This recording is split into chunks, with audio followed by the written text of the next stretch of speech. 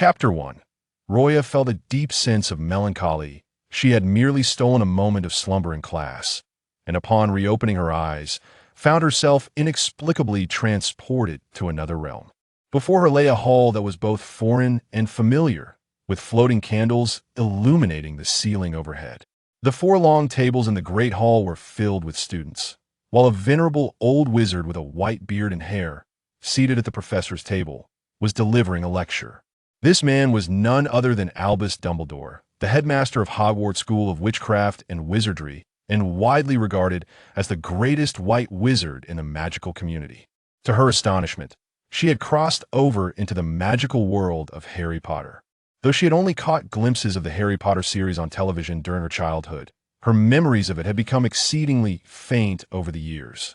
However, what concerned her more at this moment was the peculiar fact that instead of taking on a human form, she had transformed into the Triwizard Tournament's Goblet of Fire. Why was it that others who traversed worlds received letters from owls, formed bonds with Harry, Hermione, and Ron, and lived a vibrant and mysterious magical life, while she, despite a lifetime of virtuous deeds, had become merely a cup? Dumbledore's voice resonated behind her. I hereby announce that Hogwarts will host a renowned event this academic year, the Triwizard Tournament. With a deep sigh, Roya endeavored to come to terms with her transformation into the Goblet of Fire. Listening to Dumbledore's proclamation, she surmised that the tournament would soon take place and that Harry would be unexpectedly chosen to compete. Yet, as she surveyed the Gryffindor table from her elevated position, she was met with unfamiliar faces and saw no sign of Harry, Hermione, or Ron. Roya attempted to inch forward in hopes of spotting the trio among the Gryffindors. The Triwizard Tournament is a magical competition held between 3 wizarding schools, with each institution represented by a champion selected by the Goblet of Fire, Dumbledore continued, but was abruptly interrupted by a loud crash. The Goblet of Fire had unexpectedly toppled from the stone pedestal, crashing to the ground and rolling across the hall. "Ouch, that hurt. My back!" Roya exclaimed dramatically, her youthful voice ringing out clearly in the otherwise silent hall. She tried to move again, but her lack of control caused her to spin around, rolling not towards the Gryffindor table, but instead towards the Slytherin table. Dizziness clouding her vision, she finally managed to halt beside a young boy. The boy, appearing to be around 16 or 17, with disheveled black hair framing his pale face, hesitated before bending down to pick up the fallen goblet. Roya felt an increasing sense of familiarity as she gazed at his face. Severus Snape? Am I seeing things? How has he become so youthful? Snape, startled at being addressed by name, was bewildered by how the goblet could speak like the Sorting Hat and even know his name. The eyes of students from all 4 houses turned in unison towards the curious scene of a boy and a cup, whispering among themselves. A youthful Lucius Malfoy also cast a curious glance in their direction. Dumbledore watched the unfolding spectacle with astonishment, while the professors stood in disbelief, observing the scene before them. Young Snape, cradling the goblet, became the center of attention, leaving the typically solitary figure somewhat flustered. It was only when Dumbledore called his name that he regained his composure, stepping forward to return the goblet to its rightful place on the stone pedestal. Dumbledore placed his hand upon the goblet's surface, sensing its magical essence. The heads of Beauxbatons and Durmstrang schools could not help but glance over at the unfolding drama. After a brief pause, Dumbledore smiled warmly. "Our Goblet of Fire has gained a soul. She is a girl." Professor McGonagall exclaimed in astonishment. "Incredible. I have heard of other goblets gaining souls a century ago, but now our Hogwarts goblet has acquired one as well." Roya stood in bewilderment, sensing that things were unfolding quite differently from the original narrative, although the source of the goblet's origin had never been deeply explored in the canon. Professor McGonagall stated she was the 13th Goblet of Fire, a magical artifact belonging to Hogwarts, crafted by ancient and great wizards. One professor expressed excitement. "Our goblet has gained a soul just in time for the Triwizard Tournament. This year's champion will undoubtedly be from Hogwarts." The heads of the other 2 magical schools exchanged skeptical glances, wondering how conclusions could be drawn before the competition had even begun, although they had to concede that previous champions of the Triwizard Tournament had indeed often emerged from Hogwarts. Cheers erupted among the students, with the spirited Gryffindors jumping up in celebration. Had it not been for the goblet's placement beside the professor's, the curious Gryffindors would have rushed over to investigate further. Thus, Roya found herself inexplicably transformed into a sentient goblet of fire. The following afternoon, the great hall was mostly empty, and Roya, feeling rather bored, began counting the floating candles on the ceiling. Most students were attending flying lessons. To prevent overly curious students from bothering the goblet, Dumbledore had temporarily restricted access to the Great Hall except during mealtimes. Lazily perched upon the stone pedestal, Roya stifled a yawn when a mechanical voice echoed in her mind. Ding! Sensing host's call, your system is now online. Cut the chatter. Why have I become the Goblet of Fire? I want to be human. Rest assured, host. Once the beginner's task is completed, you will be rewarded with a physical body and transported to 1991 to enroll alongside Harry Potter. Roya's spirits lifted at this news. Ding! Beginner's task activated. Accumulate 1,000 admiration points to exchange for a body. Now commencing beginner's task guidance, please follow the directional prompt to your destination. A large arrow materialized in the void, visible only to Roya. She maneuvered the goblet's form, rolling with increasing dexterity, having gained better control since her arrival. Rolling from the corridor to the grassy grounds outside the castle, she finally reached the arrow's destination. Before her unfolded a scene of chaos, as James Potter and his classmates surrounded Snape, jeering loudly, Severus Snape. Snape retreated stiffly, having long grown accustomed to the malicious taunts and insults. James scoffed, waving his wand. Expelliarmus. Snape's wand flew from his grasp instantly. James' classmates cheered. Well done, James. James raised his wand again, and without his wand, Snape was magically lifted upside down. Remus Lupin hesitated nearby, attempting to intervene. James, that's enough if the professors find out. Ignoring Remus' pleas, James arrogantly taunted, What's the matter, Severus? Just then a furious voice echoed from a distance. Dare to bully on campus, James Potter, and I will knock you out with this goblet. James felt a rush of air at his back and instinctively turned around, only to have the goblet's base collide violently with his nose. James staggered back, clutching his bleeding nose in agony. The goblet then erupted in a plume of azure flames, which Roya expertly directed, singeing only James' hair. Snape, regaining his balance, quickly retrieved his wand and retaliated, Stupefy. A flash of light struck James' cheek, causing him to cry out in pain and collapse to the ground. Ultimately, Snape restrained himself, refraining from unleashing his full power. Before the gaze of onlookers, the goblet, with Roya inside, stood defiantly on the grass, and to bolster her presence, she intentionally heightened the flame she emitted. Coldly, she declared, Dare to bully on the grounds of Hogwarts, James Potter, and I shall have you scrubbing toilets for a year. After all, as the Goblet of Fire, she held a position of authority within Hogwarts and retained the right to impose punishment on students. Casting a glance at Snape, she noticed he was staring at her, a number floating above his head indicating admiration points, 30. Roya marveled at how admiration points could be acquired in such a manner. Thus, she raised her chin, asserting, from now on, anyone who dares bully under my watch shall find their hair ablaze. The students involved in the bullying hung their heads in shame, while several passing Hufflepuff students garnered admiration points of 10 above their heads.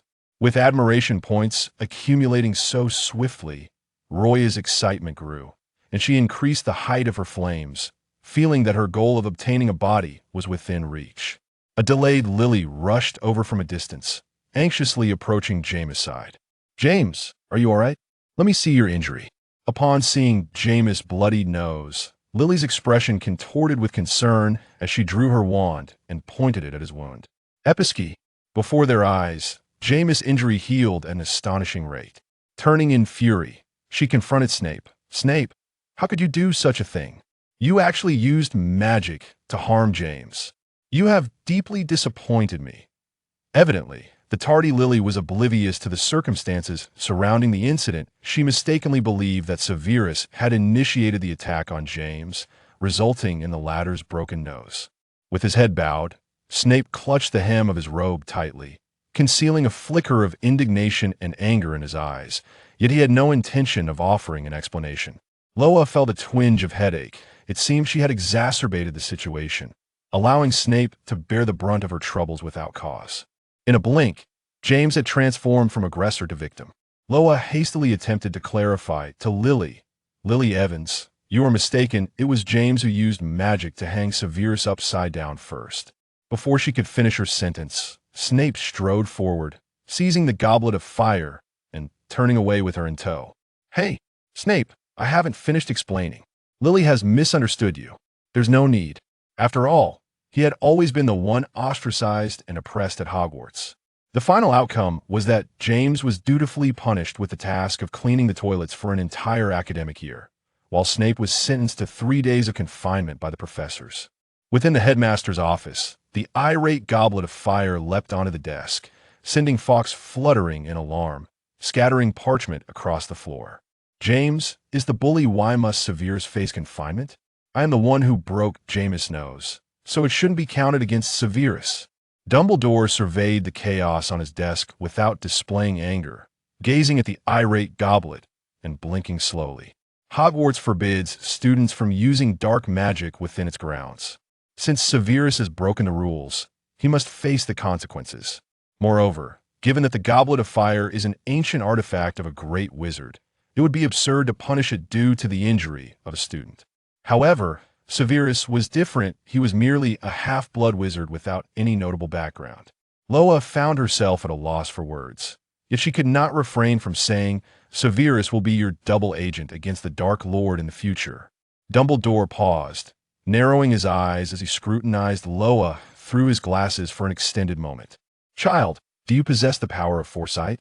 Loya was momentarily speechless. She could hardly admit that she had seen a movie. Ding! Warning. Excessive revelation of plot will nullify all admiration points and sever system binding, resulting in the host never attaining a corporeal form. The host is advised to proceed with caution. A shiver ran down Lo's spine. She had no desire to be a goblet for eternity. She responded mysteriously to Dumbledore. "I can only predict a little. The secrets of the universe cannot be disclosed." Dumbledore appeared to understand, nodding in acknowledgement without pressing her for further details. Nevertheless, it was thanks to Lo's retaliatory actions that the long-standing issue of bullying among the professors was finally resolved. After all, no young wizard from any house wished to be scorched bald by the flames of the goblet. Dumbledore couldn't help but envision James' comically disheveled appearance, which made him chuckle. With a smile, Dumbledore retrieved the key to the confinement room from his drawer, placing it on the desk and sliding it towards Loya. "Go visit him." However, the goblet remained unmoved, prompting Dumbledore to regard it with confusion. "I have no hands. How can I insert the key to open the door?" Within the confinement room, Snape sat in the corner, his textbooks spread across his knees. During these days of confinement, he had been reviewing his studies, having long grown accustomed to solitude. At that moment, someone gently opened the door a crack. Upon seeing that it was Headmaster Dumbledore, Snape immediately stood up, tense. "Severus, someone you know, it's a cup has come to visit you." Snape was puzzled as the Goblet of Fire rolled through the open door. Loya greeted him cheerfully. "Hello, Severus." Snape stared incredulously at the goblet, astonished that someone would visit him while he was confined, despite it being a mere artifact and not a human. The influence of his alcoholic and violent father, coupled with his indifferent mother, had shaped Snape's reclusive and insecure nature. In addition, his mixed heritage made him even less welcome among the pure-blood elitists of Slytherin. The fact that someone would come to see him, albeit a cup, was a novel experience for him. For the first time in his dark life, Snape felt a warmth flow through him, leaving him momentarily at a loss for words. "I shan't intrude any further, children," Dumbledore remarked, excusing himself under the pretense of attending to school documents, leaving the two to stare at one another in silence. Snape yearned to say something, but was unsure how to begin. Loya was the first to break the silence, noting the Transfiguration textbook in Snape's hands. "You're better suited for potions. My potions grade this year has been rather dismal. Perhaps I'm not cut out for it. Trust me, Just consider the goblet to be a seer. You will become a remarkable potions master, the Half-Blood Prince." As she spoke, Loya conjured blue sparks to encourage Snape. "Half-Blood Prince? It's a pen name for you, though it sounds a bit juvenile. Who hasn't been a bit juvenile in their youth? Haha. Warning. Excessive revelation of plot." "Understood. Understood. Be quiet now." Although Snape could not fully comprehend Loya's soliloquy, he nonetheless expressed gratitude as he half-squatted, gazing levelly at the Goblet of Fire. His pale hand caressed the goblet, and Snape felt the warmth emanating from its surface. Loya heard Snape's deep voice uttering his gratitude. "Thank you, Miss Goblet." The day after Snape was released from the small room, Loya, as the Goblet of Fire for Hogwarts, had to attend to her duties. Today marked the day of enrollment for the Triwizard Tournament, and students from all four houses were eagerly gathered around the goblet. Those wishing to participate in the tournament were required to inscribe their names on parchment and cast it into the goblet, which would then select the champions. In truth, Loya was uncertain about the selection process for the champions. However, she noticed that only a small portion of the parchments, once cast into the flames, emitted a golden glow. Loya immediately understood that these were the names of the champions to be chosen. All she needed to do was to expel these glowing parchments, and the champions would be determined. For safety reasons, the Ministry of Magic had established a new rule. Students under the age of 17 were prohibited from entering the tournament. Surrounding Loya was an aura, a spell cast by Dumbledore imposing an age limit, preventing wizards under the age of 17 from secretly entering the competition. Nevertheless, this did little to dampen the enthusiasm of the younger students, who relentlessly brainstormed ways to register. The Gryffindor students were perpetually the most spirited, congregating in small groups to vociferously discuss strategies for participation. In contrast, Slytherin maintained a notable tranquility. The Hufflepuff students adorned the vicinity of the Goblet of Fire with an abundance of flowers and delicacies, imploring the goblet spirit for an opportunity to register. Alas, those who did not meet the age requirement were met with Loya's unwavering refusal. Ravenclaw appeared indifferent to the competition, as Loya scarcely observed any Eagle House wizards attempting to register. Perhaps they preferred delving into academia within the library over engaging in magical contests. As for Slytherin, to this point, not a single upperclassman had been selected for registration. Gradually, a realization dawned upon the crowd. The champions chosen by the Goblet of Fire were likely to emerge from Gryffindor. A sound of approaching footsteps drew near, and Lucius Malfoy, a Slytherin upperclassman, made his way towards the goblet, the crowd parting instinctively to grant him passage. The youthful Lucius was essentially a 2.0 version of Draco Malfoy, his visage a mere replica. Loya's eyes widened in disbelief. Could it be that Malfoy's father was also participating in the Triwizard Tournament?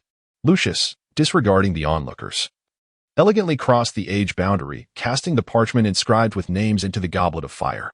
The name he submitted was not his own, but that of several underage wizards from Slytherin who had yet to reach the competition's age requirement. Lucius had audaciously registered these younger Slytherin students. True to their nature, Slytherin and Gryffindor remained bitter rivals, and Slytherin was determined to ensure that several of their own were entered into the tournament, adamantly refusing to allow any champions from Hogwarts to emerge from Gryffindor. Yet, Loya remained a diligent and devoted cop. Feigning indignation, Loya unleashed a torrent of cerulean flames, the sudden eruption compelling Lucius to retreat several paces in astonishment. The parchment for inscription was reduced to ashes in the conflagration. Loya's cold voice reverberated throughout the grand hall. "Lucius Malfoy, do you think such trivial tricks can deceive me?" Upon realizing his scheme had been uncovered, Lucius's customary facade of a smile began to falter. His long-standing rival, Gryffindor, erupted in cheers and applause at the sight of Slytherin's embarrassment. The young wizards from the Lion House displayed a cascade of admiration points above their heads, each worth 10. Faced with the derisive gazes of Gryffindor, Lucius struggled to maintain his aristocratic composure, angrily sweeping his robes as he departed. Nonetheless, the Gryffindors proved to be instigators as well.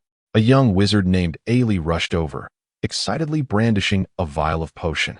Poor Ailey had missed the welcoming feast of the Triwizard Tournament due to illness and was unaware that the Goblet of Fire had acquired a soul and consciousness at that moment. Ailey proudly presented his freshly concocted potion, an aging potion, to Gryffindor. Loya curled her lips in disdain, pondering whether the Goblet of Fire was merely a vessel of air. How audacious of him to proclaim his intent to imbibe the age-enhancing potion before me. Yet, observing his exuberance, Loya could not help but reminisce about the original tale. recalling the twins' embarrassing attempt to sign up for the age potion. Although the details of the original narrative had faded in her memory, she had heard from friends about the twins' fates. One lost his left ear, while the other made the ultimate sacrifice. Loya pondered whether she possessed the ability to alter their fate. Before her, the young sorcerer, having consumed the age-enhancing potion, effortlessly leaped into the luminous boundary of time. The young lions gasped in astonishment, applauding in delight. Eagerly, Eli proclaimed his intent to document the formula for the upgraded age potion in the library, ensuring that in the future, all members of Gryffindor could participate in the Triwizard Tournament. Loya was at a loss for words. Could it be that in the future, the twins would concoct the age-enhancing potion merely by perusing the notes you left in the library? Among the crowd, the onlooker Sirius Black shrugged and remarked to Lupin, "Prepare for a spectacle, poor Ally." Ally was just about to toss the parchment into the Goblet of Fire when it erupted in flames, engulfing him. In recent days, Loya had undertaken numerous trials and discovered that her fire possessed the ability to disrupt spells, and she had gained commendable control over the flames, ensuring they would not harm Ally. As the flames encircling Ally dissipated, the age-enhancing potion seemed to transform into an age-depreciating potion, and in an instant, the 15-year-old Ally morphed into a grandfather with a white beard. Before the Goblet of Fire, such trivial tricks proved futile. The Gryffindors were left embarrassed, while the Slytherins, who had just been mocked by the Lion House, finally seized an opportunity to retaliate. They laughed at the Gryffindors' folly, and above their heads, a plethora of admiration points floated, each worth 10. Loya was in high spirits, indifferent to the rivalries of Gryffindor and Slytherin. She was determined to accumulate admiration points, whatever the cost. After selecting the champions from each magical school, her responsibilities for the Triwizard Tournament were deemed complete. She had little interest in the current Hogwarts students, nor did she intend to attend the competition, especially since it did not involve the likes of Harry and Cedric from over a decade later. However, it was too long before a rather flamboyant pink toad made its grand entrance at Hogwarts. Perhaps it was a consequence of the butterfly effect caused by her time travel. But even before the birth of the protagonist Harry Potter, the Ministry of Magic hastily appointed Umbridge as the Defense Against the Dark Arts professor at Hogwarts. Loya recalls the original work depicting this tyrannical character, who possesses an insatiable desire for control and a penchant for tormenting her students. Now, Umbridge appears to be in her mid-30s, though one might mistake her for being in her 50s, as her skin has sagged, and her visage betrays the marks of age. Perhaps a consequence of her numerous misdeeds. Clad in a youthful dress that starkly contrasts with her years, she elicits an indescribable sense of revulsion. With an air of arrogance, she tilts her chin, asserting her authority as a representative of the Ministry of Magic. "Thank you for the warm welcome, Headmaster. I am honored to assume the position of Professor of Defense Against the Dark Arts at Hogwarts." Umbridge continues with self-righteous fervor. "The Ministry places great importance on the education of young wizards, and I personally believe there are significant flaws in Hogwarts' educational system. Young wizards ought to focus more on theoretical knowledge rather than practical application." Loya was rendered speechless, finding it futile to prioritize theoretical knowledge over practical application, especially when Voldemort remained a tangible threat. Furthermore, she considered it audacious for Umbridge to meddle with Hogwarts' established educational system. Dumbledore, visibly displeased, subtly pursed his lips. The Goblet of Fire, in a display of vehement opposition, erupted with sparks, signaling its intent to interject. The collective gaze of the professors and students in the Great Hall converged upon the enchanted artifact. "I object to your appointment as the Defense Against the Dark Arts professor." The goblet boomed. A wave of astonishment rippled through the hall as the assembly marveled at the goblet's audacity in challenging the ministry's appointed representative. Locaton paused momentarily before continuing. "I personally believe that, as a professor, your distorted sense of aesthetics, madam, will adversely influence the young wizards of Hogwarts." "What nonsense are you spouting?" she retorted. "Such delicate pink. How old are you now?" Her face, a tumultuous mix of green and white with fury, left Umbridge momentarily speechless. The students in the Great Hall erupted into laughter. In a fit of exasperation, Umbridge exclaimed, "Headmaster, will you allow the Goblet of Fire to humiliate me in such a manner?" Dumbledore turned his gaze toward the window, feigning an interest in the scenery, as if he saw nothing at all. After all, the Goblet of Fire was an artifact crafted by ancient great wizards. Although it had only recently awakened to consciousness and a soul, in terms of human lineage, the goblet was a relic from the era of the ancestors of those present. Relying on the prestige and heritage associated with the Goblet of Fire, Loya surmised that the Ministry of Magic would be hesitant to openly act against an ancestral artifact. Thus, she sought retribution, harboring a long-standing resentment towards Umbridge stemming from her childhood viewing of the films. In the depths of Luna's mind, a little figure crossed its arms defiantly, proclaiming that Hogwarts has no need for a pink toad as a professor. Turn left upon exiting the Hogwarts gates. Let the escort see you off. Upon hearing the command from the Goblet of Fire, the reluctant caretaker, Filch, limped in with an unwilling haste. Meanwhile, the indignant Umbridge obstinately refused to leave. This matter shall not be brushed aside. Dumbledore endeavored to suppress a smile, attempting to mediate the situation, yet Umbridge escalated her demands, insisting, "I shall report this to the Ministry of Magic. Hogwarts and the Goblet of Fire must issue an apology to me." Loya let out a cold smile. "You are not yet the Deputy Minister of the Ministry of Magic, merely a dispatched little clerk. Do you truly believe the Ministry will regard your reports with any seriousness?" There was no apology, but a blazing fire indeed. As soon as the words left her lips, Loya unleashed a torrent of flames towards Umbridge, who, startled beyond measure, immediately bent her stout, cumbersome body. Escaping the onslaught of fire by sheer luck, Umbridge felt a chilling breeze above her head and caught a whiff of a burned odor. To her astonishment, she realized that her hair had been singed away to perfection. The students of Hogwarts erupted into laughter. Filch, delighted to discover someone even balder than himself, gleefully stroked the cat in his arms, Mrs. Norris. Among the crowd, Ailey rose to his feet. Loya recognized this young wizard from Gryffindor, who had attempted to concoct an aging potion to sneak into the registration process, only to be ruthlessly exposed by Loya. "Hello, Professor Umbridge. We wholesale hair growth potions. Would you like to place an advance order for a case?" The wizards burst into even greater laughter. Umbridge, her face flushed, covered her bald head and shot a venomous glare at the Goblet of Fire before retreating in disgrace. Only Loya would dare to punish a member of the Ministry of Magic so brazenly in public, and the young wizards harbored a newfound admiration for the goblet. Observing the admiration points rising above the heads of students from all four houses, Loya felt quite pleased. Congratulations to the host for completing the newcomer task. Admiration points have accumulated to 1,000. Can I exchange for a physical body now? Certainly. There is just one final step, upon your self-termination. Your soul will automatically transfer to the new body. What? Self-termination? Loya felt a bit bewildered. The afternoon in the headmaster's office was filled only with the Goblet of Fire and the slumbering Sorting Hat. While Loya pondered the system's claim that self-termination would grant her a body, the snoring of the Sorting Hat filled her ears, growing louder by the moment. During her days residing in the headmaster's office, the Sorting Hat, as her roommate, had made her days anything but peaceful with its incessant snores. Loya, at long last, could no longer endure the situation and knocked the Sorting Hat from the shelf. The hat, abruptly awakened and in distress, lamented the rudeness of Loya's current magical apparatus. "I am engaged in contemplation. Do not disturb me." The Sorting Hat, curious, leaned in and expressed that the four founders of Hogwarts had infused their thoughts into it, rendering it one of the most astute magical artifacts in the wizarding world. It was willing to assist her with any inquiries, putting aside past grievances. However, the Sorting Hat was reluctant to acknowledge its numerous past errors during the sorting process. For instance, timid and cowardly students had been placed in Gryffindor, while brave and selfless students found themselves in Slytherin, and Ravenclaw students consistently failed all their subjects.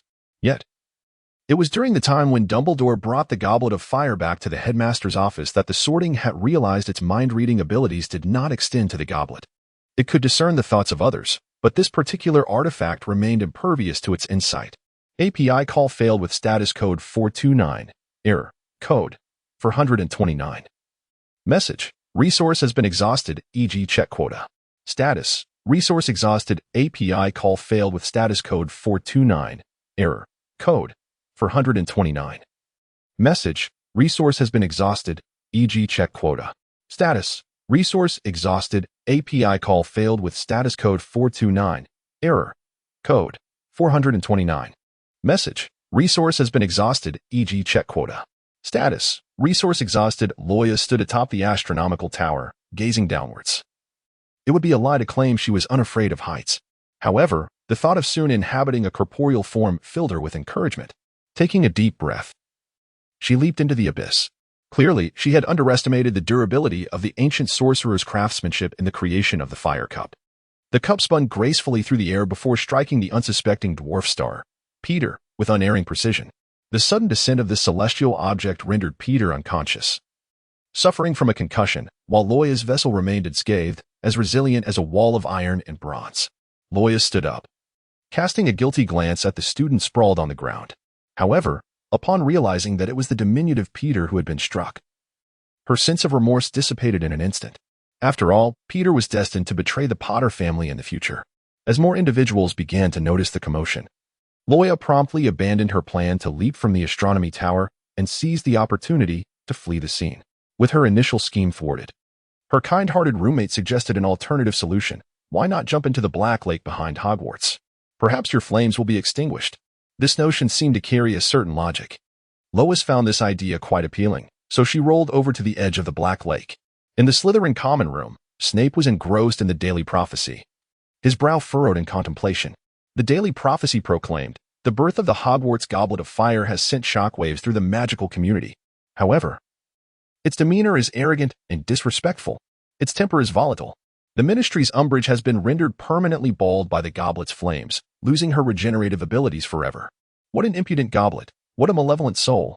The Daily Prophecy continued to spread rumors and fan the flames of discontent, filled with various accusations and slanders against the goblet.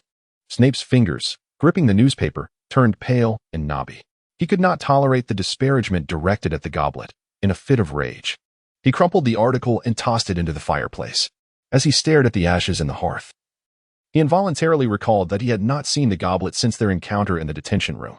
During this time, he had diligently followed the goblet's advice, focusing intently on his studies and potion-making, achieving remarkable results. Even the potion professor, who had once regarded him as invisible, praised his progress in the subject. He yearned to share this joy with his goblet friend, yet each time he approached the Great Hall, the young, self-conscious, socially anxious Snape hesitated, unable to take that final step. After all, he was merely a half-blood wizard. Perhaps the goblet had long since forgotten him, he mused with a touch of self-deprecation. Nevertheless, he convinced himself to enter the Great Hall for just a glimpse, just a fleeting moment, yet upon stepping inside, he found no sign of the goblet. It must be in the headmaster's office, a place not meant for students to wander freely.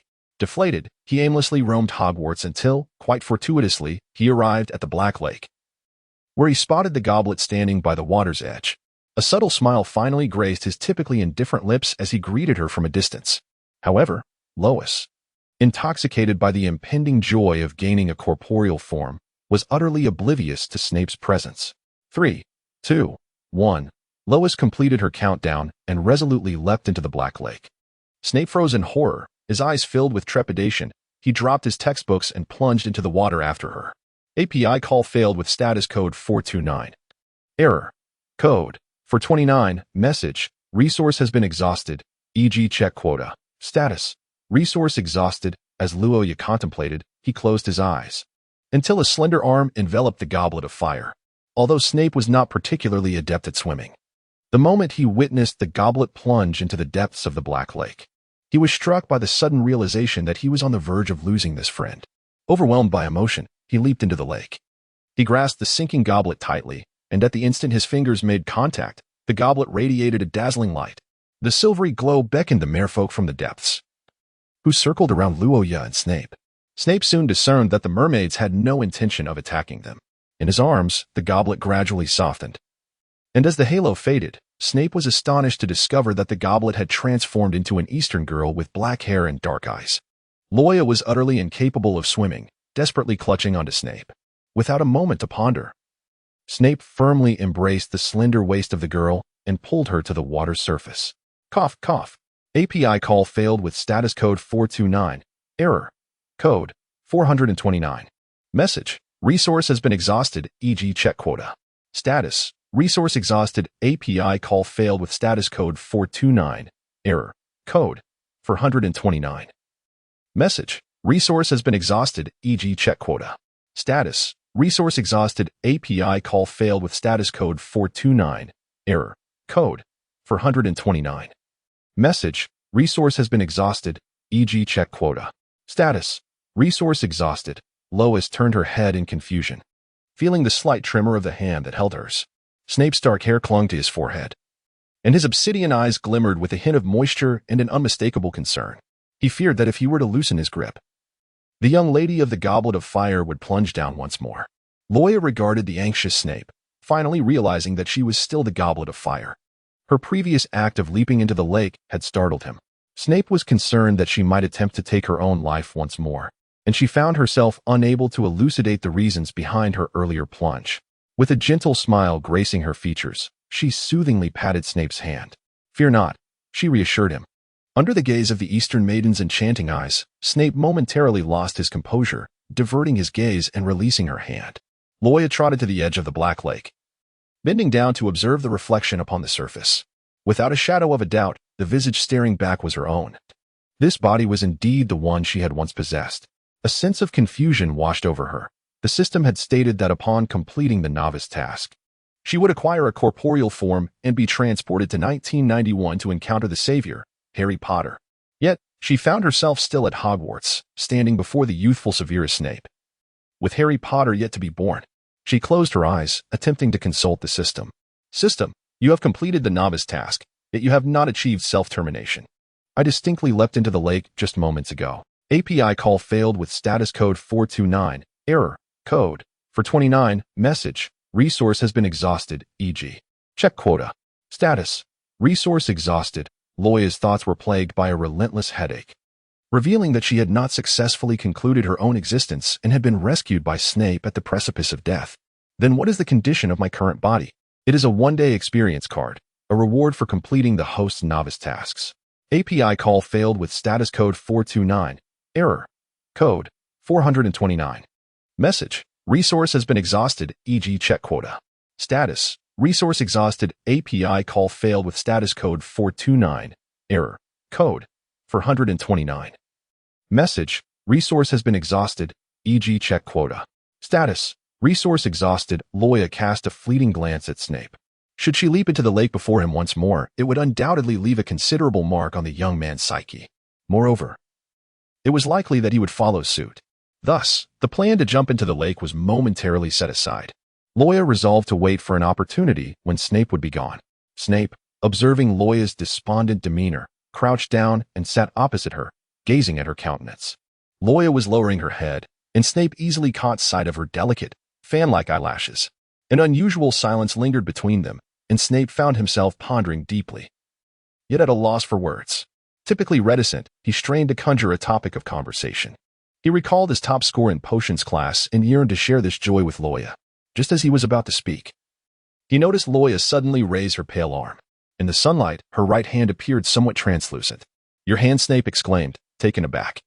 He immediately stepped forward to grasp Loya's wrist. The girl's right hand had taken on a semi-transparent state, allowing him to see the grass clearly through the back of her hand. "Why is this happening?" "Oh, it's nothing to worry about. It's merely a one-day experience card. Besides, it will revert to a cup tomorrow." Loyal, with an air of nonchalance, reassured Snape. "Gollum." Loya's stomach growled ominously, breaking the silence. "At long last, I am hungry. After so many days as a mere vessel, I had not experienced hunger.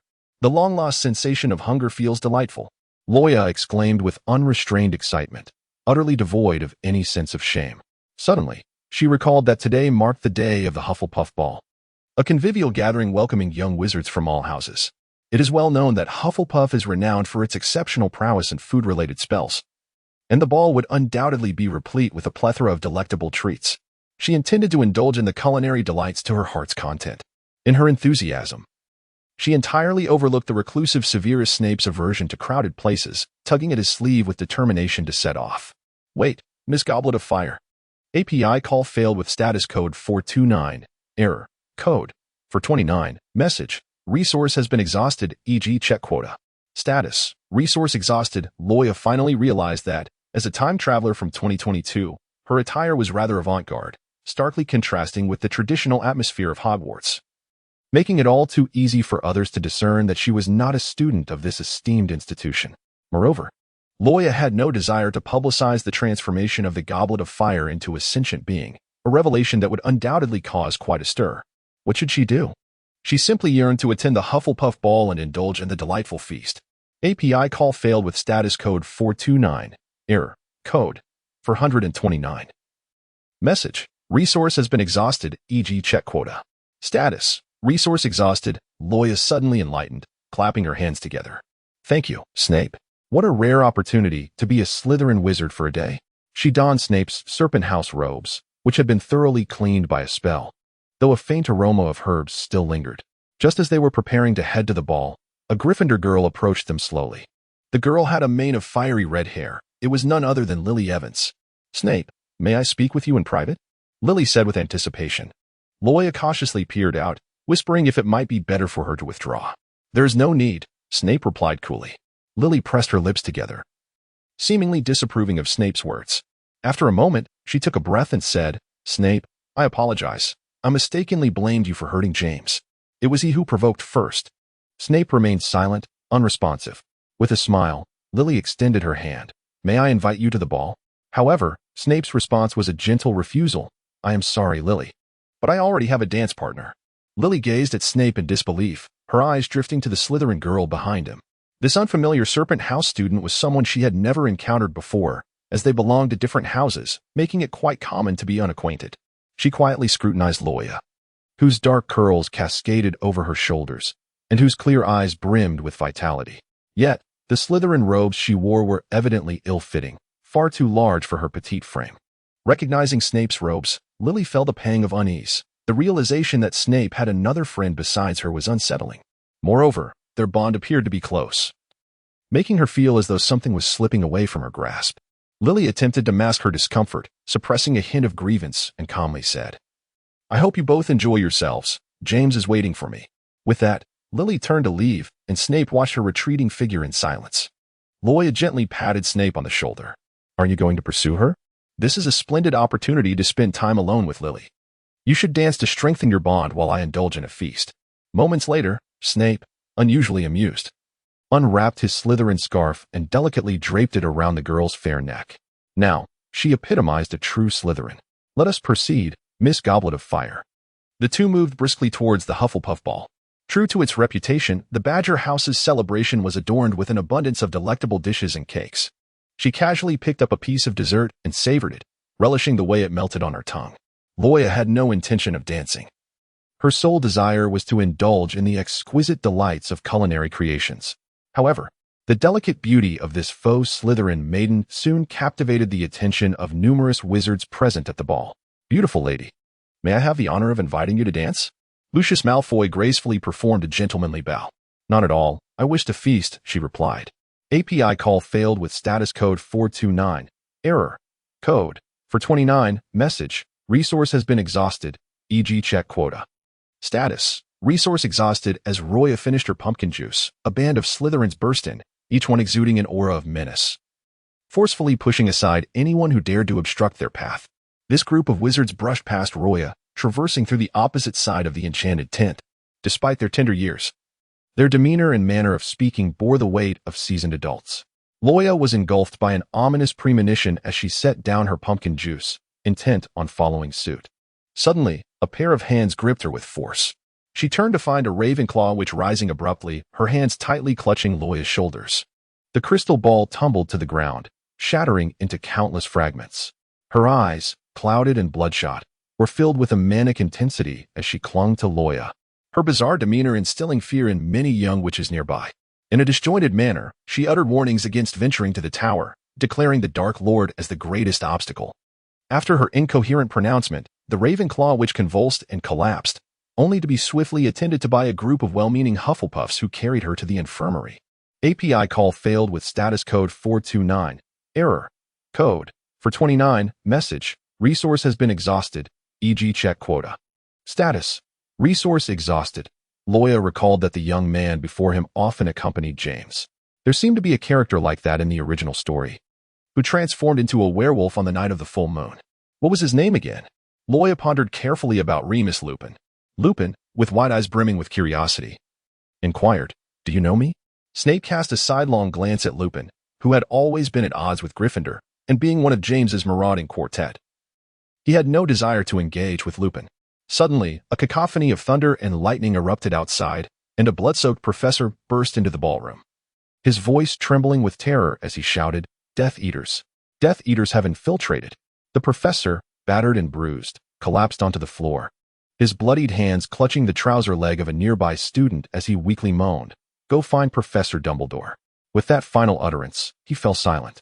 The students, overwhelmed by fear, let out a piercing scream, which was soon followed by a chorus of shrieks throughout the ballroom, plunging the scene into chaos as the younger witches and wizards frantically scattered in panic. The trio of Loya was thrust out of the magical tent by the chaotic throngs of people. The sky was overcast, resembling the onset of night, as an enormous green skull materialized in the air, from which a serpentine figure emerged, surveying Hogwarts with a predatory gaze. The castle of Hogwarts was enveloped in a vast spherical barrier, intermittently assaulted by the dark magic of Death Eaters attempting to breach its defenses. The entire edifice trembled. And soon enough, gaping holes began to mar the barrier.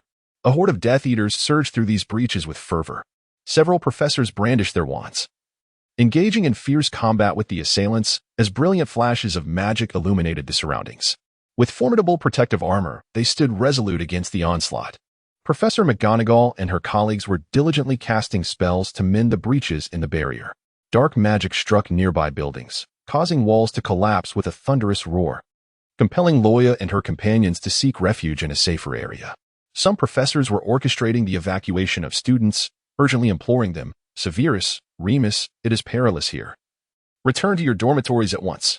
At that moment, a luminous figure appeared before Loya, none other than Professor Dumbledore. His disheveled white hair hinted at his distress as he anxiously inquired, "Severus, have you seen the Triwizard Cup?" The child is not in the headmaster's office. The sorting hat indicated that the cup had journeyed to the Black Lake, yet upon Dumbledore's arrival at the lake, he found no trace of the Triwizard Cup. Loya raised his hand. "Headmaster, I am here." Dumbledore gazed at Loya in astonishment. "My child, are you the Goblet of Fire?" Loya nodded. "First, the Goblet of Fire birthed a soul, and now it has transformed into a human. For the first time in his life, the great wizard Albus Dumbledore felt his worldview being turned upside down. Dumbledore sensed the necessity to compose himself. Lupin, in a state of astonishment, exclaimed, "Are you the one who spewed blue flames, scorched the bald Umbridge, and shattered James's Goblet of Fire?" API call failed with status code 429. Error. Code 429. Message. Resource has been exhausted, e.g. check quota. Status. Resource exhausted, Loya. This seems rather implausible. You are indulging in excessive imagination. Dumbledore's voice interjected into the conversation between Loya and Lupin. "Children, this is not the time for such discussions. The Death Eaters will not grant you any respite." An ugly, grotesque Death Eater took notice of them, raising his wand to unleash an unforgivable curse. The green, dark magic surged toward them. Loya was taken aback, pondering whether this was the fabled Avada. What was it again? Avada Kedavra? Dumbledore raised his wand, countering the assault as green and white spells collided, erupting in a dazzling display of sparks. To Loya, it resembled a breathtaking duel between master welders. The Death Eater before him was clearly no match for Dumbledore, who soon gained the upper hand. The Death Eater was violently thrust back by Dumbledore's magic, sent flying across the room. Gaps in the protective enchantments surrounding Hogwarts multiplied, allowing a torrent of Death Eaters to surge into the castle, all seemingly converging towards the Great Hall, where students were most numerous. The professors needed to reach the hall swiftly to prevent the Death Eaters from harming the innocent students. Dumbledore turned to Loya, his voice a blend of age and gravity, saying, "My child, for the sake of Hogwarts, may I ask for your assistance?" Loya did not believe that she possessed the strength to contend with the Dark Lord and his Death Eaters. She was merely transformed into a cup, capable of breathing fire and intimidating the younger students of Hogwarts. Lacking a wand and any knowledge of spells, she felt inadequate. Yet, when the esteemed wizard Dumbledore humbly sought her assistance, Loya found herself unable to refuse, vowing to do her utmost. The barrier would not hold for long. Before more Death Eaters infiltrated Hogwarts, the school must activate its dual protective enchantment. This ancient enchantment, crafted by wizards of yore, could only be initiated by the very Goblet of Fire they had forged. What must I do? The astronomical tower, she recalled. You must go to the astronomical tower and use the stone slab to unlock the dual barrier. You must not go to the astronomical tower. You must not go to the astronomical tower. The witch's words echoed persistently in her mind. As the corners of Roya's eyes twitched, Dumbledore's wand gently touched her forehead, and a series of images flooded her mind. A dashing young man had traversed mountains and rivers, enduring countless hardships to discover the ancient artifact known as the Flame Stone. He presented the Flame Stone to the youthful Dumbledore, declaring that both the Flame Stone and the Flame Cup were crucial keys to activating the dual barrier, each indispensable to the other. Ultimately, Dumbledore concealed the flame stone within the shadowy recesses of the astronomical tower. Through the conduit of his wand, he imparted to her the location of the flame stone and the method to activate the dual barrier. As the wand's glow faded, Roya regained her senses. A lingering sense of familiarity washing over her regarding the young man who had gifted Dumbledore the flame stone. He bore a striking resemblance to the antagonist from a certain film her close friend had insisted she accompany her to see a few years prior. Dumbledore, merely wishing to convey the whereabouts of the flame stone and the means to activate the secondary barrier, had inadvertently allowed Roya to glimpse a fragment of his memory. He gazed at her earnestly, imploring, "I entrust this to you, my child." Loya hesitated for a moment before departing, unable to resist asking the principal, "Was it Grindelwald who provided you with the flame stone?" Loya dashed toward the astronomical tower, closely followed by the eager Lupin and the determined Snape. They navigated through the panicked crowd, where owls, startled beyond measure, flitted about chaotically. Upon reaching the observatory, Loya swiftly located the dark vault, guided by the memories imparted by Dumbledore. Just as she was about to make contact with the vault, a few Slytherin students emerged from the shadows. Their faces contorted with malice, sporting grins that belied their youth. Loya immediately recognized them as the group of students who had appeared at the Hufflepuff ball. One of the Slytherins spoke in a voice reminiscent of an adult, remarking on how their ambush at the astronomy tower had not been in vain. Under Loya's astonished gaze, his face began to contort, transforming into that of a fearsome Death Eater. The other Slytherins followed suit, reverting to their true forms. Snape furrowed his brow and said, "They have consumed Polyjuice Potion." The tall Death Eater at the forefront appeared to be a seer. He closed his eyes and extended his hand towards Loya and her companions, as if attempting to sense something. After a brief moment, he opened his eyes and declared that the girl in the middle was indeed the Goblet of Fire sought by their master. He scrutinized Loya with disbelief, marveling that this artifact of ancient wizards could take on human form. Another menacing Death Eater warned, "Little girl, I advise you to comply and come with us, unless you wish to experience excruciating torment." Loya was perplexed as to why Voldemort had sent his minions to capture her. With her hands on her hips, she defiantly declared that she would not go with them, fearing the dreadful fate of succumbing to Voldemort's infamous affliction that left one without a nose. "Nonsense," she retorted. "My master possesses a nose. In a few years, however, he would lose it. Whether you believe it or not, you must accept the truth." The leader of the Death Eaters, growing impatient, interrupted their banter, insisting they capture her alive for the Triwizard Cup, while the others were to leave no survivors. Upon receiving the command, the Death Eaters brandished their wands, unleashing malevolent curses. However, Lupin was quicker. He raised his wand and petrified them all. The nearest Death Eater collapsed as if struck by an unseen force, freezing like a wax figure. The furious Death Eaters roared and closed in around him.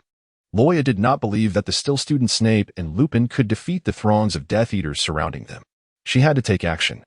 She attempted to conjure flames several times, yet to no avail. Was it impossible to summon fire in human form? Loya promptly summoned the system to cancel my one-day physical experience card.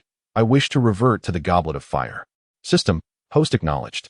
Loya's body emanated a radiant blue aura as she transformed back into the Goblet of Fire of Hogwarts. She commanded the flames to form a fiery barrier, isolating the Death Eaters from Snape and Lupin. She heard the astonished voice of the divination Death Eater, marveling at the immense power of the Horcrux chosen by Lord Voldemort. In the original tale, 2 of the artifacts left by the 4 founders of Hogwarts had been turned into Horcruxes by Voldemort. The realization that Voldemort intended to seize the Goblet of Fire to create another Horcrux sent a shiver down Loya's spine. Snape turned anxiously to look at her. "Goblet of Fire?" Loya urgently called out. "Snape, take me over there." Without hesitation, Snape scooped up the Goblet of Fire and rushed toward the shadowy recesses. API call failed with status code 429. Error. Code. 429. Message. Resource has been exhausted, e.g. check quota. Status. Resource exhausted. Loya felt a chill in her heart. How could this happen? Lupin fiddled with the rubble for a moment before brushing the dust from his hands. It appears to have been shattered many years ago. Can this still be of any use? Can you activate the secondary barrier? Loya replied with a headache, of course not. To make matters worse, they were trapped in the astronomical tower with no escape, while behind them lay the Death Eaters, separated only by a wall of flames. The Death Eaters relentlessly assaulted the fire barrier with dark magic. If it were to shatter, both Snape and Lupin would be doomed. The only escape was to leap from the tower. Given the sturdiness of the Goblet of Fire, Loya would likely survive the fall. but Snape and Lupin would be reduced to mere pulp, regardless of how many lives they had. Unfortunately, the sound of cracking soon echoed from the fire barrier. The Death Eater's dark magic had ultimately breached it. Lupin had no time to react, as he was struck by a malevolent curse from a Death Eater and collapsed to the ground. API call failed with status code 429. Error. Code 429. Message. Resource has been exhausted, e.g. check quota. Status. Resource exhausted. API call failed with status code 429. Error. Code 429. Message. Resource has been exhausted, e.g. check quota. Status. Resource exhausted. API call failed with status code 429. Error. Code 429.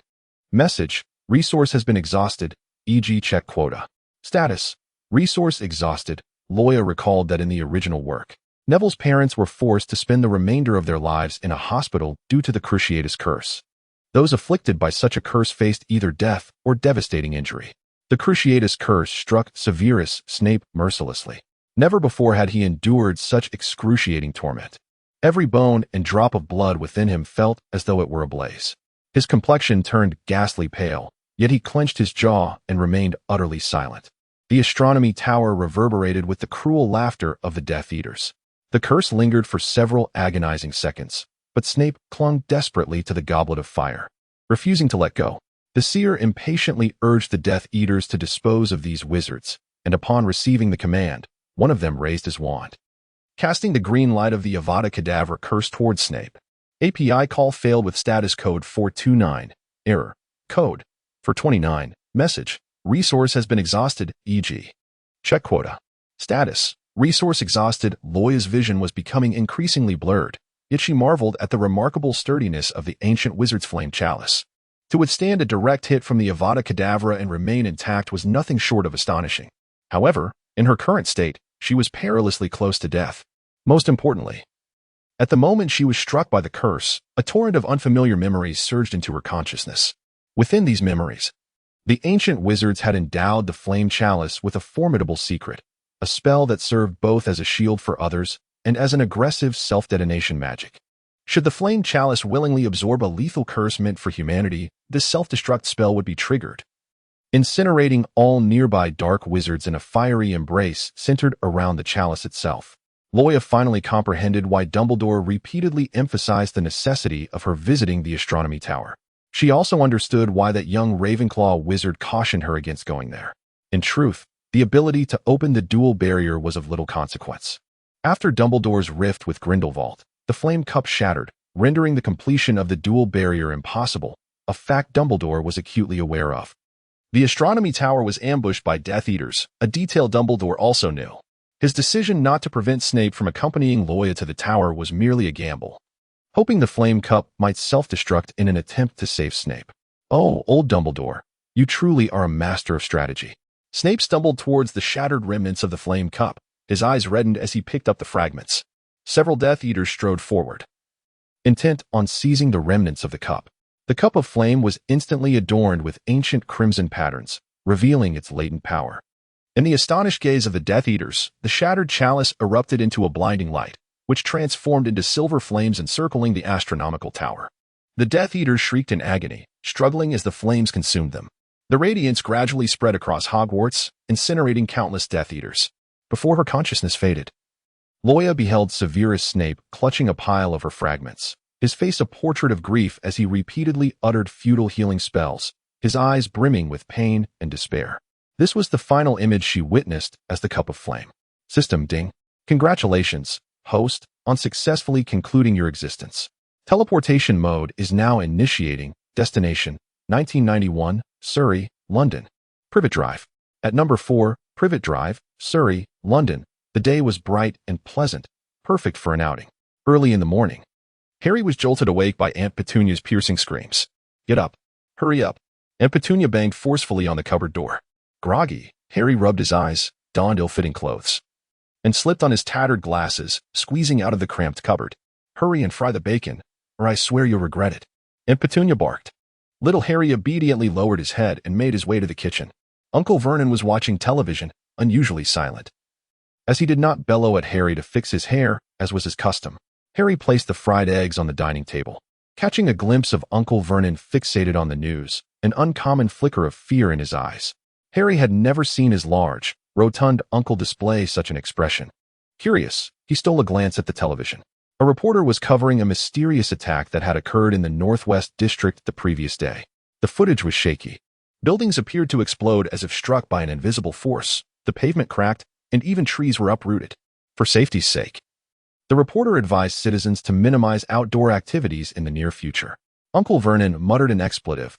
Damn it, that street is not far from us. Aunt Petunia was entertaining Dudley, and upon hearing Uncle Vernon's words, she frowned discontentedly. Today is Dudley's birthday. We promised to take him to the zoo. Are you going to cancel? Sensing Aunt Petunia's anger, Uncle Vernon quickly agreed, insisting they would go. He cast another anxious glance at the horrifying scene on the news, instinctively wiping the sweat from his brow. Turning around, he noticed Harry staring intently at the screen, pointing at the sky and exclaiming, "There's a black mist crashing into the buildings." Uncle Vernon turned to the television, incredulous. What mist? The buildings are just collapsing. Harry muttered softly, it must be magic. Uncle Vernon, perceiving Harry's remark as another clever ruse, angrily tugged at Harry's hair. Don't play tricks on me. There is no such thing as magic in this world. Harry winced in pain as Aunt Petunia hurriedly dressed Dudley, urging him to hurry. On Dudley's birthday, the Dursleys had no intention of bringing Harry along to the zoo. Typically, they would leave Harry with Mrs. Fig, but Aunt Petunia had just received a call from her. Mrs. Fig's voice trembled with fear as she recounted that she had been lifted into the air and had broken her leg after encountering something invisible while passing through the Northwest District. Aunt Petunia dismissed it, assuming that the elderly woman was merely imagining things due to her age. Ultimately, they had no choice but to take Harry, their unwelcome burden, to the zoo. Harry was elated to sit in the backseat of the car. It was his first opportunity to visit the zoo. However, fortune did not favor him. As they soon became ensnared in traffic, Harry leaned against the car window, gazing at the sky, which had swiftly transformed from sunny to overcast. Aunt Petunia blamed the inclement weather on Harry, while Uncle Vernon impatiently tapped on the steering wheel. A few terrified individuals rushed past their vehicle, and Harry curiously leaned out to inspect the commotion. He noticed people abandoning their cars in panic, hastily fleeing toward them. Uncle Vernon noticed too, glancing around suspiciously. When their neighbors, the Lawrences, approached in a frenzy, they anxiously knocked on their car window, offering a warning. Oh my God, there is an explosion ahead. No. It's a terrorist attack. Get out of here. Uncle Vernon, recalling the morning's news, broke into a cold sweat, while Aunt Petunia and Dudley displayed expressions of sheer terror. Just as he intended to reverse away from the street, the ground trembled violently, and the towering buildings ahead began to collapse in succession. The street was filled with panicked crowds and blood-curdling screams. The Dursleys cowered in their car, unable to perceive the unseen force wreaking havoc above. Yet Harry could see it clearly, the massive black entity rampaging through the air, reducing buildings to rubble. Loya felt that her journey through dimensions was fraught with misfortune. At this moment, she found herself floating in the air, or rather, careening uncontrollably through it. Her new form was that of a girl ensnared by a phenomenon known as Murmurian. She distinctly recalled a film she had watched years prior, in which a young wizard, subjected to prolonged abuse and the oppressive suppression of his magical powers, would erupt into a chaotic state, manifesting a dark substance called Murmurian upon the brink of mental collapse. The silver lining was that Murmurian was an unfathomable entity, in simpler terms. It was a rather pretentious concept, something coveted by the dark wizard Grindelwald in his quest for dominion over the world. The grim reality, however, was that Murmurian was utterly uncontrollable. Once unleashed, it would wreak indiscriminate havoc, often leading to the host's demise due to sheer exhaustion and a state of unconsciousness. The little girl had experienced a surge of magic the previous day, transforming into Murmurian and wreaking havoc in the Northwest District, ultimately succumbing to exhaustion and perishing on the spot. Now, barely a minute after Loya had inhabited this body, she triggered a second magical eruption. At that moment, she found herself at the epicenter of Murmurian, enveloped by thick, dark matter, leaving devastation in its wake. It was then that she witnessed her uncontrollable Murmurian collide with a private vehicle. Serendipitously, the boy with black hair in the back seat was none other than Harry Potter. The unconventional and perilous manner in which Loya encounters the protagonist is indeed striking. Vernon's car was violently overturned, engulfed in flames. The Dursley family emerged from the vehicle, all injured, with a distressed Petunia and a wailing Dudley fleeing the scene. They had completely forgotten that Harry remained inside the car. Truly, he is the boy who lived. Left behind, Harry struggled to crawl out through the window, his forehead grazed and bleeding. In a daze, he looked up to see Loya wreaking havoc around her. The dark mist collided with the house to his right and then dissipated. Cautiously, Harry approached the wreckage, where he heard a faint voice belonging to a girl. Following the sound, he cleared the rubble and discovered a girl of similar age trapped beneath the debris. Harry nervously inquired, "Are you all right?" Covered in dust.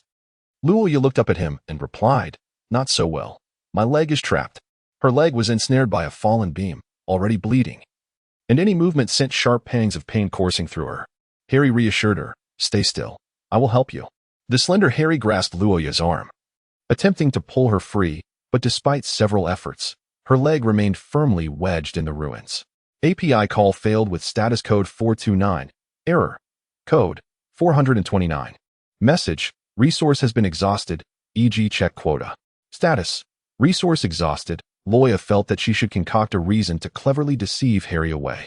It would be unacceptable to inadvertently bring about the demise of the protagonist so soon after her arrival. How then would the main storyline progress? API call failed with status code 429. Error. Code 429. Message. Resource has been exhausted, e.g. check quota. Status. Resource exhausted. API call failed with status code 429.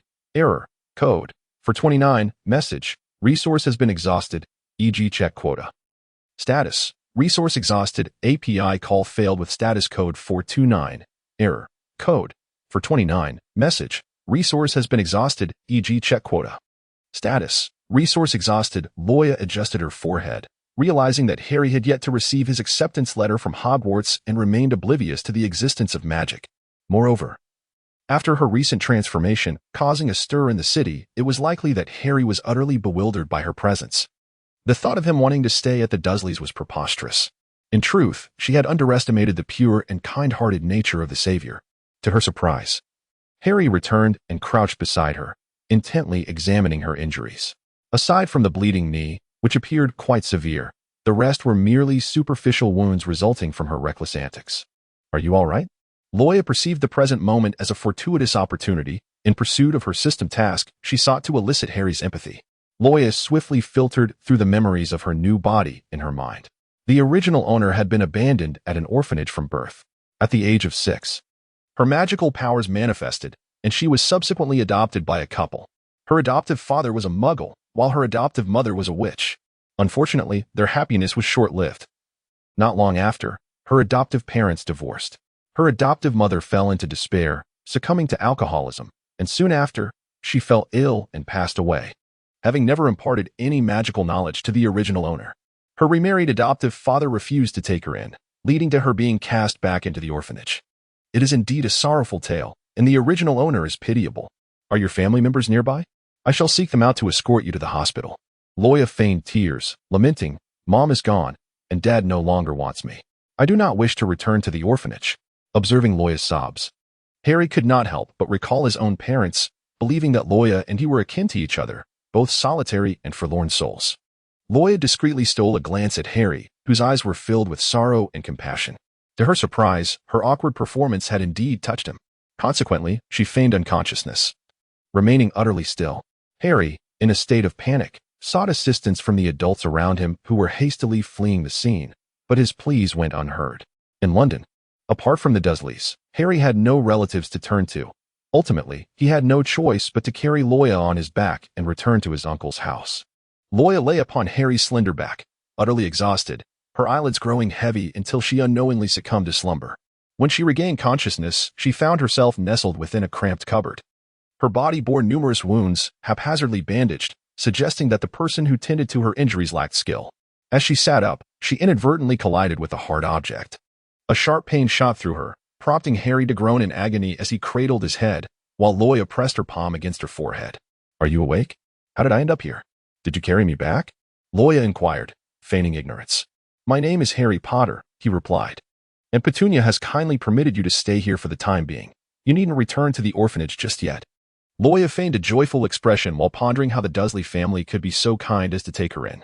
As anticipated, Harry, wearing an apologetic demeanor, expressed regret that Aunt Petunia insisted she could only sleep in the cupboard, just like him. When Harry returned with her in tow, Aunt Petunia shouted in anger, claiming that the blood on her was staining the floor. Uncle Vernon wished to expel her, but every attempt to contact the police or a shelter met with refusal. Following 2 significant disturbances in the neighborhood, the shelter and hospital were overwhelmed with casualties, leaving them swamped with work. The officers on the scene were too preoccupied to attend to trivial matters, thus allowing her to temporarily reside with the Dursleys. Aunt Petunia, in fury, insisted that Loya and Harry could share the cupboard, as they refused to offer any additional rooms. Regardless of the circumstances, the outcome was achieved. Loya found herself momentarily residing in the Dursley household, and the system's task was largely fulfilled.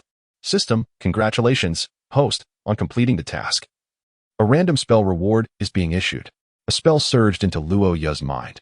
Transfiguration spell. This was the first incantation Luoya had acquired in the realm of magic. Meanwhile, Harry gazed at her intently, his expression revealing a desire to inquire. Yet he seemed at a loss for words. Loya cheerfully inquired if there were any questions, encouraging him to speak. Harry's eyes sparkled with curiosity as he asked, "Was that dark mist you transformed into magic?" "It can be considered a form of it," Loya replied, with the confirmation that magic truly exists in the world. Harry's face lit up with joy. API call failed with status code 429. Error. Code 429. Message. Resource has been exhausted, e.g. check quota. Status. Resource exhausted. Loya had just acquired a spell from the system, and naturally, she was eager to test it out, provided she had a wand. She diligently recalled the memories of her predecessor, remembering that her foster mother's wand had been kept close as a cherished relic.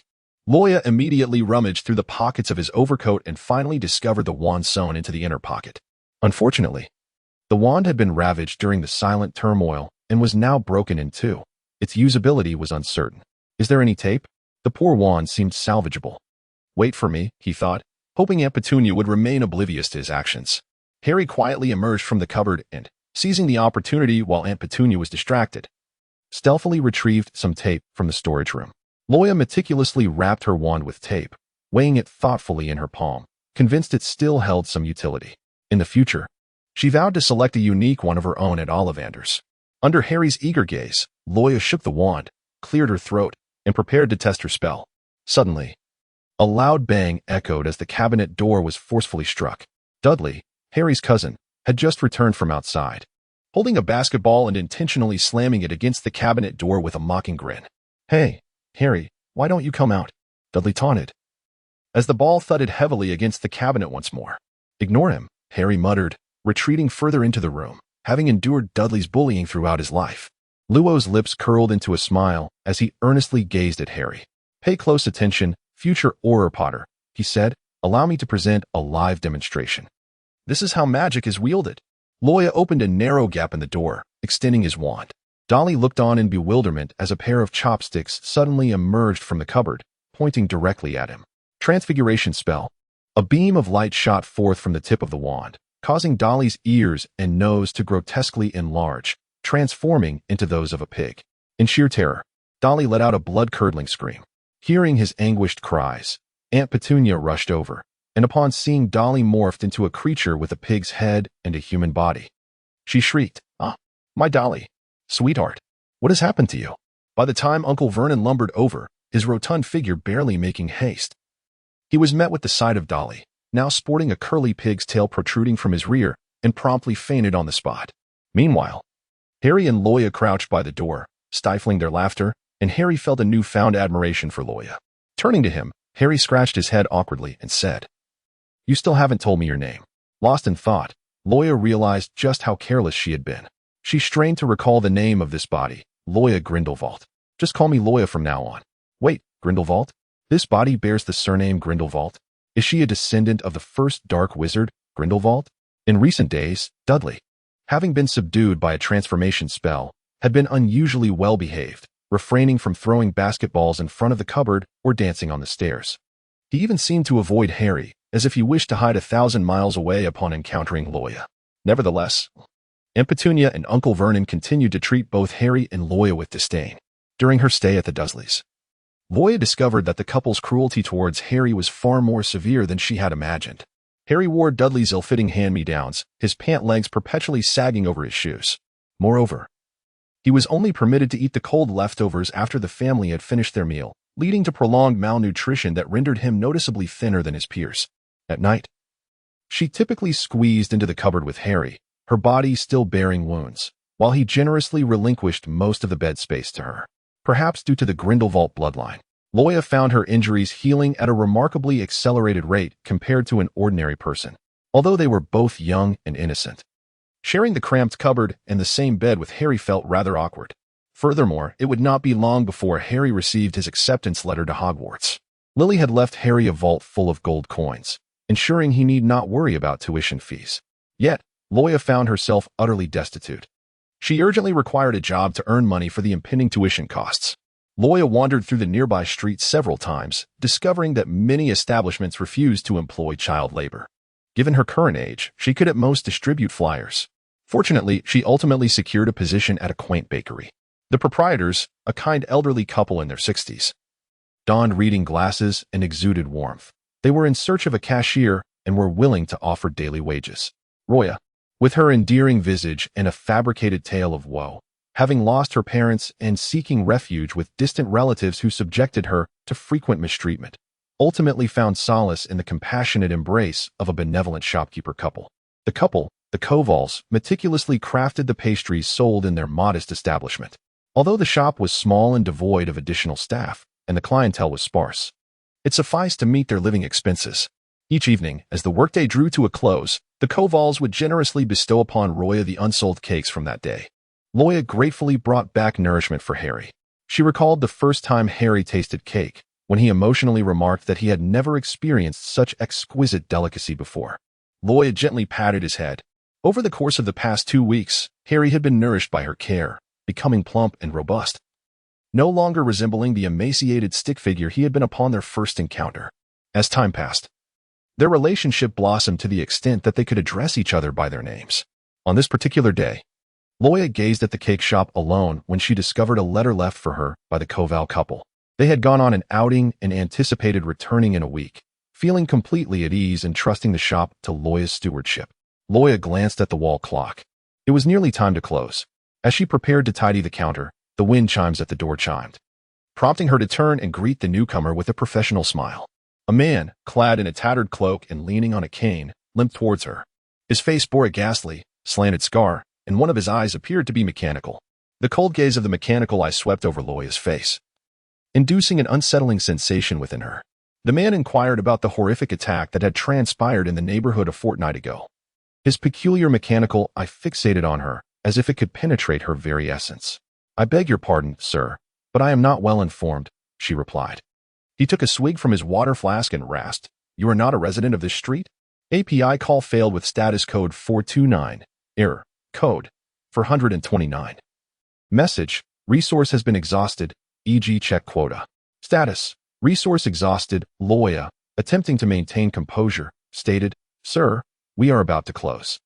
Moody's question transformed into a definitive assertion regarding his status as a resident of the street. An eerie silence enveloped the space between them. If Loya's intuition served him correctly, Moody was dispatched by the Ministry of Magic to seek the whereabouts of the elusive and chaos-inducing entity known as the Muggleborn.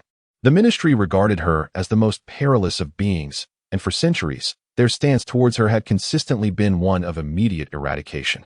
Moody had successfully pinpointed her location. A cold sweat trickled down Loya's forehead.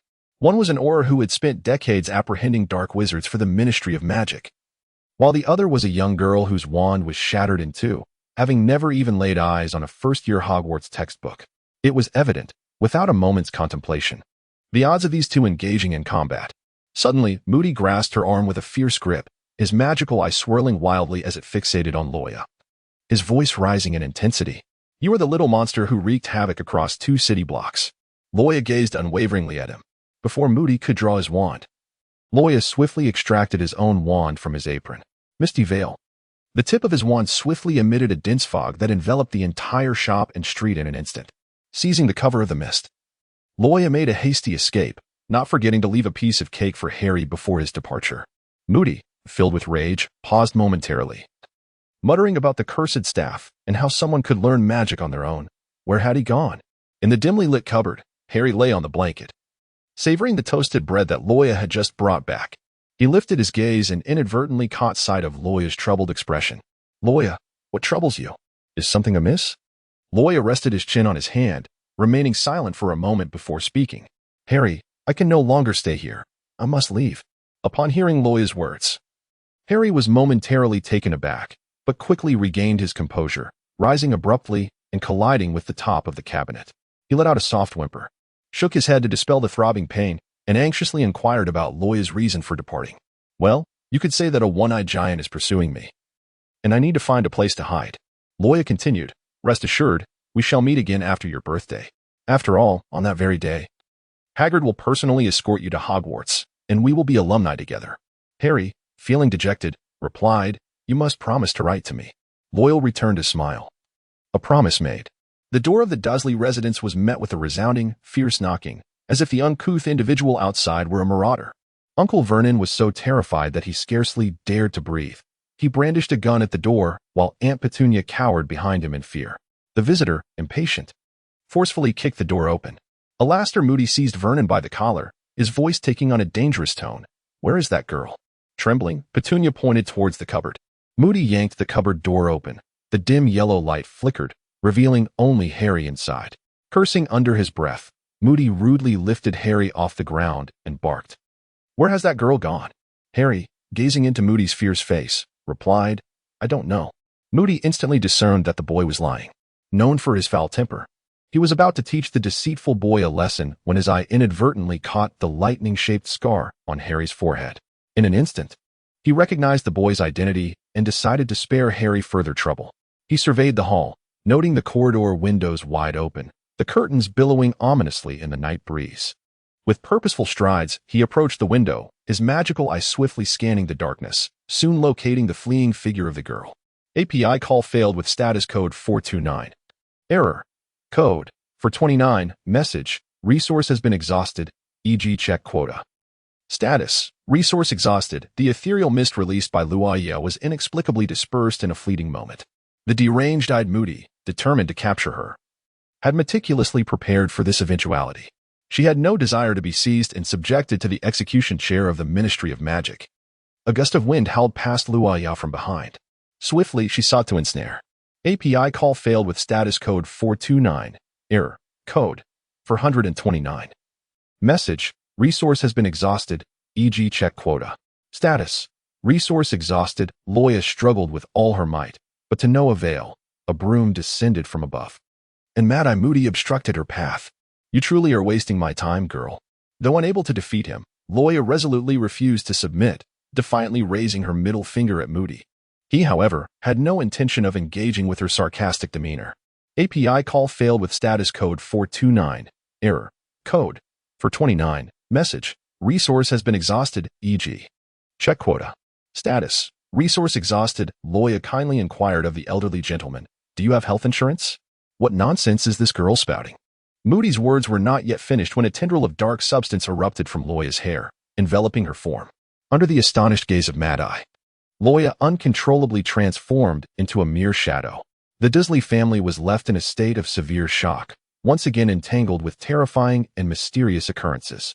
Meanwhile, Harry was preoccupied with thoughts of his dear friend Loya. After Mad-Eye Moody chased Loya into the forest, Harry could not restrain himself and followed suit. He sprinted down the street, calling out Loya's name, with not a single muggle in sight. In the depths of the dark forest, flickers of light occasionally pierced the gloom, accompanied by the thunderous sound of trees crashing down. Following the direction of the noise, he ultimately found Loya. Moody had Loya pinned to the ground, one hand clutching her throat, the other brandishing his wand menacingly above her head. Loya, in turn, had her own wand aimed squarely at Mad-Eye's jugular. Neither dared to make a precipitous move. Beads of perspiration cascaded down Moody's brow, his body bearing the marks of numerous injuries. A century had elapsed since the last recorded emergence of an Obscurus, making this his first direct confrontation with the raw, untamed force. Its unbridled ferocity was akin to a maddened beast. Had Loya, the Obscurus's host, not succumbed to exhaustion, causing the entity to dissipate? Moody shuddered to think of the potential consequences. His bewilderment was further compounded by the sheer magnitude of her magical power, especially considering she was but a child, not even of Hogwarts age. From afar, Harry bellowed, demanding Loya's release. Moody's lips twitched in exasperation. The boy should be telling her to release me. Moody's face darkened as he realized the girl was wielding a muggle stun gun against him. A wizard resorting to such garish, muggle-made contraptions. Where was the dignity in that? Loya protested with a hum, questioning who had decreed that magic could not be countered with physical means. Harry, seemingly oblivious to the argument, instinctively rushed to his friend's aid, only to be forcefully shoved aside by Moody. In a fit of anger, Harry inadvertently shouted Loya's full name. "Let go of Loya Grindelwald." Moody paused in astonishment. "What did you call her?" He echoed, pressing further. "I ask you, what is her surname?" Loya calmly replied on behalf of Harry, "Loya Grindelwald." Moody was taken aback, staring at Loya in astonishment. "What is your connection to Grindelwald?" He too was eager to know, scrutinizing her from head to toe with a look of disbelief. "Good heavens, the Ministry is after a certain individual. And that individual turns out to be a descendant of Grindelwald." The realization struck him. Loya's remarkable and age-defying magical prowess was indeed a manifestation of her lineage's power. He could not take her to the Ministry just yet. Instead, he ought to escort her to Dumbledore. With a complex expression, Moody released Loya, who in turn let go of the stun baton. Loya rubbed her neck, which had been pinched red. Moody, arms crossed, and with a serious countenance, said, "We need to talk. You are a descendant of Grindelwald. For now, I will not take you to the Ministry of Magic, and you cannot remain here. It is too perilous to be among muggles." He tapped his cane. "I will first take you to an old friend, and afterward, introduce you to Dumbledore." With no other options available, Loya nodded in acquiescence. She tossed the key to the cake shop to Harry, instructing him to place it in the flower pot at the entrance. In her haste, she had forgotten to return the key to the Koval couple. Then, she was whisked away by Moody's disapparition. They landed in a yard before a multi-storied building that appeared crooked, as if conjured by magic. A sign leaned against the door, proclaiming it as a hovel. Moody rapped on the door and unceremoniously pushed it open. "Old friend, it's been a while." Mr. Weasley greeted him with a brief embrace. Mrs. Weasley, clad in a floral apron with a wand tucked into her pocket, busied herself in the kitchen. Upon noticing Loya behind Moody, she warmly presented a freshly baked pumpkin pie. "Come in, dear, there is no need for formality," Mrs. Weasley said with a kind smile. Moody casually seated himself at the wooden table and poured himself a mug of mead. "This girl will stay with you for a few days. She is a muggle-born." Mr. Weasley, taken aback, nearly sprayed mead from his mouth. Mrs. Weasley was so shocked that she dropped the pumpkin pie onto the floor. After all, they had heard tales of the terrifying nature of muggle-borns during their outbursts. Two red-headed children peered down from the spiraling staircase, their curiosity piqued, and in unison they asked, "Dad, what is a muggle-born?" Loya gazed at the two identical faces before her, noting that even the curls of their hair seemed to mirror one another, rendering her utterly incapable of distinguishing between them. The twins greeted her with cheerful cordiality. Fred tossed a petite box towards Loya, who opened it to reveal a delightful assortment of cookies. With a beaming smile, Fred exclaimed, "Our latest invention, the canary cookie. Consume it, and you shall sprout feathers." George, playfully flapping his hands beside his ears, chimed in, suggesting the transformation into a peacock. Their harmonious banners showcased their remarkable rapport. Mrs. Weasley, hands on her hips, shot a piercing glare at Fred and George, admonishing them, "How many times must I tell you? Do not serve your peculiar inventions to the guests." Loya placed the biscuit upon the wooden table, for she had no desire to transform into a peacock. Moody and Weasley continued their discourse regarding the perilous entity, the Muggle. "Leaving her outside poses a significant risk to the Muggles," Mr. Weasley lamented. "I believe we are also in danger." Moody, crossing his arms, scoffed, "Rest assured. I just engaged in a vigorous altercation with her. She is utterly drained and will not morph into a Muggle in the near future." "My old friend," Mr. Weasley retorted, casting a skeptical glance at Moody's disheveled appearance. "Your current state hardly inspires confidence." "All right, I concede that she did indeed strike me quite hard. Hence her current lack of strength will prevent her from becoming a Muggle," Moody replied. "As long as we do not provoke her, the girl will remain in her present form for the time being. Let her stay here for a few days under your watch, while I inform Dumbledore." Mr. Weasley could only despairingly tug at his thinning hair. Mrs. Weasley regarded the frail girl before her, struggling to reconcile Loya with the terrifying Muggle. Her gaze was imbued with compassion. Moody rapped the table to signal the necessity of an urgent meeting. Mrs. Weasley turned to the twins, instructing Fred, "George, please escort our guest upstairs. API call failed with status code 429. Error. Code 429. Message. Resource has been exhausted, e.g. check quota. Status. Resource exhausted, Loya sat upon a wooden chair, while Fred and George, ever spirited, were playfully employing their charm of apparition. One positioned to the left and the other to the right, they materialized beside Loya. With synchronized movements, Fred and George crouched down, resting their chins upon the arms of the chair, their twin red heads lifting in unison to gaze at Loya, mischievously exclaiming, "Guess who we are?"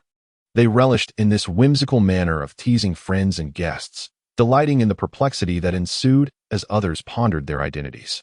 However, Loya, wearing an expression of utter indifference, replied, "You are both Fred and George, isn't that enough?" Faced with Loya's dismissive demeanor, the usually jovial twins found themselves momentarily speechless. For the first time, someone showed disinterest in their antics, leading Fred and George to slump in disappointment upon the table. Such a lackluster response, they lamented. Loya stifled a yawn, struggling to discern who was George and who was Fred. Not only did they share an uncanny resemblance, but their mannerisms were also strikingly similar. Thus, he decided it was best not to differentiate between them. In an attempt to pique Loya's interest, Fred's eyes darted mischievously. "Hey, would you like to hear what they're discussing?" he suggested, gesturing towards the floor below. Indeed, the twins' eyes lit up at the sight of Loya. George, with perfect synchronization, rummaged through a pile of magical props and retrieved a pair of extendable ears. "Mrs. Weasley seemed to have warned you against using those," Loya kindly reminded them. "Ah, this is merely a pursuit of excitement," Fred replied with a grin. "Don't worry, with our canary biscuits as a safeguard, if we get caught, we'll simply devour all the canary biscuits," George chimed in. Loya found herself immersed in a peculiar scene, envisioning the twins transformed into avian beings behind her, their chirps echoing in the air. Fred discreetly lowered the extendable ear from the staircase, while Loya gazed curiously at this bizarre contraption. George placed the other end of the extendable ear to his ear, cautiously eavesdropping on the conversation between the Weasley couple and Mad-Eye Moody downstairs. As he listened, a cryptic expression emerged on his face, as if the meeting below held earth-shattering revelations. Loya could no longer restrain her curiosity and inquired about their conversation. Observing that Loya's interest had finally been piqued, George smugly leaned in closer, their proximity palpable.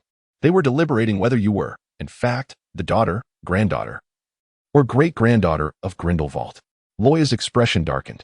George removed the retractable earpiece and placed it gently on Loya's delicate ear. Loya listened intently to the voices from downstairs, where Moody was expressing his intentions to prepare for Hogwarts. He mentioned that the little girl should remain there for a few days, urging them to keep a watchful eye and ensure she did not venture outside and inadvertently harm a muggle. Subsequently, it seemed they began discussing Grindelwald. The extendable ears did not capture the conversation with clarity, yet she faintly discerned Mrs. Weasley's gossip, pondering whether the little girl resembled Grindelwald or bore a closer likeness to Dumbledore. With the realization that the Weasley couple and Mad-Eye had no intention of handing her over to the Ministry of Magic, Loya's anxious heart finally found solace. Loya removed the headset and handed it to the eagerly awaiting Fred. The moment Fred donned the headset, he was met with the thunderous roar of Mrs. Weasley. "Fred, George, you two are eavesdropping again." Caught red-handed, Fred swiftly discarded the extendable ear, and the group hurriedly retreated back to their room in a flurry of panic. API call failed with status code 429. Error. Code. 429. Message. Resource has been exhausted, e.g. check quota. Status. Resource exhausted. Loya raised her eyebrows, while Fred and George exchanged glances filled with discontent. The afternoon sun shone brightly as Mrs. Weasley prepared to rid the Garden of Gnomes. Loya willingly offered her assistance, for she did not wish to be a mere guest enjoying their hospitality without contributing. The garden was overgrown with weeds, brimming with numerous plants unfamiliar to Loya. Mrs. Weasley kindly instructed Loya on how to remove the gnomes, who were quite bothersome, often wreaking havoc in the garden. Arthur had been overly lenient with them. Loya imitated with great enthusiasm, capturing a large, screaming goblin and, after swinging it over her head, tossed it behind the hedge into the field. Fred and George, transformed into bird-like beings after consuming an entire box of canary biscuits, were engaged in a contest to see who could throw their goblin the farthest. Numerous goblins emerged from their holes, mocking the bird tails protruding from the twins' trousers.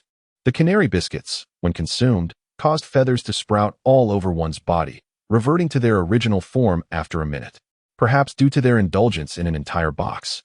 Fred and George maintained their avian appearance for the entirety of the afternoon.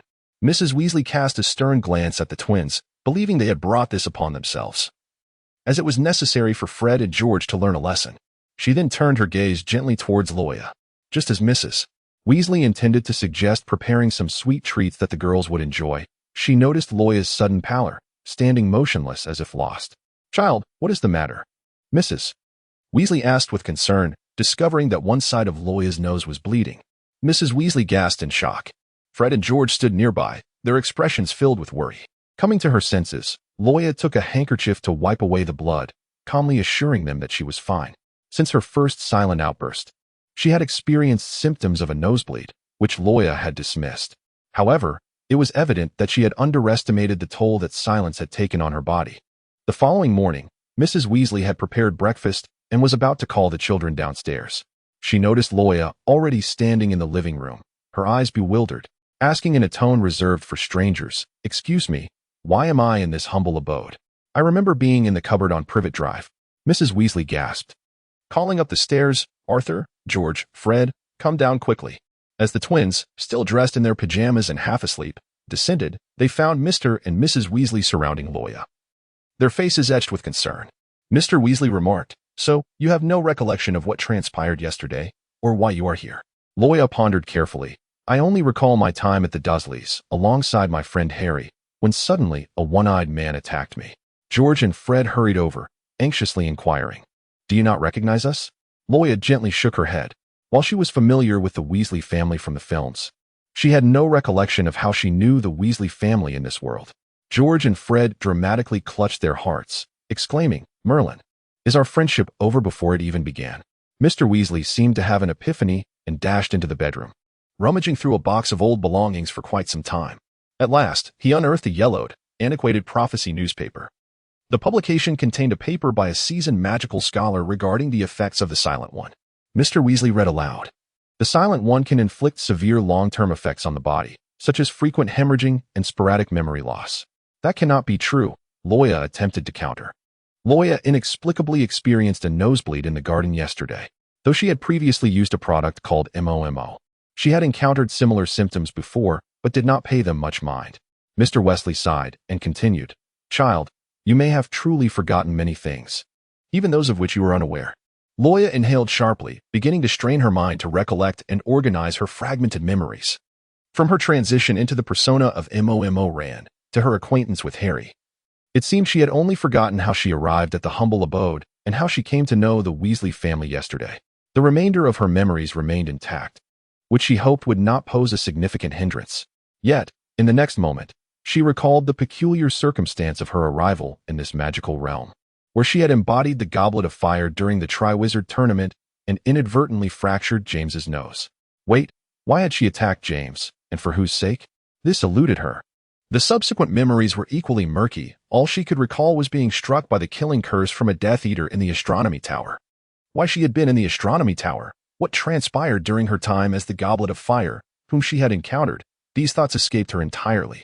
She fervently hoped these memories were not of great consequence, as she felt beads of cold sweat forming on her brow. Her greater concern was that if the after-effects of MOMO Rand persisted, leading to the tragic state of forgetting her very identity, it would be akin to succumbing to dementia in the Muggle world. Observing the growing pallor on the young woman's face, Mrs. Weasley hurriedly sought to comfort her, assuring that Moody had already departed for Hogwarts and that she had faith in Dumbledore's resourcefulness. The Weasley family comprised 6 sons and 1 daughter, with the youngest son Ron and daughter Ginny currently staying with relatives. Loya was temporarily assigned by Mrs. Weasley to reside in Ginny's room on the 3rd floor. Loya inquired whether the system could address the lingering effects of silent. "System, I regret to inform you, host, that this matter lies beyond my capabilities. What did I do while I was the Goblet of Fire? Who did I encounter? Do you recall? System, apologies, host, but I remain in deep sleep mode when tasks are not assigned. Then what purpose do you serve? System, host. I seem to remember that you perished while shielding a human from the killing curse. For whom? System, naturally, for a human. That is obvious. I am aware it was a human, not a mere cat or dog. System, apologies, host, our system struggles to distinguish the facial features of humans. Hence we cannot provide a satisfactory answer. Is it so difficult to admit you are face-blind? System, indeed. Loya sighed in disappointment, finding the system utterly unreliable. Fred and George observed the furrowed brow on Loya's face, always eager to do something that might bring her joy. They donned smiles and positioned themselves beside her. "Hey, would you like to attend the wizarding gathering? Today, we might catch the circus parade. George and I went last year. And there were so many wondrous creatures you have surely never encountered," Fred exclaimed animatedly, gesturing enthusiastically in an attempt to pique the girl's interest in his suggestion. Loya sipped her hot tea, having instructed the Weasley couple to keep a watchful eye on her. The Weasleys treated her with great kindness, and she had no desire to cause them any trouble. "I believe it is best for me to remain indoors for the time being." George, misinterpreting Loya's concerns about being discovered, patted his chest confidently and assured her, "Rest assured, we will ensure that no one finds out." Loya, with a hint of skepticism, remarked, "Did you not also make assurances yesterday, only to be caught red-handed?" Fred and George's eyes lit up with excitement as they exclaimed, "By Merlin, have you finally remembered? Is our once-lost friendship rekindled?" "Not quite," Loya replied nonchalantly. "I merely hold a unilateral belief that your assurances lack reliability." Fred and George, however, were reluctant to disclose the embarrassing incident of having lost a bet the previous day, which resulted in them consuming an entire box of canary biscuits and transforming into beastly forms. Undeterred, Fred quickly performed a disapparition back to his room, rummaging through his belongings before reappearing with a circus flyer in hand. The flyer was placed into Loya's grasp, and as she gazed upon its animated imagery, she witnessed a figure bending low, instantly morphing from human to beast. Loya was momentarily taken aback. George, brimming with pride, proclaimed, "What do you think?" "Those are blood curse orcs. They possess the fascinating ability to shift seamlessly between human and beast forms." Loya certainly recalled the blood curse creatures from the film Fantastic Beasts. While she found them rather intriguing, she nonetheless gestured towards the window. "Gentlemen, it is still raining outside. Surely, such inclement weather would have caused the market to close its stalls." George and Fred exchanged glances, their eyes twinkling with amusement. Only a muggle market would fear a rainy day, Loya observed as Fred drew his wand and waved it gracefully. The umbrella hanging on the wall began to float effortlessly into the air, hovering above Loya. With a mere shift of his body, the umbrella mirrored his movement.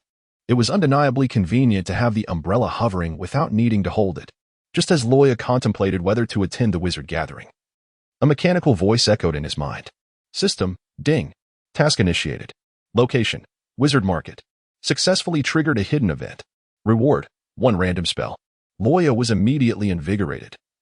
Ever since her arrival in this magical realm, she had harbored an intense desire to master various forms of sorcery. It would be imprudent to rely solely on the enigmatic Murmurin for resolution in times of need, especially given the repercussions of Murmurin's fragmented memory loss, which she dared not commend. The new mission system offered no insight into what constituted a special event, nor did it clarify the specific tasks or desired outcomes. It merely indicated that success in triggering an event would yield rewards, which seemed more attainable than anticipated. Upon Loya's acceptance of their invitation, Fred and George rejoiced with a celebratory clap. Fred took the initiative to scout ahead while George discreetly made his way to the garage, successfully retrieving the magically modified vehicle belonging to Mr. Weasley. The teal-hued car floated gracefully, coming to a halt at the window of their third-floor room. George, seated in the driver's seat, beckoned to Loya with a wave. Fred extended his hand toward her. She placed her hand within his grasp, and with a gentle pull, he drew her into the car. The magically enchanted umbrella folded itself automatically and lay within the vehicle. With a swift press of the accelerator, George propelled the car into the skies above. Everything unfolded seamlessly. Through the window, Loya gazed down upon the sprawling vistas below. However, it wasn't long before the vehicle began to descend. "Prepare for landing," George cautioned, and the car trembled slightly as it touched down at the entrance to the Wizarding Fair.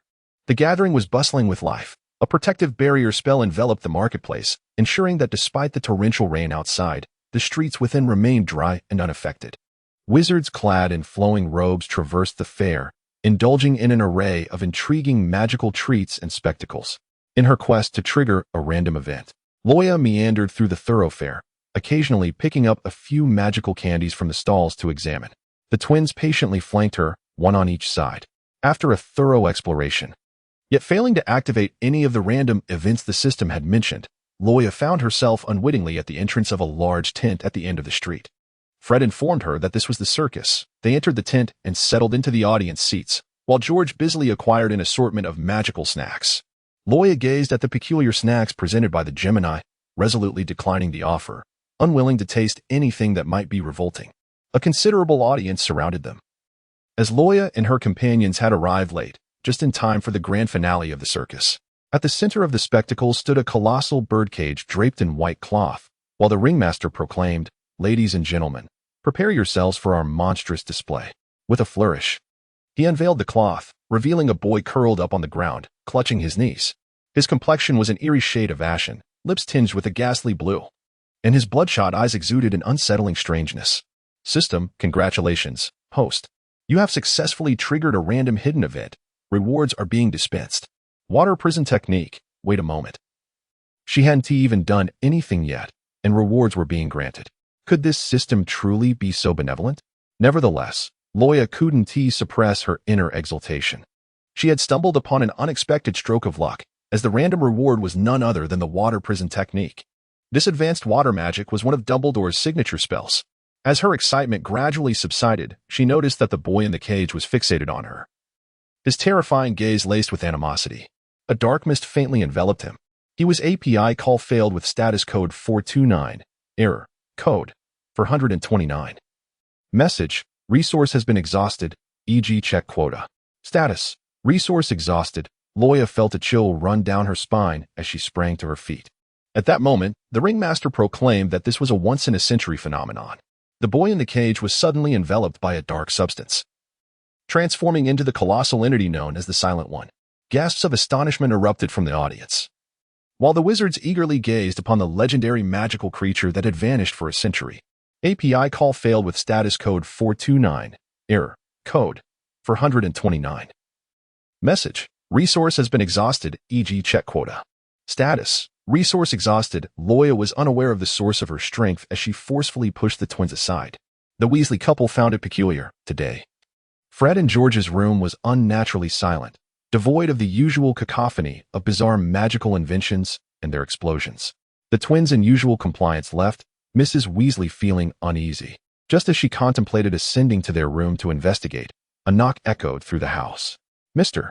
Weasley promptly opened the door to reveal Mad-Eye Moody and a man clad in black robes with slightly curly black hair, dampened by the rain. The Weasley couple recognized him as Professor Severus Snape, the potions master at Hogwarts, under whom their two sons had not fared well academically. Snape, with an impassive expression, stated, "Professor Dumbledore has sent me to retrieve Miss Grindelwald." Mrs. Weasley pushed open the door to Loya's room, only to find it empty. A sense of foreboding washed over her as she strode into Fred and George's room, where, as expected, neither twin was present. She hurried downstairs, checking the garage. But the modified Muggle car, enchanted by Arthur, was also missing. Those forgetful twins. Her ire swiftly turned towards Mr. Weasley. "Dear, look at you tinkering with those Muggle contraptions in the shed every day. Your two fine sons have taken off with your modified Muggle vehicle." Mr. Weasley dared not utter a word in response to his wife's fury. Snape furrowed his brow slightly. "Mrs. Weasley, could you elucidate where Miss Grindelwald has been taken?" She replied, "She was just here with those two rascals. I don't know where they've taken her." Mad-Eye Moody interjected angrily. "Were you not supposed to keep an eye on her? How could she vanish in a single day?" The sound of an engine reverberated outside, and a battered car clumsily descended upon the Weasley residence. Just as Mrs. Weasley was about to unleash her wrath upon the twins, she saw only George emerge from the vehicle, bloodied and staggering towards her. The reprimanding words faded from her lips as terror gripped her. She embraced George tightly, exclaiming, "George, what happened? Where is Fred? Where is Loya?" "It's not my blood, it's Fred's. We got separated," he stammered, his voice quivering. "I shouldn't have taken them to the circus. I never anticipated this. There was also a Muggle." Mrs. Weasley covered her mouth in panic, while Mr. Weasley attempted to soothe her distress. Moody, in a fit of anger, shouted, "The circus at the fair has every manner of dangerous creature. Do you children even comprehend how perilous it is?" Snape coldly interrupted them. "Where is the fair?" The once vibrant gathering of wizards had swiftly transformed into a scene of chaos, as the magical barrier shielding them from the rain lay shattered by the Muggle. API call failed with status code 429. Error. Code. 429. Message. Resource has been exhausted, e.g. check quota. Status. Resource exhausted. API call failed with status code 429. Error. Code. 429. Message. Resource has been exhausted, e.g. check quota. Status. Resource exhausted. Loya possessed no broom, and even if she had, she would be unable to carry the injured and unconscious Fred, who towered over her by a head. She tore the edges of her garment to bind Fred's abdominal wound, staunching the flow of blood. In that moment, she truly cursed her inability to wield a healing spell, resorting instead to clumsy measures to stem the bleeding. Loya brandished his wand, softly murmuring incantations as ethereal mists enveloped Fred, shrouding him in darkness, ensuring he would remain undetected by the lurking Melamoran. Above, the Melamoran wreaked havoc like a demolition crew, carelessly dismantling everything in its path. Loya was aware that Mororan was searching for her, perhaps truly as the research paper suggested. Mororan and his kind repelled each other with mutual disdain. She felt an unsettling discomfort from the very first moment she laid eyes on him. The boy, transformed into Mororan, had already taken notice of her, prompting Loya to swiftly distance herself from Fred's hiding place to prevent any repercussions from reaching him. Mororan charged towards her with a fierce roar, and she raised her wand, secured with tape. Water prison. When Snape and his companions arrived at the Wizarding Market, the dismal scene before them left them in stunned silence for quite some time. The ground had been entirely upheaved, and the building stood askew. This was the destructive power of Mororan, a force so formidable that the Ministry of Magic was determined to eradicate it. George had been forcibly retained at home by Mrs. Weasley. Snape looked up at Mororan, who was drawing out his wand, when a girl's voice echoed from afar. Water prison. The surrounding rainwater, guided by Loya's wand, coalesced into a massive, swirling sphere of water, ensnaring Mororan within it. Moody and Mr. Weasley stared in astonishment at the diminutive figure. It was well known that this was one of Dumbledore's spells. How could a child possibly wield such advanced water magic? Trapped within the water prison, Mororan thrashed violently, attempting to break free from his aquatic confinement. Loya held her breath, fully concentrating on maintaining the water prison. Truly a manifestation of advanced magic. Loya could feel the prison voraciously siphoning her magical energy through her wand. The crisp sound of cracking resonated in her ears. A fissure appeared on her wand, extending from the tip to the palm of her hand. Snape noticed as the girl's wand suddenly erupted with sparks before shattering explosively. How could a child's wand withstand such sophisticated magic as the water prison? Snape's expression tightened as he hurried towards her, raising his voice to instruct her to find a place to hide, stating he would come immediately. The torrential rain blurred his vision. Loya could hardly discern who it was, nor could she make out his words. Suddenly, a creature, seemingly a shadow of herself, broke free from the water prison's constraints and rushed wildly towards Loya.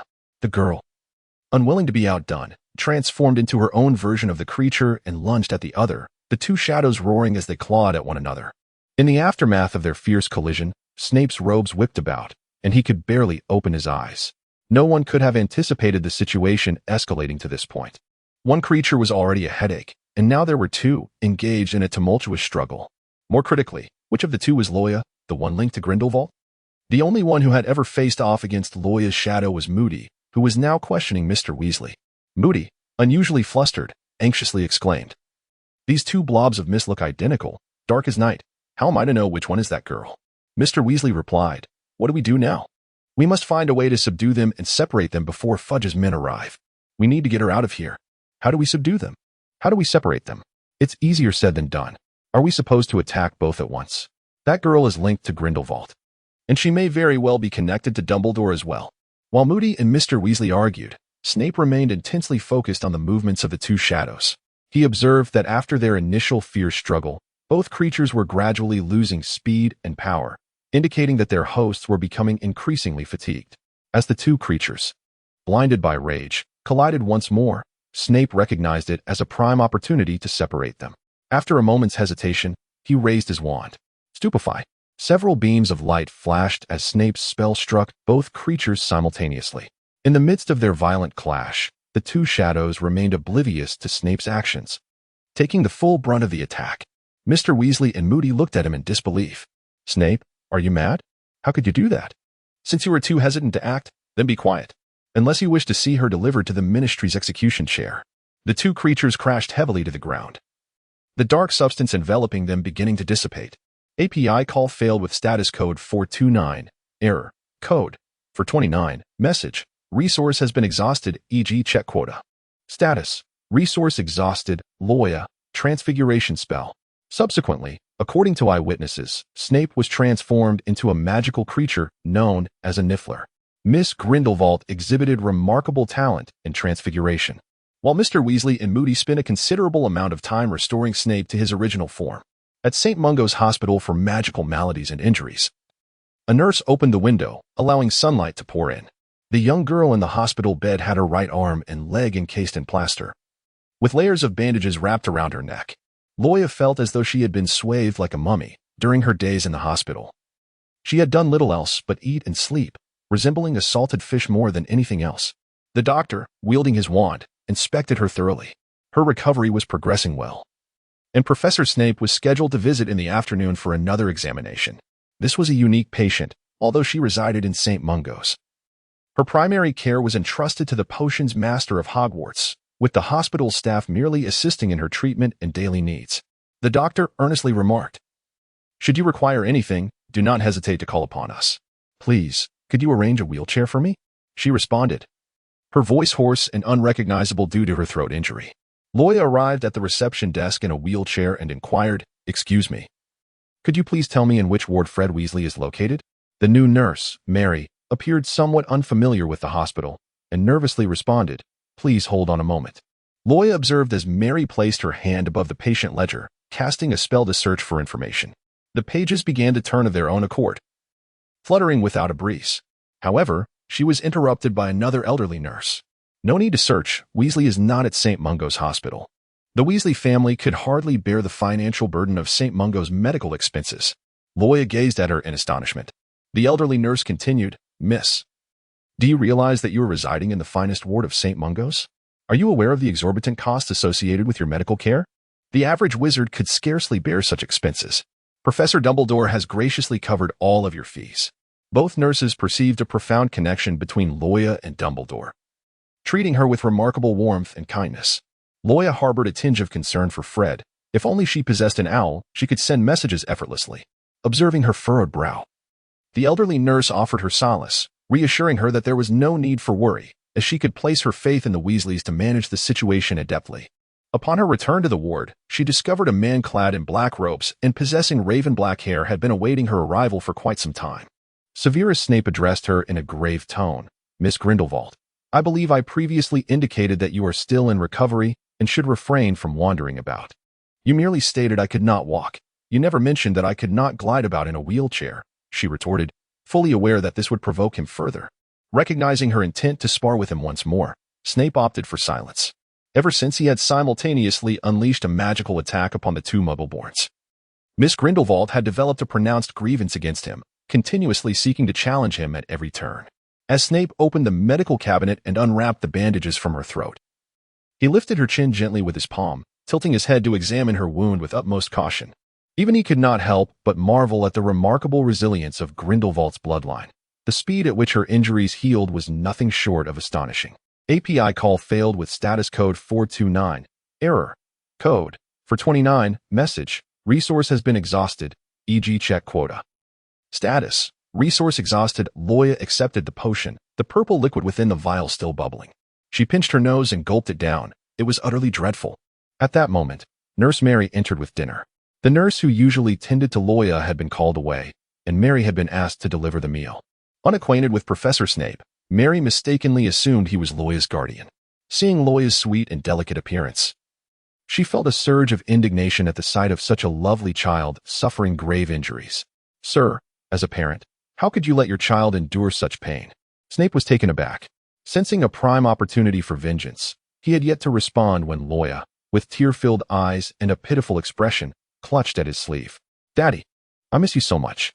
Snape replied, "Father, do you remember the summer lotus by Daming Lake?" Snape's lips twitched slightly. "Miss Grindelwald, I must remind you to choose your words carefully. I am not married." Mary, witnessing this exchange, gasped in horror. "A child born out of wedlock?"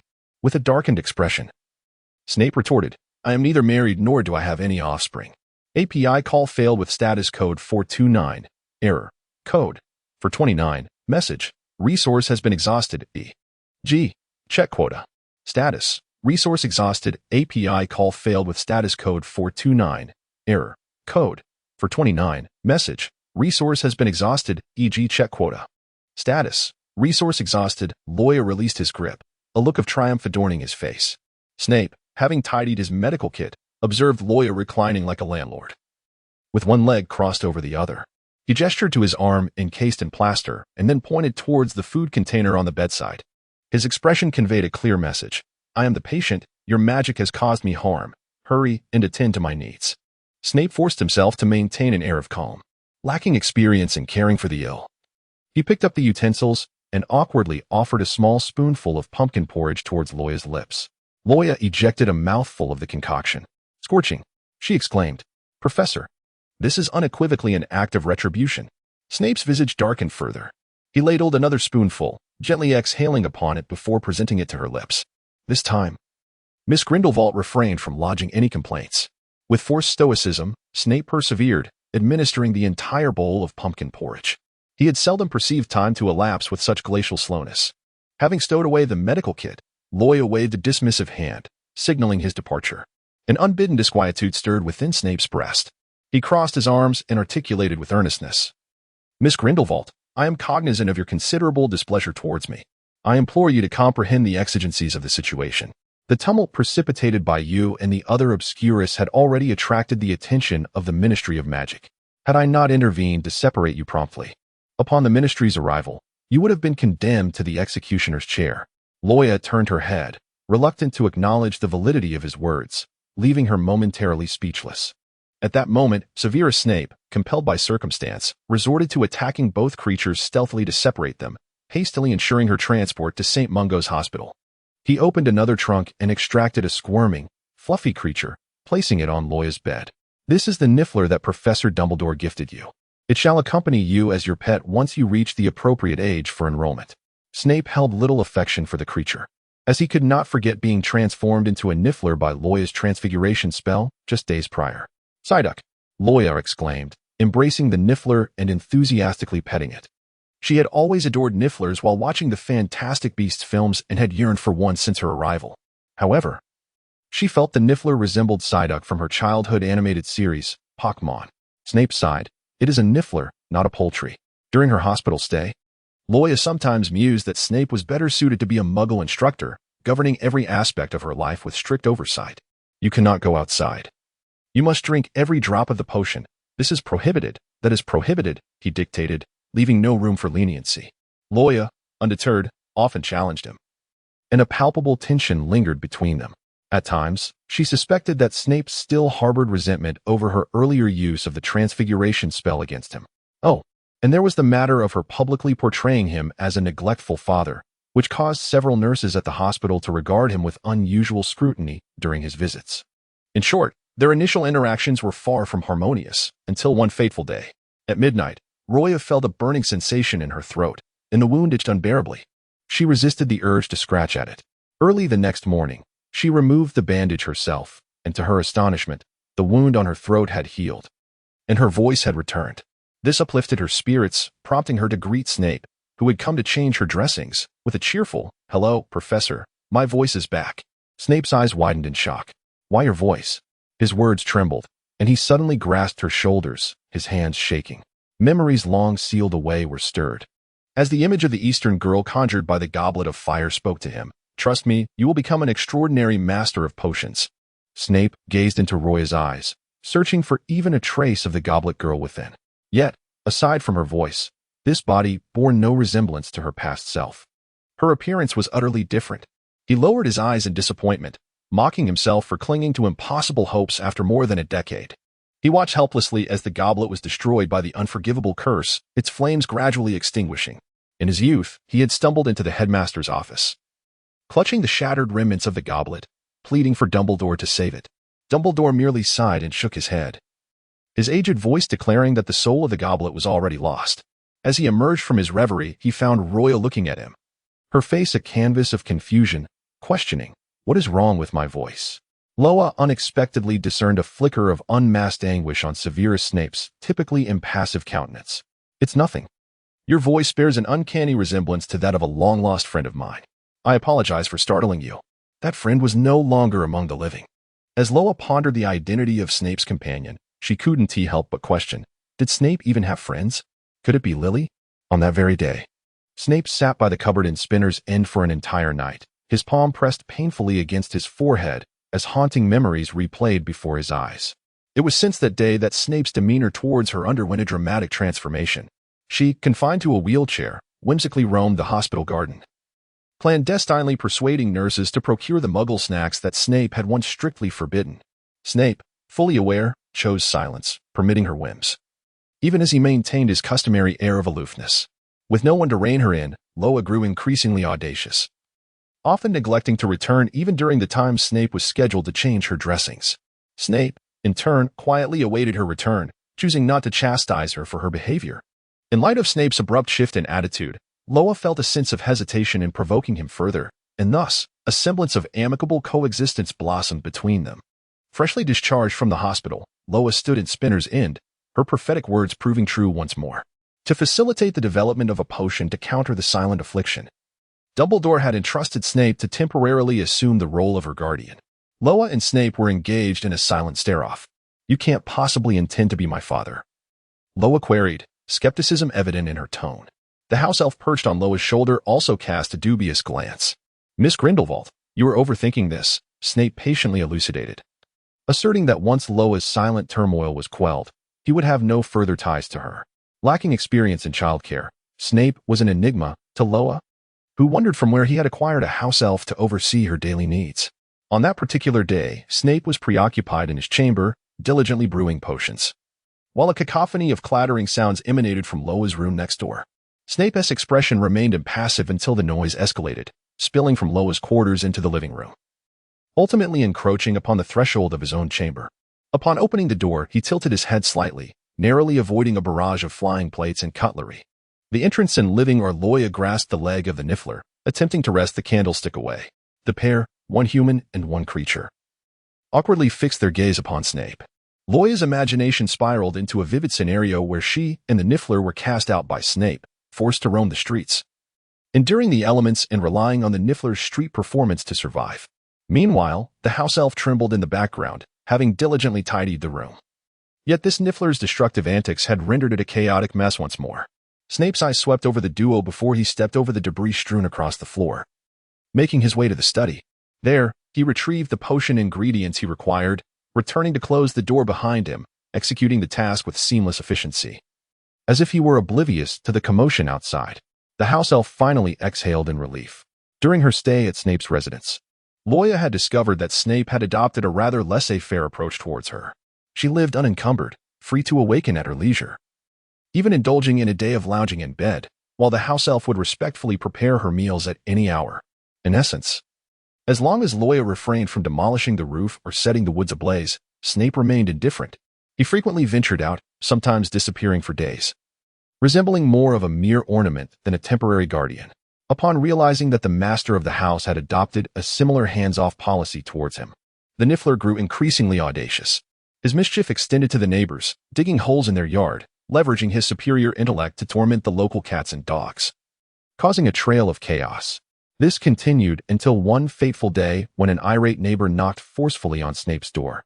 Diamond, with a fierce countenance, exclaimed that his vegetable garden had been riddled with holes, the plants uprooted and strewn about. Even the cabbages had been pilfered.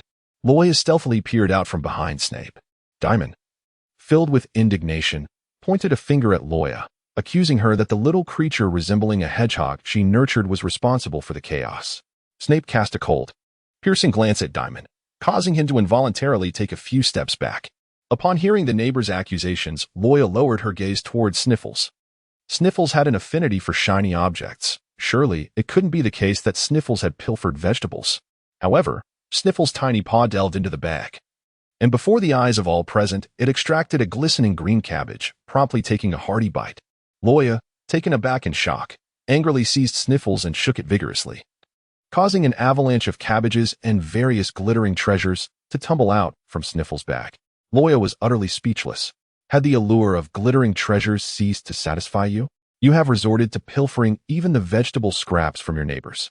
Diamond fixed his gaze upon Loya and Sniff, witnessing their guilt firsthand, eager to see how they would wriggle out of the situation. Severus said nothing. He merely tossed a handful of coins at Diamond's feet, his voice icy as he inquired if that was sufficient. Diamond picked up the coins, counted them, and found himself at a loss for words, hastily departing in a flurry.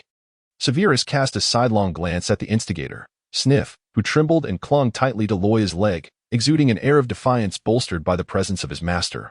Yet fully aware of his misstep, and still harboring the audacity to act brazenly in the future.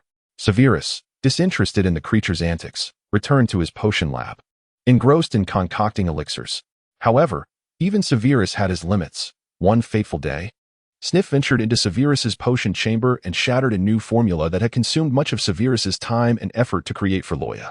At long last, Severus brandished his wand, casting the spell that would suspend Sniff upside down before the fireplace, subjecting him to an uncomfortable roasting. Sniff gazed up with pitiful eyes, pleading for his master's mercy. Loya felt it was time to learn a lesson, lest she torment her roommate in the dormitory after enrollment. If she were to share a room with Hermione, considering Hermione's temperament, it was likely that she would be driven to despair by the incessant presence of a niffler.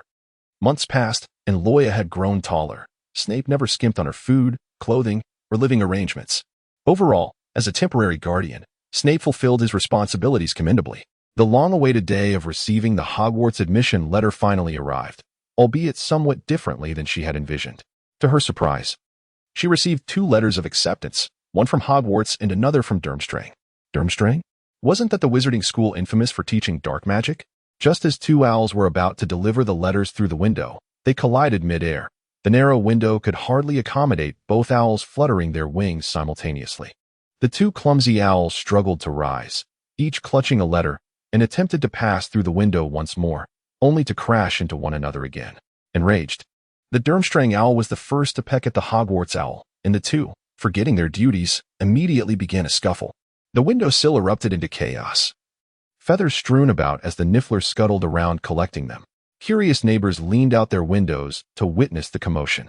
Loya picked up 2 admission letters forgotten on the ground by the owls and separated 2 feisty owls that were pecking at each other. Both envelopes were crafted from heavy parchment, and the first bore the emblem of a griffin, badger, and serpent, unmistakably marking it as an acceptance letter from Hogwarts. Loya opened the envelope, revealing 2 letters with nearly identical content, informing her of her acceptance and providing a list of essential items for new students.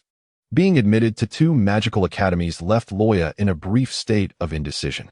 The original text offers scant details about Durmstrang, and all she knew was that the school was renowned for its instruction in dark magic. In contrast, joining the protagonist group seemed the most prudent choice. As long as unforeseen circumstances did not arise, they were destined to survive until the end. Should she opt for Durmstrang, Severus Snape would likely be compelled by Albus Dumbledore to resign from his teaching position and accompany him to the borders of Norway and Sweden. Although she had sought Snape's counsel regarding her school choice, he had encouraged her to make her own decision without interference. Ultimately, she declined Durmstrang's invitation and chose Hogwarts instead. The next step was to prepare the new student supply list. Snape assisted her in procuring all the necessary textbooks and other items in Diagon Alley. Now, she was merely in need of a wand. Loya followed Snape to Ollivander's wand shop, a place that appeared both small and dilapidated. The proprietor, Mr. Ollivander, was meticulously arranging the boxes of wands on the shelves. Upon noticing their entrance, he descended from the ladder, casting an odd glance back and forth between Snape and Loya. Subsequently, he retrieved a box of wands from the thousands of paper boxes that nearly reached the ceiling and handed it to Loya. 12 inches, made of walnut, with a unicorn core. Give it a wave and see. API call failed with status code 429, error, code, for 29, message, resource has been exhausted, e.g. check quota. Status, resource exhausted. Loya grasped the niffler in his left hand, pointing the tip of his wand at it and giving a gentle flick. The transformation spell took effect, and the niffler transformed into a balloon, rising into the air.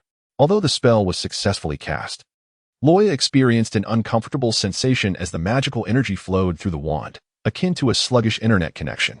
This one won't do, Ollivander remarked, shaking his head, and retrieved another wand from the shelf. Let us try this instead. Loya waved at the creature hovering in the air, and it transformed into a ball, plummeting to the ground. However, Loya felt that the process of casting the spell with the wand was rather awkward. Let us give this another attempt. Loya waved once more, and the flow of magic remained relatively smooth. The wand held significant importance for a wizard, and Loya resolved to experiment with advanced magic using this wand. Water prison. A colossal sphere of water materialized in the air, but in an instant, the wand shattered from tip to tail. My apologies, Mr. Ollivander, Loya said, bowing in embarrassment. Although Ollivander was somewhat astonished that a child could wield advanced magic, he composed himself and replied, "It's quite all right, my dear child. Your magical power is beyond what an ordinary wand can withstand. Allow me to take another look. Rest assured, I will find a wand that is perfectly suited for you." Ollivander exhibited no signs of impatience as he climbed back up the ladder, rummaging through his collection, occasionally muttering to himself, "This one won't do. And this one is also unsuitable." Loya could not resist the temptation to step into the shelf filled with wand boxes. Suddenly, an entire row of wands collapsed uncontrollably, leaving only one solitary box nestled in the most inconspicuous corner. Ollivander, momentarily taken aback, remarked, "It has chosen you." He retrieved the wand box, revealing that the core of the wand was the very spine of a wizard. API call failed with status code 429. Error. Code 429. Message. Resource has been exhausted, e.g. check quota. Status. Resource exhausted. API call failed with status code 429. Error. Code 429. Message. Resource has been exhausted, e.g. check quota. Status. Resource exhausted. As Loya grasped the wand, an icy, penetrating chill permeated her being. Wisps of ebony smoke emanated from the wand, creeping up her arm. Instinctively, she attempted to release her hold, but the wand adhered to her hand with an unyielding grip. The surroundings contorted, morphing into a tenebrous cellar where Snape and Ollivander had vanished. The cellar walls were constructed of rough-hewn stone, and in the dim, ochre light, two Muggle sailors were bound to spiked racks. The spikes had pierced their limbs, and blood trickled down their ankles, pooling into a magical circle on the floor. A wizard adorned in a sable robe advanced, passing directly through Loya as if she were imperceptible. His cowl obscured much of his face, concealing his expression. He raised his wand, and an emerald beam struck one of the sailors, who cried out in agony. The magical circle beneath him glowed verdantly as his form began to contort, his features collapsing, his skin and bones fracturing until he was transfigured from a human into a Dementor. The robed wizard grinned, and his wand turned toward the remaining Muggle. API call failed with status code 429. Error. Code 429. Message. Resource has been exhausted, e.g. check quota. Status. Resource exhausted. The wand of the dark sorcerer emitted a burst of green light. Avada Kedavra, he intoned. Loya, Avada Kedavra. Her green light pierced through the sailor's body, traversing the illusion, and collided forcefully with Ollivander's counter. The wooden counter, along with the wall, was blasted open, creating a substantial hole. "Wake up. You have been ensnared by this wand."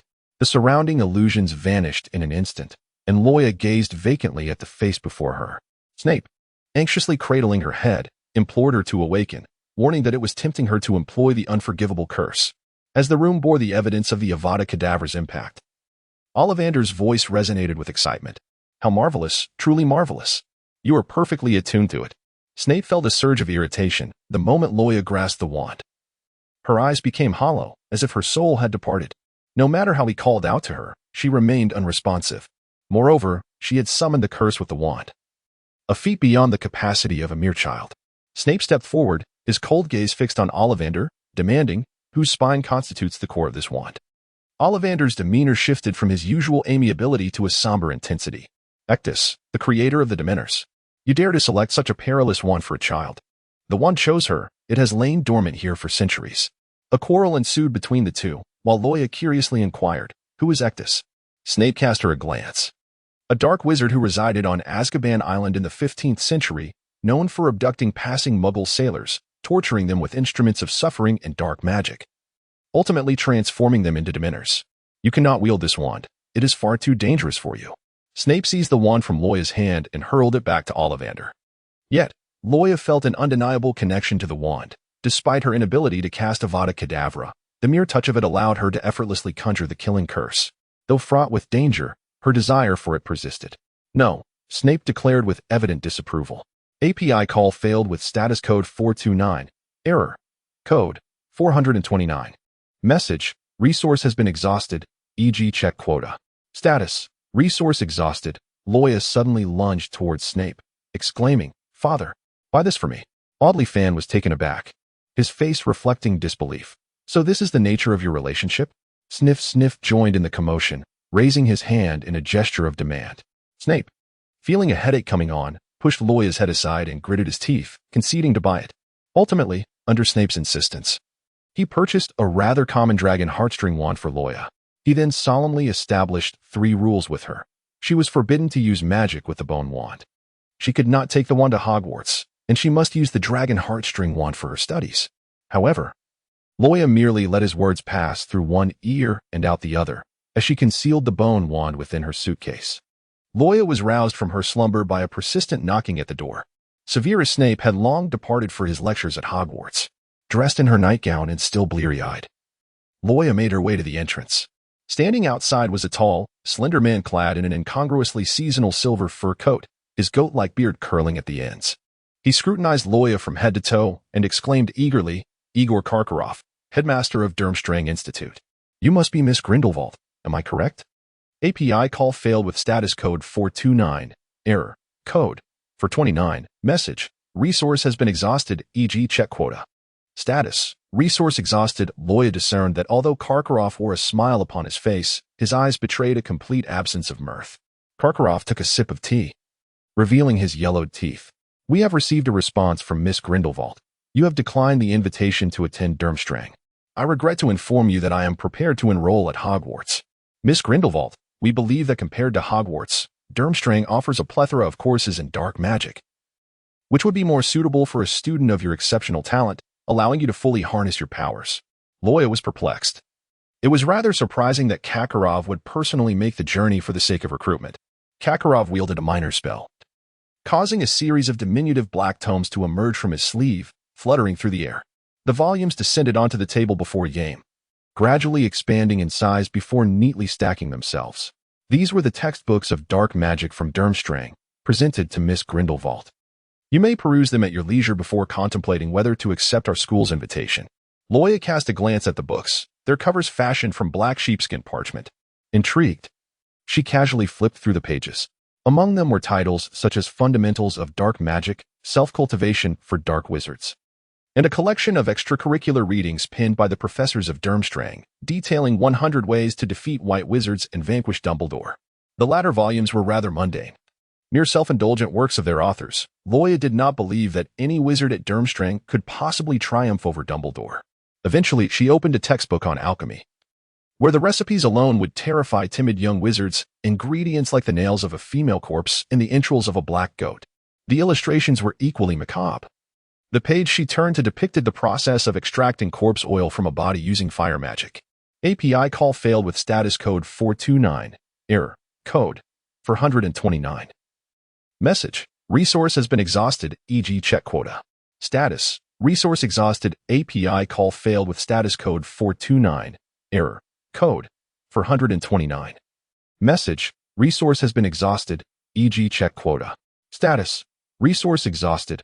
Loya could not help but murmur to herself, questioning whether the textbooks from Durmstrang would truly leave psychological scars on the younger students. The sound of heavy footsteps echoed from outside. Snape had returned, and the house elf promptly took his heavy coat.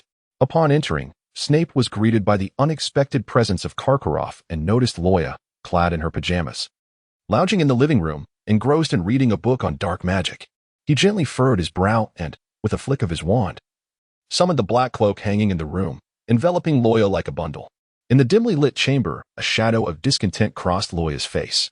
"I have yet to finish," she lamented, as the ancient tome of dark magic on the table closed itself with an almost sentient grace, returning to Karkaroff. "What brings you here?" Severus Snape inquired, his demeanor decidedly unfriendly. Karkaroff, like Snape, belonged to the ranks of the Death Eaters. However, his allegiance to Voldemort was tenuous at best, akin to that of a weathercock. Nevertheless, the sudden appearance of a fellow Death Eater in Loya's vicinity compelled Snape to adopt a posture of heightened vigilance. Karkaroff donned a veneer of insincere affability, suggesting, "Let us converse."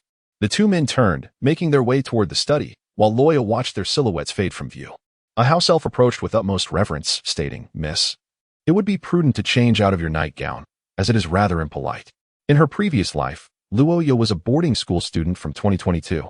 And it was quite common for the girls in the dormitory to don their pajamas and head downstairs to fetch takeout, a notion that never struck her as improper. In the study, Snape wore a distinctly aloof expression, declaring that she would not be attending Durmstrang, and there was no need for any futile efforts. Karkaroff shrugged exaggeratedly, proclaiming, She is a descendant of Grindelwald. With such a powerful lineage, to study white magic at Hogwarts would be a sheer waste. He continued, asserting that if she chose Durmstrang, she would undoubtedly become a fearsome dark wizard. Karkaroff's grin widened, adding that she was also a quiet one, and with her Grindelwald bloodline, there was more to her than met the eye. However, before Karkaroff could finish his thought, Snape abruptly seized him by the collar, his gaze icy. "You had better tell me where you obtained this information. Do you have informants at Hogwarts?" Intimidated by Snape, Karkaroff forced himself to glare back.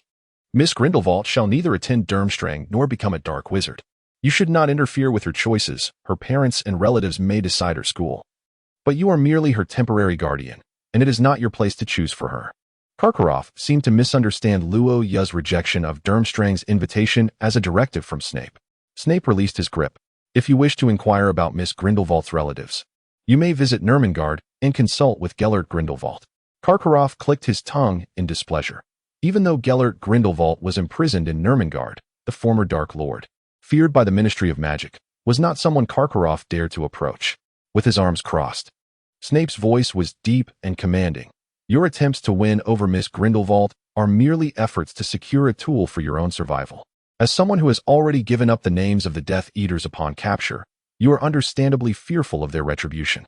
With his intentions unmasked, Karkaroff let out a frustrated grunt, and the two parted ways on unfriendly terms. Before long, the day of enrollment arrived. Loya rose early to inspect her list of items, ensuring that nothing was overlooked, and even fashioned a bow tie for her Niffler using a scarf. Snape escorted her to King's Cross Station, where her suitcase and Niffler were piled onto a trolley. He pointed to the wall before them, carefully instructing her that the barrier between platforms 9 and 10 led directly to the platform, urging her not to be anxious. "I certainly know that," Loya exclaimed excitedly, recalling how many times she had watched the scene in the film where Harry passed through the wall. Loya took a deep breath and, pushing the cart, briskly maneuvered through the wall. Beyond the barrier lay another platform, teeming with a multitude of people. The Hogwarts Express was stationed at a platform crowded with young wizards. The first few carriages were filled to capacity, but Loya managed to weave through the throng and finally found an empty compartment at the rear of the train. Loya sat by the window, cradling the little creature, as the spot by the window was the most comfortable. She gazed outside, observing the bustling crowd. Suddenly, the steam train emitted a series of whistles, signaling its departure. A handsome boy with dark hair politely knocked on the compartment door, inquiring, "May I sit here?" All the other compartments are full. Dressed in a wizard's robe, he appeared quite approachable and was notably taller than Loya, indicating that he was not a freshman. Loya was taken aback, as the first to enter the private room was a stranger from the unknown academy, rather than the trio she had anticipated. Nevertheless, Loya offered a faint smile. The boy took a seat opposite her, adorned with a gentle smile as he introduced himself. "Hello, my name is Cedric Diggory, a third year from Hufflepuff." Loya's memory sparked. Cedric, the most accomplished student of the entire year, the valiant Hogwarts champion of the Triwizard Tournament. She vaguely recalled his fated conclusion. His life forever halted at the tender age of 17. Loya Grindelwald returned his smile. As Cedric settled his belongings, he inadvertently noticed the Niffler nestled on Loya's lap. "Is this your pet? A Niffler?" he inquired, slightly astonished, for it was quite rare to see someone at Hogwarts with a Niffler as a companion. Loya nodded in agreement. It was clear that such a creature was ill-suited for a pet.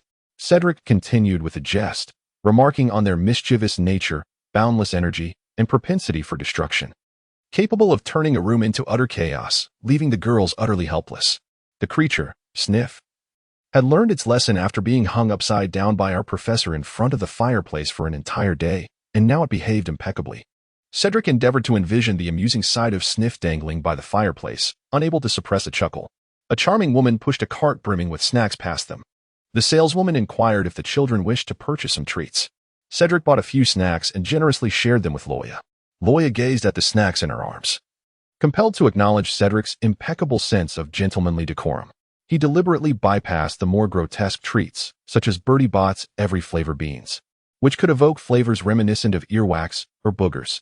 He would never allow the girls to feel embarrassed or humiliated by the pranks of such unwholesome confections. Were it Fred and George in his stead, Loya dared not imagine the peculiar bodily transformations that might ensue from indulging in the snacks they offered. A commotion erupted in the train aisle, where a bewildered first-year inquired of a third-year Slytherin about the meaning of half-blood. The pure-blood Slytherin contemptuously gestured with his chin towards a nearby Gryffindor, prompting another Slytherin to join in the mockery. Such filthy mudbloods, they sneered. Enraged, the Gryffindor brandished his wand, engaging in a scuffle with the two Slytherins, which rapidly spilled into the aisle. Upon hearing the ruckus, Cedric cast a glance towards the commotion. The compartment was predominantly filled with first years, save for himself and the few third years embroiled in the fray. Given Cedric's character, he would never turn a blind eye to such an incident. Loya gazed silently towards the corridor, observing her silence. Cedric mistakenly assumed that the altercation among the third-year students had frightened her. He endeavored to soothe her, saying, "I will step outside for a moment," and added reassuringly, "You stay here. I shall return shortly." Cedric exited the compartment and gently closed the door behind him. In the corridor, a third-year Gryffindor was confronting two burly third-year Slytherins. The Gryffindor appeared somewhat beleaguered in the face of the 2-to-1 situation, while the surrounding first years were visibly anxious. Cedric stepped forward, intervening to separate them and halt their quarrel. The Gryffindor, upon recognizing Cedric's intentions, despite his anger, reluctantly sheathed his wand out of respect. However, the two Slytherins remained obstinate, with one disdainfully shouting at Cedric, "What business is it of you Hufflepuffs?" Cedric lowered his voice, responding, "Most of the occupants in this carriage are first years. You are frightening them." The Slytherin retorted, "Your house is either useless or gluttonous, no better than those mudbloods. Mind your own affairs." Yet, Cedric, possessing a remarkably placid temperament, made a concerted effort to restrain his emotions, as his upbringing forbade him from resorting to violence easily. However, Loya's temperament was considerably less forgiving. "Be quiet," came the firm voice of the girl behind Cedric. He turned to see Loya brandishing her wand, casting a silencing charm that effectively sealed the lips of the third-year Slytherin. API call failed with status code 429. Error. Code. For 29. Message. Resource has been exhausted, e.g. check quota. Status. Resource exhausted. Loya remained composed and unperturbed, while the surrounding first-year wizards peered incredulously from their cubicles. Another Slytherin, feeling humiliated, directed his wand at Loya, intent on casting a malevolent curse. However, Cedric, with remarkable swiftness, drew his wand and uttered Expelliarmus. The Slytherin's wand was sent flying from his grasp. Loya felt a sudden tug as Cedric's strong arm pulled her behind him. He frowned at the disarmed Slytherin, chastising him for using dark curses on a first year, declaring him excessively extreme. At last, the farce came to an end. The third-year Gryffindors cast grateful glances toward Loya and Cedric. In truth, Loya believed that even without her intervention, Cedric possessed ample ability to handle the situation. The commotion soon attracted the attention of others from nearby compartments. As they gathered, they beheld one Slytherin silenced by a spell, while another frantically searched the ground for his dislodged wand. Two familiar redheads emerged from the crowd, eagerly greeting, "Hey, Loya." Fred and George enveloped her in warm embraces, and Loya noticed they seemed to have grown significantly taller. The twins had finally abandoned their game of Guess Who I Am, as a prominent scar now marked Fred's temple, allowing them to be distinguished with ease. The chastened Slytherins, embarrassed by their lesson, hastily retreated, brushing past the twins. With a sly glance, Fred remarked with a hint of glee, "As expected of you. Those two Slytherins will likely be the subject of ridicule for the entire year." George chimed in, "We knew you would receive your Hogwarts acceptance letter. We were just searching for you in the front compartments, not realizing you were at the rear." Fred winked. "We still have space in our compartment. Would you care to join us?" Loya offered a courteous refusal, as abandoning Cedric, whom she had only just met, upon encountering an old friend, would be impolite. Shortly after she and Cedric returned to their compartment, a young woman with East Asian features, Cho Chang from Ravenclaw's second year, knocked on the door. "Excuse me, are there any seats available here?" She inquired demurely, her gaze fixed on Cedric. Cedric seemed not to recognize her, regarding her with unfamiliarity.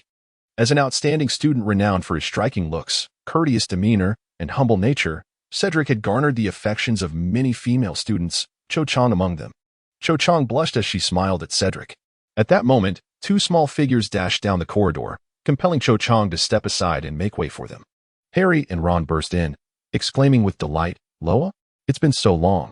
Fred and George said you were in the last compartment." Harry promptly took a seat beside his old friend Loya, introducing his newly acquainted friend. "This is Ron." Ron's eyes widened as he exclaimed with admiration, "You're Loya Grindelwald?" "Fred and George just said you used the silencing charm to thoroughly trounce a Slytherin in the third year." Ron plopped down in the last vacant seat. With only enough room for 4 people in the compartment, they finally realized that the neglected Cho Chang was still standing at the door. Ron, with his notoriously poor social skills, took a bite of a sandwich prepared by Mrs. Weasley and mumbled to Cho Chang, "There's no room here. Go check other compartments." Ron's blunt manner of dismissal was indeed rather tactless. Cho Chang could not conceal the embarrassment on her face, and she stole another glance at Cedric, who, feeling somewhat awkward under her gaze, shifted towards the window. "Excuse me," another girl's voice sounded from behind Cho Chang. Cho Chang stepped aside as Hermione strode into the compartment, uttering her signature opening line. "Has anyone seen a toad? A boy named Neville has lost one." Hermione was taken aback by the number of people in the compartment, and she was even more astonished to see the legendary Harry Potter, the boy who lived, and Cedric Diggory, a third-year student. Loya felt that her cubicle was particularly lively today, brimming with a crowd. Within the confines of the cramped space, numerous individuals gathered. Harry was animatedly sharing his recent experiences with Loya, recounting tales of a half-giant named Hagrid and his encounter with goblins at Gringotts. Ron, meanwhile, was dejected due to his failed attempt to cast a color-changing spell on Scabbers. The rat was being relentlessly pursued by Crookshanks, who was playfully pouncing on him. Hermione, eager to showcase her magical prowess before the older Cedric and Cho Chang, found herself overwhelmed with nerves, leading to a series of blunders. She tapped the cracked lens of her glasses with the tip of her wand, hoping to restore them to their original state. On her first attempt, nothing happened. Undeterred, she tried again.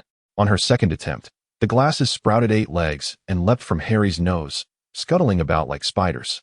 Ron erupted with laughter, nearly rolling on the floor, exclaiming that she had just claimed to have reviewed all her textbooks in advance. Hermione shot him an annoyed glare. Luoya sees the scattered 8-legged spectacles. The ability to transform glasses into 8 legs is, in a certain sense, quite impressive. Loya placed Harry's unfortunate glasses before Hermione. She encouraged Hermione, "You are too anxious. Give it another attempt, and you shall succeed." Hermione grasped her wand, took a deep breath, and once more tapped the shattered lenses with her wand. In an instant, the broken glasses were restored to their original state. Loya gently applauded, and Cedric joined in harmony with him. Hermione lightly patted her heart, finally exhaling in relief. She cast a grateful glance towards Loya. Had it not been for his encouragement, she might have endured a day of ridicule from the red-haired Weasley. Harry donned his glasses, and his vision became clear, yet he hesitated for a moment, troubled, and remarked, "What shall we do about the 8 legs of these glasses?" API call failed with status code 429. Error. Code. For 29. Message. Resource has been exhausted, e.g. check quota. Status. Resource exhausted. Loya and her companions disembarked from the train, joining the throng of first-year students. Hagrid, lantern in hand, called out to the newcomers. Upon spotting Harry, a broad smile spread across his bearded face, yet he continued to search for another figure. He recalled Headmaster Dumbledore mentioning that the blonde-haired, blue-eyed girl was easily recognizable. His gaze swiftly landed on Loya, who was curiously exploring her surroundings next to Harry. In a booming voice, he addressed her, "Miss Grindelwald?" Loya gazed at the towering half-breed giant before her, who was enthusiastically waving in her direction. "Miss Grindelwald, you and Harry must stay close to me. We are to embark on a boat across the Black Lake." Loya, Harry, Ron, and Hermione cautiously boarded a small boat, which seemed to glide magically towards the castle. Upon reaching the shore, they approached the grand doors of the Hogwarts Great Hall. Waiting patiently was Professor McGonagall, who led the first-year students into the hall. Inside, 4 long tables were set, each occupied by students from the 4 houses. As Loya entered through the grand entrance, she felt the warm, affectionate gaze of Professor Dumbledore upon her. She returned his smile politely, and his expression grew even warmer.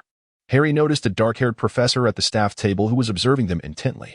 Confused, he inquired, "Who is that staring at us?" Hermione replied, "You don't know? He's the potions master." Ron interjected with a look of horror, recounting that he had heard tales of the professor's notoriously harsh demeanor. When in a foul mood, he would detain students, seemingly existing solely to deduct points from other houses. Harry then pointed to an ancient stone cup on the pedestal at the front of the hall, surrounded by an array of flowers. Curiously, he asked, "What is that cup?" Unable to respond, Ron fell silent, prompting Hermione to boastfully declare, "I read about it in a history of Hogwarts. That is the Goblet of Fire, which guards Hogwarts. It is said that many years ago, the goblet birthed a soul that could converse and think like a human, even taking on a human form. However, it appears that the goblet holds no flames now." According to history, when Death Eaters invaded Hogwarts, the goblet's soul perished alongside them, and its remnants have been preserved here in the hall. Loya felt an acute embarrassment as she listened to Harry and his friends discussing the remains of her past life, the cup. Moreover, the sight of her own remains being revered as a treasure, adorned with flowers and wreaths, sent shivers down her spine. I am not dead in this life. Yet flowers are plentiful, she thought, experiencing a peculiar sense of unease. Suddenly, Ron exclaimed, "Oh, I remember. Fred and George mentioned that although the goblet's soul has died, its remains possess some extraordinary powers." Hermione and Harry perked up with curiosity. Ron continued, "There was a poor-performing upperclassman from Gryffindor who consistently failed his exams. He knelt before the broken goblet, seeking its blessing to pass, and miraculously, he succeeded. After that, it became a tradition for students to bring flowers and make wishes at the goblet for good fortune in their examinations." Loya's lips twitched slightly as he vehemently refuted the notion as sheer feudal superstition and utter nonsense. Why beseech the deities governing examinations? What purpose does venerating the remains of my past self serve? Yet, Fred and George had indeed offered their prayers to the Goblet of Fire, ultimately passing their potions class at the end of term. Ron wore an expression that seemed to say, "You may not believe now, but once you pay homage to the Goblet of Fire, you shall surely find it irresistible." Hermione, unable to restrain herself any longer, produced a piece of parchment to make a wish to the Goblet of Fire, pondering what precautions to take. "Should I offer flowers, or is there more?" she mused, diligently jotting down notes, while Harry listened intently, contemplating that if they were to fail their exams, they might as well pay their respects to the remains of the goblet. "Loya, it is truly futile to rely on my corpse." At the Hufflepuff table, Cedric's classmates patted him on the shoulder. "Cedric, which third-year Slytherin did you mention teaching a lesson to on the train? Is it that stunning blonde with blue eyes?" Cedric remained transfixed, nodding slightly. "Do you think she will be sorted in a Hufflepuff?" Cedric chuckled softly, shaking his head. "She possesses remarkable magical talent. How could she possibly be sorted into Hufflepuff?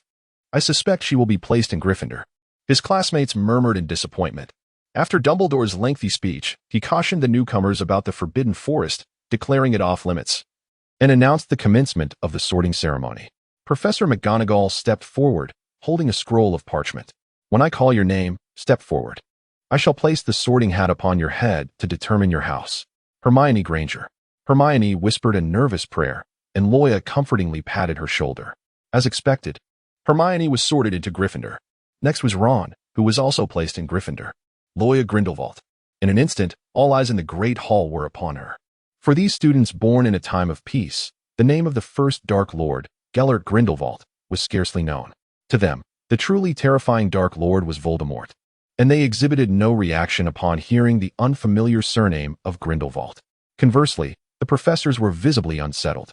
Aside from Snape, the other instructors displayed a range of subtle expressions upon hearing the name Grindelwald. Some wore faces of perplexity, others disbelief, and some revealed signs of fear. Professor Sybil Trelawney, from divination, appeared excessively startled, retreating behind her chair and refusing to emerge. Professor McGonagall, observing Trelawney's disarray, was at a loss for words. Loya sat serenely in the chair as Professor McGonagall gently placed the sorting hat upon her head. Let me see," it mused. "You possess great courage and ambition. And while your heart may not be entirely untainted, that complicates matters. API call failed with status code 429. Error. Code. For 29. Message. Resource has been exhausted. E.g. Check quota. Status. Resource exhausted. API call failed with status code 429. Error. Code. For 29. Message. Resource has been exhausted. E.g. check quota. Status. Resource exhausted. Loya felt an overwhelming desire to tear the sorting hat asunder. Suddenly, the hat exuberantly exclaimed, "Azkaban! Azkaban! Azkaban! Burn Paris! Burn Paris! Azkaban!" API call failed with status code 429. Error. Code. For 29. Message. Resource has been exhausted. E.g. check quota. Status. Resource exhausted. Loya gritted her teeth, articulating each word with intensity. "What about Azkaban? Could you repeat that?" Professor McGonagall stared in shock at the new student who was so brutally assaulting the sorting hat. She felt an overwhelming urge to reprimand Loya Grindelwald for her egregious behavior. However, upon noticing the silent demeanor of Headmaster Dumbledore, who chose to remain mute, and the permissive attitude of temporary guardian Professor Snape, McGonagall refrained from voicing her disapproval. The sorting hat, nearly on the verge of being twisted beyond recognition, murmured in a voice only discernible to those in close proximity, "I was mistaken, dear housemate. Let us converse calmly and refrain from violence, considering we all once shared the confines of the headmaster's office together." API call failed with status code 429. Error. Code 429. Message. Resource has been exhausted, e.g. check quota. Status. Resource exhausted. Loya pondered for a moment, deciding to initially accompany the main group, as being in the same academy would prove to be more convenient. Aside from Mafugi, she could hardly recall the names of anyone else from Slytherin. Loya decisively chose Gryffindor. The Sorting Hat's feeble voice announced Gryffindor to the gathering, prompting an enthusiastic round of applause from the Gryffindor table. Loya trotted into the Gryffindor long table, where Fred and George sprang from their seats, joyfully high-fiving Loya in celebration.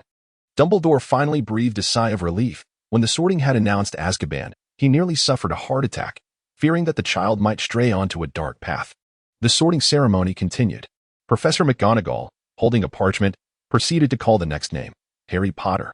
Anxiously, Harry hesitated to step forward, terrified of being sorted into Slytherin, as Ron had warned him that it was home to nefarious wizards. Loya reassured him, "And soon you will inform the Sorting Hat that I sent you to Gryffindor." Although Harry did not comprehend the meaning behind Loya's words, he ultimately summoned the courage to take a seat. Professor McGonagall placed the Sorting Hat upon his head, and upon recognizing the boy, Harry Potter, the hat perked up. "Ah, quite courageous, eager to prove yourself. How intriguing. Now, where shall I place you?" Harry gripped the edge of the stool, muttering softly, "Not Slytherin, not Slytherin. I want to be in the same house as Loya." "Really? Not considering Slytherin?" "Slytherin could guide you to greatness." Harry became even more anxious, recalling Loya's earlier instructions. "Loya told me to tell you, I must go to Gryffindor." This wretched hat. "I do not quite understand your words," Harry exclaimed with a puzzled expression, struggling to comprehend what the Sorting Hat was saying. The hat cleared its throat. Very well. Very well. Since she has made up your mind, then it shall be Gryffindor." Applause erupted from the Gryffindor table as Harry joyfully made his way to join them. Shortly thereafter, Dumbledore announced the commencement of the feast. Upon receiving Dumbledore's signal to serve, the house elves in the kitchen conjured a plethora of delectable dishes that appeared out of thin air upon the long table. After relishing the scrumptious meal, the first-year students were led by their prefects through the stairways to their respective house dormitories. At the end of the corridor hung a portrait of a rather rotund woman. The prefect uttered the password, and the young lions entered the Gryffindor common room. Percy guided the boys toward the left staircase, while the girls ascended the right staircase, leading to their respective dormitories at the top. Loya was about to ascend the staircase alongside the girls when Percy, with utmost courtesy, called out to her, "Miss Grindelwald, your dormitory is not in that direction." He gestured towards the third staircase in the lounge that remained untouched. Confused, Loya stepped onto the stairs. "Hermione Granger, you have been assigned to share a dormitory with Miss Grindelwald." Unlike his earlier demeanor towards Loya, Percy's attitude towards Hermione shifted to a more subdued formality. Initially, Dumbledore had prepared a single dormitory for Loya, but he soon reconsidered, recognizing the importance of companionship and the need for friends during the formative years of childhood. It is all too easy to leave behind shadows of childhood that could lead one down a dark path, as exemplified by Tom Riddle. Thus, Dumbledore meticulously curated the list of incoming students at Hogwarts, selecting Hermione Granger, a witch from a Muggle family. Her background was unblemished, her character commendable, and she did not exhibit a propensity to bully the weak. Drawing from his extensive experience, Dumbledore foresaw that both Loya and Hermione would be sorted into Gryffindor, making Hermione an ideal companion for Loya. Consequently, Loya's dormitory was converted into a shared room, with Hermione taking on the role of her study partner and roommate. Dumbledore hoped that Loya, supported by the companionship of a friend, would navigate her growth without straying onto a perilous path. The house elves transported Loya and Hermione's belongings to their new dormitory, which was impressively luxurious, leaving Hermione somewhat astonished. There is no doubt that Loya is of pure blood. It is indeed surprising that she has been assigned to share a dormitory with Loya. After all, she was mocked by Draco Malfoy as a mudblood on the Hogwarts Express. In the Great Hall, she noticed that Professor Dumbledore was gazing at Loya with a tender affection, and she realized that her placement in the shared dormitory was due to her connection with Loya. Loya settled her luggage and began to frolic on the bed, her movements lively and playful. She caressed the deep crimson velvet drapes and dove into the comforter. engaging in a whimsical conversation with Hermione about the realms of magic and muggles. The core curriculum for first-year students at Hogwarts included Transfiguration, Charms, History of Magic, Defense Against the Dark Arts, Herbology, and Flying Lessons. Professor McGonagall, the Transfiguration instructor, was quite stern, and she quickly recognized Loya's exceptional talent in the art of transformation. Despite Loya's rather rude behavior during the sorting ceremony, she consistently excelled in class, often being the first to transmute animals into objects. However, Loya herself appeared to harbor little interest in the intricacies of transfiguration. Throughout Hogwarts, the class that incited the most dread and reluctance among the students was undoubtedly Professor Snape's potions class. API call failed with status code 429. Error. Code 429. Message. Resource has been exhausted, e.g. check quota. Status. Resource exhausted, Loya, embracing the mindset that as long as I am not embarrassed, the embarrassment belongs to others, boldly waved at Snape and said, "Do you believe me when I say my tardiness was unintentional?" The classroom fell into an unusual silence, with Gryffindor casting sympathetic glances at Loya. Hermione, feeling anxious and overwhelmed, lowered her head in silence, while Malfoy watched them with a malicious grin. Snape's dark, penetrating gaze fixed upon Loya, yet he remained silent. His attention then shifted to Hermione, his expression turning cold and his tone razor-sharp.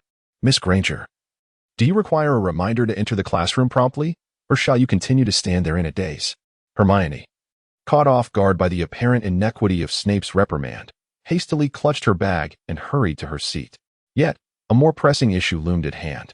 Loya discovered that the seating arrangement in the potions classroom differed significantly from her vague recollections from the film. The desks were arranged in 2 rows, with the 2 houses seated on opposite sides of the aisle, embodying an air of mutual disdain. Presently, only 1 seat remained vacant in Gryffindor, and similarly, only 1 was left in Slytherin. This meant that either Loya or Hermione would have to occupy the Slytherin seat and attend the class alongside their rivals. The animosity between Slytherin and Gryffindor rendered the prospect of stepping into the opposing camp utterly unthinkable. Hermione, naturally reluctant to sit with Slytherin, recalled the sting of Malfoy's derogatory remarks about her being a filthy mudblood, which still haunted her. Yet, if she claimed the last seat in Gryffindor, she felt a pang of guilt towards Loya. Standing indecisively in the aisle, Hermione found herself in a quandary, torn between her options. Loya breezily brushed past her, gently pushing Hermione into the last seat of Gryffindor. She then boldly claimed the final vacant spot beside Draco Malfoy in Slytherin. The little lions of Gryffindor cast appreciative glances at Loya's selfless act for her friend, moved by her willingness to face danger. Amidst the sympathetic gazes from Gryffindor and the menacing stares from Slytherin, Loya calmly settled into her seat beside Malfoy. With his hair fixed in place by an unquantifiable amount of hairspray, Malfoy arrogantly tilted his chin upward. API call failed with status code 429. Error. Code 429. Message. Resource has been exhausted, e.g. check quota.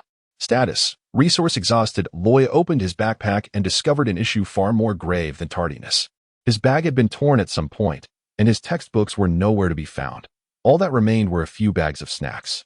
Malfoy astutely perceived Loya's predicament. What a situation. Not only was he late for the first potions class, but he had also forgotten his materials. He was doomed. Malfoy activated his informant mode, declaring, "Professor, Gryffindor has come unprepared." The Slytherins eagerly joined in, their gleeful gazes fixed upon Loya's empty desk, eagerly awaiting her humiliation. Snape, with a piercing gaze, scanned the room, instantly silencing the Slytherins. Harry, wishing to assist, called out softly in Loya's direction, "Loya, you can borrow my textbook." Snape shot Harry a warning glance. Hermione hurriedly intervened, pulling Harry back by the arm. Professor Snape saw that. Snape approached Loya's desk with deliberate slowness, lowering his gaze to her small head. Malfoy, reveling in anticipation of Snape's reprimand, was certain Gryffindor would lose points. Snape's deep voice resonated throughout the classroom. "Mr. Malfoy, you are quite clever." Malfoy, basking in the compliment, raised his chin proudly. "You possess a remarkable aptitude for potions," Snape continued, eliciting a pleased smile from Malfoy. "I trust that with your talent, even without a textbook, you will grasp the lesson's content." Malfoy was taken aback, his expression filled with disbelief as he raised his head, only to see Professor Snape nonchalantly pushing his textbook towards Loya.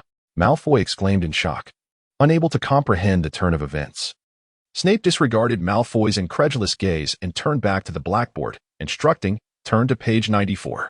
Malfoy glared at Loya through clenched teeth, reluctantly protesting, "Professor, she hasn't even brought her quill." Snape turned back once more. Loya rested her head on her hands, leaning on the desk as she exchanged glances with Snape. "It seems I've misplaced my quill as well." Snape, with a stern countenance, directed his gaze towards Malfoy. "Mr. Malfoy, I trust that with your remarkable memory, you do not require classroom notes. You should be able to retain the knowledge imparted during our lessons effortlessly." Malfoy replied, "Professor, my memory may not quite reach the level of photographic recall." Snape asserted, "I believe you possess that capability."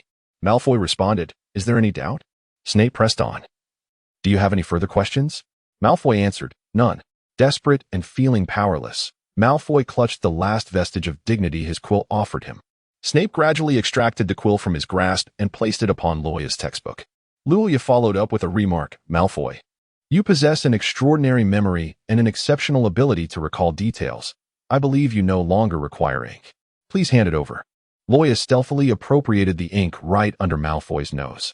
Malfoy, pale as a ghost, experienced an unprecedented sense of indignation. In a fit of rage, he seized Goyle's textbook and quill, pinning a letter home requesting a new textbook and a fresh quill. The enmity between Draco Malfoy and Loya Grindelwald was firmly established. Snape leaned against the lectern, continuing to expound, asserting that this lesson did not require your clumsy wand-waving or aimless incantations. Meanwhile, Harry focused intently on jotting down his notes as a struggling student. Loya was engrossed in scribbling on Malfoy's textbook. "Some of you entered Hogwarts with sufficient confidence to disregard my lectures, did you?" Snape immediately turned his verbal assault on Harry, launching a barrage of questions. "Mr. Potter, what would be the result if I were to add powdered daffodil root to an infusion of mugwort?" However, before Snape could complete his trifecta of inquiries, Harry interjected. "I don't know, sir." Snape, with a stern countenance, announced, "Attention, Gryffindor students. Due to your classmates' disrespect towards the teacher, Gryffindor loses 5 points." The Slytherins eagerly awaited their head of house to confirm the deduction. Snape hesitated, casting a sidelong glance at Loya, before coolly stating, "A deduction of 0. 5 points." The Slytherins were left speechless. Was it truly possible to deduct points in such a manner? The potions lesson continued, and they were to learn how to brew a simple potion for scabies. They were assigned to work in pairs. Loya observed Malfoy intently as he crushed a snake's fang while adding dried nettles to the cauldron. Ron tossed a paper ball towards Loya, but it veered off course and accurately struck Malfoy on the nose as he stirred the cauldron. Ron gestured animatedly towards Loya, pointing towards the door, but Loya found it impossible to decipher his sign language. In a fit of rage, Malfoy hurled the paper ball back. Ron, undeterred, wore a defiant expression as if to say he didn't believe Malfoy could catch it again, and promptly called for reinforcements from Neville and Seamus at the back of the classroom. "Neville, Seamus, come help."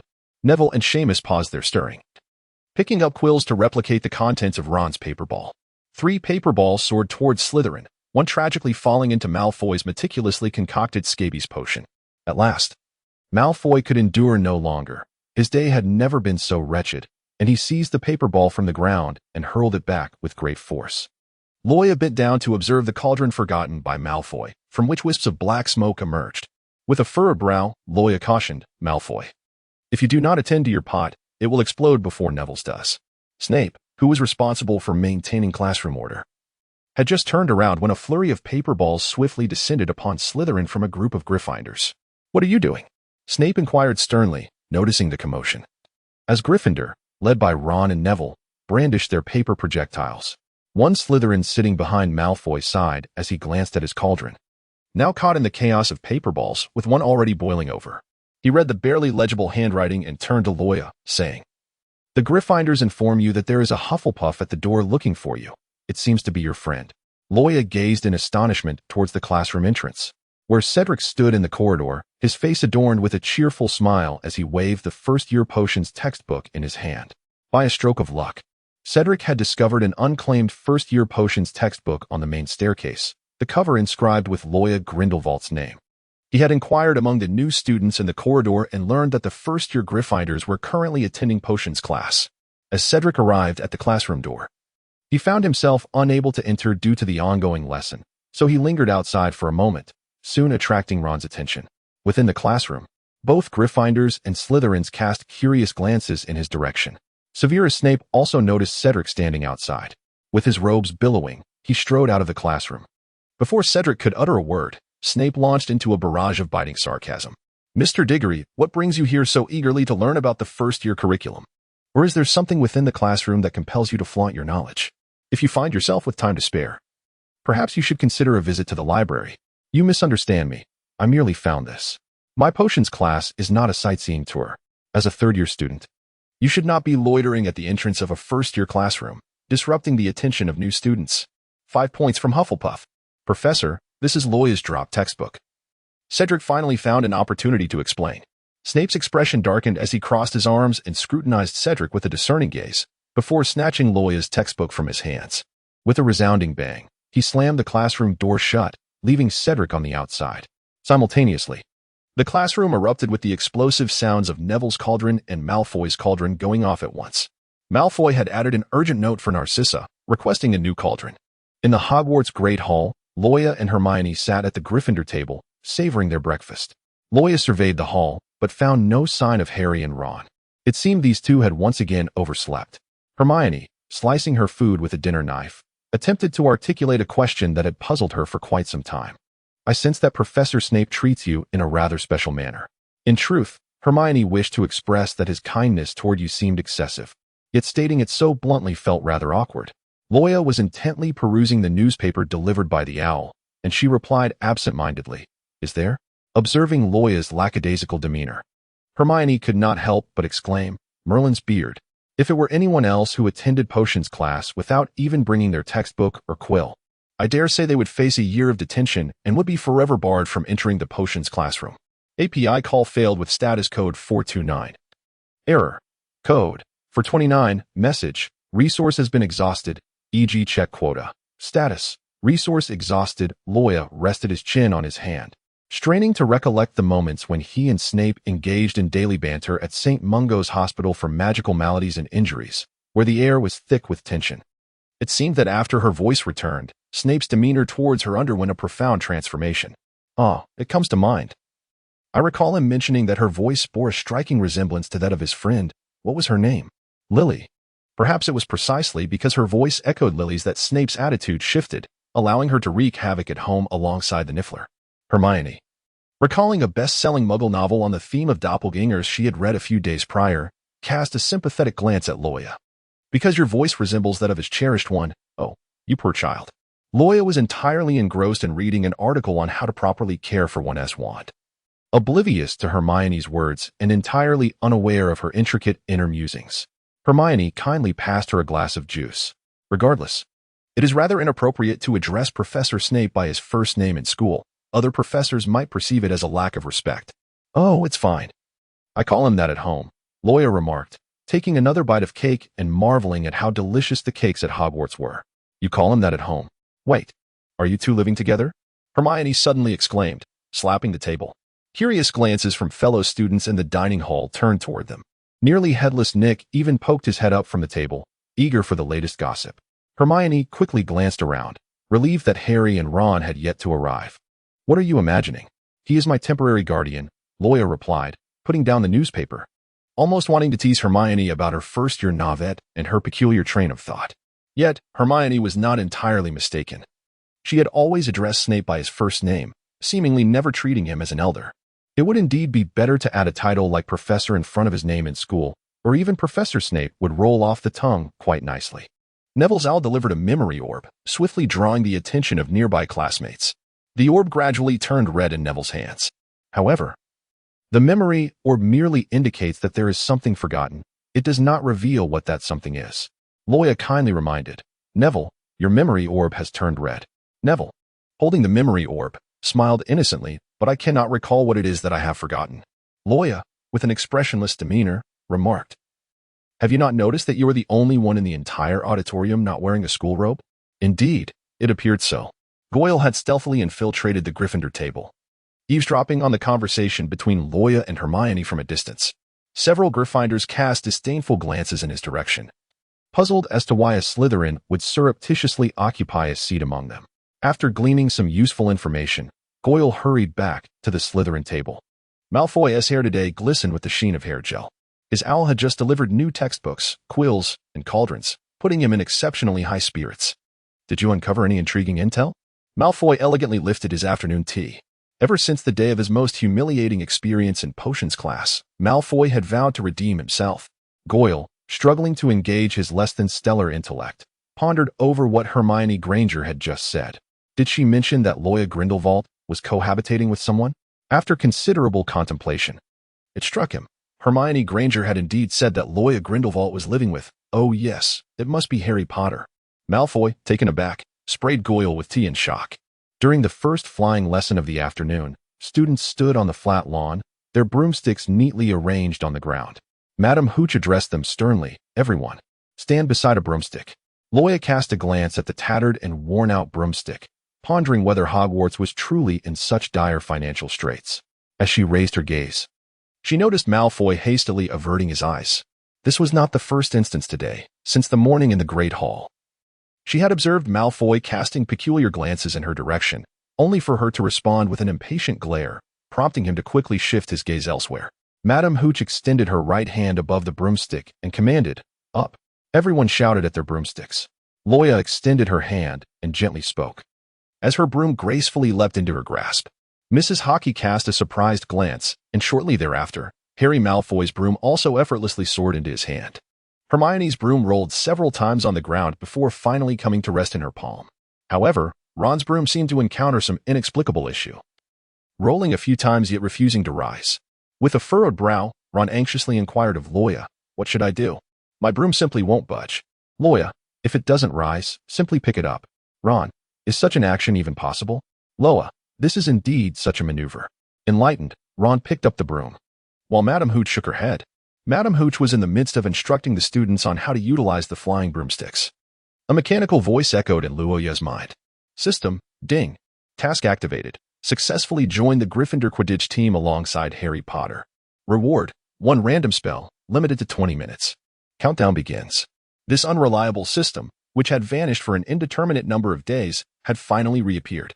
Just a few days prior, Luoya had begun to question whether the system had malfunctioned. However, the spell rewards from the system were undeniably impressive. Many of the spells were not taught in school. In contrast to the magic learned in the classroom, the variety offered by the system was vast, with formidable destructive power and with a stroke of luck. One could even obtain advanced spells. Loya recalled that first-year students were not permitted to participate in the Quidditch tryouts. And it was Professor McGonagall who made an exception by recommending Harry for the Gryffindor Quidditch team. In order to secure a spot on the Quidditch team, she needed Professor McGonagall's endorsement, which meant capturing her attention within 20 minutes to showcase her flying prowess. The events that unfolded were strikingly similar to those etched in her memory. Neville tumbled from his out-of-control broom, sustaining a broken arm, and was promptly taken to the hospital wing by Madame Pomfrey. Meanwhile, Malfoy was taunting Harry by snatching Neville's remembrall, as Harry soared after him on his broom. Time slipped away, and Loya glanced at the system's countdown. Only 10 minutes remained. There was no time to waste. Loya leapt onto her broom. Hermione urgently interjected. "Madame Pomfrey said we cannot fly when she is not present." Loya could no longer concern herself with trivialities. With a powerful push of her feet, the broom soared into the air. Ron, witnessing both Harry and Loya ascend, could not resist the urge to grasp his broom and wobbly lift off the ground, exclaiming, "Wait for me." Loya had already flown to the window of Professor McGonagall's office. She glanced to the left and right, wondering why there was no one in the office. Where could Professor McGonagall be? After waiting at the window for 3 minutes, she began to feel uneasy. If Professor McGonagall did not return soon, she would be unable to complete her system task when the time came. Loya, in a state of urgency, soared on her broomstick, frantically searching for Professor McGonagall's figure around the castle, unwittingly drifting near the headmaster's office. Dumbledore, engrossed in polishing his glasses, failed to notice Loya's approach. With time slipping away, Loya resolved to take a chance. Since Professor McGonagall was absent, she would seek a recommendation from Headmaster Dumbledore to join the Quidditch team. Thus, Loya undertook an audacious act that no student or teacher at the school would dare to imagine. She rapped on the window of the headmaster's office while riding her broomstick. Dumbledore, setting aside his glasses, looked out the window and, upon seeing Loya, widened his eyes in surprise before his gaze softened with affection. API call failed with status code 429. Error. Code For 29, message, resource has been exhausted, e.g. check quota. Status, resource exhausted. Loya stroked her chin. And it seemed that her flying skills had garnered the approval of Dumbledore. However, with only 3 minutes remaining on the countdown, where had Harry Potter disappeared to? Loya glanced around and, at last, spotted Harry in the distance, who had just seized the memory sphere and was poised to soar back to the grass. Loya sighed, questioning why you had flown backward. Without any recommendations, how could you possibly make it onto the Quidditch team? If you were unable to secure a position in Quidditch, my system's task would remain unfulfilled. Loya cupped her hands around her mouth and called out to Harry. Harry, come over here, quickly. Harry, noticing Loya, obediently flew towards her. His bright eyes sparkled as he beamed a wide smile. Loya, I've retrieved Neville's memory ball.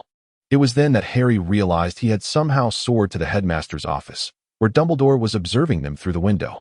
A wave of anxiety washed over him as he recalled Madame Hooch's warning that anyone caught flying recklessly on a broomstick would be expelled.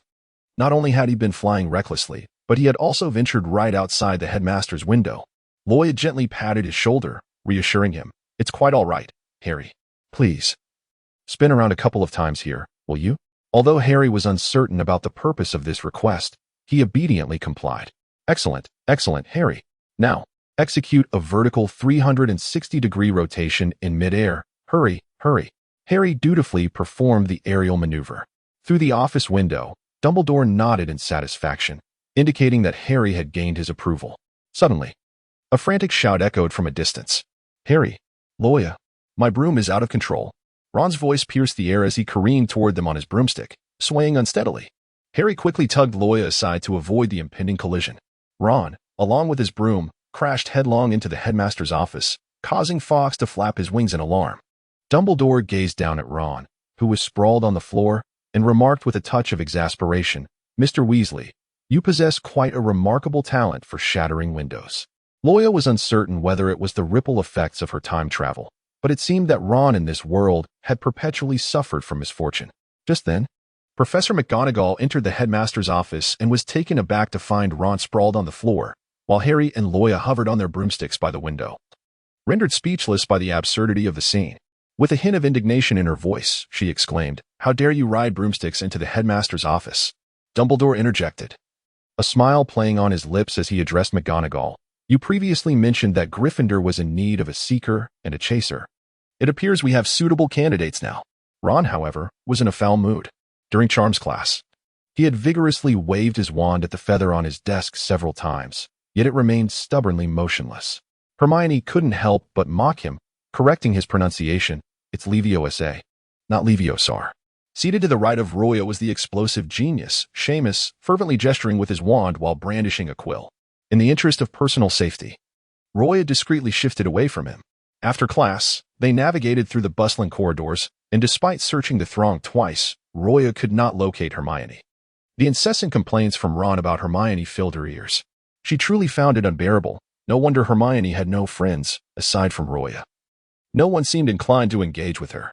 "The more you complain now, the more you'll find yourself kneeling on a washboard in the future when you start a family," Ron exclaimed with wide eyes.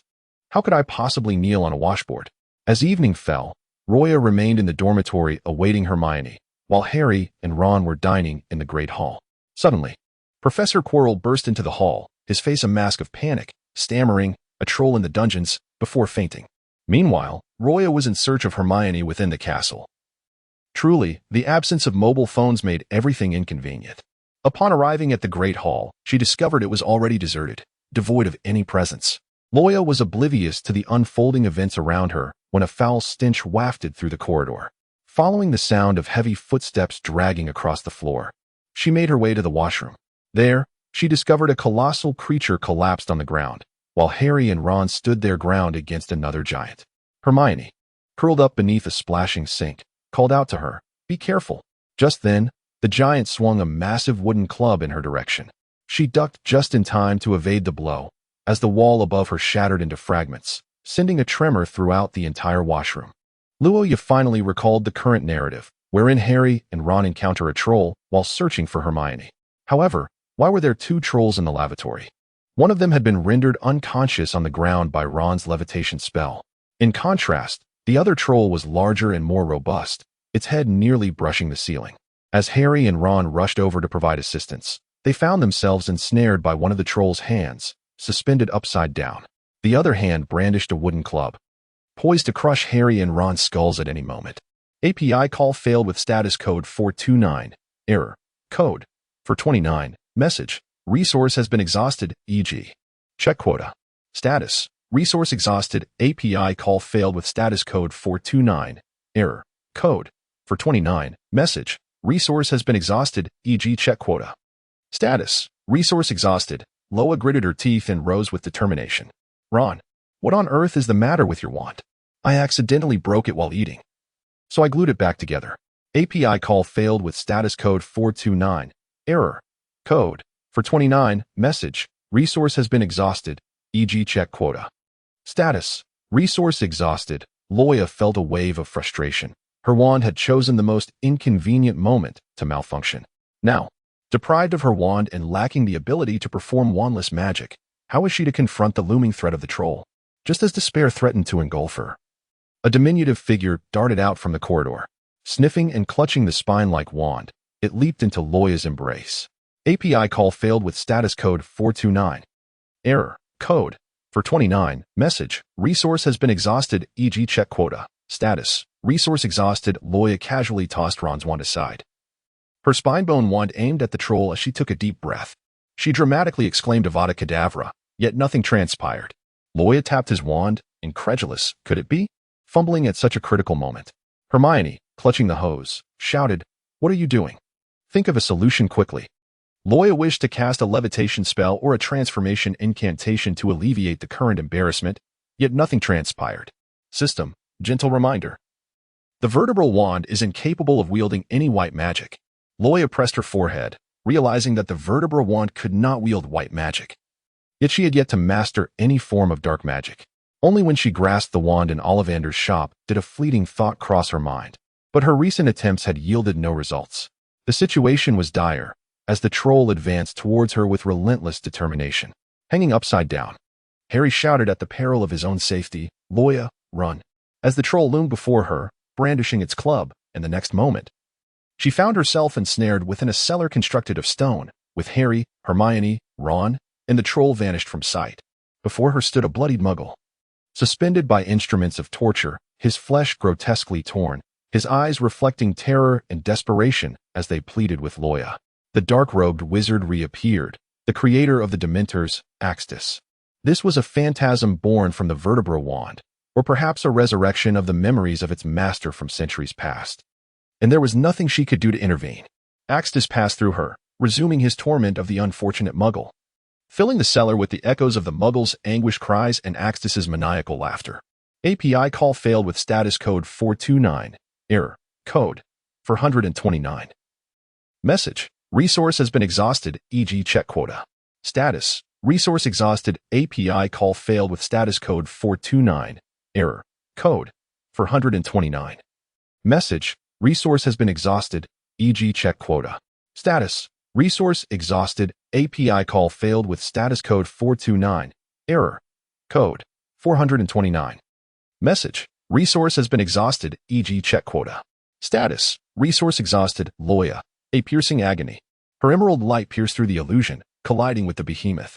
The creature convulsed, its form twisting, emitting a harrowing scream that reverberated throughout the entire lavatory, suffused with the unforgivable curse's green radiance.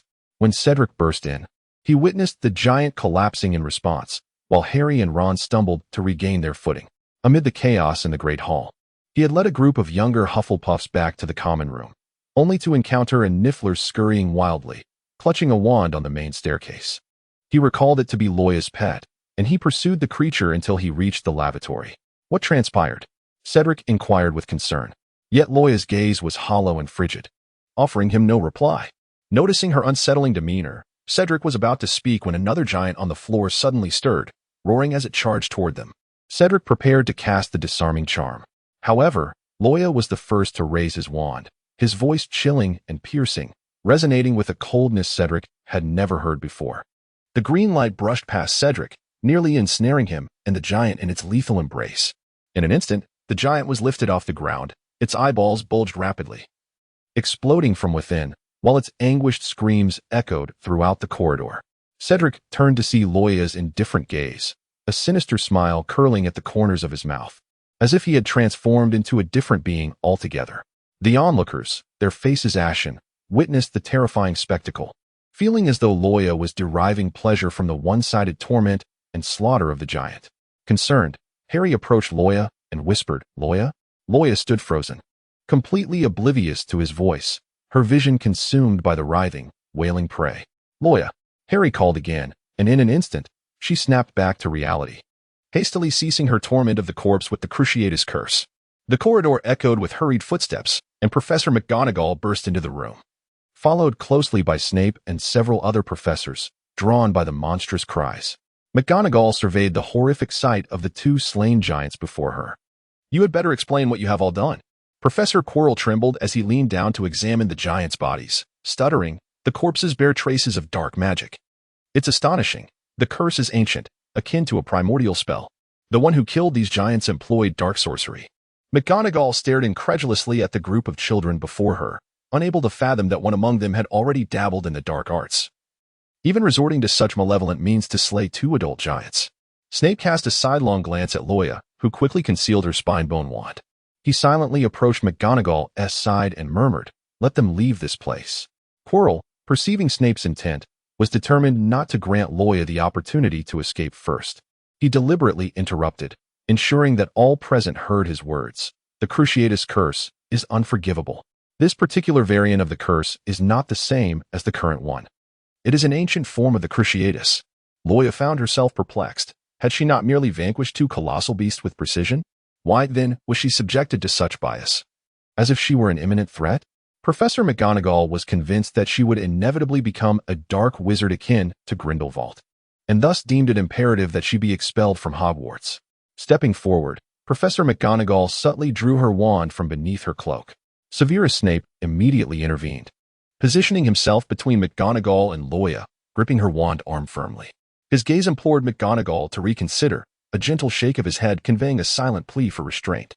McGonagall's peripheral vision caught sight of Snape's hand concealed within his sleeve, trembling as it clutched the wand. Turning her head, she observed Loya's watchful demeanor, an expression devoid of the innocence one might expect of a child. The vertebrae wand hidden within her robe seemed to sense the impending danger, causing Loya to steel herself. She harbored no animosity towards Professor McGonagall and had no desire to inflict harm upon her. Yet, what could she do if McGonagall resorted to offensive magic? Were her usual wand still in her possession, she might have conjured a mist as a means of retreat, allowing her to escape or seek refuge in Professor Dumbledore's office. However, the vertebrae wand currently in her grasp was limited to dark magic. Would she truly employ the Cruciatus curse against McGonagall? She recalled the professor from the films, stern yet warm-hearted, a figure deserving of respect and admiration. The thought of harming her was unthinkable. Should she remain passive and endure punishment? She still had a hidden advantage. Although she had been taking the suppressive potion developed by Snape to quell her darker instincts, the latent power had not manifested for quite some time. Yet, she was certain that should her body sustain a mortal wound, the likelihood of that force erupting once more was significant.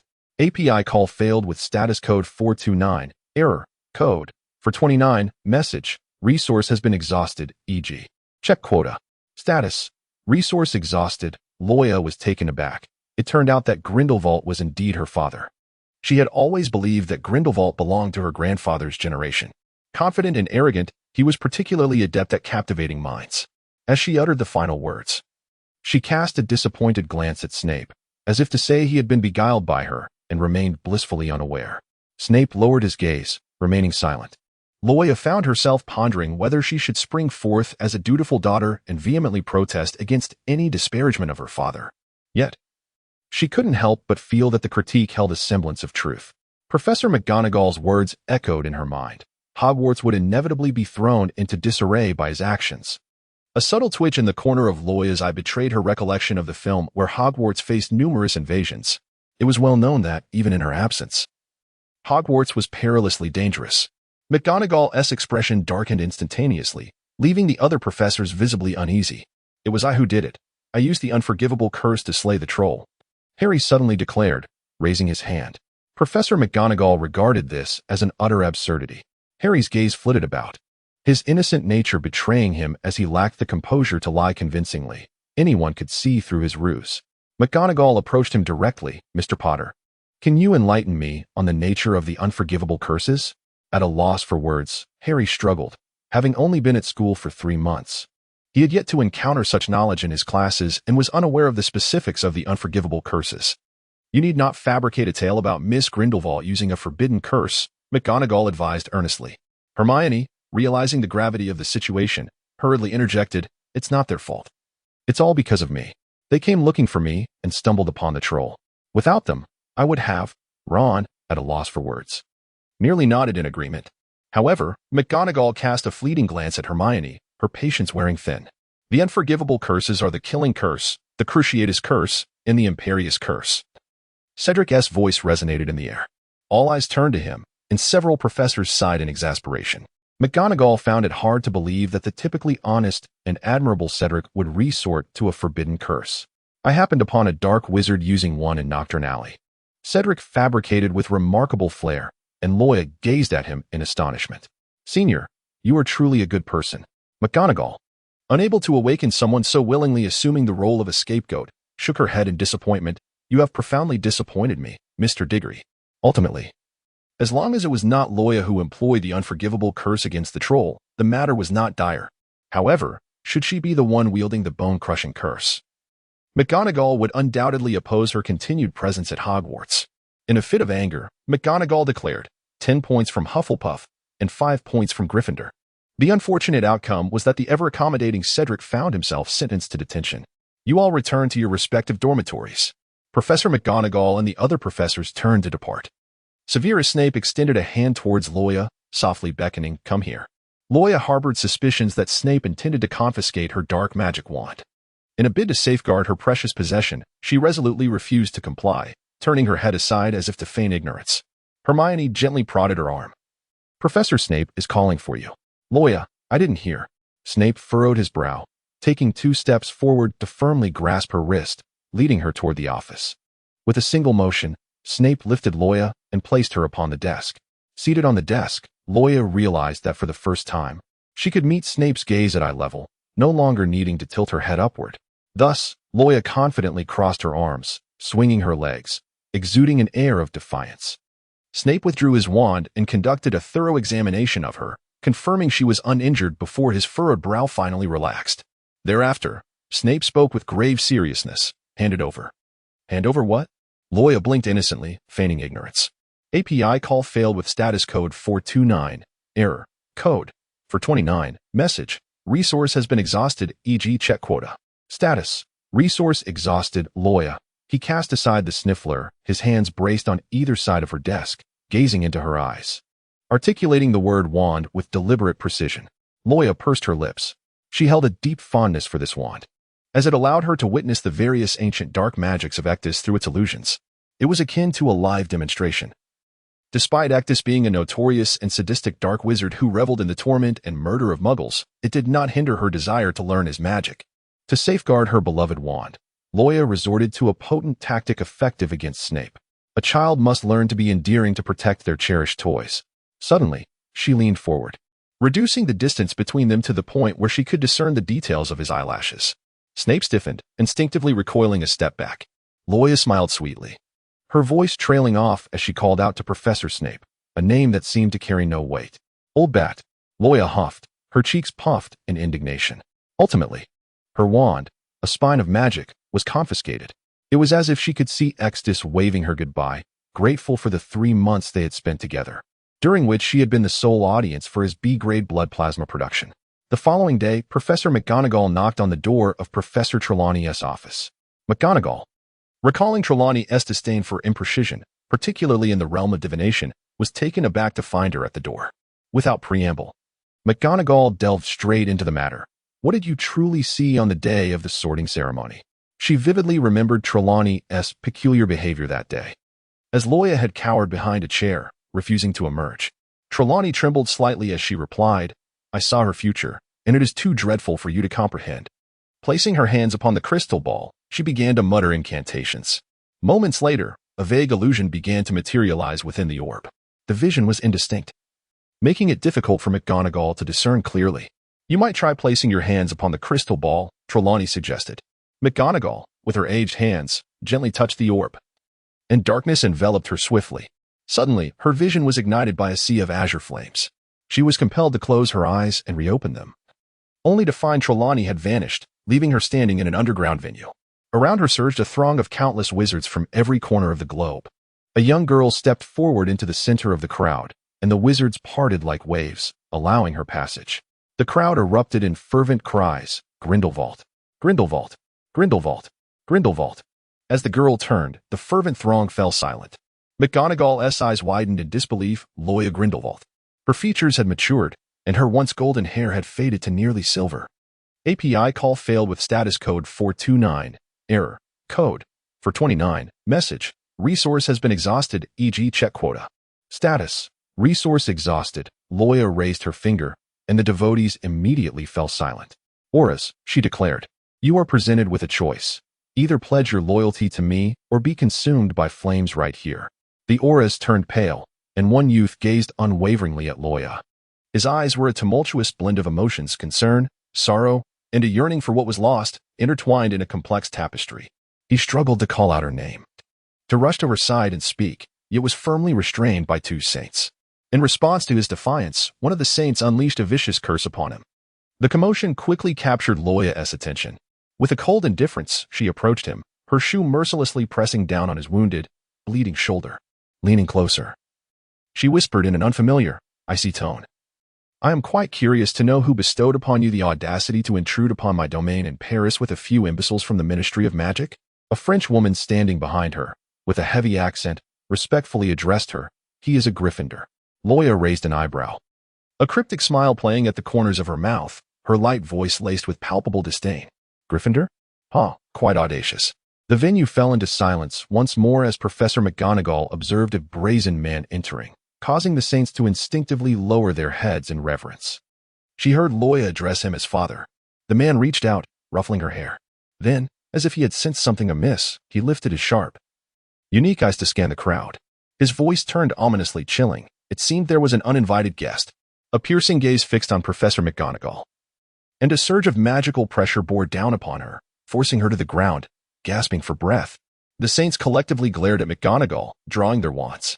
A dark vortex materialized behind her, violently pulling her in. She found herself back in Trelawney's office, ensnared in a wooden chair, her lips devoid of color, trembling uncontrollably. Steeling herself, she rose unsteadily and hurried towards the door. She could not allow Loya Grindelwald to remain at Hogwarts. She pushed open the door, only to find Snape standing before her, as if he had been waiting there for ages. Professor McGonagall stammered incoherently, she is just like her father, gathering those frenzied saints to incite war. My students are mere insects beneath her heel. I cannot allow her to stay at Hogwarts. Snape stood at the threshold, lips pressed together, showing no intention of yielding. Professor McGonagall widened her eyes at him. Snape drew his wand, pointing it at her. Obliviate. A flash of blinding light engulfed her, and Professor McGonagall collapsed, her memories of the past 2 days erased by Snape. Professor Trelawney was visibly shaken, trembling as she explained. Often, the results of divination can shift due to the querent's subjective mindset. If Professor McGonagall were to witness Miss Grindelwald commit murder, the future might not necessarily unfold as such. You all know my predictions are not always accurate, not always true. Snape remained impassive as he stepped closer to Trelawney, who shrank back in fear. What she sees is not always reality. This bears no relation to me. Snape extended his wand. Quidditch pitch. Wood arrived at the training ground at the prearranged time with Loya and Harry, ready to conduct the newcomers' first practice session. He opened the wooden box he had brought, revealing 4 balls of varying sizes. Wood introduced Harry and Loya to the rules of Quidditch. The bright red ball was the bludger, and the chasers score by throwing it through the hoops. The other 2 identical balls were the quaffles, which must be handled with caution. In her heart, Loya silently recalled her vague memories of the film, where she distinctly remembered the golden snitch.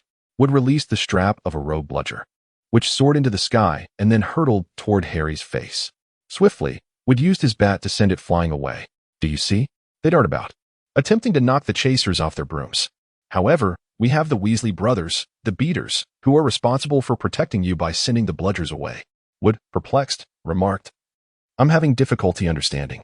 Loya let out a couple of amused chuckles. She fixed her gaze upon the quaffle in Wood's hands, and noticing her evident interest, he extended the quaffle towards her. The bludger that had been struck away suddenly soared back towards them, prompting Loya to swing the quaffle with determination. The bludger was sent flying. Wood squinted at the sky, pondering whether it had traveled too far. To his astonishment, the bludger crashed through a window, hurtling into the headmaster's office. Wood nearly fainted from shock. Through the gaping hole in the window, Dumbledore's face emerged, beaming as he waved cheerfully at Loya. Wood sighed in relief and quickly scrambled to his feet. Loya, feeling somewhat awkward, returned the bat to Wood. "I suppose I am not cut out to be a batsman," he remarked.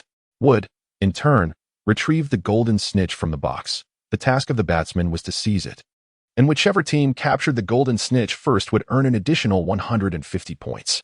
Loya stroked his chin thoughtfully. Thus, it can be said that Quidditch resembles a competition between two seekers, where the side that first captures the golden snitch emerges victorious.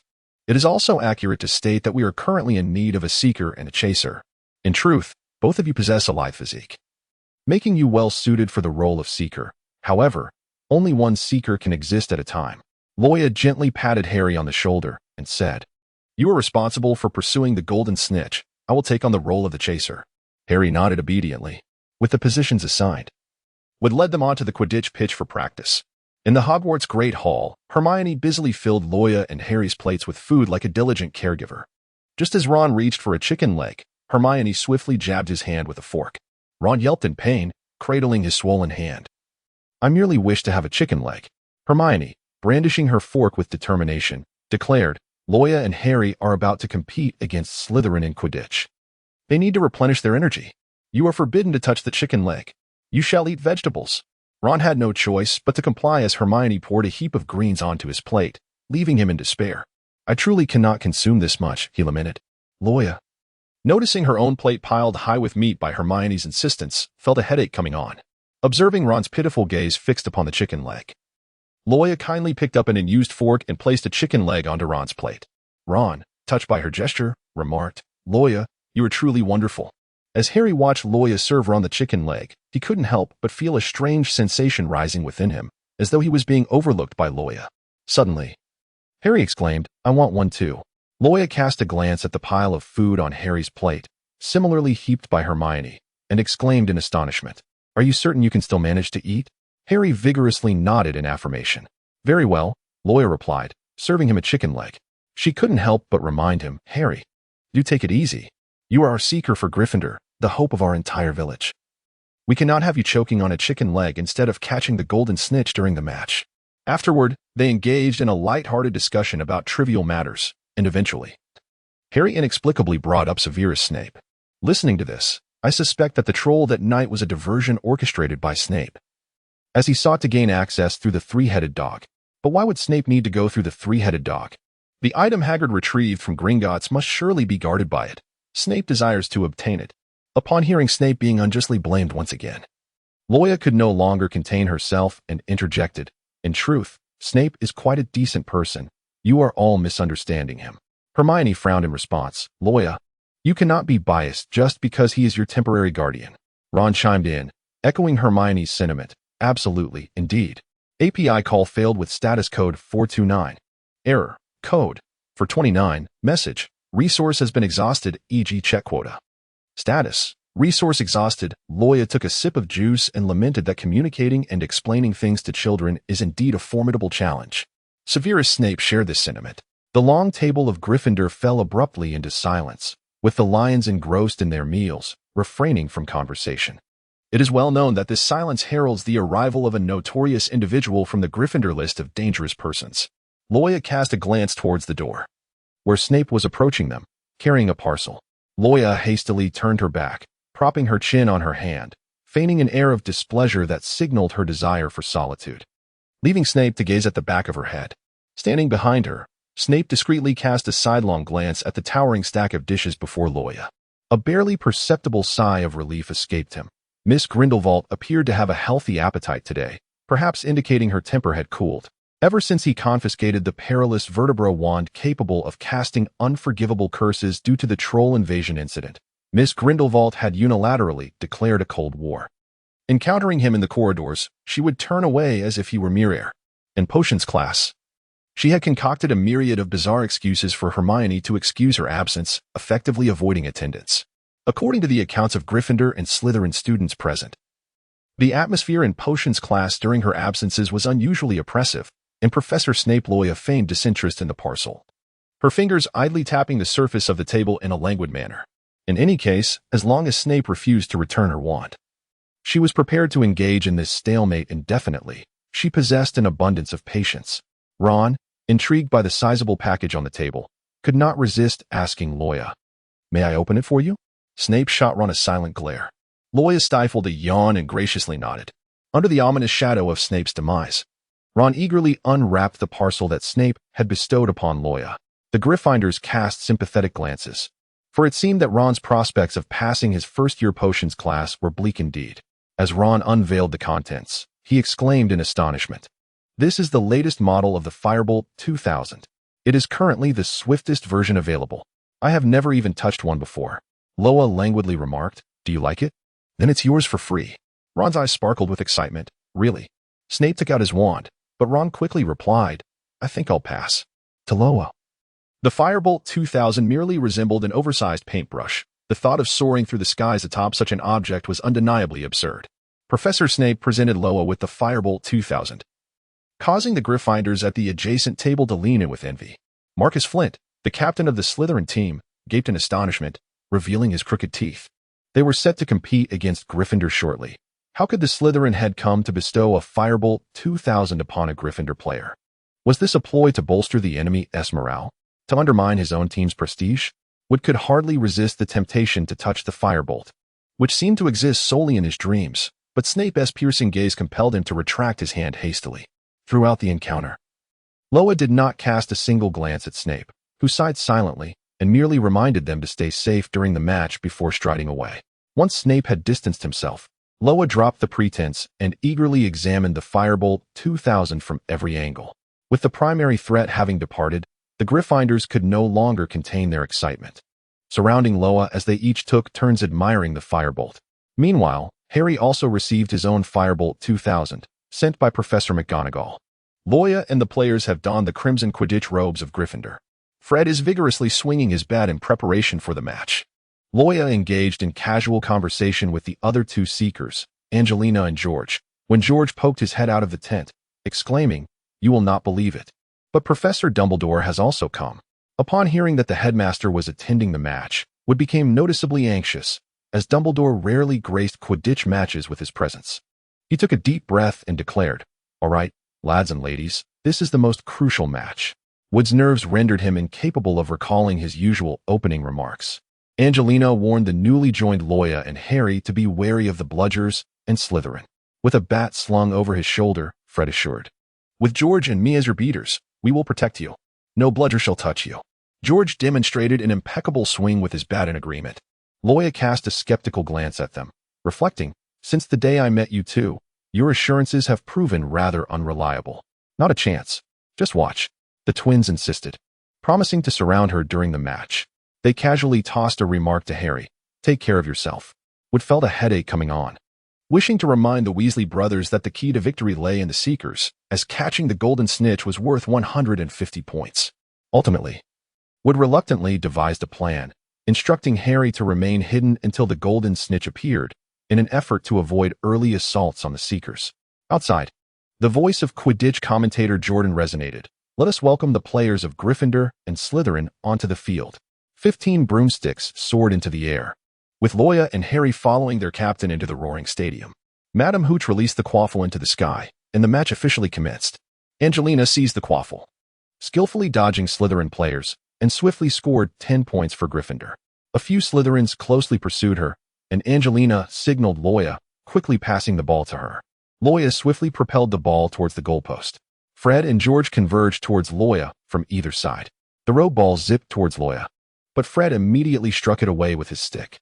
Meanwhile, George sent the approaching rogue ball flying with a deft spin. Loya surged towards the goal with unwavering determination. Jordan exclaimed with excitement, "Loya, Grindelwald scores. Gryffindor has secured another 10 points." The stands erupted in cheers from the Gryffindor supporters. Dorian Pusey, puzzled, inquired, "Marcus, is this Gryffindor's new tactic?" two batters safeguarding a single chaser.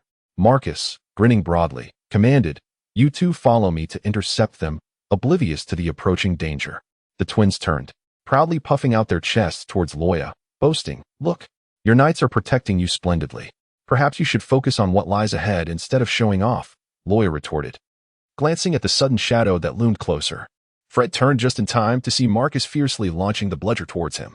He paused momentarily, only to be struck and sent tumbling from his broom. The bludger, spinning back like a boomerang, struck George on the back of the head, causing him to fall as well. Jordan announced, "Loya Grindelwald's two knights have unfortunately been knocked down, face first. How dreadful." The Slytherins in the stands erupted in laughter. Next, the Slytherins gained possession of the quaffle, but Wood, the goalkeeper, executed a stunning save. With a smug grin, he found himself propelled backward along with the ball. It seemed he was destined to visit the infirmary for another week. Katie Bell passed the quaffle back to Loya, who elegantly dodged the pursuing Slytherin chaser and charged towards the goalpost. The commentator, Jordan, exuberantly cheered, "Gryffindor scores again. Magnificent. Loya Grindelwald is both striking and enchanting. She is truly my goddess. I think I am falling in love." Dumbledore lowered his binoculars, smiling as he said, "Child, can you please maintain your composure?" "Of course, Headmaster," Jordan replied. Now that the quaffle was no longer with Loya, several Slytherins inexplicably Loya rubbed her head as she rose, feeling dizzy and suffering from a significant bump. Fortunately, there was someone to cushion her fall. Otherwise, she too would have been carried to the medical wing to join Wood as a patient. Loya cast a glance at the soft cushion beneath her. The unconscious Malfoy, with eyes rolled back in his head, lay sprawled beneath her. Loya rested her ear against his chest, listening to the steady rhythm of his heartbeat. She playfully slapped his face and pinched his nose with vigor. He was still alive. There was no cause for alarm. Malfoy, having been rendered unconscious by a falling object, finally emerged from the haze of suffocation. Weakly, he groaned, "I shouldn't have provoked any of you today." Indeed, Ma Tianlong had conducted himself admirably today, managing to avoid inciting any ire. Loya leapt onto her enchanted broom, propelling herself away from the scene of the incident, soaring back to the Quidditch pitch. Meanwhile, Harry's broomstick malfunctioned, spinning uncontrollably, leaving him to struggle against the inevitable fall. Professor Quirrell was casting spells, while Snape was countering them. Hermione, restless with agitation, contemplated igniting Snape's robes. It became evident that, on numerous occasions, a physical blow proved more effective than a magical incantation. API call failed with status code 429. Error. Code. For 29. Message. Resource has been exhausted, e.g. Check quota. Status. Resource exhausted. Loya swung his bat, sending two bludgers hurtling towards Quirrell's unsuspecting head. The Dark Lord, concealed beneath his turban, felt the sting of the double strike. With Quirrell's control over the enchanted broom severed, it returned to its normal state. Splendid. Today not only did he land a critical blow on Voldemort's visage, but he also safeguarded Snape's robe. As he observed Harry fervently pursuing the elusive golden snitch, Loya felt it was time to relax. The Gryffindor common room buzzed with excitement. With no classes in the afternoon, everyone reveled in their victory of the Quidditch match. Fred and George had even pilfered a cake from the kitchen. Snape, stationed just outside the Gryffindor common room, could hear the raucous celebration within. Occasionally, an exuberant Gryffindor would emerge, and upon sighting Professor Snape, mistook his presence for a deduction of points, hastily retreating along the staircase.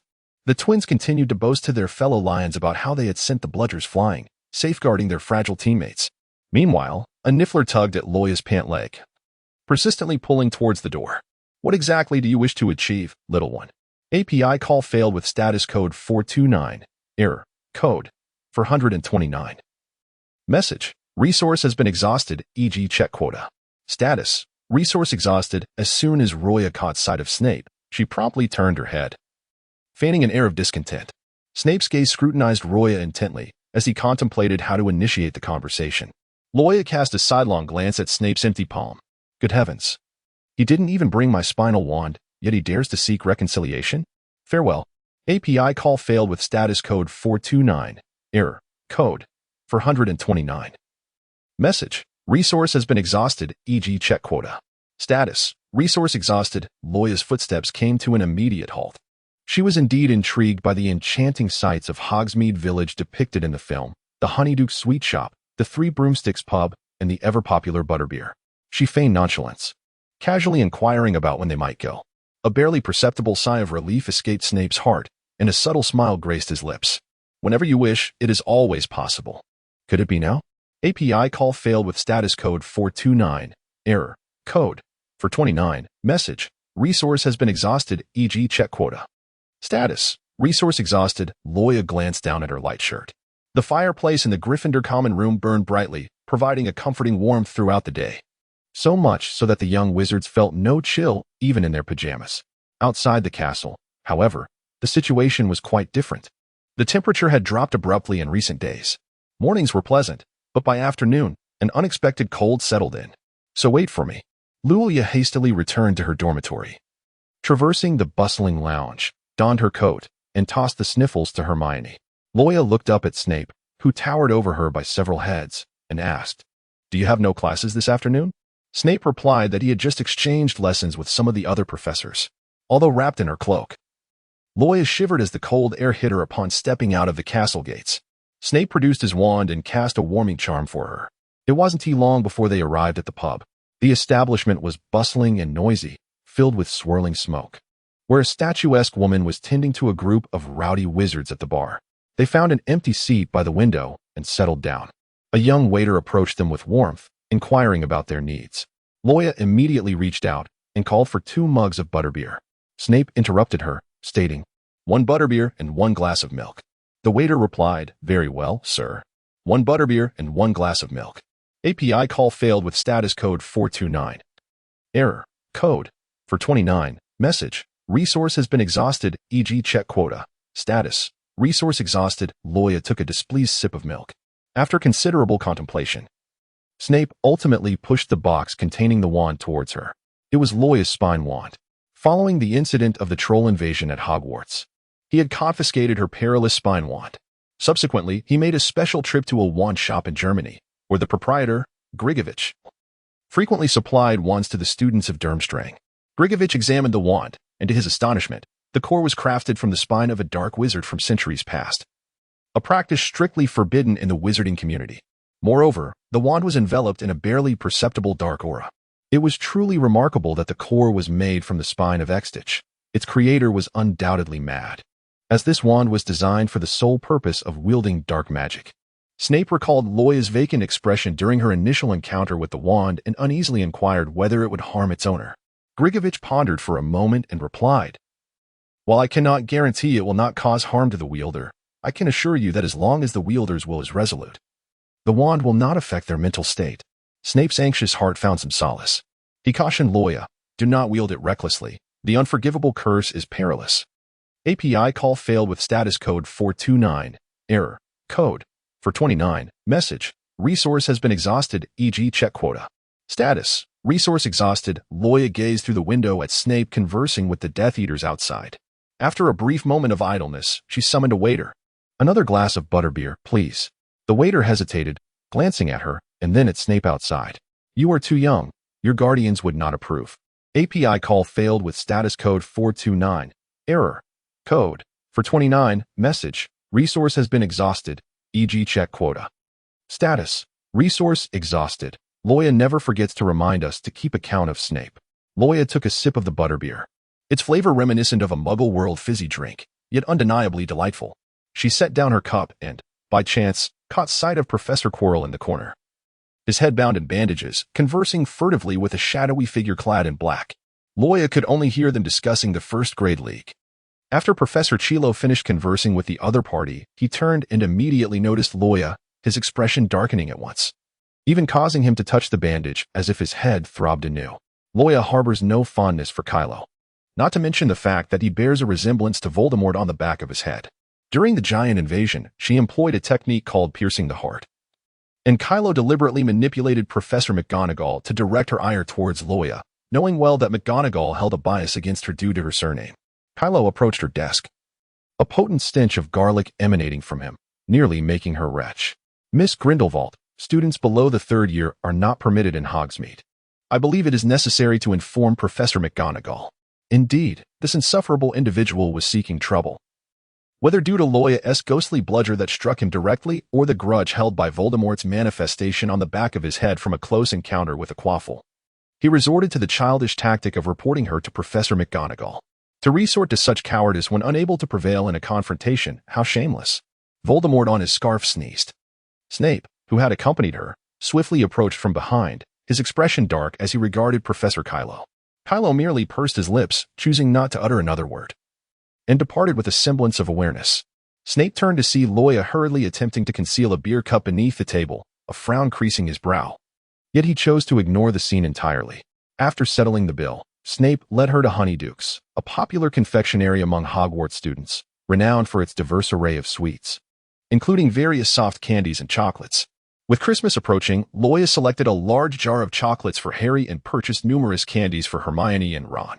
As they prepared to leave, a group of dark-skinned students entered, appearing to be of similar age, yet clad not in Hogwarts robes, but rather adorned with the emblem of the Wizarding Academy of Wagadu.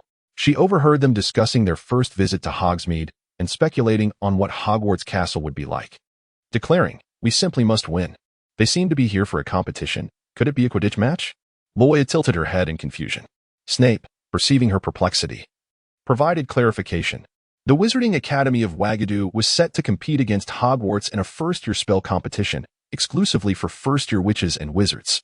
Originally scheduled to arrive the following day, they had unexpectedly come a day early.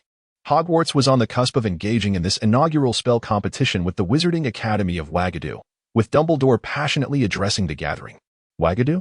Loya whispered to Hermione.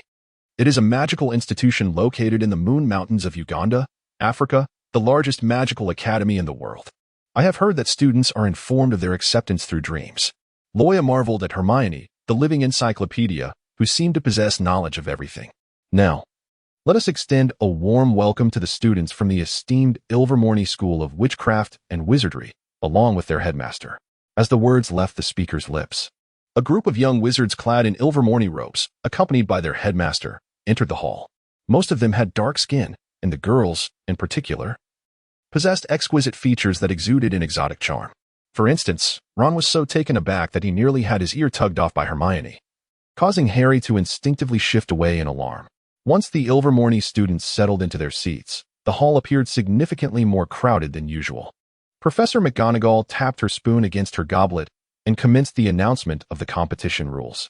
The first-year spell contest would be held in pairs, with each team consisting of 2 students, exclusively from the first year.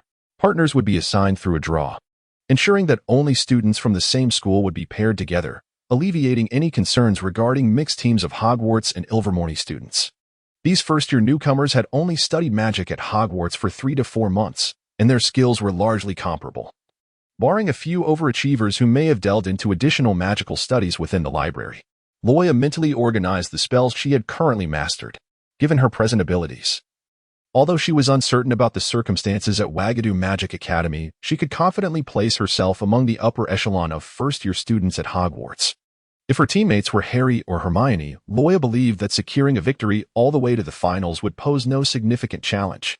With a graceful wave of his hand, Dumbledore cast a spell, causing an array of magical boxes to materialize and float above the long table.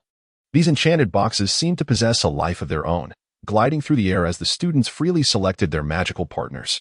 Loya grasped a crimson magical box and, upon opening it, a miniature golden snitch sprang forth, smaller than the one used in Quidditch matches. The moment she touched the golden snitch, a series of words materialized upon its surface. Loya Grindelwald, number 13. According to Professor McGonagall's elucidation of the competition rules, wizards sharing the same number comprise a team. Thus her teammate should also bear the number 13. Loya peered over at Harry and Hermione, both donning the number 10, with Harry and Hermione as a duo. Formidable forces united, Loya surmised they would undoubtedly carve their way to the finals with ease. Since neither Harry nor Hermione was her teammate, she turned her gaze to Ron, only to find he was not the 13th either. Well, at the very least, there was the future Sword Master Neville or the explosive genius Seamus as potential allies, which was still somewhat acceptable. Neville was still fiddling with his memory ball when a magical box inadvertently struck him on the head. After a pained exclamation, he opened the box, only to discover it was not the 13th. Seamus had barely unwrapped his magical box before it erupted in an explosion. Loya approached, sifting through the remnants of the obliterated snitch, which was barely recognizable, and confirmed it was also not the 13th. Loya searched around the long table of Gryffindor, but could not find anyone with the same number as hers. Reluctantly, she proceeded to the long tables of Ravenclaw and Hufflepuff to continue her search. The young wizards of both houses were quite amiable. However, none bore the number 13. At this point, nearly all the first-year students had successfully located their teammates sharing the same number. Loya remained single, suddenly gripped by an ominous premonition. She turned her head to see Slytherin's Malfoy parading around Ravenclaw and Hufflepuff with the golden snitch. Finally, he strutted toward the Gryffindor table with an air of superiority. "Who is number 13? Malfoy declared arrogantly, chin held high. The snitch flew directly to Loya, circling her before landing in her hand, revealing that both snitches were number 13. The collective gaze of Gryffindor fell upon Loya. Malfoy's haughty demeanor froze in an instant. Memories of his potions textbook, the feather quill, the exploded cauldron, and the unidentified flying object that struck during the Quidditch match flooded back, rendering him unable to bear the recollection. Loya's complexion was hardly any better. To her dismay, her teammate was none other than Draco Malfoy. In Loya's eyes, Malfoy was merely a spoiled young master, indulged by his family. She struggled to recall his combat prowess and the spells he had wielded in the films, although the plot had become quite hazy in her memory. After a moment of reflection, Loya's expression darkened further. Partnering with Malfoy, she feared she might be facing two opponents in every match. Thus, she raised her hand to speak. "Professor, may I apply for an immediate surrender and withdraw from the competition?" Malfoy widened his eyes in vehement protest. "Wait. Your teammate Malfoy refuses to surrender. I am eager to participate in the contest." Loya expressed her reluctance to participate in the competition due to her partnership with Malfoy. According to the rules of the doubles match, should Loya refuse to compete, Malfoy would consequently be deemed to have forfeited as well. In the Slytherin common room, Malfoy paced irritably before the fireplace, while Goyle and Crabbe lounged on the sofa, munching on snacks.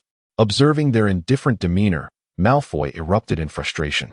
"You two fools ought to come up with a solution." As the Slytherin prefect passed by, she could not help but roll her eyes. "Malfoy, you're making us dizzy. Why isn't she participating?" "How should I know? If she doesn't compete, I will also be disqualified," Malfoy retorted. "Have you bullied her in the past? Which led her to despise you?" "She has been the one bullying me," Malfoy exclaimed, only to realize he had inadvertently let slip too much, his face flushing crimson. "You must have fallen out of her favor. She doesn't trust you. If her partner were Potter, she would undoubtedly be eager to compete." Dejected, Malfoy flung himself onto the sofa, lamenting why everyone seemed to favor Potter. "Unless you alter her perception of you, she will never trust you, and will refuse to team up with you," the prefect stated before turning to leave. The following day, Malfoy and his two henchmen lay in wait behind the staircase of the main building. Goyle signaled from a distance, indicating that their target was approaching. Loya was assisting a Ravenclaw student in delivering a stack of class assignments to the professor's office. As fate would have it, Goyle and Crabbe inadvertently knocked the assignments from Loya's grasp. Subsequently, Malfoy feigned an accidental pass, benevolently offering to pick them up in an attempt to enhance his favorability with Loya. Loya graciously agreed to participate in the competition. The plan was progressing smoothly, until Goyle and Crabbe inadvertently knocked over Loya's notebook and fled the scene. However, plans often falter in the face of unforeseen events. No one anticipated that Loya would abandon her notebook in her pursuit of Goyle and Crabbe, her expression darkening as she chased them down the street. It was only after delivering a decisive blow that broke Gaule's and Crabbe's noses that she remembered to return and retrieve her notebook. Malfoy, undeterred by the minor mishap, believed that it would not alter the outcome of their scheme. He adjusted his tie and ensured that his golden locks were impeccably styled with hairspray before striding forward with an air of superiority. At that moment, a boy wrapped in a yellow and black checkered scarf passed by, assisting Loya in collecting the scattered pages of her notebook. "Thank you, Cedric," she said. Cedric offered her a gentle smile in response. Loya harbors a considerable fondness for Cedric, the quintessential good-natured individual who willingly assumes the role of scapegoat. Were it not for Cedric's selfless act of taking the blame, it is quite likely that she would have faced expulsion from Hogwarts due to the excruciating consequences of her actions. It has come to her attention that you decisively triumphed over Slytherin, and your remarkable performance in Quidditch even resulted in a hit on Professor Quirrell. Unfortunately, due to his confinement, Cedric regrettably missed the Quidditch match between Gryffindor and Slytherin.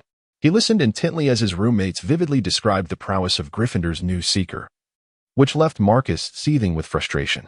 Loyal chuckled softly, attributing his slip to a mere mistake. "Next week, our third-year class has a Quidditch practice match. Will you be able to attend?" Cedric inquired cautiously, a glimmer of hope flickering in his eyes. After a moment of contemplation, Loya realized that the first-year spell competition with Wagadu was scheduled for next week. Given that her assigned partner was Malfoy, she decided to forego participating altogether. With no competition to prepare for, next week would indeed be quite leisurely, allowing Loya to readily accept Cedric's invitation. Cedric silently breathed a sigh of relief. As Loya was about to head to the auditorium, she turned around and politely asked Cedric if he would like to accompany her for a meal at the hall. Under the gaze of her enchanting eyes, Cedric felt a warmth creeping into his ears as he nodded nervously. The two walked side by side down the corridor, while Malfoy was left standing idly to the side. Loya sensed that Draco Malfoy had been behaving rather strangely lately. Wherever she ventured, she would astutely notice a golden, luminous head, peering through a telescope, accompanied by his two foolish lackeys, casting furtive glances in her direction. Initially indifferent, Loya found herself at the center of a tumultuous situation as Malfoy, determined to participate in the competition at all costs, began to recklessly flirt with danger. For instance, in class, the bruised and swollen-nosed Goyle and Crabbe suddenly materialized before Loya, just as she pondered whether these two minions had come to exact revenge for Goyle's broken nose. Her hand, concealed within the sleeves of her robe, instinctively tightened around her wand. However, Goyle and Crabbe, leveraging their weight advantage, swiftly seized Hermione, who was seated to Loya's left, and Ron, who occupied the space to her right, leaving Loya alone in her spot. It was then that Malfoy swaggered over and took a seat beside her. Loya's expression turned sour as he contemplated Malfoy's antics. Today, Malfoy was impeccably groomed, his hair shining like polished silver. Clearing his throat, Malfoy adopted a tone he deemed amicable, saying, regarding the competition, Loya, without a moment's hesitation, decisively interrupted him. "Must I articulate myself so explicitly for you to comprehend, Mr. Malfoy? You would only hinder my progress. Do you understand?" Loya articulated the stark truth with an unyielding tone. Malfoy, momentarily thwarted, remained undeterred. As long as Loya refused to consent to participate in the upcoming spell competition, Malfoy would persistently follow him, unwilling to relent. He was determined to compete, aspiring to reach the finals, and ideally confront Potter, intent on defeating him to showcase his superiority to Potter's admirers. Despite Malfoy's handsome visage and noble pureblood lineage, his words were laced with disdain, often disparaging those he referred to as mudbloods, and his temperament was notoriously foul. Consequently, even the first-year girls from other houses, who previously maintained a friendly rapport with Loya, began to shy away from him upon witnessing Malfoy's persistent presence. Ultimately, Loya found Malfoy's harassment unbearable and reluctantly agreed to participate in the competition. While Malfoy was in the Slytherin common room boasting about his inevitable triumph in the competition, Loya had already arrived at the venue to survey the scene. The competition arena, enchanted by Dumbledore, floated above the Black Lake, with stairs extending down to the grassy banks. The sky above the dueling platform was also magically shielded, remaining unaffected by the snowflakes falling outside. The rules dictated that if either member of a team lost consciousness or fell into the Black Lake, their team would be deemed the loser. Overall, the 2-on-2 format would test the synergy between teammates. Although it was a tournament for first-year students from Hogwarts and Wagadu, there were numerous upperclassmen eager to witness the event, and the stands were nearly filled to capacity. Loya and Malfoy's match was scheduled for the second day, while Harry, Hermione, and Neville's match took place on the first day. Fred, seated behind her, leaned over the back of her chair and poked her. "Hey, Loya, George and I have wagered our entire year's allowance on your victory. No pressure, but our potential fortune hinges on you." Loya sighed, recognizing that this was not merely a matter of external pressure, but rather an outright imposition of it. In the first match, the Hogwarts team consisted of Neville and a girl from Ravenclaw. As the game commenced, Neville fumbled, falling victim to an opposing spell and nearly plummeting into the Black Lake. Fortunately, the Ravenclaw girl maintained her composure, despite both of them facing adversity in the early stages. They ultimately turned the tide and emerged victorious. The subsequent match featured Harry and Hermione. As Harry entered the arena, he spotted Loya in the stands, mistakenly believing she had come specifically to watch him play, and he excitedly waved to her. Loya nodded slightly in acknowledgement. Harry and Hermione indeed formed a formidable duo, swiftly gaining the upper hand from the outset, leaving the two wizards from Beauxbatons utterly taken aback, and soon clinching victory in the match. Throughout the morning's competition, Loya remained wholly engrossed in observing the performance of the Beauxbatons wizards. While the Beauxbatons wizards were not particularly strong, she felt a great deal of confidence in her ability to triumph, provided Draco did not conjure any unforeseen disruptions. The day of their initial match arrived in no time. In the preparation tent, Malfoy boisterously raised his voice, boasting that soon he would send the opposing wizards fleeing in disarray. Seemingly eager for the Beauxbatons wizards in the same tent to hear his braggadocio, Loya awkwardly shook his head, hoping that Malfoy would not suffer humiliation later. Upon the referee's announcement of the commencement, both parties raised their wands in a gesture of respect, marking the official start of the duel. Malfoy, taking the initiative, swiftly cast a spell. With a flick of his wand, a cunning serpent descended onto the dueling arena. Loya was momentarily taken aback, realizing that Malfoy was indeed a hidden talent, possessing considerable skill. Observing Loya's slight astonishment, Malfoy's spirits lifted unexpectedly, and his pet snake, with a show of bravado, flicked its tongue in delight, as Malfoy joyfully raised his head, preparing to showcase his abilities. The next moment he was struck down by a stunning spell cast by a wizard from Hogwarts, sending both him and his snake tumbling into the depths of the Black Lake. The referee promptly declared Hogwarts the victor. Cheers erupted from the stands of Hogwarts spectators. Loya, API call failed with status code 429. Error. Code. For 29. Message. Resource has been exhausted, e.g. check quota. Status. Resource exhausted. API call failed with status code 429. Error. Code. For 29. Message. Resource has been exhausted, e.g. check quota. Status. Resource exhausted. Loya descended the stairs with a gloomy expression, while behind him, the sound of bubbles rising from the Black Lake echoed, as Malfoy lamented, "I cannot swim."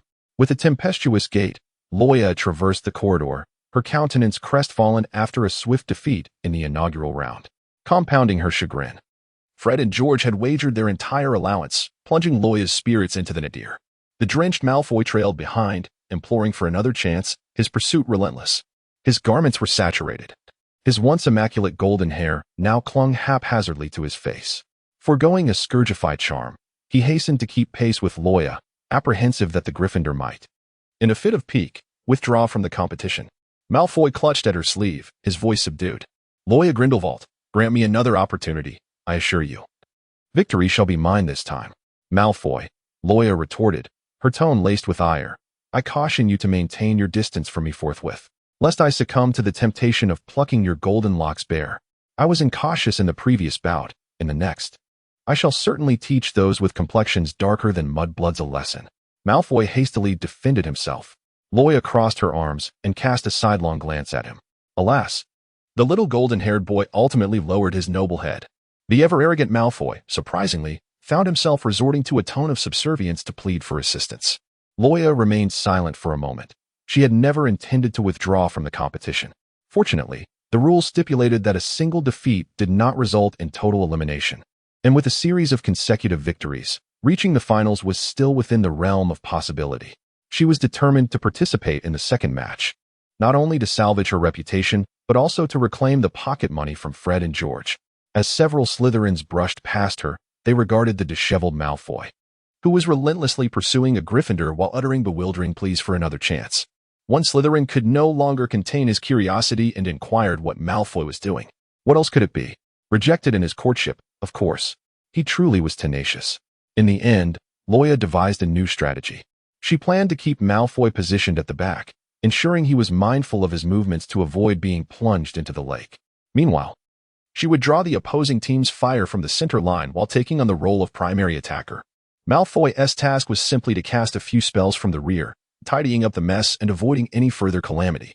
Loya rolled up his sleeves. "Isn't it just a matter of 1 against 2? Before the second match, Malfoy was remarkably quiet inside the tent. Loya was diligently polishing her wand, determined to redeem herself after her defeat in the first match within a mere 10 seconds. There was no need to conserve her strength. She would unleash her ultimate move right from the start. As the referee blew the whistle and both sides exchanged pleasantries, Loya charged into the center of the field. Under the threat of disbanding if they faltered, Malfoy complied with Miss Grindelwald's tactical directives and swiftly retreated, avoiding the calamity of being sent flying into the Black Lake once more. According to the rules of the spellcasting tournament, the quickest method to secure victory was undoubtedly to send the opponent tumbling into the lake. The winds howled and the sand stirred. As Loya raised his wand, he swiftly unleashed a torrent of sand and stone, catching the unprepared young wizard Vagadoo off guard and sending him hurtling away. Just as his teammate, with a tense expression, prepared to retaliate, A colossal sphere of water loomed ominously above them. In a swift and decisive maneuver, Loya ensnared the bewildered wizard from Hogwarts within a watery prison, casting him directly into the depths of the Black Lake.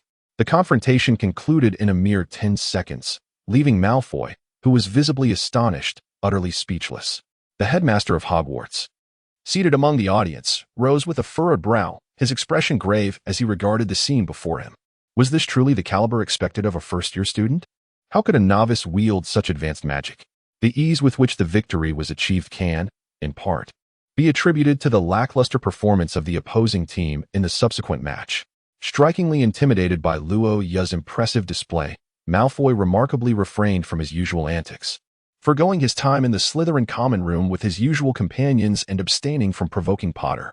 It would be hard for anyone to believe that Malfoy had taken refuge in the library, diligently poring over a third-year spellbook. Had it not been for his conspicuous Slytherin robes and golden hair, one might easily mistake him for a Ravenclaw lost in scholarly pursuit. API call failed with status code 429. Error. Code. For 29. Message. Resource has been exhausted, e.g. check quota. Status.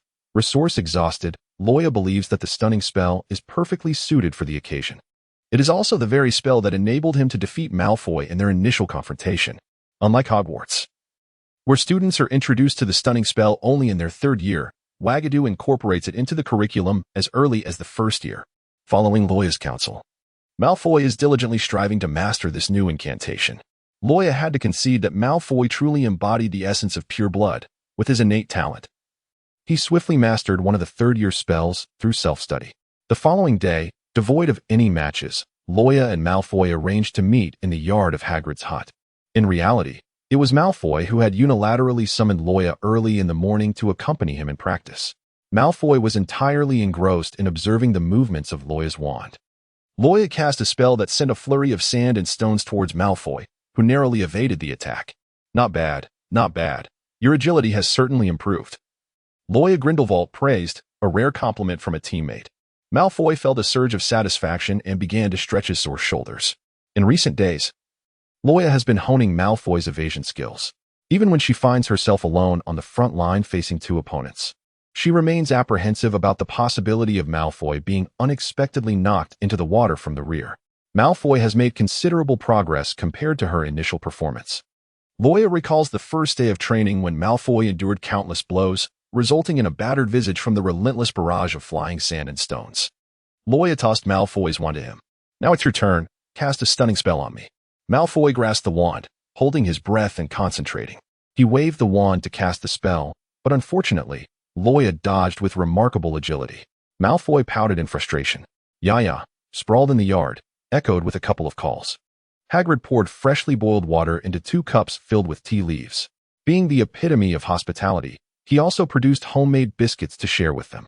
Hagrid was genuinely astonished that the traditionally adversarial Gryffindor and Slytherin could coexist so amicably. It was indeed a rare occurrence. Thank you. Loya replied as he accepted the teacup Hagrid offered, taking a gentle sip of tea.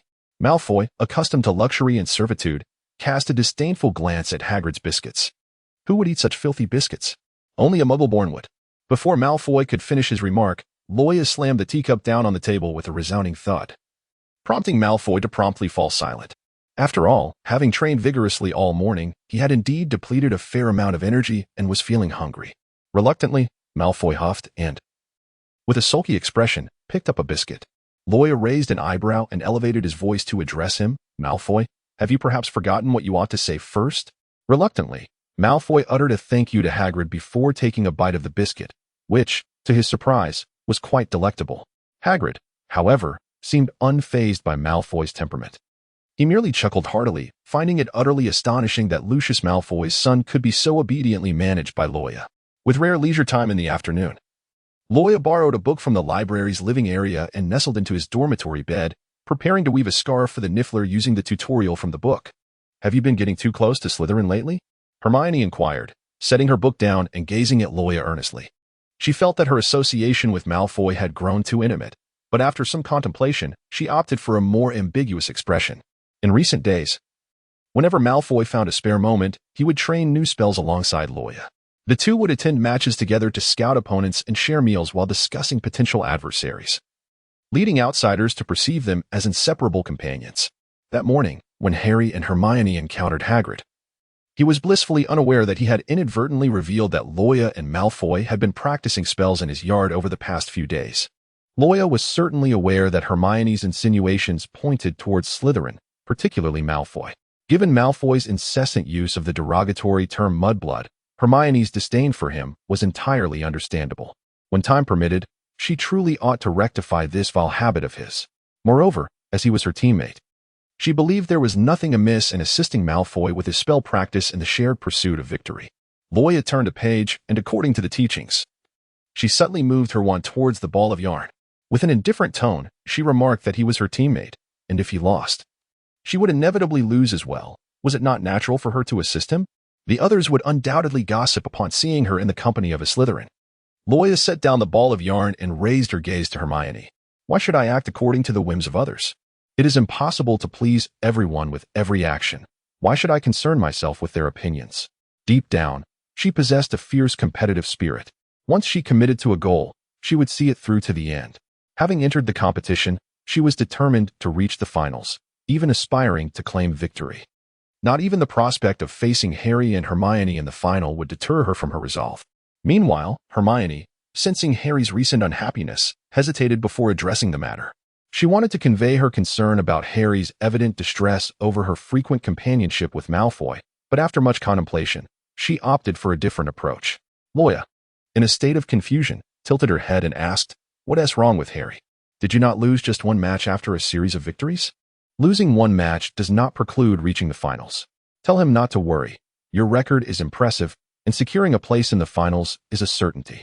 Observing Loya's utter lack of understanding, Hermione resignedly concluded their conversation. The training has indeed yielded remarkable results. For instance, Malfoy is now able to coordinate effectively with Loya. When the wizard from Hufflepuff was cornered by Loya's spell, Malfoy seized the opportunity to cast a stunning charm, sending the opponent tumbling into the Black Lake. Sometimes, with merely a glance from Loya, he instinctively knows what to do, and their synergy has gradually evolved from its initial clumsiness. Apart from that solitary defeat, they have now achieved a streak of 4 consecutive victories. Conversely, it seems that Neville and his team face a less promising outlook, as it is rumored that Seamus has already been eliminated and will not advance to the finals. Loya was fiddling with her Dragonheart string wand, which bore several scarcely noticeable tiny cracks. It was likely a consequence of her recent extensive use of high-level magic, causing the wand to gradually falter under the strain. She hoped it would endure until the conclusion of the competition. After all, she could not venture into the dueling arena wielding a wand resembling a mere vertebra, risking an accidental manifestation of the excruciatingly painful Avada Kedavra amidst the scrutiny of countless eyes. Such an incident would undoubtedly create considerable turmoil. Malfoy had somehow procured a list detailing the match results of all participants. He circled the names of their impending opponents with a quill and handed it to Loya. Potter and his companions had suffered yet another defeat, and Malfoy smugly relished the moment, his expression a portrait of triumph. Loya could not help but roll her eyes as she observed Harry's defeat, the corners of her mouth nearly stretching to her ears in delight. "Do you remember when you collapsed in vain yesterday? It was merely a moment of failure," Malfoy replied, slightly embarrassed. At the podium, Snape was making a concerted effort to ignore the open banner between a lion and a snake in the front row during potions class. As he turned back after writing the key points of the lesson on the blackboard, he noticed that their heads were nearly touching. A wave of irritation washed over Snape, causing his brow to furrow deeply. "Mr. Malfoy, could you kindly repeat what I just explained?" Snape stated coldly, his expression as frigid as ice. Caught off guard by the sudden call, Malfoy was momentarily bewildered, having been engrossed in conversation with Loya. The surrounding Slytherins inwardly chastised him. Instinctively, Malfoy glanced at Loya for assistance, nudging her arm. What was the professor discussing? How should I know? The two engaged in their exchange were noted by Snape, whose frown deepened further. Slytherin loses 5 points. Ultimately, Malfoy found himself assigned to detention after Snape's merciless declaration. The following day, after finishing their training in Hagrid's yard, they were on their way back when they spotted Neville being carried out of the dueling arena by several students, en route to the hospital wing. Loya discovered several claw marks on Neville's body, bewildered by how he could sustain such injuries during the Quidditch championship. The Ravenclaw girl accompanying her appeared equally disheveled. Recognizing Loya as Neville's classmate, the girl spoke with a hint of bitterness. "Neville and I have been utterly eliminated. Our Hogwarts team has lost every match today. How could this be possible? Loya was astonished, for just days prior, the wizards from Wagadu she encountered were merely average in skill. You will see soon enough. Many of them are older than us, and compared to the opponents we faced a few days ago, their abilities are worlds apart. Moreover, their spells are rather peculiar. The next match commenced as scheduled, and the two Wagadu wizards appeared noticeably older and taller than their previous adversaries. When Loya cast a water prison spell, her opponent astonishingly transformed into a cheetah, nimbly evading the spell. The cheetah soared over Loya's head and pounced directly at Draco Malfoy. Taken by surprise, Malfoy sustained 2 bloody gashes on his arm and stumbled backward, tumbling off the dueling platform. Fortunately, his reflexes were swift. In a moment of crisis, he clung desperately to the edge of the dueling area, the veins on the back of his hands protruding. His feet dangled above the abyss of the Black Lake. The sudden turn of events elicited gasps of astonishment from the audience. API call failed with status code 429. Error. Code. For 29. Message. Resource has been exhausted. E.G. Check quota.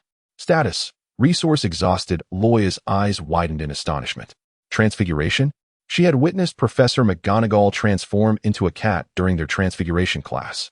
Yet here was a mere first-year student achieving such a remarkable effect. The Grey Wolf, transformed from a wizard, disregarded Loya entirely, baring its fangs as it charged directly at Malfoy. API call failed with status code 429. Error. Code. For 29. Message. Resource has been exhausted. E.g. check quota. Status. Resource exhausted. Loya was compelled to once again ensnare Malfoy with the water prison, preventing him from plunging into the Black Lake, and hurled him back into the dueling arena. Soaked to the bone, Malfoy sat on the ground, panting heavily, yet his wand remained firmly clutched in his hand. With gritted teeth and golden locks clinging to his ears, Malfoy finally grasped that he was being specifically targeted by the two adversaries. Headmaster McGonagall had analyzed the dynamic between Loya and Malfoy and immediately discerned the stark disparity in their abilities. It was Loya, the formidable witch, who sought a swift victory through a 2-on-1 strategy, instructing her students to focus their efforts on Malfoy. As the two beasts lunged once more at Malfoy, Loya prepared to cast the water prison for the 3rd time. However, her water sphere barely formed before it exploded and vanished, leaving only a splatter of droplets behind. How could this be? API call failed with status code 429. Error. Code. For 29. Message. Resource has been exhausted. E.g. check quota. Status. Resource exhausted. Loya was momentarily taken aback. She had only just realized that she possessed such a force of magic, having already employed the water prison twice. She had exhausted a significant portion of her magical energy, resulting in the failure of her 3rd attempt. A viscous, crimson liquid trickled down her chin and onto her hand. API call failed with status code 429. Error. Code. For 29. Message. Resource has been exhausted. E.g. check quota. Status. Resource exhausted. Loya wiped the blood from her nose with the back of her hand. Given that advanced magic was now beyond her reach, she decided to test whether her remaining magical energy would suffice for a simple spell. Swiftly, she cast a misty shroud over the arena, enveloping the entire space in dense fog, rendering the audience unable to witness the unfolding battle. Malfoy realized that Loya was granting him an opportunity. Seizing the moment when the vision of the leopard and the Grey Wolf was obstructed, Malfoy swiftly cast a levitating flip spell, successfully launching a surprise attack on the wizard transformed into a cheetah. The cheetah, caught off guard, was flung out of the arena and plunged into the Black Lake. The referee promptly declared Hogwarts the victor. Loya secretly sighed with relief. They were the only victorious Hogwarts team today, with no classes or matches on Saturday. Loya slept nearly the entire morning. After yesterday's match, her magical energy had been excessively drained following 3 uses of the water prison spell, leaving her feeling remarkably fatigued and unwell. When she groggily awoke in the morning, Hermione, noticing her pale complexion resembling that of parchment, inquired with concern, "Loya, are you unwell? Would you like me to accompany you to Madame Pomfrey?" "It's merely fatigue," Loya replied. "I shall be fine after a little rest." Loya politely declined Hermione's invitation and, cocooned in her blanket, succumbed to slumber until noon. After a brief morning refresh, she felt a modicum of strength returning, at least not as fatigued as she had felt earlier. The sight of those 2 wizards from Hogwarts, capable of transforming into leopards and grey wolves, still sent shivers down her spine. What perplexed her even more was how first-year students could perform transfiguration that rivaled that of Professor McGonagall. Additionally, she realized that her water prison had a flaw. It proved somewhat unwieldy when dealing with agile targets. She harbored concerns that in the upcoming matches, should her opponents start to prioritize Malfoy, the strategies she had tailored for him might no longer be effective. Resolute, she decided to visit the library in the afternoon to seek out information regarding Hogwarts School of Witchcraft and Wizardry. Loya brewed a cup of warm tea and sat by the window, gazing down as a few upperclassmen from Hufflepuff, clad in their Quidditch robes, passed by, laughing and chatting. Suddenly, she recalled that she had promised Cedric last week to attend his Quidditch practice. Was he that today? She nearly forgot. The clock on the wall ticked steadily. It was just 11 o'clock. She remembered Cedric mentioning that the Quidditch match was around 2 in the afternoon. There was ample time. She could easily visit the library to research information about Hogwarts before heading to the Quidditch pitch. Reflecting on how Cedric had taken the blame for her and subsequently received detention from Professor McGonagall, she realized that besides her verbal gratitude, she hadn't taken any substantial action to express her appreciation. Loya suddenly felt a twinge of guilt for being somewhat excessive. How could she express her gratitude towards the opposite sex? She recalled a chance encounter a few days prior with a Hufflepuff girl who had generously gifted homemade cookies and cakes. However, the thought of baking her own treats was utterly preposterous. She couldn't even muster the motivation to learn. Thus, she donned her heavy coat and made her way to the kitchen. Upon her arrival, the house elves, ever eager to assist, inquired about her needs. From the array of delectable dishes laid out before her, she selected a few exquisite pastries and carefully packaged them in a box. Deciding that this would suffice as her token of appreciation for her senior. The library was relatively quiet on Saturday, and she made her way to the shelves in the charms section, selecting a stack of parchment-bound tomes on the history of charms. She placed the cake box on the long table. Before long, a golden-haired figure appeared across from her. Loya recognized it was Malfoy, apart from Malfoy's polished demeanor. Who else in the entire academy could shine so brilliantly? She felt utterly fatigued and lacked the energy to raise her gaze in greeting. Malfoy, with an air of nonchalance, settled himself opposite her and casually remarked upon her pallid complexion, "You look rather unwell." Loya lifted her gaze from the book, her eyes locking onto him. Typically, Loya Grindelwald exuded an overwhelming aura that made Draco Malfoy feel dwarfed, distinctly unlike the girls he encountered at aristocratic social gatherings, who would eagerly affix their gaze upon him. Moreover, her prowess in spellcasting was astonishingly formidable. During those days of training in Hagrid's yard, he had endured numerous beatings at her hands, often questioning whether he was merely a punching bag in Loya Grindelwald's eyes. At present, however, she appeared unwell. Her sapphire blue eyes misty and imbued with a gentler demeanor than usual. Contemplating this, Draco averted his gaze awkwardly, clearing his throat to speak. "You bled during yesterday's match. It's merely a nosebleed. A good night's sleep will suffice." "Are you certain? Your complexion looks rather poor. Do you have a fever?" "There is another match in a few days. You mustn't let yourself become muddled beforehand." Loya rubbed her forehead, aware that the proud young master, Malfoy, was inquiring about her well-being out of genuine concern. However, she could not quite grasp what was amiss. Today, not only was her physical condition subpar, but her emotions were also in disarray. Could it be that an overexertion of magical energy could affect one's mood? Although the library was replete with books, those pertaining to the illustrious Hogwarts School of Witchcraft and Wizardry were regrettably scarce. Malfoy even summoned his 2 loyal companions, Goyle and Crabbe, to assist in the search for information. The books from the spell section were haphazardly strewn across the floor, leaving the area in utter chaos. Courtesy of the 2 hefty lads. After what felt like an eternity, Malfoy triumphantly declared, "I found it." He presented a tattered book, nearly on the verge of losing its pages, before her. Loya gazed at Malfoy as he turned the page, inadvertently reading the content aloud. The Wagadu School of Magic, established over a millennium ago, excels in the arts of astronomy, alchemy, and transfiguration. There, students as young as 13 or 14 can effortlessly transform into leopards or elephants, instilling a sense of trepidation even among many older, seasoned wizards from Europe. It is a school renowned for its mastery of transfiguration. Loya pondered for a moment. During their first week of competition, they encountered opponents who were generally around 11 or 12 years of age, a stage that proved relatively easy to conquer. Could it be that those 11 or 12-year-olds had yet to master the art of self-transformation? However, as they later faced the 13 or 14-year-old wizards from Vagadu, the challenges began to intensify. Hogwarts even experienced a day of complete and utter defeat. Loya furrowed her brow, deeply engrossed in contemplating future strategies. As fatigue and drowsiness gradually enveloped her, she unknowingly succumbed to slumber, resting her head upon the long table. A group of second-year Ravenclaws entered the charms area, seeking to borrow some books. Upon witnessing the chaos of books strewn across the tables and floor, Xiao Zhang and her companions were compelled to search elsewhere for a quieter table. She overheard her roommates whispering, "Look at that girl from Gryffindor." The blonde one sprawled over the table. "I heard from a Hufflepuff friend that Cedric personally invited her to watch the Quidditch match this afternoon. Do you think Cedric might actually fancy her? I'm so envious. She is a pure-blood beauty, and it's evident she will be a stunner in the future." As Qiao Zhang listened to her roommate's murmurs, her focus on her studies waned.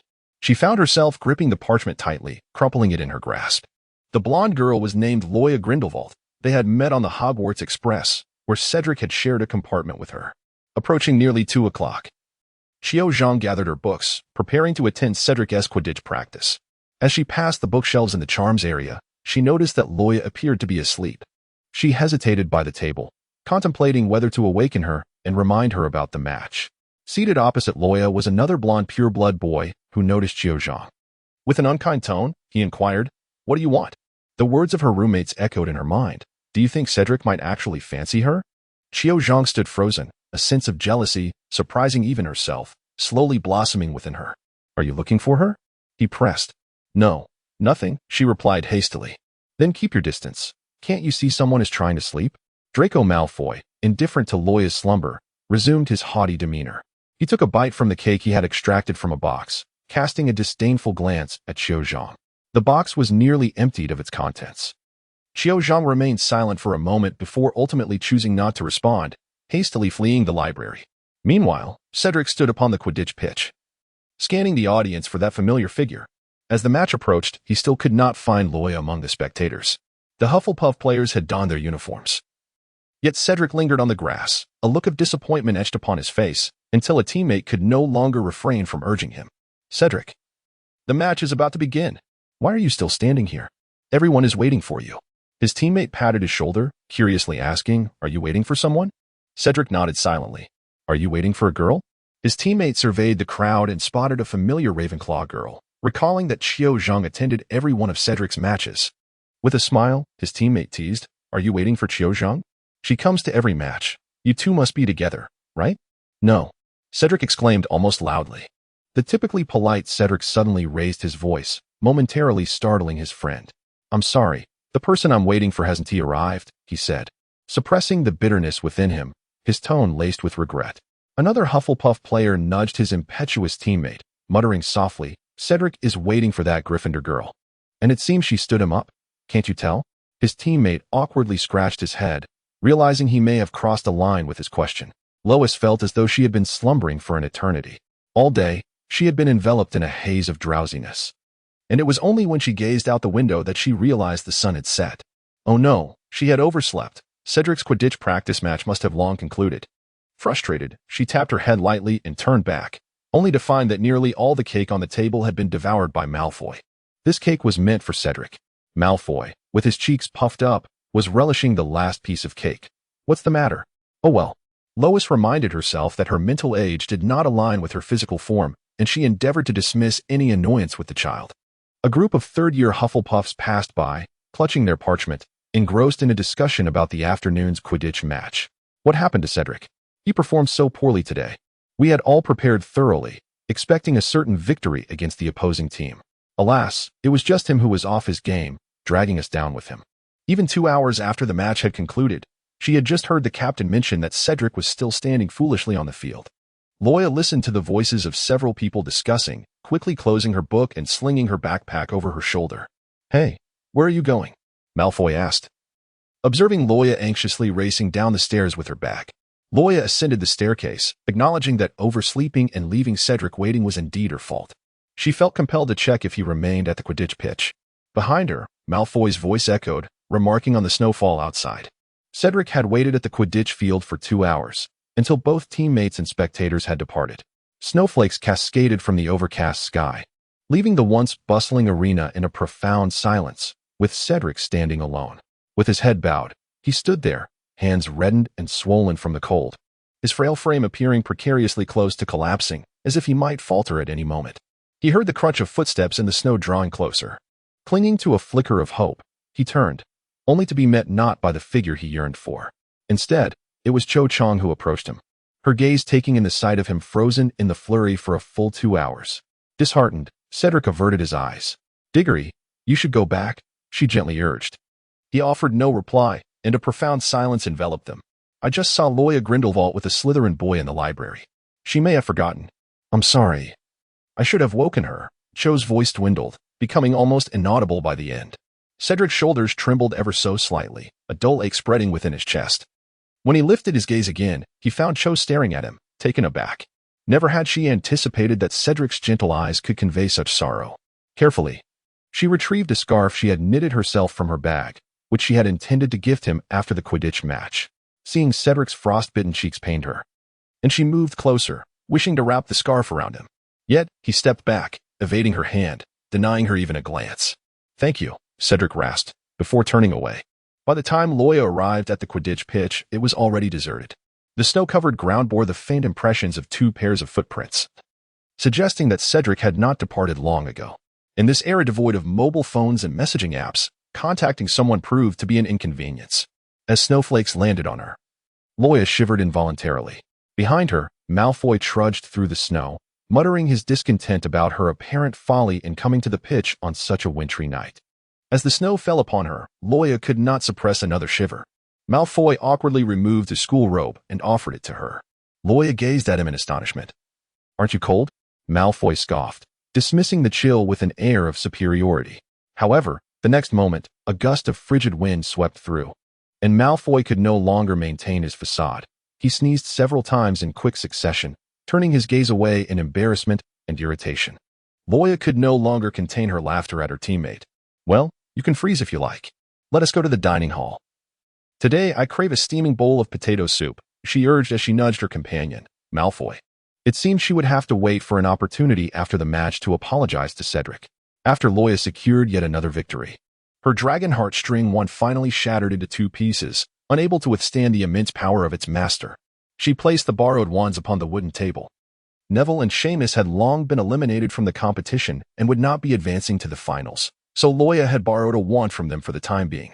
Grasping Seamus's wand, she casually attempted a spell, only to have the vanity behind him explode spectacularly. This wand, much like its owner, was quite volatile. Had she not released her grip in time, she would likely have ended up with singed eyebrows, just as Seamus had. Hearing the explosion, the house elf timidly approached to inquire whether Miss Grindelwald required assistance. Loya casually concocted an excuse to dismiss it. It appeared that Simon's wand was ineffective, so she grasped Neville's wand instead, casting several attempts before successfully unleashing a spell. Yet, Neville's wand proved to be equally futile. Loya, resting her chin in her hand as she contemplated how to procure a more agreeable wand before the next match, was roused by a sudden clamor emanating from the common room. Stepping out of the dormitory, Loya found herself in the Gryffindor common room, where a multitude of younger students had congregated. Upon overhearing their discourse, Loya gleaned that Harry and Hermione's team had suffered a defeat in their recent match. Harry, having sustained injuries, was conveyed to the infirmary, with reports suggesting the severity of his condition would preclude his participation in any forthcoming contests. Consequently, he and Hermione were compelled to withdraw their team from the competition. Despite the formidable alliance of Harry and Hermione, they succumbed to defeat once more, and Harry suffered grievous injuries. Loya was deeply concerned, swiftly changing her attire before hastening to the infirmary. Hermione stood with her head bowed in the corridor of the hospital wing, while Ron leaned despondently against the wall. Madame Pomfrey emerged from the treatment room, and Loya hurried towards her to inquire about Harry's injuries. The prognosis for his leg was grim. The wound was nearly deep enough to reveal bone, necessitating an extended stay in the infirmary. With a sigh, Madame Pomfrey lamented the ruthless nature of the wizards from the opposing team.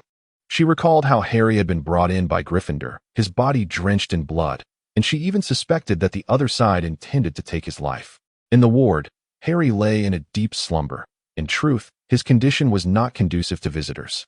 However, as Madame Pomfrey tended to his wounds, Harry murmured Loya's name in unconscious utterances. It seemed she held significant importance to him. After some deliberation, Madame Pomfrey made an exception, allowing Loya and her companions to enter. The ward was suffused with the scent of herbs, and the boy on the bed appeared ghostly pale, devoid of color. His breathing was faint yet steady, with disheveled locks clinging to his forehead. In recent days, Roya has been preoccupied with the competitions, only now realizing how much Harry has withered away in his absence. This sight evokes memories of the tormented boy he once was at the Dursleys, prompting her to involuntarily reach out and smooth his disheveled hair. What on earth happened? How could he be so severely injured? Roya inquired, her brow furrowed as she turned to Hermione. Typically, the inter-school spell competitions merely require one wizard to be knocked into the lake for victory, rarely resulting in serious injuries. Yet, the deliberate infliction of harm to prevent an opponent from continuing in the finals is undeniably excessive. They cheated, Ron exclaimed, clenching his fist in indignation. Hermione's eyes brimmed with unshed tears. The opponents were formidable. Harry and I could barely withstand their onslaught. Ultimately, we managed to exploit a mistake on their part to turn the tide. That wizard from Hogwarts, named Jace Hiss, knelt and surrendered, which caused us to let our guard down, and Harry lowered his wand. She sniffed, continuing, little did we know that as soon as Harry turned his back, he was ambushed by an alligator, nearly losing a leg to its jaws. Moreover, the referee displayed blatant favoritism, declaring the Hogwarts wizard the victor.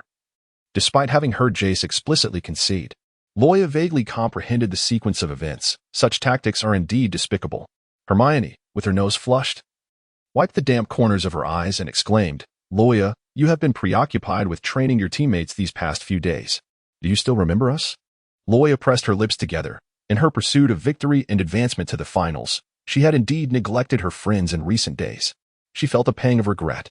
Loya gently embraced Hermione with an air of apology, soothingly caressing her back. Do not worry, I shall handle the rest. She turned her gaze towards Ron. Ron, will you take me to find Jessie Sheesy? I am not familiar with the location of the Gryffindor dormitory. Ron swallowed nervously, his anxiety palpable as he inquired, Loya, you are not intending to confront him, are you? Loya pivoted, the light catching the corner of her lips as she smirked. A soft chuckle escaped her as she demurred. Brawl? Whatever gave you that idea? He ensured Harry's absence from the competition, and I'm simply returning the favor. It's as straightforward as that. Ron, visibly unnerved. Consider the ramifications should Professor McGonagall discover their clandestine duel. Loya discerned the unease radiating from Ron and calmly declared, I shall bear the brunt of it all. It is solely my responsibility. After receiving the news of Potter's disqualification from the finals, Malfoy was in remarkably high spirits that day, accompanied by his two sycophants. He strolled through Hogwarts, humming a cheerful tune. By chance, he encountered Loya and Ron, who had just emerged from the infirmary. With a triumphant air, Malfoy approached them, reveling in his mischief as he proclaimed, Did you see? Potter has lost yet another match. I hear he sustained severe injuries and was carried off to the infirmary. He will be unable to participate in future competitions. Aha! Loya had no time to pay attention to him. She casually cast a silencing spell. Malfoy was caught off guard by the sudden muting, his mouth clamped shut. His face flushed, silently protesting with muffled sounds. You had better behave yourself today.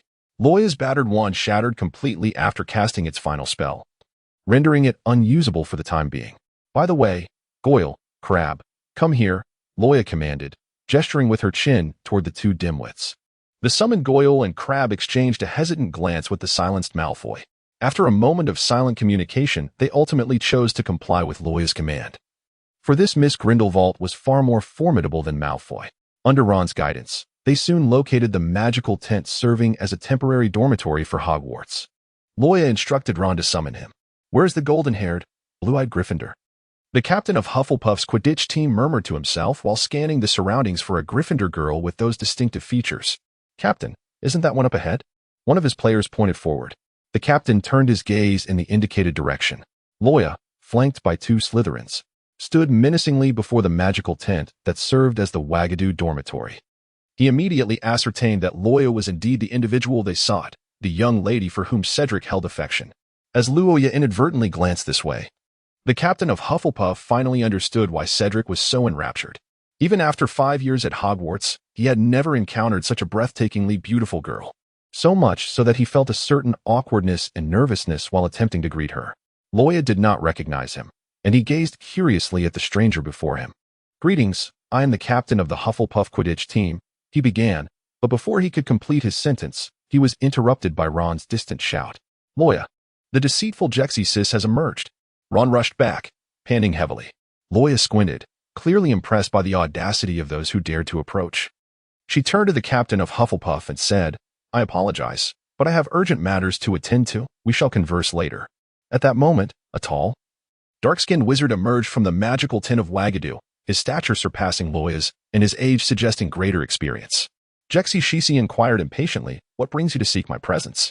Loya raised an eyebrow, amplifying her voice to ensure that every individual present could hear her proclamation.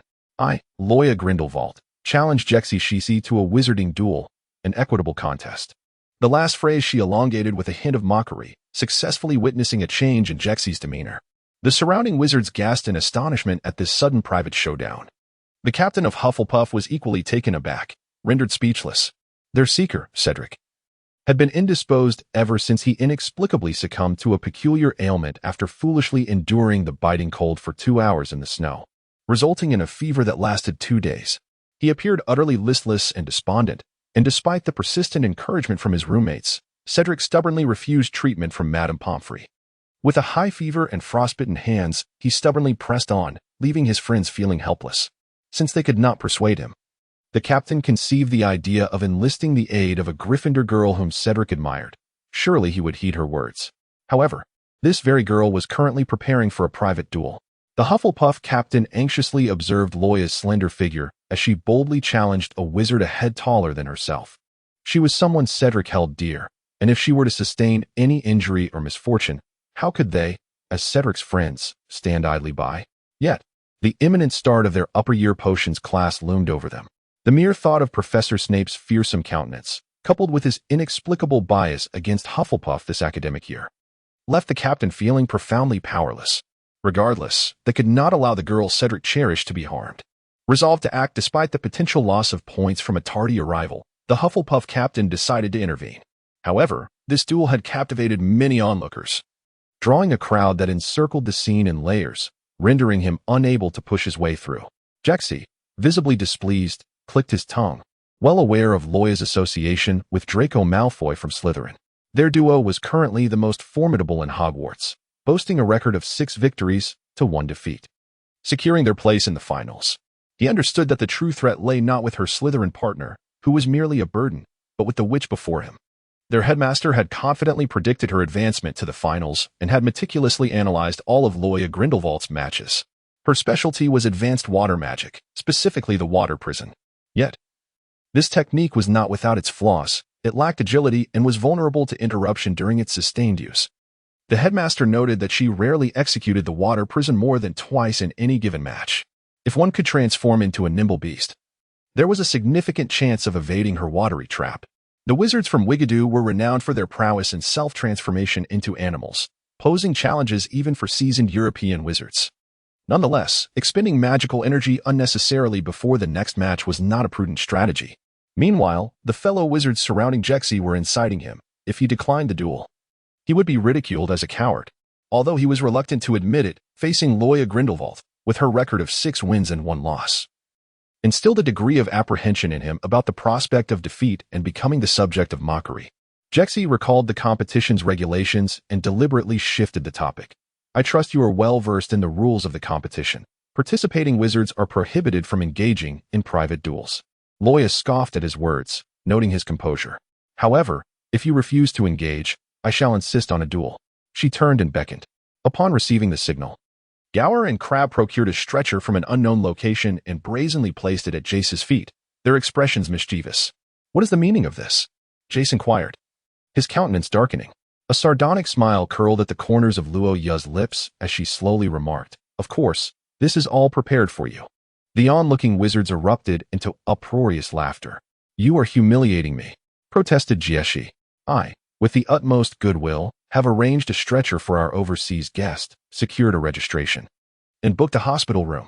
Is my service not sufficiently warm and attentive?" Luoya replied with a smile, yet her eyes betrayed no hint of mirth. Enraged, Jieshi's face flushed with indignation. "Damn it, this witch from Hogwarts dares to insult me openly." Infuriated, Jieshi accepted the challenge to duel. A crowd gathered, and Ron, acting as a makeshift referee, began the countdown. Jieshi watched as Luoya retrieved an unusual wand from her sleeve, shrouded in a swirling dark mist. This was contrary to what the headmaster had described. He had clearly stated that she wielded a dragon heartstring wand. Both duelists raised their wands and exchanged formalities. Jieshi was intensely focused, contemplating which spell to unleash first. To his utter astonishment, Loya offered him no opportunity to retaliate. She struck first with an unforgivable curse. Cruciatus. The wand emitted a green light that struck Jieshi directly, leaving him no time to evade. The captain of Hufflepuff was utterly bewildered. Forgetting the fact that a first year could wield an unforgivable curse, the initial strike of the duel was a torturous one. What enmity could possibly exist to warrant such ferocity? A cacophony of Jieshi's anguished screams filled the air as he writhed on the grass, feeling as though his entire being were being torn apart by knives. The once boisterous spectators from Ravenclaw now gazed on with expressions of sheer horror. Loya gazed coldly at the howling Jexi, believing that there was no need to show leniency towards despicable individuals. Moreover, she was in control today, ensuring not to cause any fatal harm. At worst, he would find himself confined to the infirmary for a month. Jexi's eyes widened in agony, and just before he lost consciousness, he vaguely perceived a ghost in an ancient black robe floating behind Loya, its hood shrouded in layers of mist, concealing its face from view. When the captain of Hufflepuff regained his senses from his shock, he was dismayed to discover that Loya and Ron had long since departed. Not only had he been late for potions class, but he had also failed to inform her that Cedric was ill. Before long, the heart-wrenching news of Jexi's plight reached the ears of the headmaster of Wigadoo. Enraged, he stormed into the Hogwarts headmaster's office, demanding an explanation from Dumbledore. Dumbledore, your student, Loya Grindelwald, has violated competition rules by engaging in a public duel and even used an unforgivable curse to inflict injury on my student. You must disqualify her. Professor McGonagall, who happened to be delivering documents to the headmaster, was left speechless, shocked that a student from her own house had harmed one from Wigadoo with an unforgivable curse. Dumbledore, I opposed the admission of Loya Grindelwald to Hogwarts from the very beginning. She ought to be at Durmstrang. McGonagall paused, an unsettling feeling washing over her as she recalled having voiced similar sentiments before, yet she could not pinpoint when or where. Professor McGonagall, please calm the students outside. Dumbledore's voice remained as tranquil as ever, as if everything were well within his control. She will master the unforgivable curse in no time soon. She will become akin to that dark wizard. Professor McGonagall, kindly step outside to reassure the students, he repeated, his tone now one of undeniable authority. McGonagall fell silent, aware that Dumbledore was dismissing her, needing to converse with the headmaster of Wigadoo. Yet, she could not fathom why Loya Grindelwald was afforded such special treatment by Dumbledore. If it were Harry, the child of Lily and James, she could understand, but why Loya Grindelwald? With a glance at Dumbledore, McGonagall stormed out of the office, leaving only Dumbledore and the headmaster of Wigadoo behind. Dumbledore leisurely poured tea into a cup, as though the unfolding events were of little consequence. Dissatisfied with Dumbledore's demeanor, the headmaster of Wigadoo escalated his demands. If you do not disqualify her, then you ought to expel her. Otherwise, I will report this to the Ministry of Magic and seek justice. He finally heard Dumbledore invite him to take a seat. The headmaster of Wigadoo scoffed in displeasure, prepared to sit on the sofa, only for it to suddenly vanish, causing him to crash to the floor. Dumbledore, you, the headmaster seethed, rising to face the instigator, who remained unfazed, pouring water into the teacup without even sparing him a glance. An unusual silence enveloped the room, punctuated only by the sound of water dripping into the cup. Suddenly, the headmaster felt droplets striking his face, increasing in intensity. He looked up, only to find the ceiling had vanished, replaced by ominous thunder and dark clouds. In a panic, he glanced around, realizing Dumbledore had already disappeared. He found himself standing on a precarious little boat, deafened by the roaring thunder. The storm unleashed torrents of rain, and the turbulent waves capsized the boat, dragging him uncontrollably into a whirlpool. No. He thrashed in the water, desperately calling for help as seawater flooded his mouth and nose, filling his lungs, which felt as though they were being violently torn apart. His eardrums burst from the pressure, and his mind felt as though it would explode. He screamed until his body became weak, his terrified eyes slowly sinking beneath the surface. When he opened his eyes again, he found himself back on the rocking boat, watching in dread as the furious waves pulled him into the depths once more, repeating the suffocating ordeal. Just as he lost count of how many times he had drowned in this endless cycle, he heard the clear sound of a spoon clinking against a teacup. The storm faded, the waves receded, and he found himself back in Dumbledore's office. In the brief time it took Dumbledore to pour a cup of tea, The headmaster of Wigadoo had experienced deep. Loya soothed him, saying, all right. She sliced off a piece of apple and offered it to Harry. Loya's psychological maturity far surpassed that of her current physical form, although she had once been a fan of the trio while watching the films. Upon truly entering the magical world and interacting with the 11-year-old Harry, she invariably found herself treating him as a child, as a younger sibling. Loya observed Harry who, despite his small stature, appeared to have quite the appetite. After she had personally fed him an apple and a Christmas pudding, to her surprise, Harry expressed a desire for more. Loya hesitated, contemplating whether to inquire about Madame Pomfrey's opinion on whether the patient should refrain from excessive eating. However, under the gaze of Harry's sparkling eyes, Loya felt compelled to cut another piece of cake and feed it to him. Meanwhile, Ron was teaching Hermione to play wizard's chess, and Hermione casually remarked, rest assured, as long as it is you feeding him, he will consume whatever amount you offer. Loya tilted her head, seemingly perplexed by Hermione's meaning. Due to the Weasley couple's trip to Romania to visit Charlie, Ron was compelled to remain at school for the holiday.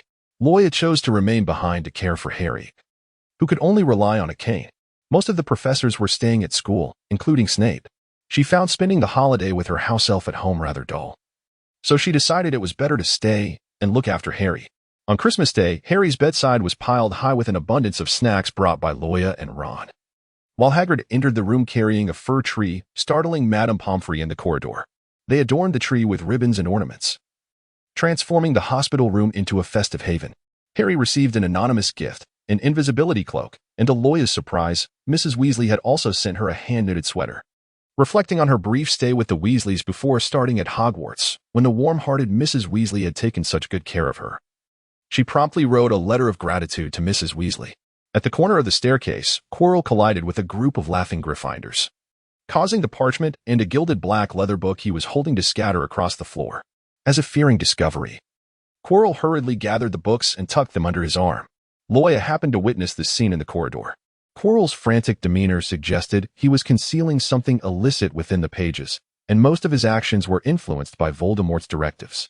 Loya pondered for a moment, deciding to stealthily follow and observe what Chilo and Voldemort were truly up to. Professor Chilo, clutching the sheepskin book, glanced back repeatedly as Loya cautiously concealed herself behind a pillar. She watched as Chilo tiptoed into the library's restricted section. That evening, Loya borrowed an invisibility cloak from Harry. Enshrouded in its fabric, she quietly infiltrated the forbidden area.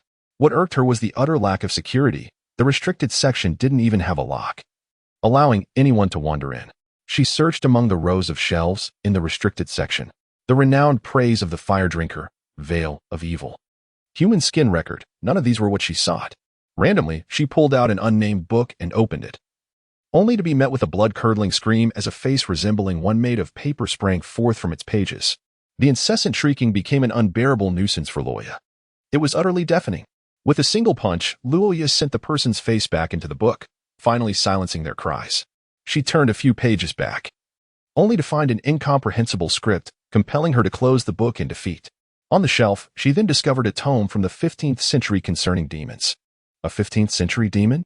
15th century ecstasy? Loya, filled with curiosity, pulled out a book and sat on the ground, resting it upon her small knees. The yellowed pages within were marred by dark, ominous stains of blood, evoking a chilling sensation in those who dared to gaze upon them. Loya turned to a page adorned with an illustration, upon which was hastily sketched a wand. Could it be that this was indeed her spinal wand? Beneath the illustration was inscribed a series of indistinct words. Ectus, the madman who crafted wands from his own spine. It became evident that this wand was not fashioned by Ollivander. It had existed since the 15th century, with its initial owner being Ectus. And Loya now stood as its second master. Though the details of how it ended up in Ollivander's possession remained a mystery, did he perhaps disturb Ectus's grave? Given more time, she would have relished the opportunity to delve into this book, unraveling the tales of Ectus and his wand. Yet, with the ever-present danger of being discovered by the patrolling Filch, time was of the essence. Thus, she reluctantly returned the demon of the 15th century to its shelf. Continuing her search, she soon stumbled upon a black sheepskin book embossed with gilded letters, high upon another shelf. After several attempts, balancing on her toes, she finally managed to grasp the tome. Loya eagerly opened the book, curious to discover what Chilo and Voldemort were up to in their clandestine endeavors. However, he found himself staring blankly at the open pages before him. Empty? The contents were devoid of any text, not a single word to be found. How could this be? Doubtful, Loya flipped through several pages, and at last, on a sheet of blank paper, he stumbled upon an unfamiliar name, Aeldis Sona. As Loya perused the unfamiliar name, she found herself unable to recall any character by such a designation in the original narrative, ever since her transposition into this realm. An array of events, perhaps a consequence of the butterfly effect, had unfolded, many of which were absent from the original text. For instance, the existence of the Wagadu School of Magic had scarcely been mentioned, let alone its connection to the Hogwarts spell competition. At times, she even pondered whether her arrival had altered the trajectory of the main storyline from its original course. Yet, as she continued to read, the name began to resonate with her more and more. Upon reflection, she realized it belonged to the wizard who had sent Malfoy plunging into the Black Lake during the inaugural match of the spell competition.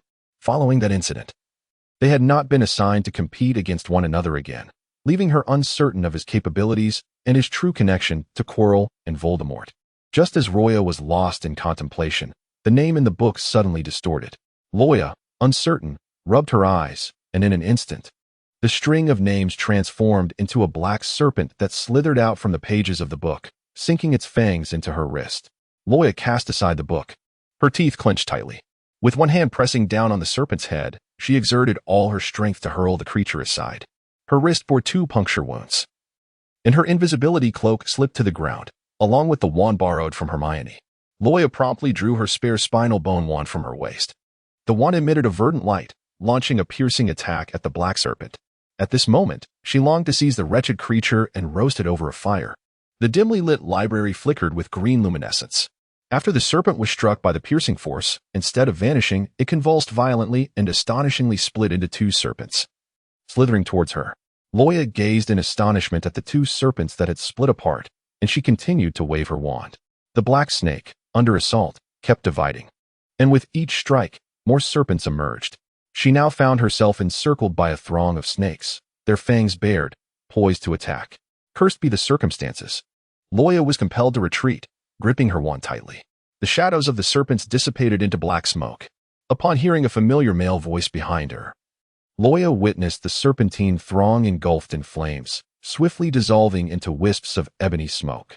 Snape emerged from the shadows, his gaze settling upon the maiden's countenance. A delicate blend of disquietude and feigned composure. "Miss Grindelwald, what brings you here?" he queried, his eyes briefly noting the discarded invisibility cloak, deducing the means of Loya's ingress. Snape scrutinized her form, softly inquiring, "Are you injured?" "No," she responded. Snape observed the delicate beads of perspiration upon her brow, his gaze subtly drawn to the involuntary twitch of her right hand concealed beneath her sleeve. After a moment of contemplation, Snape advanced, extending his hand towards her. Yet, before his touch could graze Loya's sleeve, she recoiled, swiftly concealing her right hand behind her back. Snape, his brow furrowed, observed her concealed hand and advanced, seeking to diminish the space between them. However, with each step he took forward, Loya deliberately retreated. He beheld her sapphire eyes, blinking in rapid succession, the ethereal moonlight cascading upon her, a strand of golden hair cascading upon her shoulder from her tilted head. Snape inwardly sighed, "Cease this jest, and permit me to examine your injury." Loya retreated another step, finding a certain amusement in teasing Snape from time to time. Observing Loya's reluctance to reveal her wound, Snape patiently cornered her against the wall. Inadvertently colliding with the bookshelf, Lorelei caused several tomes to cascade downwards. Just as they threatened to strike her delicate head, Snape, with remarkable alacrity, cast a levitation charm. Resigned to her inescapable fate, Lorelei yielded, Snape swiftly seizing her concealed right wrist. An ethereal luminescence emanated from the wand's tip, casting a gentle glow as Snape meticulously examined her wrist for any sign of injury. Despite his thorough scrutiny, the maiden's slender wrist remained unscathed. Doubting his initial assessment, Snape gently pushed back her sleeve, revealing the alabaster expanse of her forearm. Yet even upon repeated inspection, no wound was to be found. "I told you I wasn't hurt," Lorelei protested, her lips forming a delicate pout as she cautiously concealed her left hand. Meanwhile, Filch, who was patrolling the corridor, upon hearing the commotion from above, hastened towards the sound, his breath coming in ragged gasps. The mere thought of apprehending nocturnal students, suspending them upside down in his office with shackles, sent a thrill of anticipation through him, causing his lips to stretch into a gleeful grin. "Who's there? Show yourselves," he exclaimed, brandishing his lantern. Its beam catching Snape's figure in the distance. "Professor, I heard a disturbance. Surely some students have trespassed into the restricted section." As he advanced, he noticed a small girl standing behind Snape. "Finally, I've caught one," Filch thought, his eyes fixated on Lorelei with malicious glee. Presuming Snape had already apprehended the night-wandering Lorelei in the forbidden area, he eagerly awaited the moment when Snape would sentence her to confinement in the dark cells. "There are no students loitering here at night," Snape stated, his gaze unwavering. Filch's expression fell as if a bucket of ice-cold water had been thrown on him. His face twitched in disbelief. "Are you suggesting that I am blind? A living person is standing right in front of me. Shall I reiterate?" Snape's tone gained an edge of severity. Overwhelmed by Snape's commanding presence and the resolute declaration of "there is no one," Filch found himself silenced. Loya raised her middle finger at Snape from behind. Filch, infuriated and gnashing his teeth, was a mute spectator.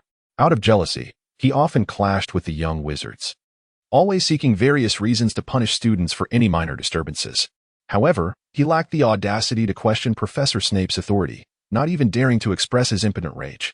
Filch discerned that Professor Snape was clearly protecting the young girl. As merely the caretaker of Hogwarts, he had no desire to invite trouble.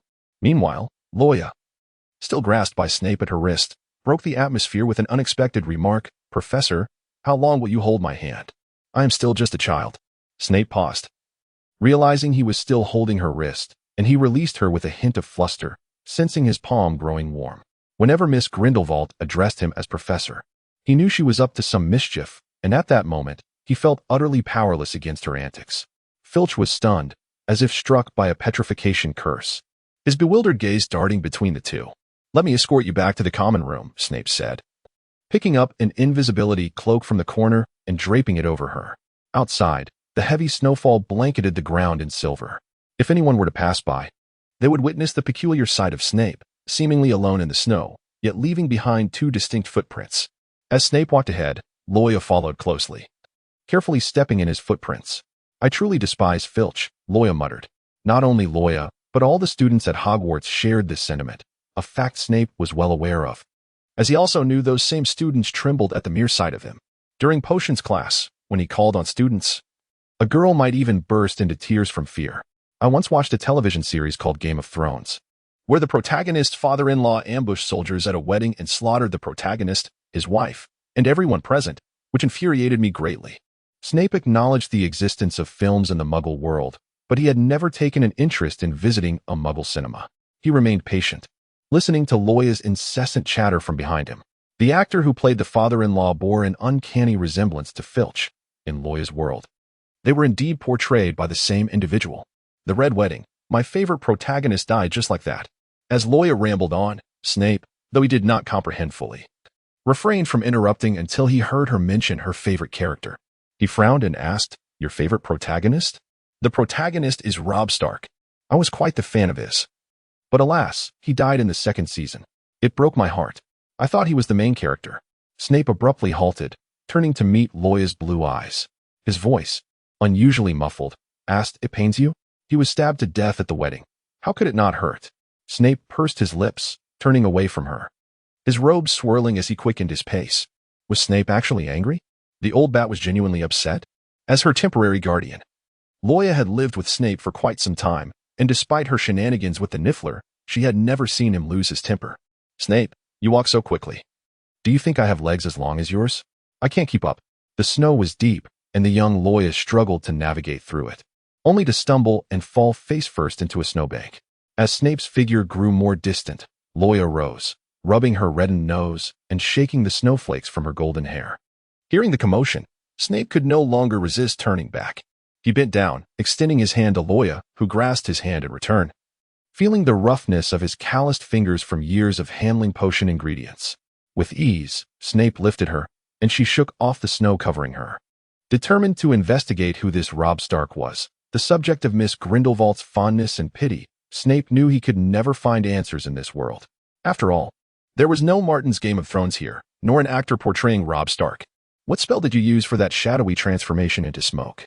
Loya recalled the multitude of serpents that had tormented her in the forbidden section, only for Snape to effortlessly incinerate them with a single incantation. It was a counter curse, effective against any spell that summoned snakes. May I learn it? She inquired, her eyes sparkling with anticipation. Snape nodded slightly. Although this spell was rarely utilized, he would typically scoff at anyone seeking to learn such magic. Yet, given Loya's innate talent and aptitude, he knew it would come easily to her. Can we do it tomorrow? I will visit your office, and you can teach me? Loya exclaimed joyfully, leaping into a snowdrift. Snape shook his head gently. He was scheduled to leave Hogwarts for at least 2 days to procure a special batch of ingredients. Tomorrow is not feasible, he stated. As he had predicted, Loya's face fell in disappointment. Snape was accustomed to remaining silent, even amidst misunderstandings. Observing her forlorn expression, he sighed, adopting a tone of reluctant concession. When I return, I shall teach you. For now, allow me to escort you back to the common room. He accompanied Loya back to the Gryffindor common room. But no sooner had he departed than she rushed to the washroom. Her right wrist was indeed unharmed. It was her left wrist that bore the mark of the serpent's bite. She had deliberately feigned injury to conceal her true affliction. Truth be told, Loya loathed revealing her vulnerabilities to others and wished to spare them from worry. In the dimly lit washroom, she stood before the sink, pressing her right hand firmly against the wound on her left wrist. The blood that oozed forth was a vivid crimson, indicating she had likely avoided poisoning. And she exhaled in relief. Suddenly, a ghost with thick spectacles floated through the crack of a cubicle door, drifting silently behind Loya. The weeping Myrtle, unusually cheerful today, exclaimed. You were bitten, Loya, uninterested, focused on tending to her wounds, while the Myrtle swirled chaotically in the washroom. You will endure just like me, shackled here day after day. Weeping endlessly, the Myrtle exclaimed with exuberant laughter. Suddenly, an individual appeared, oh, not a specter, but a curse upon you, proclaiming your imminent demise. No matter how amiable one might be, it is impossible to maintain a pleasant demeanor in such dire circumstances. Damn it, my life is long, certainly far longer than yours. With a flick of his wrist, Loya cast a silencing charm. The incensed moaning Myrtle, now rendered mute, plunged into a succession of toilets, causing water to erupt and saturate the floor. Having attended to his injuries, Loya returned to his dormitory, mindful of the impending final match tomorrow. On the eve of the climactic contest, Loya encountered Aelfes, the wizard from Wagadu whose name was inscribed on Quirrell's parchment, the same wizard who had drawn first blood against Malfoy in their initial encounter. Malfoy, naturally, did not deign to offer a pleasant greeting, brushing past him with deliberate force, a blatant act of provocation. The other wizard, seemingly unfazed by Malfoy's antagonism, continued in the opposite direction, as he had no match scheduled for the day. His eyes were deeply sunken, his complexion pallid, and his brow shadowed with a dark, unsettling hue, rendering him a figure of lifelessness. Loya's unease grew with each observation, compounded by the presence of his name on Quirrell's list. Loya found himself increasingly wary of Aelfes. Honestly, what is so captivating about that coterie of African wizards, with their dark complexions, that you must stare so intently? Malfoy's disgruntled voice interrupted her contemplation, betraying a misunderstanding of her intent. Loya snapped back to reality and casually remarked, Yes, little pony, you look splendid. Is that sufficient? Malfoy joyfully tousled his golden locks. Although he sensed a hint of sarcasm in the new moniker, the compliment lifted Malfoy's spirits considerably. Loya sat in the waiting tent. Her left wrist, bitten by a snake, had begun to tingle since morning, and now sharp, stabbing pains coursed through it like needles. Unconsciously, she broke into a cold sweat and awkwardly rubbed the swollen joint of her left wrist. What happened to your hand? Malfoy inquired, observing Loya's peculiar behavior. I just bumped it, that's all, she replied. Malfoy regarded her with skepticism, instinctively sensing that she was not being truthful. If you're feeling unwell, it wouldn't matter if we forfeit this match. After all, our record is currently the best, and even losing one match would still allow us to advance to the finals. He remarked, fixing her with a pointed gaze. Now that you've said that, I am even more determined to win. In truth, given the current performance of her and Malfoy's team, they could reach the finals regardless of the outcome of this match. However, Loya was accustomed to taking every competition seriously. Moreover, the inconspicuous system had assigned her the task of winning 7 matches cumulatively, and they were just 1 match away from that goal. Loya leapt from her chair, stretching her shoulders, presenting an air of nonchalance and well-being. Malfoy found himself at a loss for words as the referee announced the entry of the competing wizards. The 2 wizards from Hogwarts, whom Loya had previously observed in battle, were utterly unremarkable and posed no threat. Meanwhile, the captain of the Hufflepuff Quidditch team had been waiting for Loya in the dining hall since early morning. deeply concerned for the physical and emotional well-being of his team. With hands clasped in sincere supplication, he earnestly implored her to attend the afternoon Quidditch practice match, as Cedric would be participating. Loya initially intended to seek out Cedric after the conclusion of the league, for it was only courteous to apologize after having stood him up. However, she could not ascertain how long the afternoon match would be delayed, and whether she would still have sufficient time to meet him afterward. The captain of Hufflepuff nodded in understanding. If time permitted after this match, she would make a personal visit. With that in mind, she resolved to expedite the game. Hoping for an early conclusion, Loya ensnared the opposing wizard in an aquatic prison with swift precision, poised to wield her wand and hurl him into the inky depths of the Black Lake. Yet, from the stands, an incantation arose, disrupting her intent. Loya was suddenly besieged by a throbbing headache, as if countless daggers were furiously swirling within her mind, making her head feel as though it might explode. In her agony, she clutched her head and, in a daze, noticed that the bandage on her right wrist was seeping dark blood. Loya's heart sank as the water prison, no longer under her control, erupted violently, splattering water everywhere. The imprisoned wizard, Vagadu, managed to escape by a stroke of luck. In the audience, in a corner unseen by Loya, Chilo was ominously reciting a malevolent incantation. The spell would disrupt the victim's mind and senses through the venom of snakes. In the realm of Loya, everything began to sway. Even the opposing wizard appeared as a blurred double. The fortunate escapee from Hogwarts immediately transformed into a beast, charging directly at her. The disorientation rendered Loya incapable of focusing, let alone aiming. Her spells flew astray, missing their intended targets, as the beast lunged toward her. Malfoy reacted swiftly, casting a spell that repelled the creature several meters away. With Quirrell's incantations hastening, Loya's mind buzzed incessantly, akin to a torturous constricting spell, leaving her barely able to maintain her balance while standing. What on earth is wrong with you? Malfoy immediately sensed her distress, given her prowess. It was inconceivable that she could have missed her spells. Concerned, he inquired. The Hogwarts wizard soon noticed Loya's peculiar state, and in the next instant, he transformed into a lion, charging directly at her. Malfoy widened his eyes, instinctively pushing Loya aside, only to find himself swept off the field by the onrushing beast. Enduring the excruciating throbbing in her head, Loya clung tenaciously to Malfoy's arm at the edge of the grounds. Malfoy dangled precariously, the Black Lake yawning beneath him. He noticed the lion advancing menacingly behind Loya, its fangs bared in a predatory grin. One bite, and Loya's back would undoubtedly be lacerated. Release me swiftly, he urged. It is a mere immersion in the water, an experience not unfamiliar to me. Loya's other hand remained pressed against her head, beads of cold sweat cascading down her brow, rendering her unable to comprehend Malfoy's words. Observing that Loya still refused to relent, Malfoy shouted emphatically, "Even if we lose this match, we are still in the finals. Let go quickly. You risk being bitten." In a moment of dazed reverie, Luoyu beheld a specter clad in a black robe standing before her. Beneath its hood lay veils of mist, while its skeletal hands emerged ominously from the flowing sleeves. The ghostly figure extended a bony finger towards a certain direction in the audience. After a brief moment of astonishment, Luoya suddenly realized that someone was casting a spell against her. She directed her wand towards the audience, unleashing a spell that sent a figure crashing to the ground in the direction indicated by the ghost. Gasps of shock erupted from the onlookers as they scattered in panic. Chilo was taken by surprise by the sudden incantation, violently propelled against the wall, where the back of his head made an intimate acquaintance with Voldemort and the unforgiving surface. Grasping his mouth in pain, several teeth having been knocked out, Chilo could scarcely believe that the snake-bitten Luoya still possessed the strength to cast a spell. The spellcaster was interrupted, and Luoya felt a slight alleviation of her pain. Although she was still drenched in cold sweat and her vision remained blurred, she managed to concentrate enough to perform the incantation. The lion behind her continued to lurk, poised to strike at any moment.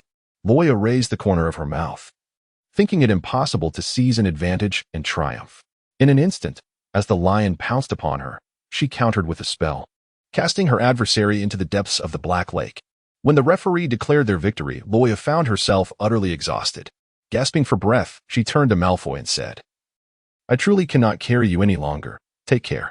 No sooner had the words left her lips than her grip loosened, and Malfoy plunged into the lake regardless. In the stands, Quirrell glared at Loya with unyielding intensity, while the dark presence of Voldemort within his turban berated him as a useless fool. Meanwhile, Goyle and Crabbe were busy retrieving Malfoy from the murky waters of the Black Lake. Loya was no better off, despite having knocked down the incantator with considerable force. She now found herself pale and drenched in perspiration, her garments clinging uncomfortably to her skin. The individual who had assailed her with spells during the match, if her suspicions were correct, was undoubtedly Quirrell. This led her to realize that she might have been ensnared in a trap meticulously laid by Quirrell and Voldemort. The day Quirrell had furtively clutched the parchment-bound tome was clearly a ploy to lure her into the restricted section. Unwittingly falling into this snare, she had opened the cursed book, which Quirrell had enchanted, only to be bitten by a dark serpent through the wound on her wrist. Quirrell was able to channel a malicious curse that left her with an agonizing headache. Every action Quirrell undertook was in obedience to Voldemort's sinister directives. However, Loya could not help but ponder the alarming lack of intelligence displayed by Voldemort. The true savior, Harry, lay incapacitated in the infirmary, propped up by a cane and incapable of retaliation. Was this not the opportune moment to strike? Instead, Voldemort had chosen to target her first. She was merely an innocent and compliant child. How could Voldemort perceive her existence as a threat? The effects of Quirrell's curse had rendered her weak, her vision clouded. Perceiving the world through twin shadows, the thought of ascending to the Quidditch pitch sent a shiver of dread through her. She feared she would soon faint amidst the spectators, thus becoming a burden to Cedric. Loya traversed the Gryffindor common room, her frame burdened with fatigue. The young Gryffindors, noticing her pallid countenance, kindly inquired if she required any assistance. Loya shook her head. All she desired now was a tranquil restoration of her strength. She collapsed into her pillow, cocooned in her blanket, her mind wandering aimlessly, as if every encounter pertaining to Cedric was invariably interrupted by unforeseen circumstances. In a hazy recollection, Loya recalled the often-quoted notion from Muggle literature about fated encounters that remain unfulfilled, before succumbing to slumber once more. It was not until midnight that the searing pain from her wrist wound roused her from her stupor. As she unwrapped the bandage, the gory sight of her injury, inflicted by a black snake, revealed itself, blood oozing profusely, dark ichor staining the sheets beneath her. To compound her distress, her vision began to blur. An unsettling cacophony echoed within her mind, and a potent urge surged within her, threatening to erupt uncontrollably. She felt an urgent need for a sedative.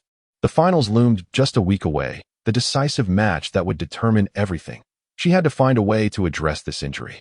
If Madame Pomfrey in the infirmary were to inquire about the origin of her wound, she would find herself at a loss for words, not wishing to divulge her secret trespass into the restricted section. Moreover, with Harry still in the infirmary, she wished to shield him from unnecessary worry. In her current predicament, her only recourse was to seek assistance from her temporary guardian, Severus Snape. She cautiously parted the deep red curtains, striving to avoid disturbing the slumbering Hermione in the adjacent bed.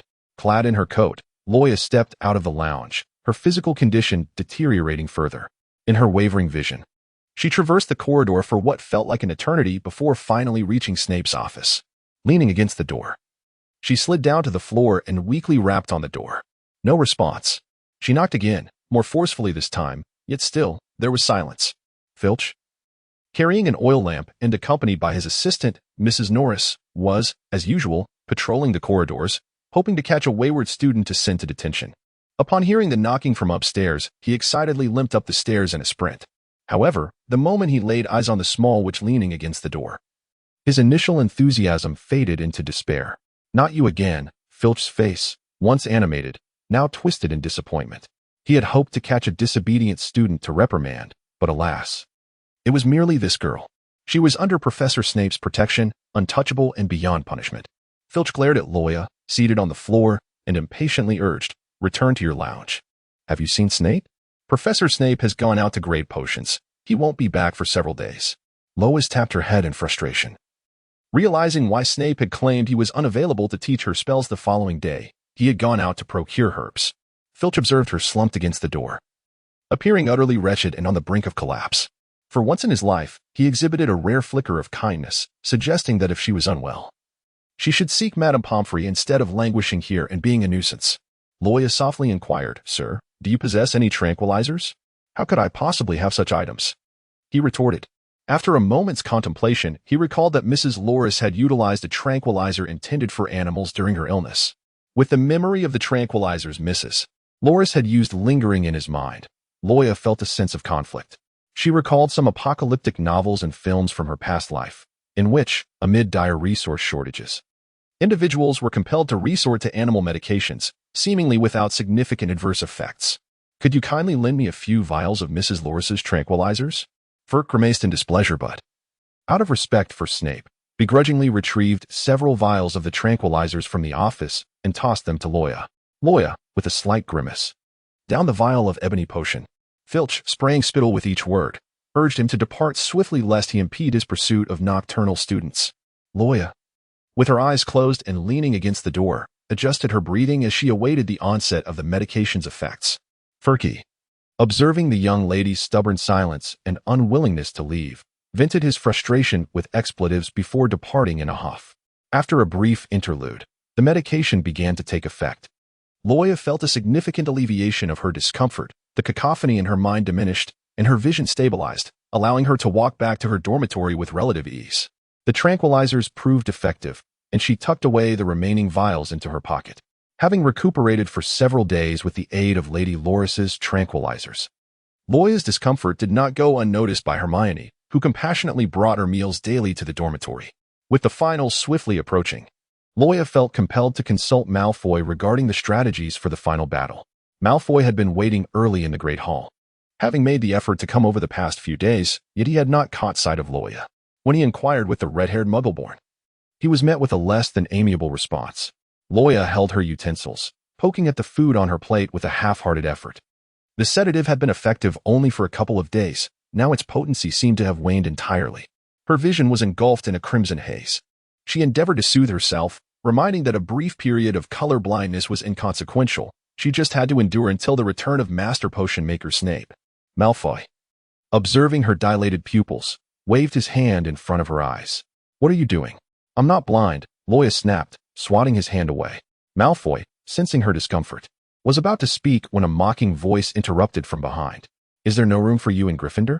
It was Marcus, the Hufflepuff Quidditch captain, grinning broadly with his prominent buck teeth as he swaggered towards them. Malfoy retorted with dissatisfaction, "There are plenty of empty seats around. She can sit next to me." "How does that concern you?" The hall was sparsely populated, with numerous vacant seats, making it clear that Marcus was merely seeking trouble. "You spend all your time cozying up to a Gryffindor, tarnishing the reputation of Slytherin," he remarked. Loya rose to her feet, only to be seized by Malfoy. "Wait. Do not leave. There is no need to heed him." It was not her desire to bow her head in submission to insults, but rather the throbbing pain in her head was returning. That despicable little man, Quirrell, was surely lurking nearby, casting his spells. She could feel the magic within her body simmering, yearning to break free. A third-year Slytherin student emerged to mediate the conflict, awkwardly intervening to restrain Marcus. He informed him that Malfoy's father was set to support the Slytherin Quidditch team with a Nimbus 2001, asserting that now was not the time for disputes. Nevertheless, the argument between Malfoy and Marcus escalated, growing so intense that Marcus was the first to draw his wand and take action. Loya remained uncertain whether Malfoy could contend with the upperclassman Marcus. Regardless, fearing for her teammates' well-being, she unsheathed her wand. It was not until she heard Malfoy utter the incantation that Marcus was forcefully slammed against the Great Hall's entrance. Just as Professor McGonagall stepped into the hall, Marcus was struck by the spell beside the door. "Who did this?" Professor McGonagall exclaimed in indignation, and a hush fell over the hall. Her gaze swept across the room, landing upon Loya, who stood before her, wand in hand. Prejudiced as she was, McGonagall hastily concluded that Loya Grindelwald was responsible for Marcus's injury. "It's you again, Miss Grindelwald. You brazenly use magic to harm students from other houses in the Great Hall. Are you intent on turning Hogwarts upside down?" McGonagall fumed, bewildered as to why Dumbledore favored her. If this continued unchecked, she would surely become unruly. "Professor McGonagall, it was Marcus who provoked me. I was the one who retaliated." "Loya is in no way involved," Malfoy hastily interjected, visibly flustered by McGonagall's misjudgment. However, given the present circumstances, it was evident that Professor McGonagall remained unconvinced by Malfoy's words, her stern gaze still fixed upon Loya. "I truly do not understand why the Sorting Hat placed you in Gryffindor. Moreover, to my knowledge, just days ago, you even broke Goyle and Crabbe's noses." Malfoy shot a glare at Goyle and Crabbe. Trembling, they stood up. "Professor McGonagall, we swear we broke our noses when we fell down the stairs ourselves." It would be remarkable if McGonagall believed them. Marcus, having risen from the floor and rubbing his swollen chin, cast a smug glance at Loya. Ever since the Quidditch match, where Loya Grindelwald's actions led to their defeat and a deduction of 200 house points, he had harbored a grudge. Under the influence of Quirrell's spell, Loya's vision was awash in crimson, making it difficult for her to focus. In McGonagall's eyes, she appeared lost in distraction, heedless of the reprimand. "You completely disregard my admonition." McGonagall snapped. "Gryffindor loses 50 points. Loya Grindelwald shall undertake a week of community service in the Forbidden Forest." Lois spoke calmly. "I apologize, Professor McGonagall, but I have finals next week and cannot venture into the Forbidden Forest. If you wish to remain in Gryffindor, you may partake in community service in the Forbidden Forest. Otherwise, Gryffindor shall no longer accept you. Choose whichever house you desire." The entire dining hall fell into a profound silence. As the young wizards beheld Professor McGonagall's rare display of fury, each one filled with trepidation, too fearful to utter a sound. Upon hearing the girl's unflinching chuckle, Professor McGonagall remarked, "Miss Grindelwald, your actions and your father's legacy." "What of my actions? What of my surname? Have I committed heinous acts under this name at Hogwarts? Have I engaged in any atrocious deeds?" API call failed with status code 429. Error. Code 429. Message. Resource has been exhausted, e.g. check quota. Status. Resource exhausted. Loya could no longer discern the words Malfoy was uttering. All she could perceive was the incantation echoing in the air, her vision engulfed in a crimson haze, and an uncontrollable surge of magic threatening to erupt within her. The entire hall began to tremble as if shaken by an earthquake, silverware clattering to the floor. The long-dormant Goblet of Fire atop the stone pedestal suddenly erupted in blue flames. In that instant, every pane of glass in the hall shattered. The goblet, like a vessel of unleashed fury, reduced the surrounding flowers to ashes. The onlookers, startled by the spectacle before them, recoiled in fear, while Professor McGonagall gazed at the goblet in disbelief. The soul of the goblet had perished over a decade ago, leaving behind only a hollow relic. Why then did it still emit flames? Yet, as if in a moment of fleeting brilliance, the blue fire vanished, leaving an eerie stillness as though nothing had transpired. Loya clenched her fists, gasping for breath. Malfoy was astonished to discover that a few dark substances began to float erratically behind her. The sudden appearance of these shadows was minimal. Only Malfoy, being sufficiently close, witnessed this bizarre scene, while those around them remained oblivious. However, Professor McGonagall, who was also near Loya, caught sight of it. With a face pale with terror, McGonagall trembled as she uttered a few words. "You are indeed a dark one." A surge of magical energy erupted, and the overwhelming magical pressure forced Professor McGonagall to stumble back a few steps, nearly causing her to fall. She had to grasp the edge of the table to steady herself. Loya turned her gaze towards Marcus, who was forcefully hurled to the ground by a surge of magical energy. She heard his pleas for mercy. Professor McGonagall stared in shock at her actions. "Stop. Do you comprehend what you are doing?" "I am fully aware of my actions. Merely punishing a scoundrel," Loya retorted, though deep down, she recognized that this sudden outburst of magic was a prelude to the emergence of Mayor Moran. She struggled to contain it. Mayor Moran was about to break free. With its explosive power, those ensnared by it would likely face dire consequences, either death or severe injury. Despite Professor McGonagall's disdain for her, Loya had no intention of inflicting serious harm upon her out of spite. Moreover, the aftermath of Mayor Moran could inflict grave damage upon herself, potentially threatening her very life. It could even lead to confusion of memory and fragmented amnesia. Who would she forget this time? She noticed her hand extending uncontrollably, aimed directly at Professor McGonagall. This was disastrous. The dark substance of Mayor Moran was on the verge of surging forth from her palm. "Someone please stop her." A strong hand firmly grasped hers. "Miss Grindelwald and I have matters to discuss," came the voice of her temporary guardian from behind. Loya silently sighed in relief.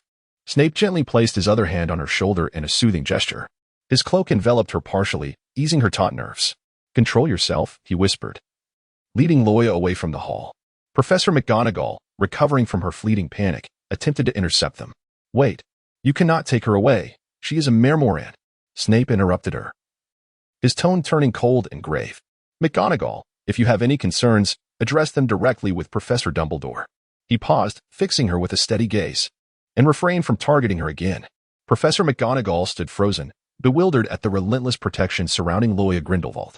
Snape disregarded her attempts to obstruct them, swiftly guiding Loya to his office. Upon entering, Loya collapsed wearily into his chair. The office was dimly lit, with shelves lining the walls, meticulously arranged with various bottles and potion ingredients. Loya reclined wearily in the chair, her gaze drifting hazily towards the ceiling. The tranquil room housed only herself and Snape, devoid of any disputes or antagonism, a sanctuary where she could find solace and unwind. Snape ignited a calming herbal candle, enveloping her in the soothing aroma of the herbs, allowing her emotions to finally find respite. Loya steadied her mind as she diligently suppressed the dark substance within her. Snape leaned down, rolling up her sleeve, where the bandages were matted with blood. He cautiously unraveled the bandages that Loya had haphazardly wrapped. The wound, a grotesque shade of purple, oozed black blood, clearly indicating that her master had not tended to it properly. Snape furrowed his brow. Was this an injury from the restricted section? Loya answered in a feeble tone. She heard a barely perceptible sigh escape Snape's lips. Despite her attempt to conceal her injury, he bore no inclination to reproach her. He understood Loya's nature. She never showed weakness, was fiercely competitive, and detested revealing her vulnerable side. However, allowing the wound to fester for so many days without seeking his help left him feeling a sense of unease. Unable to restrain himself, he inquired, "Why didn't you come to me these past few days? I came to find you a few days ago, but you were not in your office." "I thought you would be away for a long time," Loya retorted defiantly. Snape fell silent for a moment. Having left for a few days after learning of new herbs that might effectively suppress the dark substance, he hadn't anticipated that something would go awry during his absence. It was not her fault. He should not have chosen that particular moment to leave Hogwarts. Had he returned 2 days earlier and noticed her distress, perhaps this predicament could have been avoided. Snape lowered his gaze to examine the wound on Loya's wrist. It was a form of snake venom, capable of disturbing one's mind and emotions, which explained the turmoil within her. When the host is subjected to extreme emotional stimuli or faces life-threatening situations, the dark substance can easily erupt uncontrollably. This snake venom also amplifies the host's negative emotions, indirectly leading to the dark substance's loss of control. Snape met Loya's eyes. Typically, those with the dark substance within them do not survive beyond their teenage years. The fact that Loya was still alive undoubtedly spoke to her formidable lineage.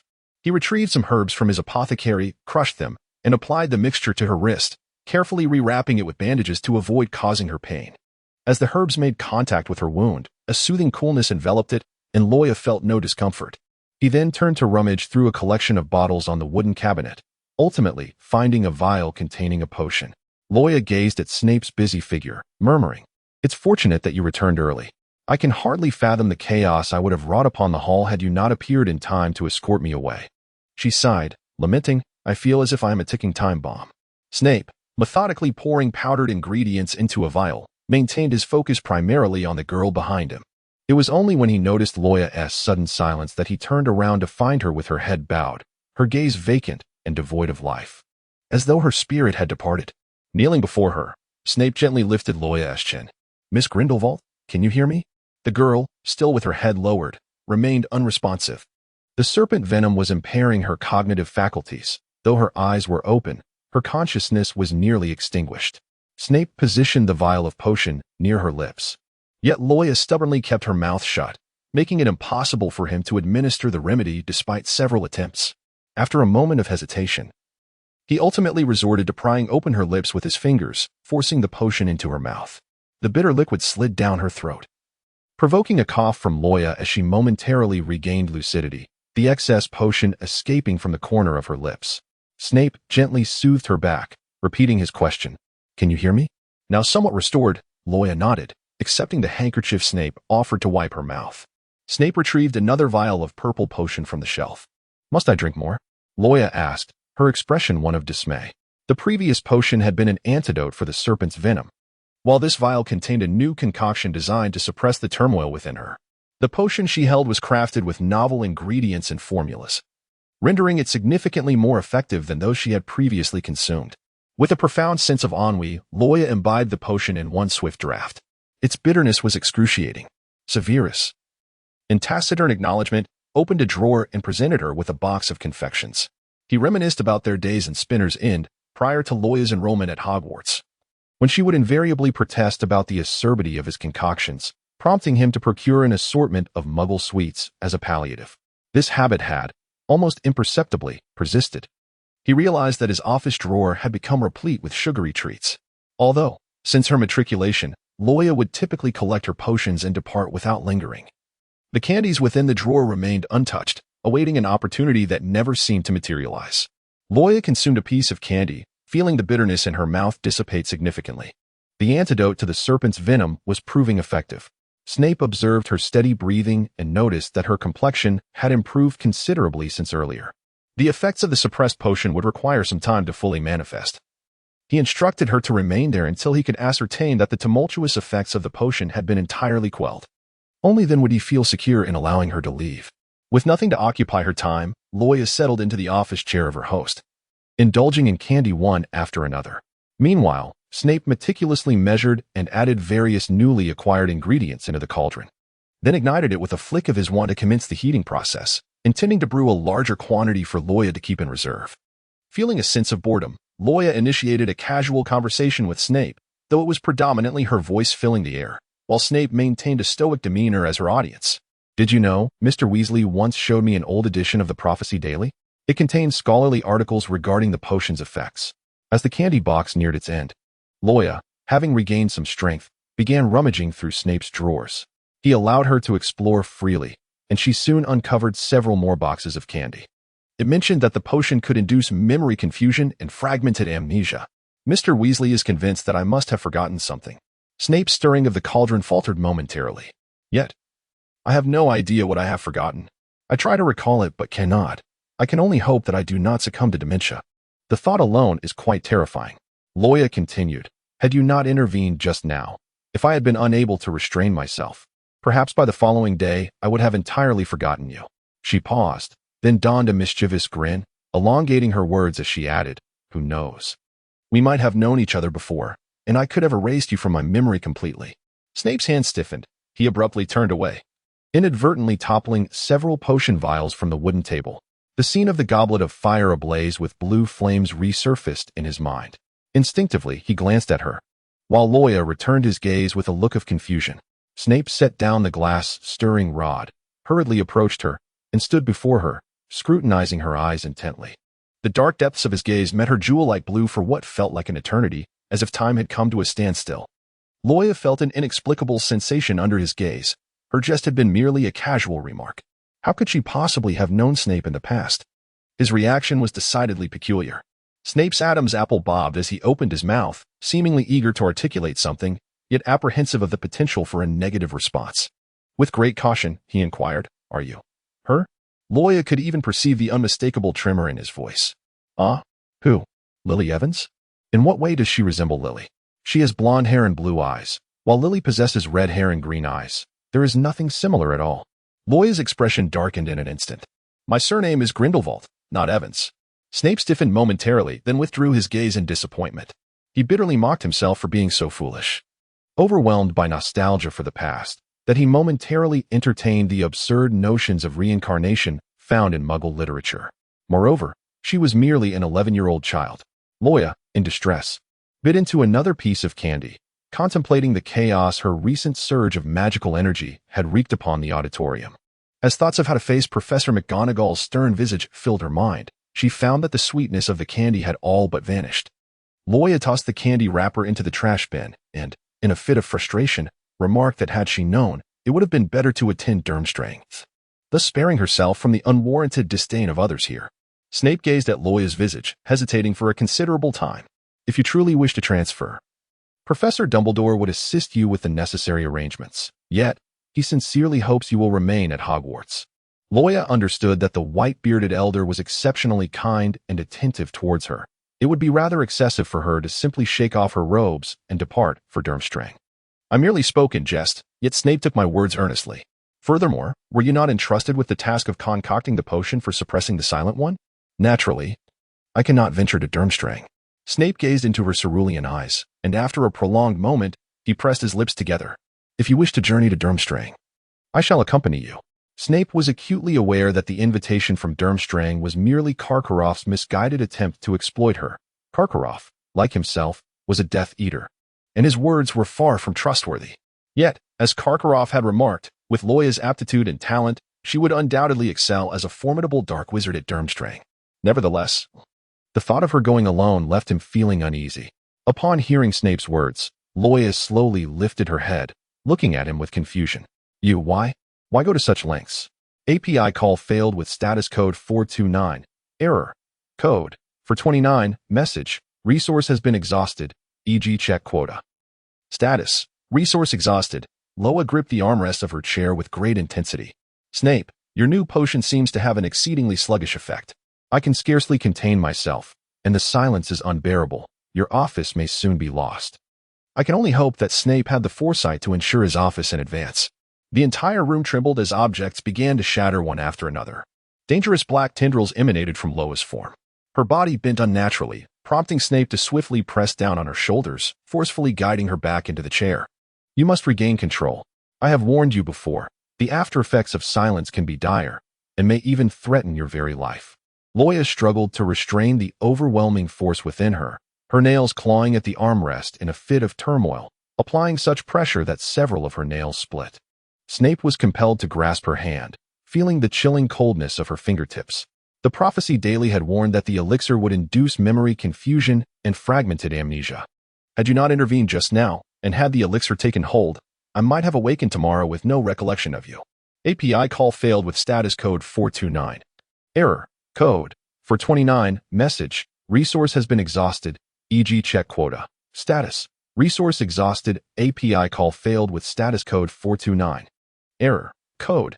For 29. Message. Resource has been exhausted, e.g. check quota. Status. Resource exhausted. Loya endeavored to maintain her consciousness.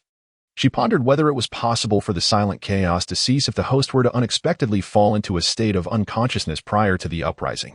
With a spirit of experimentation, she promptly called out to Snape, suggesting, "Why don't you cast a stunning spell or some other incantation on me? Anything that would render me unconscious swiftly, perhaps that would halt my impending turmoil."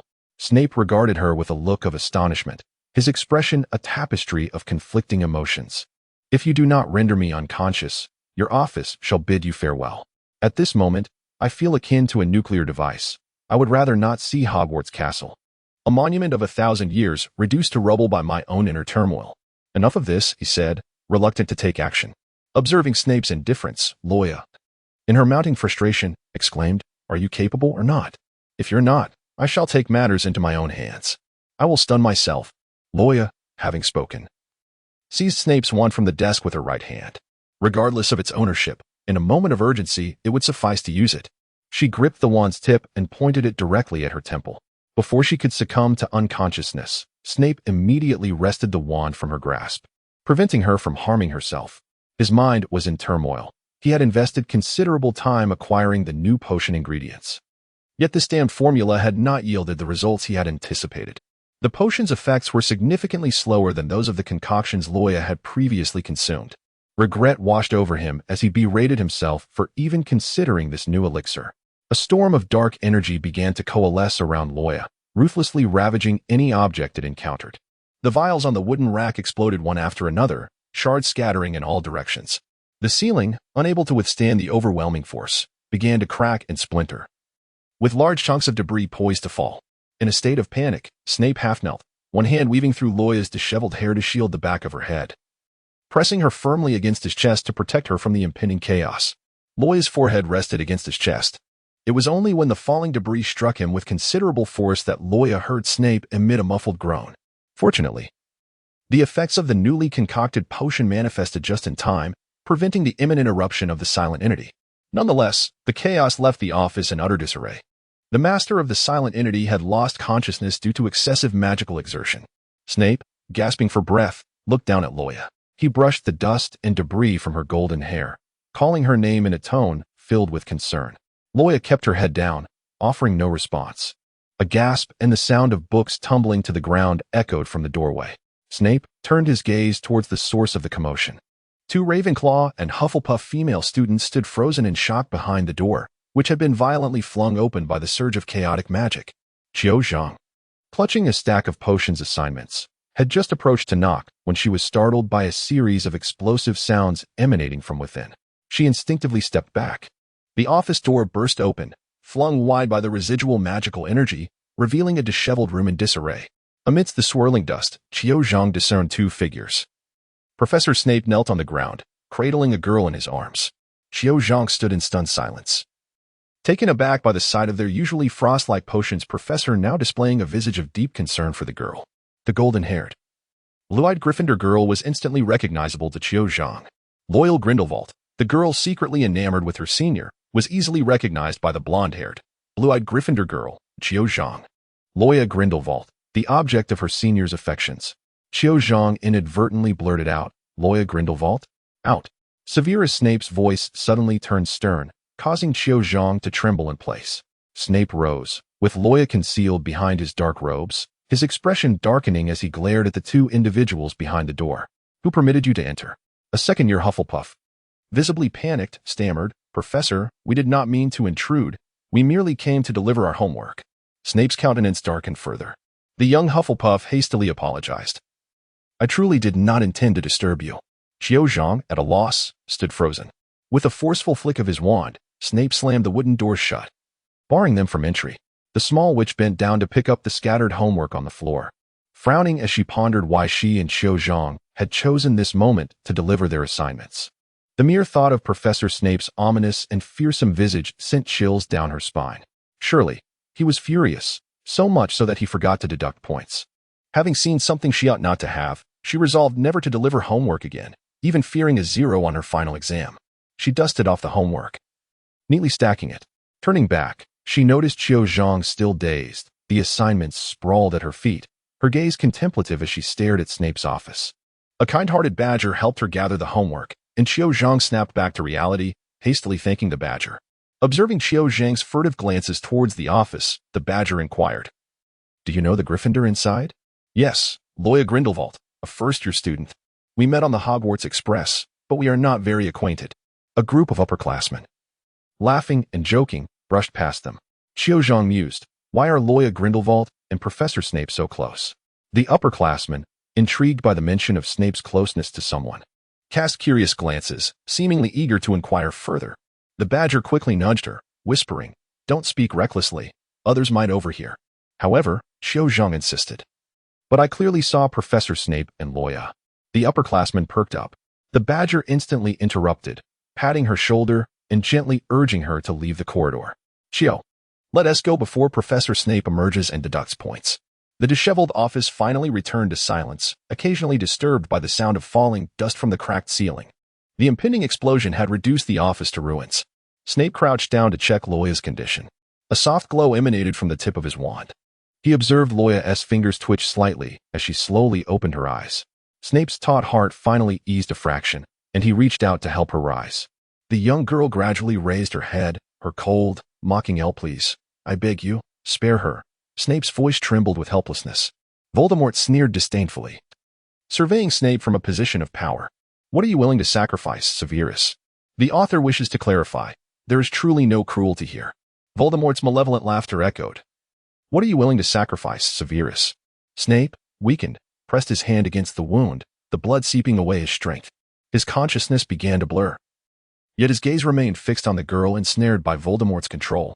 At the moment, Voldemort believed he had firmly grasped his servant's fatal weakness.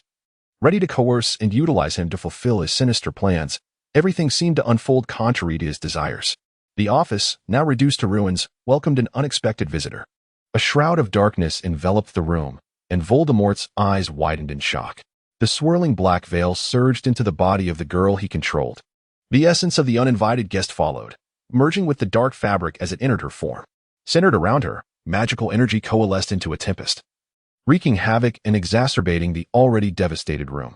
Her closed eyes slowly fluttered open, revealing a pair of unusual orbs, blue eyes radiating an icy chill.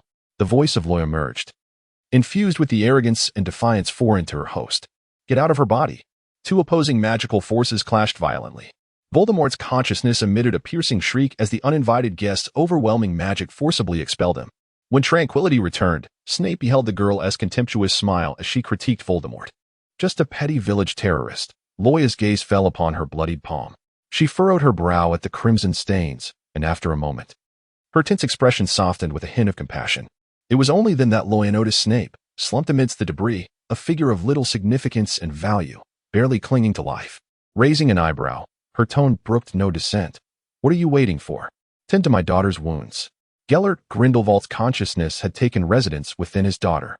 He could not recall how long he had been imprisoned in Ermengarde. It was a place where day and night melded into one, marked only by the relentless roar of crashing waves.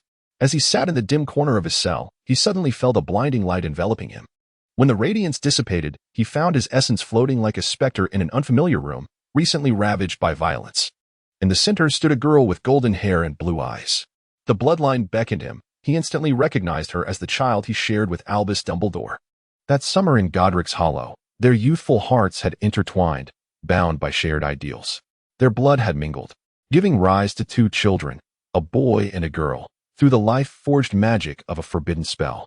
They had envisioned a world reborn, waiting for their offspring to awaken to a reality of their making.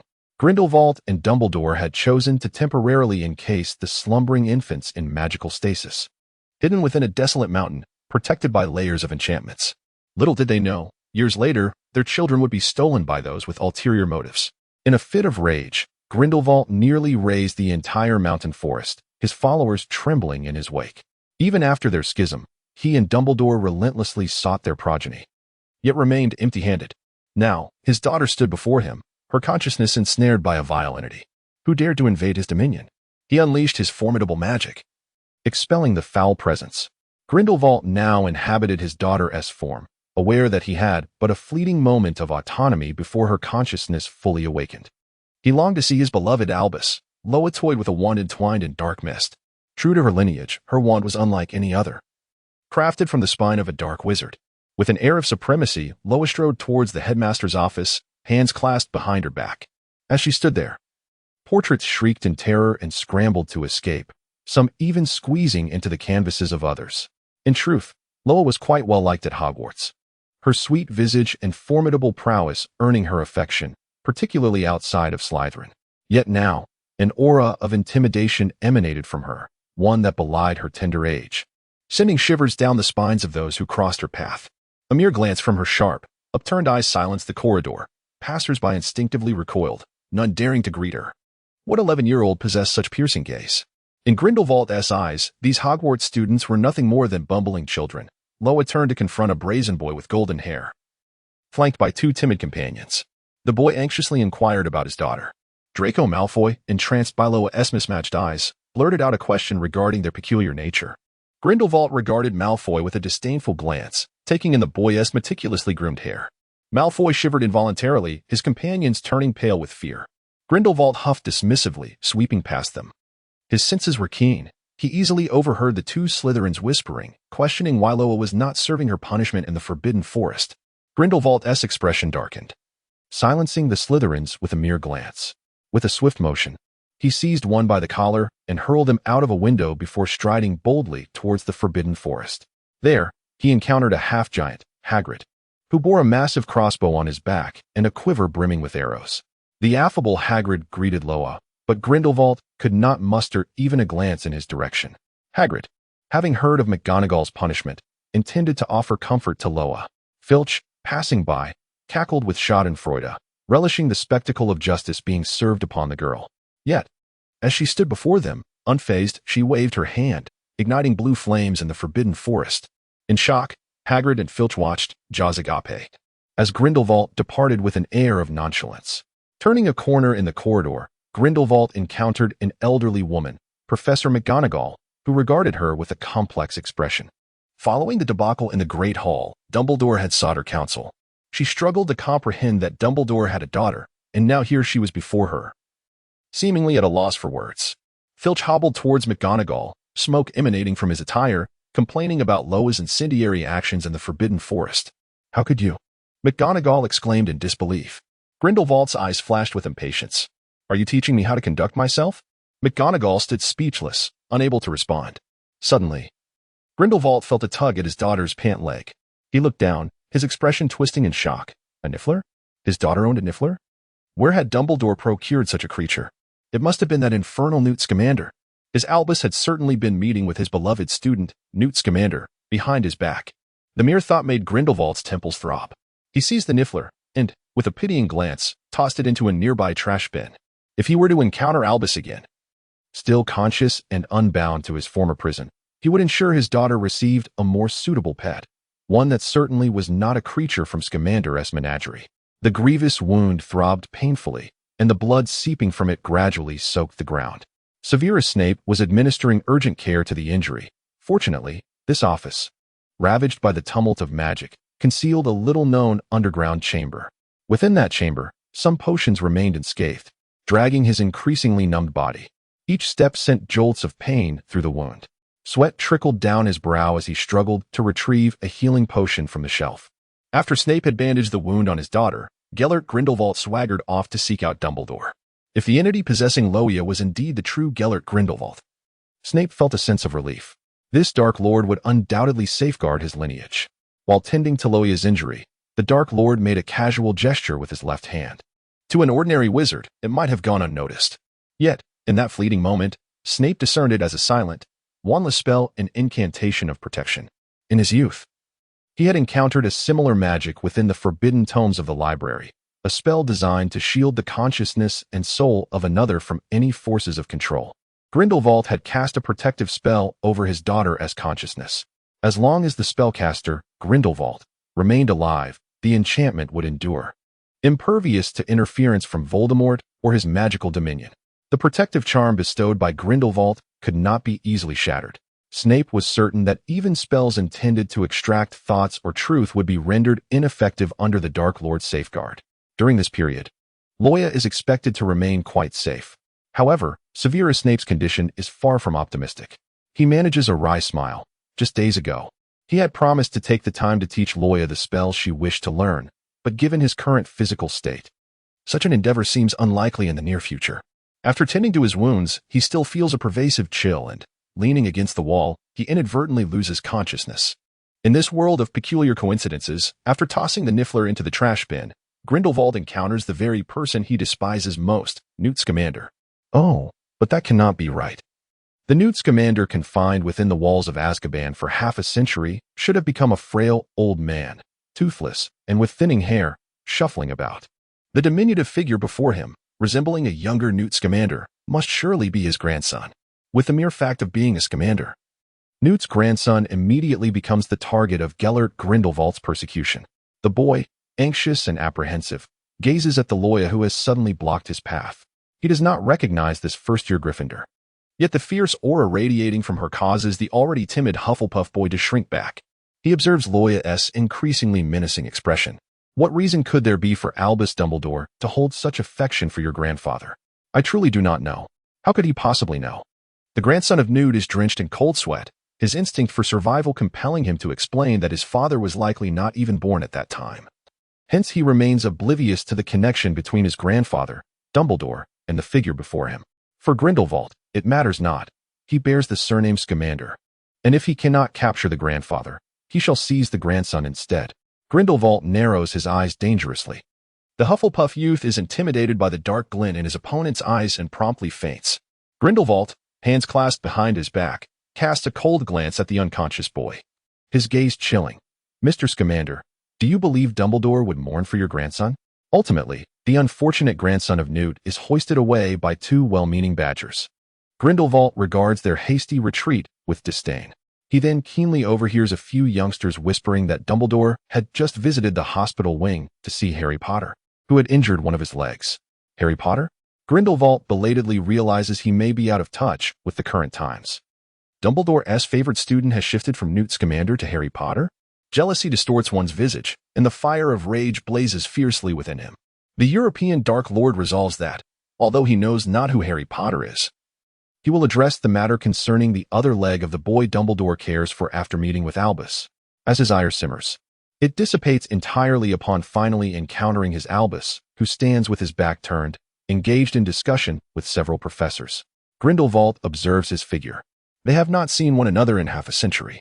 Dumbledore has aged considerably, the passage of time marking his features, yet he remains his Albus.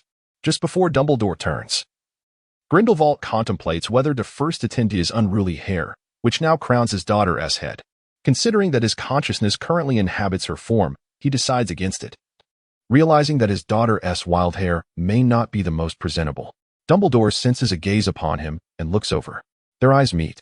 His bright blue gaze widens slightly, a fleeting emotion passing that others cannot decipher. He appears to mouth a call for his name. They hold each other's gaze for an extended moment, uncertain of who steps forward first. Yet, fate intervenes unfavorably as a rogue bludger streaks through the corridor, striking his daughter squarely on the head. Loya's body fainted on the spot. Grindelwald's consciousness was forcibly separated from his daughter's body. He observed Albus, in a state of panic, rushing towards him, just as his consciousness was on the verge of fading back into the confines of the Nurmengard prison. He gritted his teeth and beheld a Gryffindor lad on a broomstick, who, having accidentally knocked someone down, was frantically clutching his hair in confusion.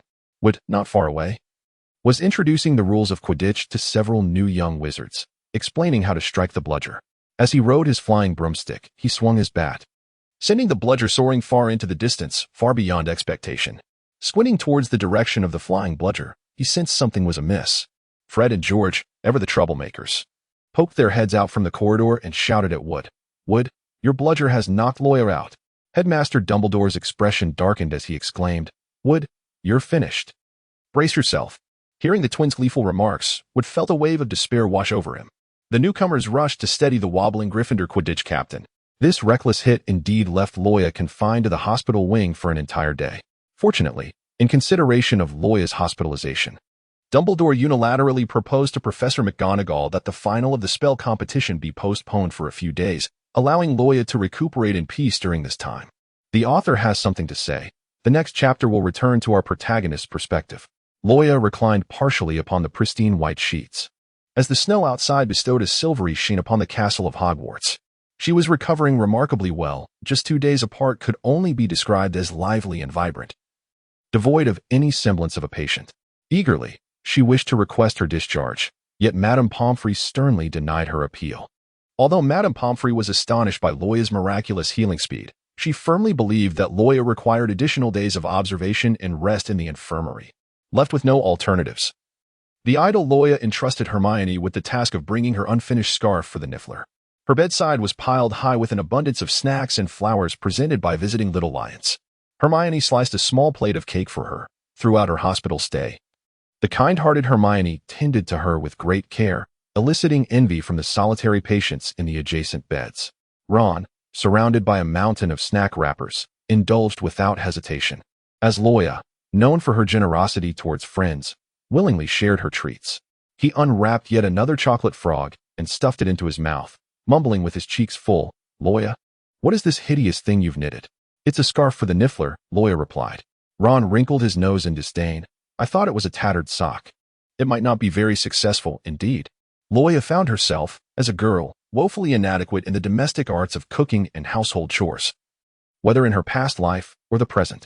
This foretold her future as one unlikely to embody the ideals of a gentle and devoted wife that some men might envision. Moreover, she herself harbored no concerns about this. Being single held no disadvantages in her eyes. It appeared that all her talents were concentrated in the realms of magic and combat. On the very first day, she was rendered unconscious by a bludger. Professor Dumbledore paid her a visit. In the days that followed, her hospital room was anything but desolate. It was bustling to the extent that Madame Pomfrey's demeanor shifted. Each day, her room overflowed with visitors. George and Fred would drop by after classes, while the guilt-ridden senior would only dare enter when Dumbledore was absent. As soon as George and Fred arrived, they resumed their tiresome game of Guess Who, offering her no chance to respond. Loya interjected, "Stop, stop, stop. I refuse to engage in such a tedious game." She had no interest in such childish antics. She recalled that Fred bore a permanent scar on his temple from his injury, making it easy to distinguish between them. She could hardly fathom why they persisted in playing Guess Who. However, today, Fred's face bore no trace of injury. API call failed with status code 429. Error. Code. For 29. Message. Resource has been exhausted, e.g. check quota. Status. Resource exhausted. Before Loya stood Fred, who wore a triumphant smile. The other twin burst into hearty laughter, proclaiming, "I am Fred. You have guessed incorrectly." How infuriating, Loya thought, rolling his eyes. In front of him, George retrieved a glass vial from his pocket. "This is our latest concoction for scar removal. Within just a few days, scars can revert to their original state. Consider it a gift for you." Loya accepted the small vial handed to her by George, harboring a slight apprehension about falling into the twins' trap, perhaps transforming into some avian creature. Observing Loya's skeptical gaze, Fred, determined to demonstrate their sincere reformation, calmly unscrewed the cap. He poured a single drop into his palm and spread it, and after several minutes without any peculiar antics occurring, Loya finally felt at ease. She applied the potion to the scar on her palm. In truth, her scar was hardly discernible, even fading more with each passing day. She believed that even without the potion's aid, it would likely vanish within a few days. At times, she questioned whether this body possessed some extraordinary capabilities. However, recalling the loss they suffered in the first match of the spellcasting league, which had cost the twins their entire savings, Loya, while applying the potion, expressed her apologies. "I'm sorry for causing you to lose all your pocket money in the first match." The twins, with cheerful smiles, reassured her that it was inconsequential. They continued, "We are planning to establish a magical trick theater." Loya gazed at them in astonishment. Is it really so early for twins to open a shop in the film? Moreover, do they possess enough pocket money to embark on such an endeavor? Sensing Loya's confusion, George smugly proclaimed, "Thanks to you. We placed our bets on you during the subsequent Quidditch Cup, and your remarkable 7 consecutive victories yielded us a substantial profit." The righteous Ron interjected, exposing the twins' deceit. "In your first match, they did not bet on you. They wagered against the opposing team and reaped a windfall. Are you truly my friends? You bet against me." Confronted with the truth, George and Fred exchanged glances, their eyes flickering uncertainly as they awkwardly explained, "You were teamed up with Malfoy. Gryffindor placed bets against you, while Slytherin bet on Malfoy. Initially, we intended to wager on you, but at the last moment before the match, we thought, what if we bet the other way? We might strike it rich overnight, haha." In reality, they had not only profited from Gryffindor and Slytherin's funds. During the first match, most of the 4 houses had bet on their respective teams. By betting against their own house, George and Fred effectively garnered the wealth of all of Hogwarts. Loya, with a grim expression, uttered 2 words, "Friendship ends." Fred and George clasped their chests, feigning a look of tragic despair. "Loya, when friendship comes to an end, how far can love be? Beautiful lady, shall we meet? Hold on, what on earth is this?" Loya sighed in exasperation, conceding to the banter of Fred and George, who were perpetually engaged in mischief. "I cannot compete with the 2 of you in debate." "I am not angry," he remarked. The jesters chuckled gleefully, their antics seemingly unceasing. "In the final, we are placing all our bets on you. If you emerge victorious, our funds will be sufficient. We shall consider you a silent partner, and from henceforth, you shall be the proprietress of the magical trickery establishment, determining the profit share as you see fit. I shall endeavor to perform well in the competition, but I must decline the title of proprietress. It sounds rather peculiar. And I have no need for a partnership, as finances are not an issue for me." Fred then produced from his pocket an assortment of oddly shaped candies. "Behold our new creation, the nosebleed nougat. Once consumed, it will induce an incessant nosebleed, guaranteed to be a bestseller. Care to try?" Fred enthusiastically presented his concoction. "Is this truly the reason for your visit to the ailing? To use them as test subjects? Delivering prankish snacks to patients? How thoughtful of you." Fred and George, undeterred by the revelation of their mischief, continued to laugh heartily, showing no sign of remorse. Loya would certainly not allow herself to be a guinea pig, nor would she permit her caring friend Hermione to be one. Ron was acutely aware that his 2 brothers had never harbored good intentions, and thus he resolutely refused to partake. Consequently, the question arose, who would become the test subject? All eyes instinctively turned towards another individual in the hospital room. Wood, suddenly thrust into the spotlight, Wood wore an expression of sheer panic. Loya's gaze also fell upon him. Indeed, Wood was an excellent candidate. The self-reproaching Wood was compelled to face a heroic demise, swallowing a potent nosebleed candy. Before long, he began to bleed profusely from his nose. George and Fred excitedly observed the bleeding Wood, clapping their hands in delight. "Marvelous. The effect is extraordinary. This dosage seems sufficiently potent. It is bound to be a bestseller." Witnessing the pitiable state of Wood, with blood streaming from his nose, Loya kindly urged Fred and George to administer the antidote to their senior. "What antidote? We have yet to develop an antidote. Ha." Wood, in despair, groaned. "Loya, could you summon Mrs. Pomfrey to rescue me?" Loya's hospital room was perpetually crowded with visitors. The Gryffindor Quidditch players also made their way to pay a visit. It was unclear which young wizard had casually gifted a radio, now playing the peculiar tunes of the Weird Sisters, reminiscent of Muggle rock. The volume of the radio grew increasingly loud, transforming the ward into an impromptu dance floor. Madame Pomfrey's expression was one of discontent. This was hardly a hospital room. It resembled a bustling marketplace. due to Professor Dumbledore's particular injunction to take special care of the youth. She had no choice but to endure the chaos with great effort. The ward was in a state of uproar, and Loya remained oblivious to the figures lingering in the corridor.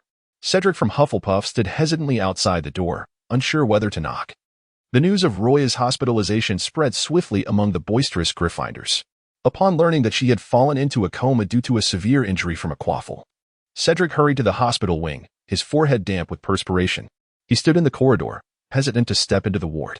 His curious roommates observed him, noting his anxious demeanor as he lingered outside the door, reluctant to enter and confront the Gryffindor girl within. "Cedric, if you're so worried about her, why not go in and check on her?" one roommate urged, exasperated. Cedric's eyes reflected a hint of melancholy as he replied, "I fear she does not wish to see me." For Cedric, the fact that Roya had declined his invitation to attend his Quidditch training felt like a silent rejection, leaving him devoid of the courage to intrude upon her. Yet, upon hearing of her injury, he found it increasingly difficult to restrain himself. Concerned that he might disturb her, he dared only to stand outside, peering cautiously through the slight opening of the door at the golden-haired girl inside the ward. His roommate sighed quietly. Although they were mere Hufflepuffs and not Gryffindors, they too possessed the courage to act in crucial moments. With persistent nudging, the roommate urged Cedric towards the room, insisting, "You must speak to her directly. Standing idly outside is not a solution." Unfortunately, just as Cedric was being propelled into the ward by his friends, the atmosphere grew increasingly raucous. Even a firework from the Weasley twins' latest experiment soared out from the room, prompting Madame Pomfrey to lose her temper. She admonished the patients for their need for quiet, and the raucous Gryffindors finally fell silent. In her ire, Madame Pomfrey stormed out of the ward, slamming the door behind her, declaring that no one, including Cedric, was permitted to visit. Cedric's friends immediately protested on his behalf. "Madame Pomfrey, there are so many Gryffindors inside.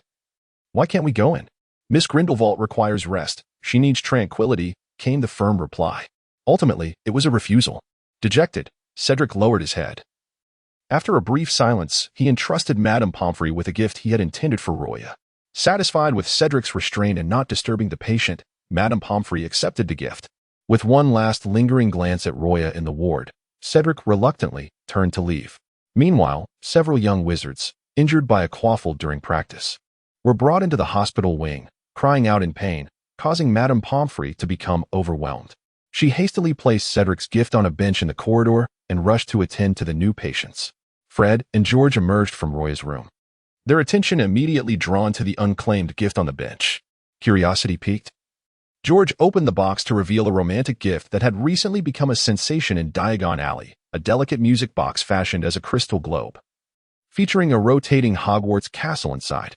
Enchanted, the music box radiated warmth when held, serving as a comforting hand warmer for girls during the frigid winter months. It was likely a present from a boy to his hospitalized girlfriend, and given its popularity, it sold out almost daily, with boys lining up in the early hours, braving the snow to secure one. As George playfully tossed the music box into the air, attempting acrobatic spins to catch it, Fred cheered him on.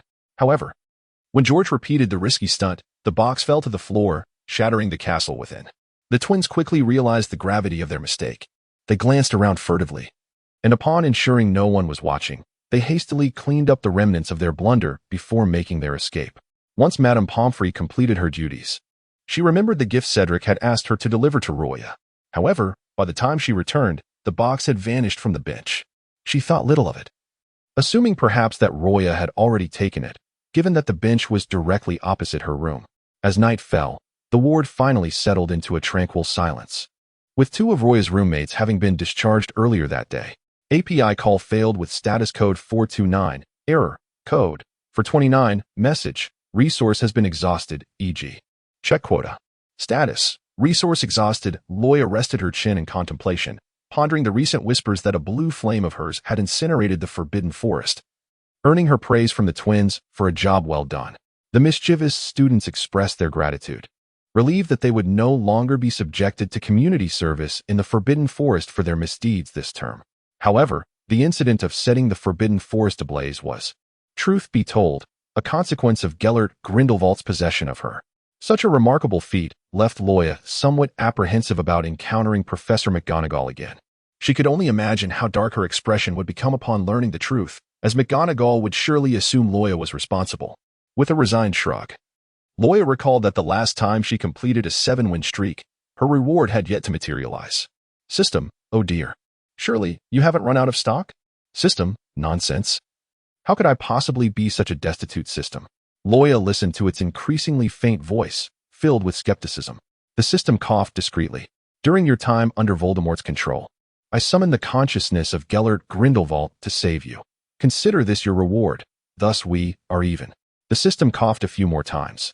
System, your father in this world, Gellert Grindelwald, left you a gift before his consciousness departed.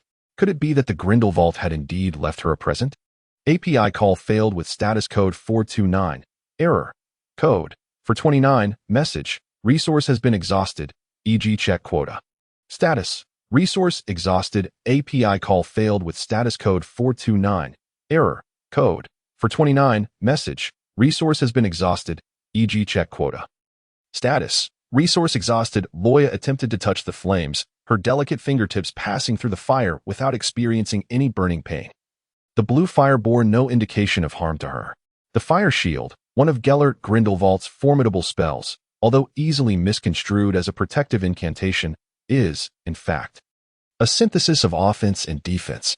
In her previous life, Loya recalled it being humorously referred to as Grindelwald's gas stove, European imported, natural and pollution-free. A possession worthy of one's ownership. Yet, Grindelwald's gas stove was undeniably impressive. However, a lingering question remained. Was the fire shield a form of dark magic or light magic? While the blue flames did not harm their master, her bed was far less fortunate. The sheets and blankets were nearly ignited in an instant, fortunately. The flames were minor and addressed promptly, extinguished before Madame Pomfrey could make her discovery. System, friendly reminder. Your spine wand is not suited FO since the shattering of her beloved dragon heartstring wand. Loya has been relying on the borrowed wands of others due to the recent competitions, a situation that is far from ideal. It seems she needs to summon her temporary guardian, Severus Snape, to accompany her on another visit to Ollivander's wand shop. System, due to the complete exhaustion of my powers from summoning Grindelwald, I must temporarily enter a dormant state to replenish my reserves. During this period, I hope the host takes care and refrains from reckless actions. Loya dismissively waved her hand at the system. The following day, she approached the door of Snape's office and waited for what felt like an eternity without receiving any response. Perhaps Snape had gone out again to procure potion ingredients? Just as Loya was about to turn away, the creaking sound of an old wooden door being opened reached her ears. There stood Snape at the threshold. After a few days' absence, his cheeks appeared gaunt, his complexion a sickly pale, and he seemed to be considerably more haggard. Loya had never encountered such a frail and haggard Snape. She reached out and tugged at his sleeve, her voice laced with concern as she inquired, "Are you unwell?" Loya was not aware of the memories associated with Voldemort and Grindelwald's consciousness. She was oblivious to the deep wound she had inflicted upon Snape's abdomen. His gaze settled upon the girl's hand as she clutched his robe. The wounds from serpent venom on her palm and wrist had completely healed, leaving no trace of scars, which offered him a measure of relief. "It is not surprising," Snape remarked in a subdued tone. "Your voice is so hoarse. And with the recent cancellation of potions class, I have not seen anyone for days." "You are lying," Loya declared, narrowing her eyes in unwavering certainty that Snape was not telling the truth. She provocatively added, "If Professor Snape lies to me, then I shall lie to you every day henceforth." Snape regarded the girl in silence, letting out a soft sigh. His broad hand gently caressed her head, and the usual coldness at the corners of his mouth softened considerably. Loya listened to his hoarse voice and repeated that it was of no consequence. Observing the stubborn Professor Snape, she felt it inappropriate to say more and could only urge the elderly professor to take good care of himself. The matter of the wand was temporarily set aside. She did not wish to trouble the ailing Snape by dragging him around and preferred instead to allow him to recuperate properly. Autumn Zhang absent-mindedly poked at the food on her plate. Seeing that her friend Dana was wholly preoccupied with her meal, she inquired if there was something troubling her. "I once visited Professor Snape's office to deliver an assignment and witnessed him in a close interaction with a Gryffindor girl." Dana's eyes widened in disbelief, followed by an uncontrollable fit of laughter. "Autumn, are you jesting? With that gloomy visage of Professor Snape? Which girl would dare approach him?" Faced with skepticism, Autumn furrowed her brows and indignantly set down her fork. "I saw it with my own eyes." Professor Snape was embracing Loya Granver. Her friend remained unconvinced. even shaking with laughter. Autumn, rather than concerning yourself with such matters, why not focus on your own affairs? Dana cast a sidelong glance at the Hufflepuff table. Following Dana's gaze, Autumn observed Cedric and his companions just taking their seats. This third-year Hufflepuff, notable for his academic excellence, handsome appearance, and gentle demeanor, drew the attention of many young ladies simply by his presence in the hall. Rumors of his recent heartbreak only added a touch of melancholy to his charm, further captivating the hearts of the girls around. Dana took a bite of her bread and remarked, "I heard Cedric was jilted by a Gryffindor who had a secret crush on him. Isn't this a splendid opportunity? We all know you fancy him. You should show more concern for him. Drop hints to convey your feelings. Good boys are becoming scarce, and losing this chance would be regrettable. I have tried."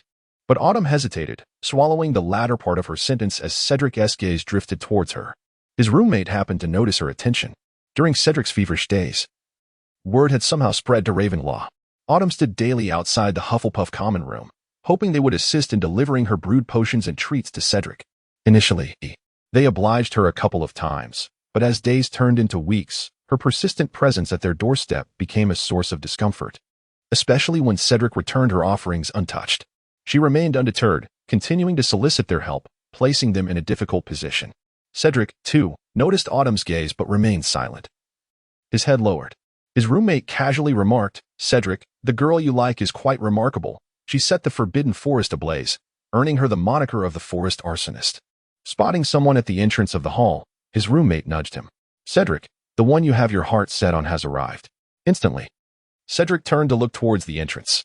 Loya seldom arrives on time for meals, making it almost impossible for Cedric to encounter her in the Great Hall. Upon her recent discharge from the hospital, Loya instantly became the center of attention, and the entire dining area fell into a profound silence. She is indeed a figure of considerable renown at Hogwarts. Not only is she an exceptional seeker for Gryffindor, but she also engaged in a public altercation with a student from Durmstrang, openly defied Professor McGonagall, and physically confronted third-year Marcus. Furthermore, her unprecedented act of setting the Forbidden Forest ablaze will undoubtedly etch her name into the annals of Hogwarts history. Remarkably, she was not expelled from the school. During her hospitalization, she was even visited by Professor Dumbledore himself. In summary, her background appears to be quite intriguing. The young lions at the Gryffindor table greeted her with warmth, their faces alight with smiles. Cedric silently observed Loya from across the table. She seemed to possess an innate charm and aura that drew attention wherever she went. Harry, who was still limping and hospitalized, could not help but feel envious of Loya's astonishing healing speed. Loya sat at the dining table, while Ron, with one hand grasping a piece of roasted meat and the other clutching a slice of cake, was indulging in breakfast with little regard for decorum. Hermione shot him a disdainful glance and remarked, "Is there anything you can do besides eat?" The future couple engaged in playful banter as Loya sipped her porridge. Dozens of owls soared towards the dining hall, carrying letters and parcels. The owls circled the long table, searching for their respective masters, delivering the correspondence and packages to their young owners. Ron received a letter from Mrs. Weasley, while Hermione got the latest edition of the Daily Prophet. The largest photograph on the front page depicted the charred Forbidden Forest. Hermione buried herself in the newspaper. The Forbidden Forest has suffered devastating flames. What lies behind this calamity? Is it a decline in morals or a distortion of humanity? Stay tuned for the latest issue of the Daily Prophet, where reporter Rita Skeeter will unveil the layers of mystery. Loya leaned in to examine the newspaper, the content curated by Rita Skeeter being nothing short of pure fabrication. At that moment, a large bird of deep crimson hue fluttered into the hall, its vibrant red wings aglow. It possessed a tail and talons that shimmered like those of a peacock. Ron exclaimed, "Look, it's Professor Dumbledore's phoenix." Hermione turned her gaze in response. Fawkes, the phoenix, clutched a parcel in its claws and soared directly towards the Gryffindor long table. Amidst the curious stares of the young witches and wizards in the hall, Fawkes dropped the parcel into Loya's hands before gracefully landing on her shoulder, its expansive wings folding elegantly. The entire hall was taken aback by the audacity of having a phoenix deliver a package, especially one belonging to Professor Dumbledore. While Loya remained composed as she unwrapped the parcel, inside was a box containing a wand, distinct from the commonly seen varieties, its surface a silvery sheen and impeccably well-maintained. Accompanying the box was an aged photograph, depicting a young boy radiating joy, with a head of red hair and bright blue eyes, appearing to be in his early teens. The boy was clad in an old-fashioned Gryffindor robe, different from those worn by Loya and her companions. Loya turned the photograph over, revealing a small inscription that read 1894. This year marks the time when Dumbledore began his studies at Hogwarts. Loya displayed an expression of realization as she beheld the photograph of a young boy. A student in his formative years, Albus Dumbledore. The wand in question was one that Dumbledore had wielded during his school days. Dumbledore had gifted this cherished wand from his youth to Loya. API call failed with status code 429. Error. Code.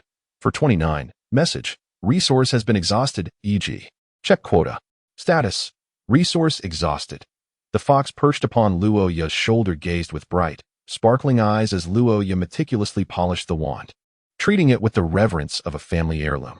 Loya gently stroked the golden feathers on Foxtail, appreciating their exquisite texture. She then uttered a rather awkward remark. Fox, you are rather plump. Your weight is quite suffocating. Fox responded with an embarrassed squawk, fluttering his wings as he gracefully descended onto the table before Loya. The surrounding young wizards gazed in astonishment at the majestic phoenix of Professor Dumbledore, rendered speechless by his proximity. Meanwhile, the mischievous twins, seeking amusement, waved a chicken leg before Fox, attempting to entice him like a parrot. Fox, however, turned away, completely uninterested in their antics. With the matter of her wand resolved, there was no longer a need for her to visit Ollivanders for a new one. What she sought now was a suitable venue to practice her fire shield charm. Previously, she and Malfoy had become accustomed to honing their spells in Hagrid's yard, yet the frigid weather and frequent snowfalls rendered the outdoors unbearable, causing her fingers to grow numb within moments of grasping her wand. Moreover, she had yet to fully master Grindelwald's fire shield. And the last thing she desired was to inadvertently incinerate Hagrid's hut. The most ideal training ground would undoubtedly be the Room of Requirement, a magical sanctuary featured in the films. To access this enchanted space without drawing attention, she first needed a Marauder's map. If her memory served her correctly, the map was in the possession of Fred and George. Thus, Loya positioned herself in the marble corridor, awaiting the twins' arrival after class. Amidst the bustling throng of students, she easily spotted the two red-haired boys, and she raised her hand, standing on her tiptoes to beckon them. Fred and George were soon led by Loya into an empty classroom. API call failed with status code 429. Error. Code. 429. Message. Resource has been exhausted, e.g. Check quota. Status. Resource exhausted. Loya did not acknowledge his jest and proceeded directly to the matter at hand. I require access to your Marauder's map for a brief period. Marauder's map? What is that? Fred and George exchanged puzzled glances, their expressions reflecting confusion. Now it was Loya's turn to be taken aback. It is a magical map that reveals the whereabouts of everyone within Hogwarts Castle. Such an extraordinary object exists? Loya gazed in astonishment at Fred and George, their expressions betraying genuine surprise rather than mere pretense. Loya was experiencing a headache, cursed be the butterfly effect. The twins had yet to procure the Marauder's map from Filch. The map was indeed one of the significant artifacts in this magical realm, and Loya harbored a strong desire to acquire it. Observing Loya's exasperation as she rubbed her temples, George, ever the loyal friend, winked at her. Where's the map? If you desire it, we shall procure it for you, he declared, leaning casually against the desk with arms crossed. I'll accompany you to Filch's office. Upon hearing the mention of the caretaker, the twins erupted into laughter. Fred and George had long harbored a strong disdain for Filch, having been caught in their mischief countless times, with detentions too numerous to count on both hands. The mere thought of tormenting Filch filled them with excitement, and they were eager to embark on the quest for the map. Loya quickly stopped the twins, saying, "Wait. We need to devise a plan first." The three heads huddled together, conspiring. "I will lure Furchie away, and then you can enter his office. Be cautious of Mrs. Loris. She is Furchie's capable right-hand woman. That can be managed easily. To distract a cat, the most effective method is to use a mouse." Loya decided to first ask Hagrid to catch a few mice for her. She encountered several centaurs near Hagrid's yard, who were about to return to the Forbidden Forest. These centaurs, possessing human heads, yet having the bodies and limbs of horses, snorted disdainfully at her upon recognizing her as the culprit responsible for the recent burning of the Forbidden Forest, which nearly left them homeless. Fortunately, the noble tradition of centaurs prohibits them from attacking children. Otherwise, Loya could hardly bear to imagine the sight of being pursued relentlessly by a throng of centaurs. Good-natured Hagrid did not complain or blame Loya for the incident, but instead inquired with curiosity, "What do you need the mice for?" Loya fabricated an excuse, claiming that her pet, Snuffles, had recently lost weight and required meat to replenish its strength. While her reasoning was seemingly logical, it lacked credibility. Hagrid, being an ardent enthusiast of nurturing and studying various magical creatures, was well aware that Snuffles' diet would never include mice. Loya's eyes darted as she continued. The Niffler feels lonely and cold. It desires companions. Hagrid, seemingly misunderstanding her words, kindly suggested, if your Niffler requires a mate, perhaps we should pen a letter to Newt Scamander. He would surely be delighted to send you a female Niffler. However, the conversation veered off course, prompting Loya to hurriedly clarify, actually, the Niffler only needs a few playmates. She merely sought a handful of live mice to distract Mrs. Loris, sparing Newt the trouble of sending her another Niffler. One Niffler already wreaked havoc in the dormitory, leaving the diligent house elves in despair. What chaos would ensue with two? If a litter of Nifflers were to be born, the Gryffindor common room might very well be demolished. Loya shuddered at the thought. Perhaps it would be best for her Niffler to remain a eunuch. Hagrid scratched his disheveled hair. Puzzled by the notion of using mice as companions for the Niffler, it seemed rather absurd. Yet, upon observing Loya's resolute gaze, he reluctantly helped her capture a few small mice and place them in a jar. That evening, Loya convened with Fred and George at their predetermined location. They cautiously concealed themselves in the shadows around the staircase corner. Filch, cradling Mrs. Loris, patrolled the corridor outside his office, intent on apprehending any students wandering after hours. Fred suddenly appeared pensive, a rare sight for the usually cheerful lad. Loya, we discovered a gift box on the bench outside your hospital room the other day, he recalled. George, with a tinge of remorse, added, in retrospect, you were the only patient on that floor, leading us to speculate that it might have been intended for you. Unfortunately, we inadvertently shattered it. Loya found herself in a state of perplexity. An anonymous individual had left her a gift. Why resort to anonymity and leave it at her doorstep? Would it not be more gracious to present it openly? Was the giver simply shy, or did they wish to conceal their identity? Loya pondered these questions in vain. Observing her silent demeanor, the twins expressed their concerns, inquiring, "You're not upset, are you?" "No, I'm merely at a loss as to who the sender might be." "I haven't had the chance to express my gratitude," Loya replied. Relieved to hear that she was not angry, the twins exhaled with relief.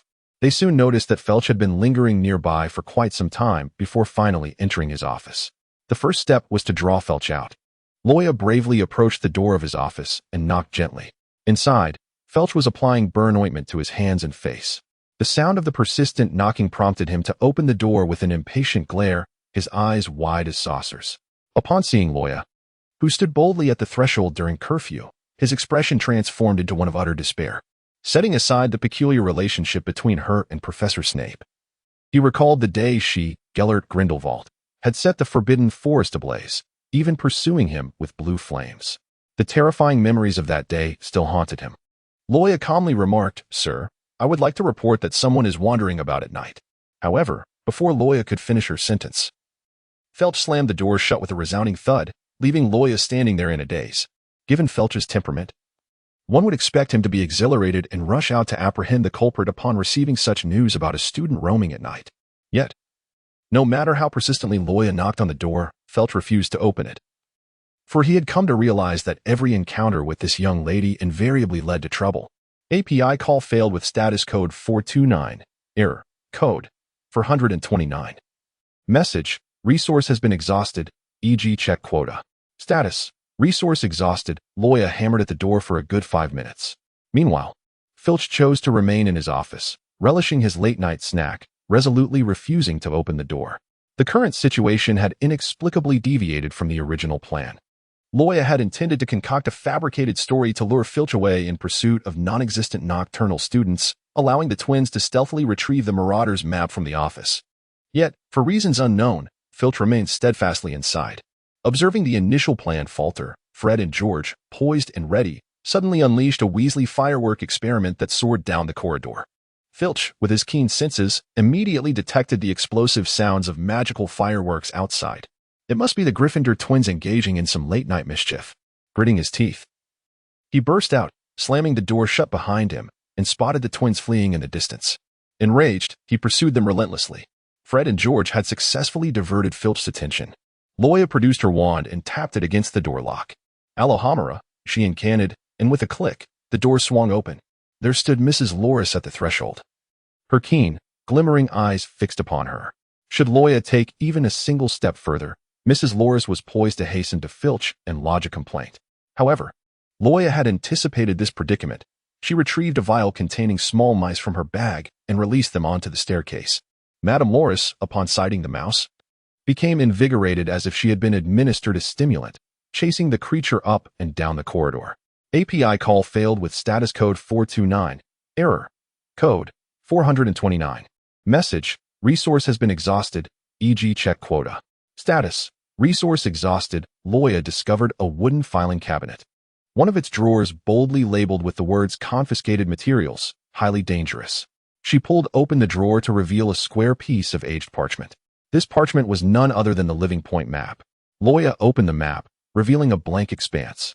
She meticulously recalled how the twins activated the dynamic map in the original narrative. Loya gently tapped the tip of her wand against the parchment and cleared her throat, declaring aloud, "I solemnly swear that I have done no good." Delicate black lines began to emerge and spread from the spot where the wand had touched, coalescing into a map of all the scenes within Hogwarts, complete with a multitude of secret passages. Tiny ink dots appeared upon the map, each signifying a name.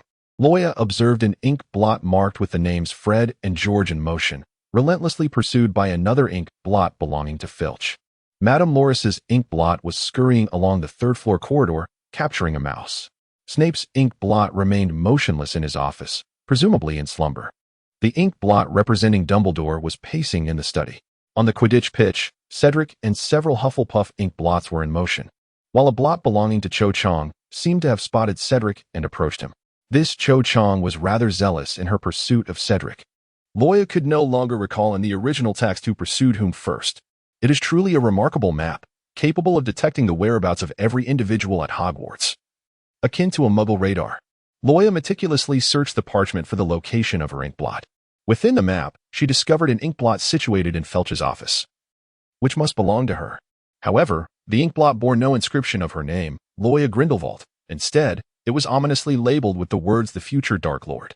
API call failed with status code 429. Error. Code 429. Message. Resource has been exhausted, e.g. check quota. Status. Resource exhausted. Loya gazed at the map and declared, "The prank is complete." In an instant, the inked lines on the map vanished, and the vibrant map transformed back into a blank, ordinary piece of parchment. Loya delicately folded the parchment and tucked it away into her backpack. Although, according to the original narrative, the twins were to present the Marauder's map to Harry, she had managed to obtain it first and accepted it in his stead.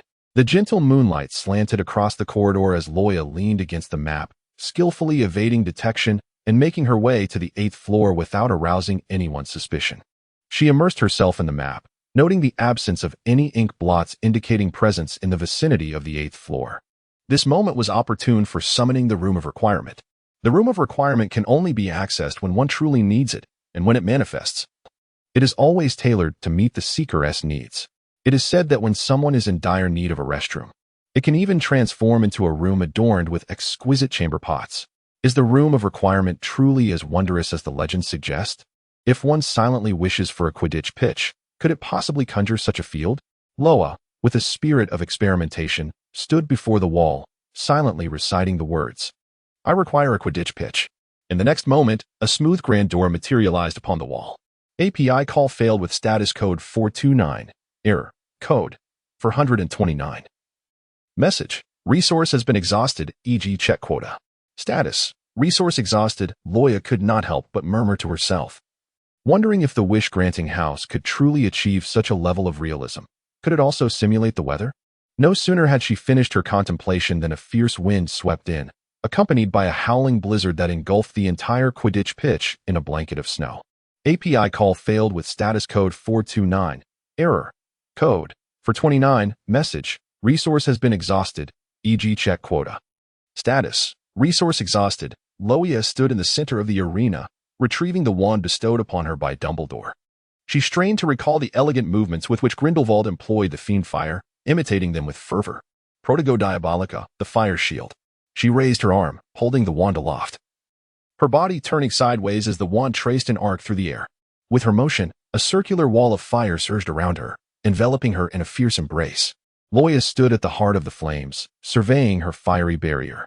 Through her trials, she discovered that the blue fire could incinerate any foes who dared to approach, while simultaneously safeguarding those within the confines of the firewall.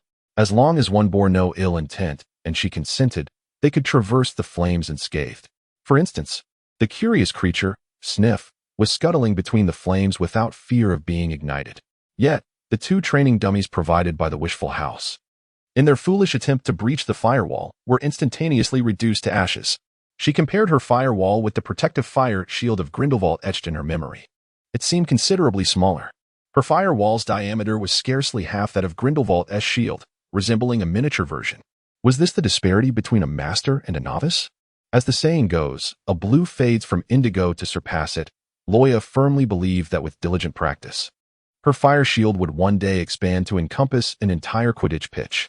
Next, she aimed to master the art of transforming the flames within her barrier into a fiery dragon to assault her adversaries. Focusing intently, she pointed her wand at the fire wall, gesturing at the flames for a while. At last, several sparrows materialized, birthed from the blue fire. Indeed, as you can see, they were sparrows. While Grindelwald could command the magical flames of his firewall to morph into a colossal dragon to confront Aurors, her fiery manifestations were merely the size of a fist, taking the form of a few tiny fire sparrows. Was this the gulf between father and daughter? The diminutive birds flapped their wings mockingly, only to collide with the ground, scattering into a shower of sparks. Loya clenched her small fist, resolute in her determination not to give up. She continued to practice manipulating the azure flames, while the wish-granting house cooperated by releasing an abundance of flag-bearing soldiers. After several days of relentless practice, her flames finally transformed from diminutive sparrows into several fiery birds, resembling majestic adult eagles. Though they paled in comparison to Grindelwald's fire dragon, her perseverance was commendable. Before long, the final round of the spellcasting championship arrived as scheduled. Malfoy, having prepared thoroughly, appeared invigorated and ready to redeem himself. The wizarding competitors from Wagadu brushed past them, and Malfoy assumed a defiant posture, casting a provocative glare at his opponent, Alatus Sonar, the dark-skinned wizard who had previously bested him. The latter, however, paid him no heed, instead striding towards the arena with an eccentric gait. Unintentionally, Roya caught a whiff of a putrid odor. She turned to Malfoy and inquired, "Do you not find that Aelda seems a bit off?" Malfoy gazed at her in perplexity. Loya furrowed her elegant brows and continued, as he passed by, "I detected a foul odor emanating from him, reminiscent of a cadaver." Malfoy glanced in the direction where a lady's had departed. "Are you suggesting he is a corpse? How could that be? Corpses do not leap about with such vitality." "Perhaps I am merely overthinking it. Is it the tension from the finals that has you so on edge? This sounds like what Muggles refer to as pre-competition anxiety." Malfoy retrieved a confection sent by Narcissa from their estate. He recalled her saying in his childhood that sweets could alleviate tension and anxiety. He proudly offered the candy to Loya, saying, "These are homemade by my mother." Subsequently, Malfoy raised his head with an air of superiority. "Rest assured, I shall lead you to victory in this match. Thank you for the candy, but I assure you, I am not anxious. There's no need to carry me along." Loya replied. Malfoy snorted softly and followed her into the arena. The stands for the finals were packed with spectators, their cheers rising in exuberant waves. Hermione had torn Ron's new bedsheet to create a massive banner proclaiming Loya will prevail. Fred and George had wagered all their winnings on Loya's success, brandishing magical horns and shouting at the top of their lungs, "Madam, the opening of the magical variety show depends on you." Malfoy shot a disdainful glare at the raucous Gryffindors in the audience, who were lacking in decorum. With a sharp whistle from the referee, the competition commenced. A ladies initiated the match with a devastating area of effect spell that caught even his bewildered teammates, sending them crashing into the Black Lake. API call failed with status code 429. Error. Code 429. Message. Resource has been exhausted, e.g. check quota. Status. Resource exhausted. Loya's realization came too late. This individual was never truly intent on victory. Aeltas unleashed a tempest of sand, enveloping the entire dueling arena in a shroud of dust, rendering the spectators unable to witness the unfolding events. Within the swirling storm, Malfoy found himself unable to locate Loya. He remained vigilant, anticipating a potential ambush from his opponent at any moment. However, it was only when the sandstorm subsided that he discovered both Aeltas and Loya had vanished from the dueling grounds. He stood alone at the center of the arena, Even the typically biased black referee was at a loss, perplexed by the inexplicable disappearance of two competitors from the final stage without a trace. And they had not even fallen into the Black Lake. Where could these two wizards have gone? Malfoy remained rooted in confusion for an extended period. And under the mounting pressure from the audience, the referee was compelled to declare Hogwarts the champions of the league. Was this truly it? They had secured victory without any effort? Malfoy felt no joy in winning the match as he descended from the arena. Amidst the cacophony of praise and hollow accolades from the gathered Slytherins, he could hardly muster a word. He moved purposefully through the throng, his thoughts consumed by the whereabouts of Loya. In the long-abandoned old classroom, numerous desks and chairs lay stacked against the walls, casting dark, ominous shadows. API call failed with status code 429. Error. Code. For 29. Message. Resource has been exhausted, e.g. check quota. Status. Resource exhausted. API call failed with status code 429. Error. Code. For 29. Message. Resource has been exhausted, e.g. check quota. Status. Resource exhausted. Loya gripped her wand tightly, instantly entering a state of vigilance. She cautiously traversed the desolate, abandoned classroom until she arrived at a chamber. Within this space stood an imposing mirror, the Elysian mirror, soaring majestically to the ceiling. Before it stood Chilo, his cold gaze fixed upon her. API call failed with status code 429. Error. Code. For 29. Message. Resource has been exhausted, e.g. check quota. Status. Resource exhausted. Loya moved slowly, inadvertently bumping into something soft at her feet. She looked down to find the unconscious Harry. It turned out that during her days of diligently practicing spells for the competition, the Savior was still being guided by fate, fulfilling his mission, and had gradually navigated through the storyline to reach the boss level of Harry Potter and the Philosopher's Stone. The author wishes to express, the debut data has not met expectations, and the platform is lacking in support. The author now feels somewhat lost, uncertain whether to continue writing. Loya bent down to inspect Harry, relieved to find that he was merely unconscious, with superficial injuries to his forehead and right hand, posing no threat to his life. Truly, he was the Savior. Despite having yet to recover from an injured leg, he had managed to grasp the essence of his destiny, leaning on a cane. Clad in a hand-knit sweater gifted by Mrs. Weasley, which was a size too large, the lengthy sleeves concealed the Sorcerer's Stone nestled in his palm. Had it not been for Loya's proximity, it would have been difficult to discern its presence. Seizing the moment before Quirrell noticed the stone, Loya hastily crouched to shield Harry's grasping hand. In the blind spot of Quirrell's vision, she swiftly tucked the stone into Harry's pocket. Quirrell stood before the mirror. A sinister smile etched upon his face. It was I who sought to end Harry Potter's life that day, during the Quidditch match. Had it not been for Snape's counter-curse to save him, I would have cast him down from his broom. Interrupting me, are you? I did not pose a question. Must you indulge in lengthy explanations? Quirrell scoffed, continuing unabated. And you dared to strike me with the bludger, disrupting my incantation. If only I could have held on for a few more seconds, I would have dealt with Harry Potter. The troll was my doing as well. You all underestimate me. I am aware of that. Might you refrain from incessant chatter? Quirrell pulled a note from his pocket, glanced at its contents, and continued his self-revelation without pause. Loya curled her lips in disdain. It seemed that the Chilo of this world possessed rather poor memory and linguistic organization skills. Requiring even a speech draft for self-destruction, what a tiresome endeavor. I have devised a unique method to control the giants, yet my giant astonishingly failed to slay Harry Potter. Even amidst the frantic search for the giant by everyone around. API call failed with status code 429. Error. Code. For 29. Message. Resource has been exhausted, e.g. check quota. Status. Resource exhausted. Loya suddenly found herself intrigued, eager to discover what the Elysian mirror would reveal to her. She disregarded the incessant chatter of Chilo, fixating her gaze unwaveringly upon the enchanted mirror. The surface of the glass began to shift, and she beheld a scene within a barn, where a red-haired youth and a golden-haired boy stared intently at one another.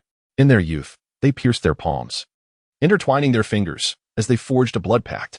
API call failed with status code 429. Error. Code. For 29. Message. Resource has been exhausted, e.g. check quota. Status. Resource exhausted. Loya was filled with confusion. Did Voldemort truly see her? Allow me to converse with her face to face. Loya heard a sharp voice speaking, yet Quirrell's lips remained motionless. It was Voldemort.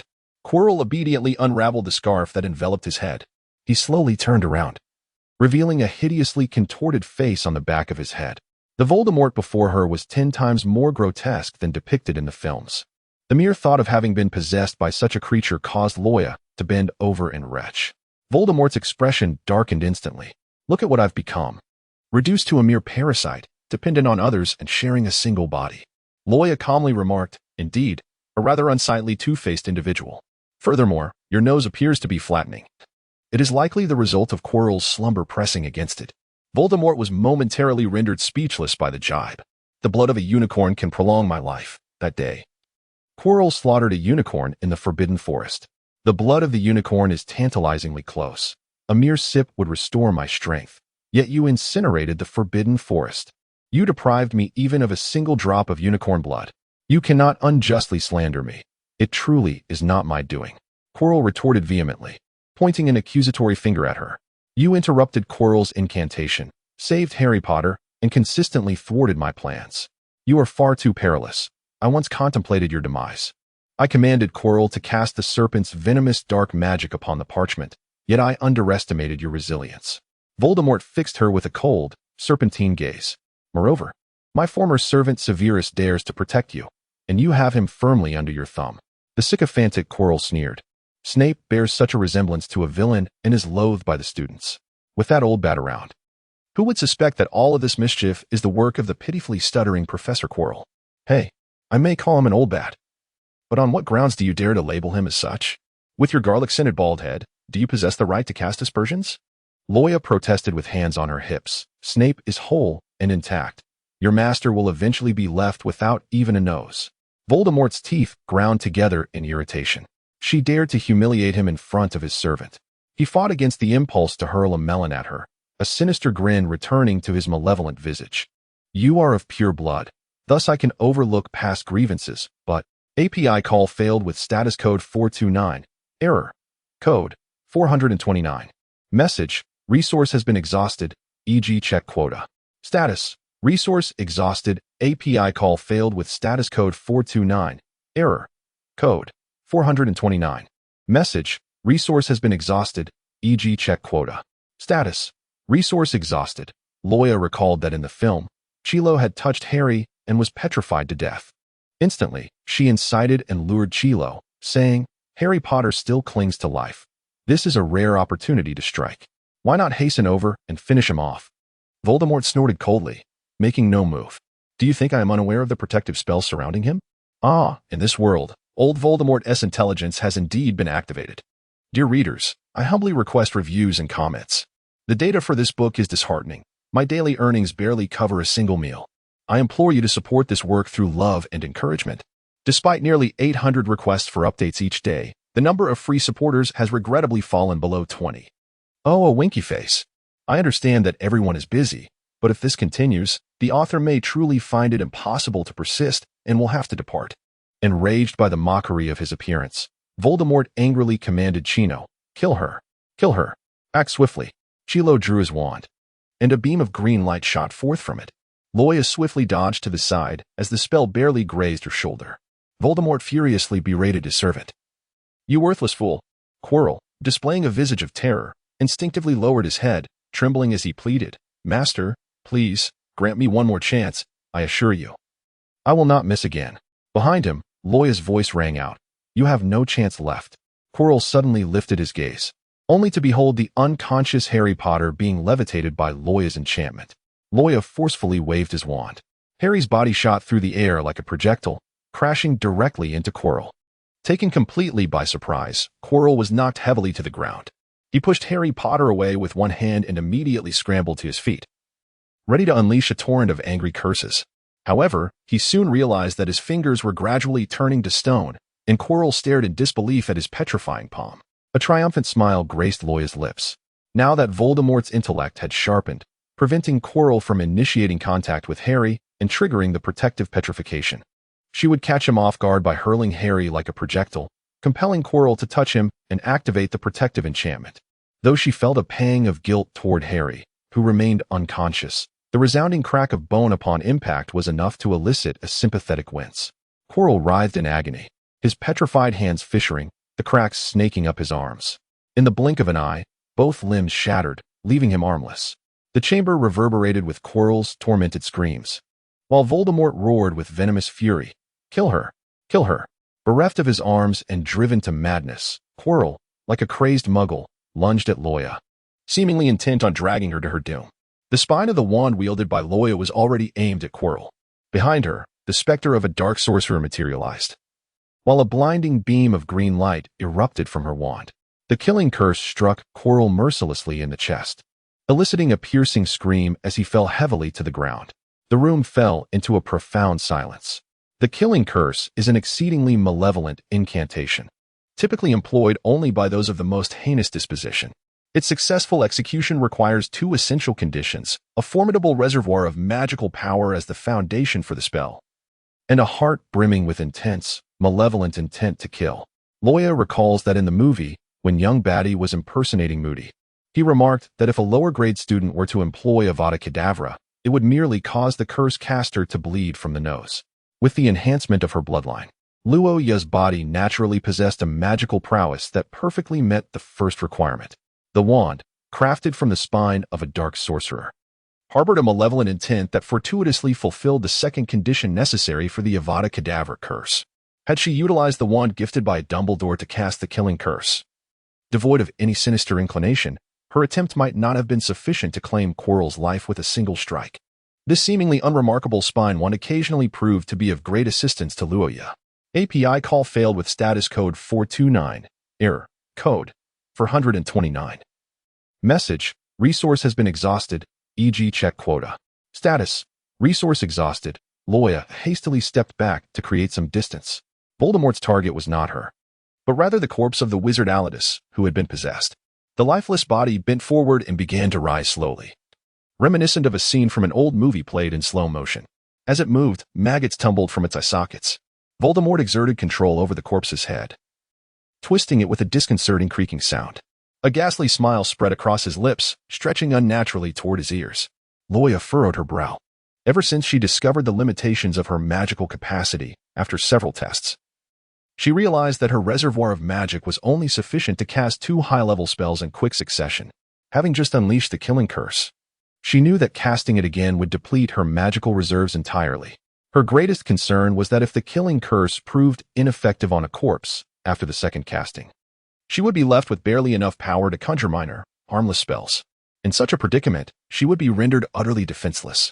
Even if she attempted to use the levitation charm to fling Harry away, the protective enchantments on him might not safeguard against a lifeless body. It was a gamble she could not afford to take with 2 lives at stake. The dark sorcerer's specter behind Luoya vanished once it ascertained that the wand-bearer harbored no intention of employing the unforgivable curse a second time.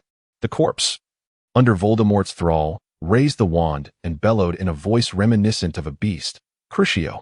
The body commenced an unrelenting and frenzied onslaught of the Cruciatus curse. The ground fractured as dust erupted violently, and the walls were left in a state of utter devastation. Voldemort, having lost all semblance of reason, unleashed spells with reckless abandon, consumed by a desire to slay her immediately. The room was excessively spacious, devoid of any cover, rendering both her and the unconscious Harry easy targets. Loya recalled the abandoned classroom, now a repository for discarded desks and chairs. Just before Voldemort unleashed his next malevolent curse, she conjured a misty veil. The fog obscured Voldemort's vision, inciting his fury as he waved his wand, indiscriminately attacking everything around him. Within the shrouded mist, Loya called out to Harry, urging him to awaken. "Harry, please wake up.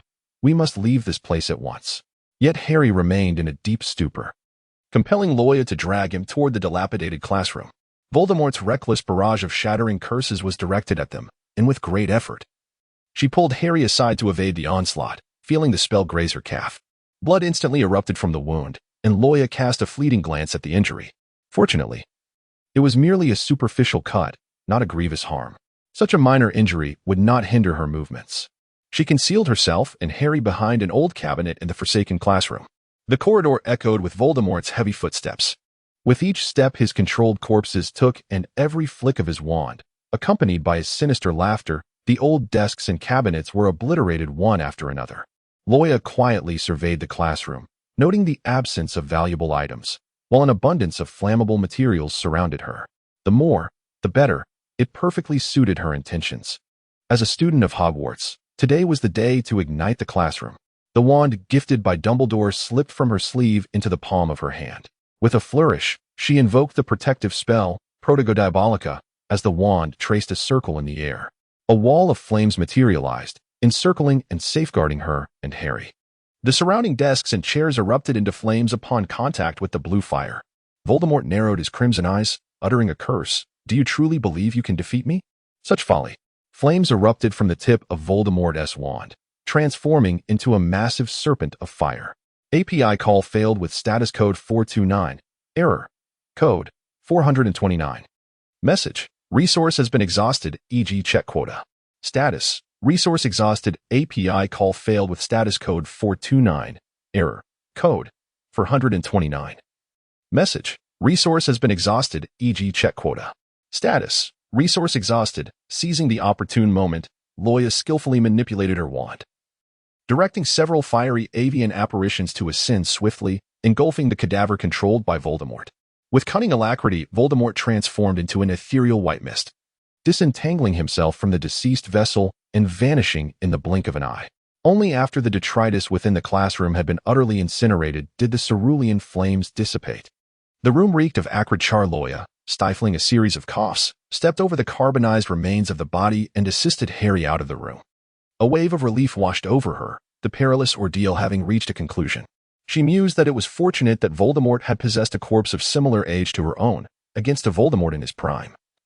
The outcome would have been far less certain. After all, she was no protagonist of a fantastical transmigration narrative, blessed with omnipotence. She had, in essence, accomplished a portion of the Savior's unfinished primary quest. However, Harry seemed to have gained height and weight, and she found herself quickly tiring under his burden. The two advanced spells had utterly depleted her magical reserves, leaving her with scant strength. Supporting Harry was proving an insurmountable task. She leaned him against a wall. In the distance, a diminutive creature bounded toward her. A Niffler leaped into her arms, nuzzling affectionately while simultaneously attempting to pilfer Loya's necklace, only to have its paws swatted away with timely precision. "Niffler," she exclaimed, "your arrival is impeccably timed. After all the years I've provided for you, it is time for you to reciprocate. Assist me in escorting Harry out of here." Loya grasped one of Harry's arms, sniffing and nipping at the sleeve of his other hand. The two of them, after only a few paces, collapsed breathlessly onto the ground. Loya sat cross-legged and convened an impromptu emergency meeting. She looked earnestly at Sniff and said, "This approach is unfeasible. The two of us cannot bear the weight of his burdens." API call failed with status code 429. Error. Code 429. Message. Resource has been exhausted, e.g. check quota. Status. Resource exhausted. Loya rubbed her sore shoulders, anticipating her return to the dormitory where she would indulge in a hearty meal, take a hot shower, and then catch up on sleep, not rising until noon the following day. A group of girls, their faces alight with excitement, had secured the best seats in the front row of the audience, eager to behold Cedric's gallant presence. Despite the less-than-ideal weather, the stands were filled with young ladies, all drawn there for Cedric. The Hufflepuff captain, who had been single for several years, could not help but feel a tinge of envy. As the captain opened the wooden box and released the quaffle into the air, he unfastened the strap, sending the rambunctious bludger soaring as well.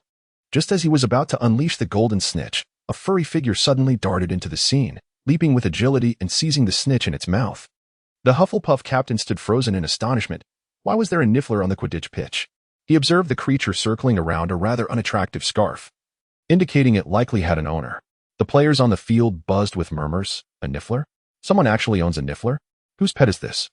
How did it end up on the pitch?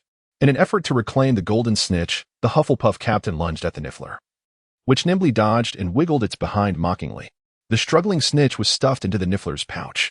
The captain helplessly shouted to his teammates, "Quick, capture that Niffler. It has stolen the golden snitch." The Niffler, having completely forgotten its owner's instructions, frolicked freely across the pitch, pursued by several Hufflepuff players on their brooms. It even darted into the stands, snatching shiny hairpins and bracelets from the girls, stuffing them all into its pouch. Though it appeared small and adorable, it showed no mercy when seizing the gleaming treasures. A cacophony of screams and chaos erupted in the stands. A figure shot like lightning from the ground toward the audience, tracing a graceful arc in the air on his broomstick. Cedric caught the Niffler deftly and landed smoothly on the ground. The Hufflepuff captain rushed over, attempting to retrieve the snitch from the Niffler's pouch, only to receive a sharp bite in return. "Ouch," he exclaimed. "This must be a girl-s Niffler. Spoiled rotten, and with such a temper." The Niffler huffed and climbed onto Cedric's shoulder. Noticing their apparent familiarity, the captain inquired, "Do you two know each other?" Cedric nodded. "Loya's pet." The captain rubbed his bitten hand and remarked casually, "Ah, so it's a pet favored by girls. No wonder it's south so close to you." With the Niffler present, Cedric pondered the whereabouts of its owner. He scanned the audience for Loya but found no sign of her. The Niffler tugged on Cedric's ear, pointing in a particular direction and chattering incessantly. The Hufflepuff captain, puzzled, asked, "What is it saying?" The Niffler produced a hairpin it had just pilfered from its pouch and placed it on its head, then pointed toward the castle. Cedric, in contemplation, asked, "Are you saying there's a girl over there?" The Niffler nodded approvingly. The captain couldn't resist interjecting, "Cedric, how did you deduce that?" "Just a guess," Cedric replied. In the captain's eyes, the Niffler, adorned with a girl's hairpin and prancing about, resembled a tribal chief from Africa. The Niffler lifted its right leg, mimicking a limp. "Are you suggesting there's a girl over there who is injured?" Cedric suddenly realized, his expression shifting to alarm. "You mean Loya is hurt?" The Niffler leaped off his shoulder and darted toward the castle where Loya was located. Filled with urgency, Cedric mounted his broom and followed the direction indicated by the Niffler. "Hey, Cedric, where are you going? Wait for us." Seeing this, the Hufflepuff players all jumped onto their brooms and took off after him. The girls stood in stunned silence in the stands, watching as the Quidditch training ground lay deserted before them, leaving only the Quaffle and Bludger to entertain themselves. What was supposed to be a training session had ended before it even began. Why had all the Hufflepuff players vanished? Loya leaned against the wall, savoring the snacks from her pocket. In the distance, Sniffle was approaching her direction, accompanied by several individuals. Truly, her Sniffle was remarkably swift in his endeavors. As she gazed from afar, she noticed Sniffle perched upon the shoulder of a Hufflepuff boy, who was followed by several others clad in Quidditch uniforms. It was not until this young man stood breathlessly before her, concern etched across his features, that she fully grasped the gravity of the situation. Loya instinctively exclaimed, "Cedric?" Sniff Sniff actually brought Cedric here? How long had it been since they last met? Upon hearing the girl's soft call of his name, Cedric responded, "Cedric?" API call failed with status code 429. Error. Code. For 29, message. Resource has been exhausted, e.g. check quota. Status. Resource exhausted. Loya glanced down to see a mischievous Niffler at her feet, gleefully playing with a gleaming golden snitch, utterly oblivious to the notion of thievery. Upon noticing Loya's gaze, the Niffler hastily tucked the snitch into its pocket. Loya seized the little creature by its 2 feet, suspending it upside down and giving it a gentle shake. A myriad of sparkling items, hairpins, bracelets, and earrings belonging to the girls, tumbled out of its pockets one after another, forming a small mountain on the ground. "Sniffer, instead of calling for help, you've returned with a hoard of stolen treasures." Loya pressed her forehead in pain, realizing that Sneed had pilfered so many items. Soon, she would need to return each one to its rightful owner. While Luoyu was in great distress, Cedric extended his hand first, intending to assist her in picking up the scattered items. "Shall I help you return these?" he inquired. "Oh, you need not trouble yourself. I will locate the owners and return them myself." Loya felt a rare sense of embarrassment, not to mention that Cedric had always been there to assist her. She had even stood him up on his invitation, which was rather inconsiderate of her. She truly wished to avoid troubling Cedric any further. Upon hearing Loya's refusal, Cedric fell silent for a moment before resolutely bending down to gather the items that the little creature had pilfered into his bag. His gray eyes fixed intently on Loya as he earnestly implored, "I sincerely wish to assist you. Please do not reject my offer again." API call failed with status code 429. Error. Code. For 29. Message. Resource has been exhausted, e.g. check quota. Status. Resource exhausted. Loya could only mask her embarrassment with a fleeting smile. As she rose to her feet, her injured right leg inadvertently exerted pressure, causing her to stumble. Cedric promptly caught her, his voice laced with concern as he inquired, "Is your leg hurt?" "I am fine, but I must trouble you to carry Harry away first." After Luoya finished speaking, she noticed Cedric crouching before her. "I will carry you back." Luoya hesitated slightly. She had merely sustained some superficial injuries, and walking back on her own posed no significant issue. However, the ever-kind gentleman insisted on carrying her back. When she refused, he stubbornly remained seated, unwilling to budge. Loya had no choice but to bend down, her arms encircling his neck as she nestled against his back. Their bodies pressed closely together. A strand of her golden hair cascaded down onto Cedric's shoulder, and he could distinctly feel the warmth of the girl's soft breath, causing an involuntary blush to creep across his face. Observing his flushed countenance, Cedric's teammates struggled to suppress their laughter, teasing him relentlessly. "Cedric, I've also been struck by the ball. Carry me for a moment. What if my leg suddenly fractures? Come on, good brother, the whole team is hurt. You ought to carry us all." The raucous banter of his teammates grew ever louder. In an instant, Cedric's face turned crimson. The captain swiftly intervened, nudging the rowdy bunch to disperse. API call failed with status code 429. Error. Code 429. Message. Resource has been exhausted, e.g. check quota. Status. Resource exhausted. API call failed with status code 429. Error. Code 429. Message. Resource has been exhausted, e.g. check quota. Status. Resource exhausted. As Loya prepared to descend, Cedric prevented her from doing so. In a flurry, he explained, "I'm not feverish, truly. I will escort you back." He carried her along the path, the sunlight bathing them in warmth, their overlapping shadows stretching long into the distance. "I had promised to attend your Quidditch match, yet I failed to keep my word." "I apologize," Loya said, her voice tinged with regret. "No, it's not that. I was too eager and didn't consider your feelings," Cedric stammered, flustered by her apology, grappling with how to express his thoughts delicately. He had never held her accountable. He simply yearned to bridge the distance between them, to step into her life. And it was his own impulsiveness that had led to this moment. "Could you possibly grant me another chance?" He ventured cautiously. "Another chance for what?" Loya inquired, her brow furrowed in confusion. Cedric finally let out a soft chuckle, shaking his head lightly. This girl was so innocent. He realized that if he wished to draw closer to her, he must begin as a friend. He skillfully shifted the topic, saying, "I will take you to the hospital wing." "I don't want to go to the hospital wing. Take me back to the Gryffindor common room instead. But you need to tend to your injury first. A small wound I can handle myself. You do not comprehend how fearsome Madame Pomfrey can be. She would confine me to the infirmary and not allow me to return. Although she is kind, when she is roused, she resembles a roaring dragon." Listening to Loya's incessant complaints, Cedric could not help but chuckle softly. The two were enveloped in their own little world, oblivious to the multitude of gazes fixed upon them. Whispers circulated among the onlookers, particularly among the girls who harbored affections for Cedric, casting envious glances at Loya. Xiao Zhang, her eyes rimmed with red, watched Cedric's figure intently, her books and quill tumbling from her grasp, her nails digging into the wall in frustration. Her friend, Dana, was at a loss for how to console her, perhaps unable to offer any comfort at all. Even she had not anticipated that the Gryffindor girl Cedric fancied was none other than the notoriously infamous Loya Grindelwald at Hogwarts, openly defying authority, wielding dark magic, and causing chaos in the Forbidden Forest. Even the feared caretaker, Filch, would avert his gaze from her, his face pale with trepidation. She had accomplished feats that no other student dared to attempt and remained unscathed. Headmaster Dumbledore openly sheltered her, leading to speculation that Loya Grindelwald might be his long-lost granddaughter, a reunion only shy of formal acknowledgement. In truth, she and Xiao Zhang should have realized that a person as exceptional as Cedric, with no discernible flaws, could hardly be enamored with an ordinary girl. This time, Xiao Zhang had suffered a complete defeat, with no opportunity for reprisal unless it was graciously offered. Malfoy, having searched high and low, finally found Loya as several Hufflepuffs carried the unconscious Harry past him on a stretcher, unable to suppress a scoff. He turned to see the third-year Hufflepuff carrying Loya. Observing their flirtatious exchanges and sweet banter, he grimaced in discontent. "What is so remarkable about carrying you to the hospital wing?" Malfoy shuddered, repulsed. With a mere command, Goyle and Crabbe could carry her back without a second thought.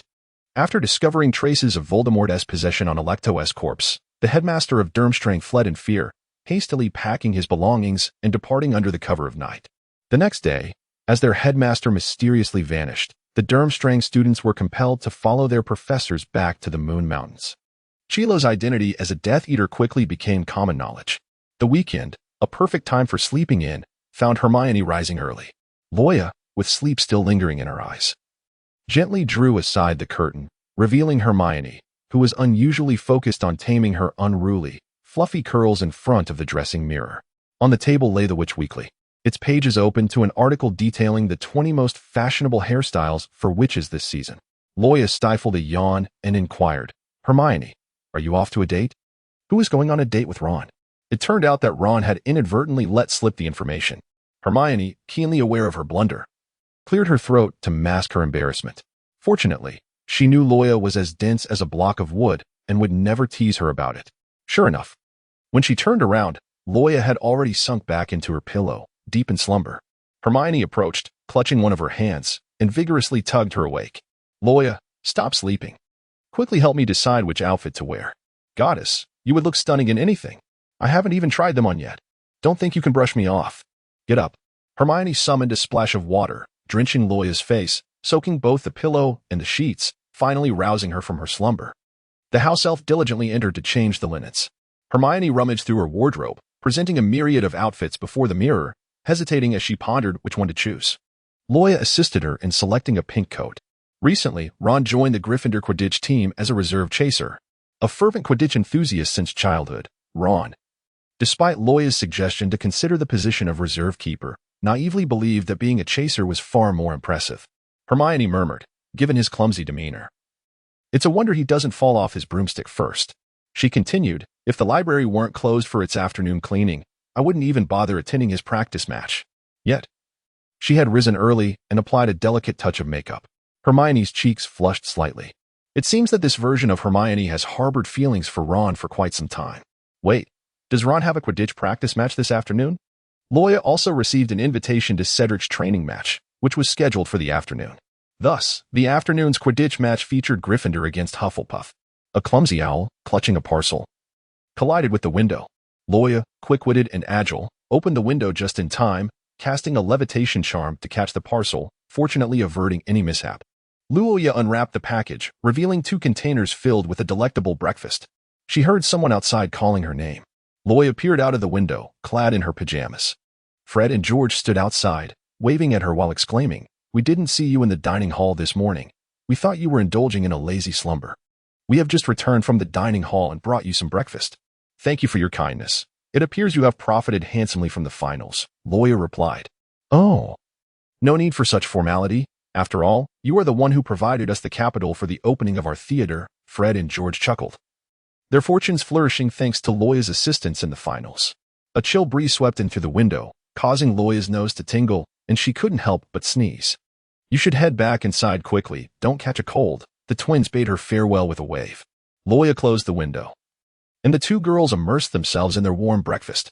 By the time they arrived at the Quidditch pitch, the stands were bustling with spectators. Cedric had arrived early, anxiously pacing back and forth on the field, fearful that Loya might not show up. His incessant fidgeting was a source of irritation for their captain. It wasn't until he finally spotted the familiar golden-haired figure on the platform that he came to a halt. He had thoughtfully reserved the best seat in the stands for Loya, even placing a warming cushion for her comfort. Cedric beamed a radiant smile in Loya's direction, eliciting a chorus of excited shrieks from the surrounding girls, which made Loya's ears buzz. "Merlin, he is truly handsome. Mr. Diggory must be smiling at me. Give it up. He has already taken. What do you know? It's the unattainable that is most desirable." The day Cedric carried Loya back to the Gryffindor common room had already given rise to various entertaining tales.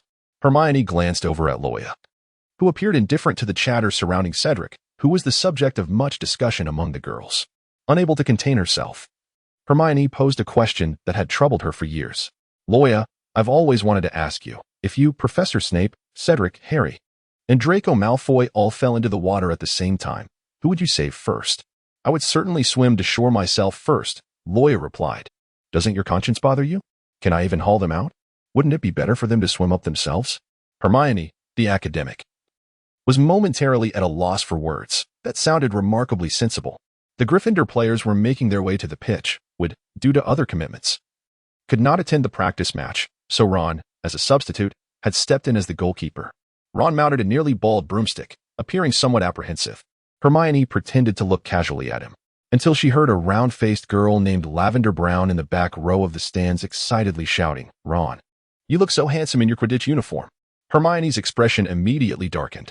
Ron, taken aback by the unexpected declaration from a stranger, stood stunned. Before long, however, he puffed out his chest with renewed confidence, grinning foolishly. Hermione's face turned a deeper shade of anger.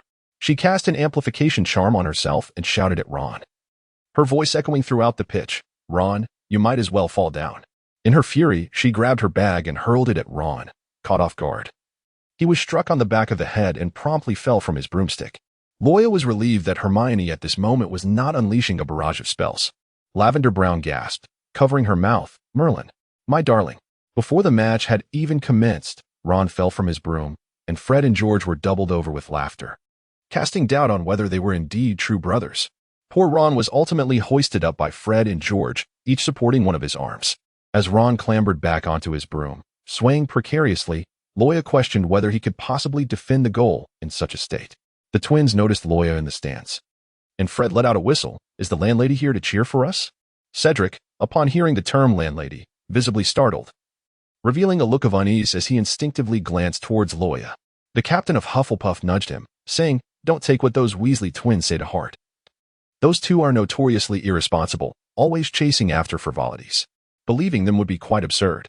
Loya cupped her hands around her mouth and shouted to the twins, "I shall temporarily betray you for a day to cheer for Hufflepuff." Fred feigned a sorrowful demeanor. "Madam, you have truly turned your back on us." George chimed in with protest. "How disheartening." Upon hearing Loya's proclamation, Cedric's anxious heart gradually found solace. The little wizard, acting as a temporary referee, was poised to launch the quaffle into the air when a raucous commotion ensued nearby. A group of tall, burly Slytherins approached the pitch. Leading them, the arrogant and inhospitable Dorian Pusey declared, "This pitch is ours. Take your brooms and leave at once." Lucius Malfoy had procured the latest Nimbus 2001 for every member of the Slytherin Quidditch team, an upgraded version of the Nimbus 2000. It boasted superior flying capabilities and an exorbitant price tag. Eager to test their new brooms, the Slytherin players wasted no time in encroaching upon the field. Dorian Pusey wore a smirk of derision, clearly dismissive of the other two houses present. If it were to witness the Slytherins equipped with Nimbus 2001s, he would likely be infuriated to the point of spitting blood. "This pitch is ours. We are here to trial our Nimbus 2001s. Take your rickety brooms and leave immediately." Fred and George retorted angrily, "We reserved this field yesterday." Dorian huffed impatiently, casting a glance at Ron's tattered broom, and resumed his mockery, his tone laced with arrogance. "Can your dilapidated broom even fly? You might as well invest in a Nimbus 2001. Oh, I nearly forgot. The Weasley family is so impoverished that you are destined to use second-hand goods. You may never afford one." The Slytherin players behind him erupted in laughter. Ron clenched his fists, retorting, "As if the Nimbus 2001 were yours to boast about." Implicitly suggesting that he, too, could not afford such a luxury, he questioned Dorian's audacity. Dorian was rendered speechless, his face flushed with embarrassment, and he angrily shoved Ron. Loya and Hermione were seated in the stands when they observed a Slytherin team storming onto the training grounds. It was evident that Slytherin was embroiled in a dispute with Gryffindor, clearly seeking trouble. Upon witnessing the Slytherin leader aggressively jostle Ron, Hermione's concern compelled her to dash down from the stands and rush towards the center of the training field. The captain of Hufflepuff looked on with trepidation at the unfolding situation, as Slytherin's encroachment upon their training space had become a recurring issue. The honest and steadfast Hufflepuffs had long been accustomed to enduring such provocations, consistently yielding to maintain peace. He endeavored to mediate and defuse the conflict. But the Gryffindors were not inclined to remain silent. Although it was absent, the other players felt somewhat lacking in confidence. Yet the Weasley brothers took the lead in vociferously arguing with Slytherin. Amidst the cacophony, a young girl's voice interjected, "I have a solution." Loya stepped lightly into the crowd, positioning herself between the opposing sides, drawing the attention of all present. Why not appoint a representative from each side to engage in a magical duel to ascertain the rights to the training grounds? She scanned the Slytherin ranks, her gaze settling on Dorian. "You are the newly appointed captain of the Slytherin team. It seems only fitting that you take on this role." "I shall represent our side," Loya declared, "and Gryffindor has no objections." With a radiant smile, she proposed, "Let us determine the usage rights of the field through a magical duel, with the losing party required to crawl off the pitch on their knees." "How does that sound?" Cedric stepped beside Loya, positioning himself protectively in front of her. His voice resolute, "Dorian Pusey, I shall duel you." Concern flickered in Cedric's eyes, for Dorian was a senior student, and he feared for Loya's safety. The Hufflepuff captain secretly wished to remind everyone that if the headmaster discovered this open conflict, points would be deducted, and perhaps it would be best to concede the training grounds to Slytherin. API call failed with status code 429, error, code 429. Message, resource has been exhausted, e.g. check quota. Status, resource exhausted. Loya turned to Slytherin and firmly declared, as a representative of both houses, "I will not accept any dissent." The Hufflepuff captain was utterly frazzled, feeling completely unable to interject, let alone oppose her. Loya slowly approached Delian, her eyes narrowing, and the smile that adorned her face gradually faded. "Allow me to remind you, are you certain you can defeat me?" Delian's expression instantly turned profoundly grim. Loya remained remarkably composed, her voice cold and piercing. "I will make your downfall a spectacle, leaving you utterly humiliated, unable to lift your head in shame." Delrian's brows furrowed in anger, clearly provoked by her words. Terence Higgs quietly urged Delrian, "Do not provoke her. Have you forgotten the fate of Professor Chilo? That Death Eater?" Despite his usual stammering demeanor, became the defense against the dark arts professor, indicating a strength that should not be underestimated. API call failed with status code 429. Error. Code. For 29. Message. Resource has been exhausted, e.g. check quota. Status. Resource exhausted. Loya indeed recalled Terence Higgs, the Seeker from Slytherin, who was a rare example of a polite player, eschewing unscrupulous tactics to secure victory. Terence cast a wary glance in her direction and coldly articulated the truth. "You have truly harmed her. Professor Snape will not let you off the hook. The coming years will be quite arduous for you, unless you intend to forfeit your chance to graduate permanently." Dorian let out a disgruntled huff, feigning composure as he adjusted his collar, reluctantly gesturing for his teammates to prepare for departure. However, confronting malevolence necessitates a response of equal ferocity. One must be more cunning and ruthless. The petty are intimidated by power rather than virtue. The more one tolerates, the more they escalate their misdeeds. Hufflepuff has suffered from excessive leniency, leading to perpetual bullying. Loya has no intention of letting them go. Loya endeavored to make her voice sound even more arrogant than that of the villain, embodying a more villainous demeanor. "You dare to crash our Gryffindor practice match uninvited. And now you come and go as you please?" Dryan turned around and glared at her fiercely. Loya provocatively gazed at Delian. "If you refuse my challenge, I shall consider it a concession of defeat, so I implore you to crawl out on your knees." Delian, seething with fury, managed to utter through clenched teeth, "You truly are oblivious to your own insignificance." Observing their overwhelming demeanor, Granfin and the young lions, under Fred and George's leadership, began to jeer. "Coward! We command you to crawl, so hurry and do so." Delian, beads of sweat forming on his brow, found himself trapped in a dilemma, yet he could not swallow his pride. "I shall count to 10 and grant you two options. Either you crawl back or you draw your wand and engage me in a fair duel. Upon reaching 10, I will strike." Delian's expression froze in that moment. Loya incessantly exerted psychological pressure on the other party. Terence found himself quite exasperated. It appeared that Miss Grindelwald had no intention of letting Dorian off the hook. He had long advised against intruding on the scene, yet Dorian, the new captain, obstinately disregarded his counsel. Why was it that every captain from Slytherin seemed to relish in stirring up trouble, inevitably leading to their own downfall? And then there was Marcus, whom he had previously urged not to engage in a brawl with Malfoy, only to witness him being thoroughly beaten by Loya Grindelwald, resulting in his expulsion just yesterday. The captain of Hufflepuff stood frozen in disbelief. Was it not preferable to maintain peace and live harmoniously? Why were they on the brink of conflict once more? In stark contrast, the Gryffindors were reveling in the drama, a cacophony of cheers erupting among the lions. 1, 2, 7, 8. Loya began to count. Wait, where were the missing numbers? Terence was at a loss for words. Was this how one counted? Loya insisted, with a sense of righteousness, that the numbers had been consumed. Terence responded, 9, 10. Loya brandished his wand, and blue sparks erupted from its tip. Dryan was taken aback, discreetly stepping back a pace. Protego Diabolica, the shield of fire, enveloped him for protection. As Luoya's voice fell, a fierce blaze transformed into a towering wall of fire. Everyone instinctively recoiled a step back. The Slytherin players stared in astonishment, their eyes wide with disbelief. The previously raucous little lions, who had just been cheering and clapping, now stood agape in shock, retreating in alarm. Dryan, taken aback, trembled as his wand slipped from his grasp and clattered to the ground. The circular wall of flames expanded in intensity, forcing him to retreat in terror, leaving him no time to reclaim his wand. The moment his poor wand made contact with the azure flames, it erupted into sparks and was reduced to ashes.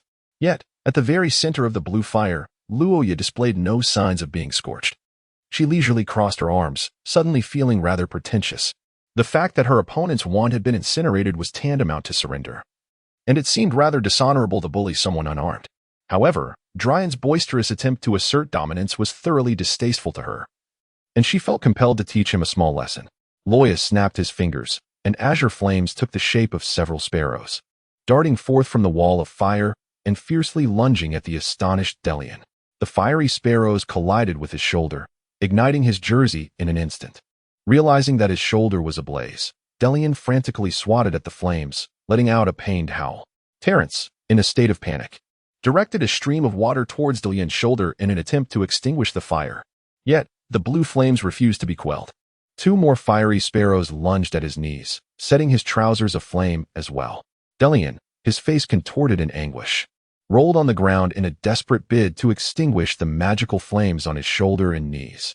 Observing the chaos, several Slytherin players, faced with a few more approaching fire sparrows, hastily mounted their Nimbus 2001s and abandoned Delian to his plight. Loya maintained commendable control. In truth, her elaborate display against a mere Delian seemed somewhat excessive. However, the greater the spectacle, the more formidable the deterrent effect. It served as a warning to the Slytherin team to be mindful of their conduct and refrain from excessive bullying. Should she truly unleash a firebird as massive as an Argentinian giant eagle, Delian might very well spend the remainder of his life in St. Mungo's hospital. In such a scenario, his family would likely bring a case against the Ministry of Magic, and despite the current ministry being largely ineffectual, she could find herself facing a warrant for her arrest. Thus, it was unnecessary to jeopardize her own standing for the sake of a personal grievance. The last fire sparrow realized a tad too late that it had flown out from the fiery wall. The preceding birds had already completed their task, rendering its presence seemingly inconsequential. With nothing to occupy itself, it darted into the Hufflepuff area, flapping its sparking wings in chaotic flight. The Hufflepuff players, visibly alarmed, retreated in unison, leaving Cedric standing resolutely at the forefront. The fire sparrow approached Cedric, who stood frozen, and after circling him a few times, it settled upon his shoulder. To Cedric's astonishment, he discovered that neither his shoulder nor his clothing had been singed by the flames. The protective fire shield would not harm those who bore no ill will towards the caster. As Cedric tilted his head, the fire sparrow mimicked his motion, then dissipated into sparks that vanished into the air. "What are you doing here?" Professor Sprout entered the training ground. Her sudden appearance effectively halted the private confrontation. The Hufflepuff players had applied to use the training field, and Professor Sprout's intervention provided both parties with a graceful exit. Neither would dare to engage in a brawl before the headmaster. Unbeknownst to Sprout, she had cast a spell on the wailing Delian, extinguishing the flames that had engulfed him. Terence and several players assisted the disheveled Delian from the training field, while the Gryffindors sighed in disappointment, lamenting the missed opportunity to witness Delian crawling away in humiliation. Professor Sprout cast a glance at Loya, who was surrounded by blue flames. Coupled with Delian's plight, bystanders might easily misconstrue the situation as Loya engaging in unilateral bullying. "Professor Sprout, it was a private duel between myself and the Slytherin players," Cedric expressed, concerned that Sprout might reprimand Loya. The ever-kind Cedric took it upon himself to shoulder the blame. Professor Sprout regarded him with a resigned look and sighed deeply. Cedric was always like this, too kind, too honest, perpetually considering others. If he continued to be so straightforward, he might find that those he cherished would be led away by others. Moreover, with such a conspicuous wall of flames blazing in the center of the Quidditch pitch, who would believe that the private duel had nothing to do with the girl within? Fortunately, Professor Sprout was a remarkably compassionate individual. She did not display any signs of anger. "Miss Grindelwald, might you extinguish your blue flames?" she asked kindly. With no malice intended, Loya offered a slightly embarrassed smile in return. "I apologize, Professor Sprout. It needs to burn for a while before it extinguishes." Professor Sprout did not deduct points or scold her. Instead, she left the training ground available for the students before departing. The protective fire shield had not managed to vent most of its energy and remained in place, waiting to exhaust itself before disappearing. This meant that the Quidditch practice could only continue once the wall of fire had been extinguished. Consequently, the spectators in the stands waited for a full hour, nearly dozing off, some even returning from the hall after dinner only to find the flames still alight. Ultimately, the Quidditch match proceeded, with Captain Wood absent. The goalkeeper was a novice, Ron, while Harry hobbled on crutches in the infirmary, and the Seeker was yet another inexperienced substitute. As a result, Gryffindor suffered a crushing defeat at the hands of Hufflepuff. Cedric, radiant with victory, descended on his broom before Loya in the stands. He extended his hand, the golden snitch resting in his palm, and his gray eyes locked onto Loya's. Loya gazed conflictedly at the flying thief nestled in his palm. Since Harry had previously expelled the flying thief, perhaps I should refrain from touching it. As the end of the first term approached, the young wizards busied themselves preparing for their final examinations. What troubled Loya greatly was that it had been half a month since the departure of the Wagadu wizards. Yet not a single coin of the prize money from the spellcasting competition had been dispensed. It was quite disheartening that such a prestigious institution, the largest magical academy in the world, would resort to such dishonorable tactics. Loya sent a letter, to which the recipient replied that due to the principal's mysterious disappearance, the remaining professors were preoccupied with merely maintaining order within the school, rendering them utterly incapable of addressing the matter of the competition prize. After all, the prize represented a substantial sum, and no professor was willing to deplete their own resources for the sake of the institution. Concurrently, a letter was dispatched to Malfoy Manor, explaining the circumstances and requesting understanding. Malfoy, however, was indifferent to the prize, for he was not in want of money. Yet, the professors of Hogwarts underestimated Loya's tenacity in pursuing her dues. Having exerted herself through numerous competitions, why should she be denied her reward?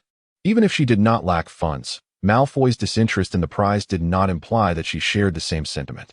After countless letters filled with her fervent appeals, the professors of Hogwarts could no longer endure her persistent entreaties. Reluctantly, they convened an impromptu meeting and decided to unearth an object from the Moon Mountains to present to her as a substitute for the prize, beseeching her to cease her correspondence. One evening, as dusk approached, two ebony-hued owls arrived, bearing a box that they gently landed on her windowsill. Loya was eager to discover what prize the professors of Wagadu had bestowed upon her in lieu of a monetary award. Upon opening the box, she found it filled with a tangle of weeds. API call failed with status code 429. Error. Code. For 29. Message. Resource has been exhausted, e.g. check quota.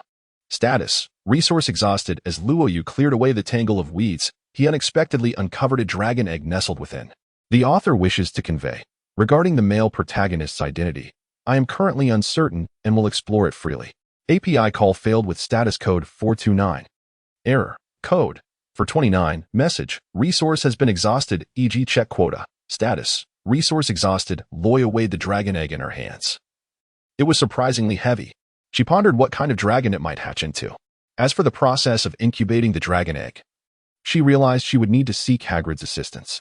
Loya carefully placed the dragon egg into her bag, preparing to head towards Hagrid's hut. The sky outside was overcast, and curfew had already set in. She walked along the tranquil campus path under the cloak of night. Good evening, gatekeeper, Loya greeted the patrolling Filch, who happened to cross her path. Trailing behind Filch was a despondent first-year Slytherin student. Filch, in high spirits today, relished the impending conclusion of the first term, for he had finally apprehended a student violating curfew. He cast a disapproving glance at Loya, who was wandering the campus at such an hour, and quickly took a detour to avoid her. The Slytherin wizard, punished with detention, muttered in dissatisfaction, "Why isn't that Gryffindor being confined?" Filch retorted gruffly, "Ask your head of house, Snape." Loya gently rapped on the wooden door of Hagrid's hut. She noticed that today the curtains were drawn tightly, suggesting there was something amiss. Hagrid, apron-clad, opened the door in response. "I apologize, Loya. Please don't take offense. I am quite busy today." "Now, if you go back to your common room," he said, his expression flustered and his gaze evasive, swiftly closing the door behind him. Standing outside, Loya pondered for a moment. The main storyline had progressed to a critical juncture. Yet she felt something was still amiss. She reflected intently and recalled that Hagrid's dragon had yet to be discovered. Perhaps this was due to the butterfly effect, as Hagrid's egg hatching was occurring later than in the original narrative. Loya addressed the wooden door, inquiring, "Hagrid, are you hatching eggs?" The door swung open, revealing a flustered Hagrid who stepped out, his face a portrait of astonishment as he stammered, "How did you know?" With a playful smile, Loya replied, "A little calculation on my part." Though she could not fully comprehend his words, Hagrid urged her to enter quickly. He glanced around to ensure no one was watching before closing the door behind her. Inside the rustic cabin, the fireplace blazed warmly, and Hagrid poured her a steaming cup of tea. API call failed with status code 429. Error.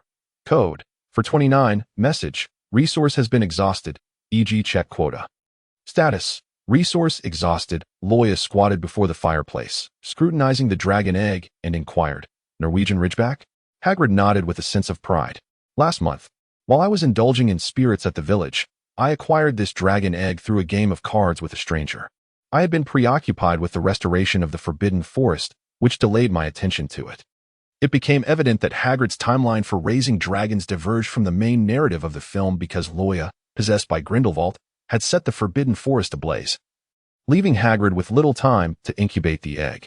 Loya observed the Norwegian Ridgeback egg, its shell smooth and glossy, starkly contrasting with her own dragon egg. A fissure appeared in the shell within the fire pit, emitting wisps of smoke, as something wriggled incessantly inside. Hagrid, filled with excitement, approached and carefully lifted the fire pit with his massive, gloved hands. With a crisp crack, the egg broke open, and a small dragon emerged. Wobbling and flapping on the table, Hagrid reached out to stroke the little dragon's head, only to have it nip at his finger. This tiny creature must think I am its mother. I have decided to name it Norbert, he thought joyfully, as he cradled the little dragon, affectionately rubbing his beard against it. Loya, the composed male mother, remarked calmly. Hagrid, in earnest, replied, "You must keep this a secret. Do not let Professor Dumbledore find out, or he will have it taken away." "I also have a dragon egg that requires your assistance in hatching," Loya said, placing her bag on the wooden table and gently presenting her dragon egg. "Where on earth did you acquire that?"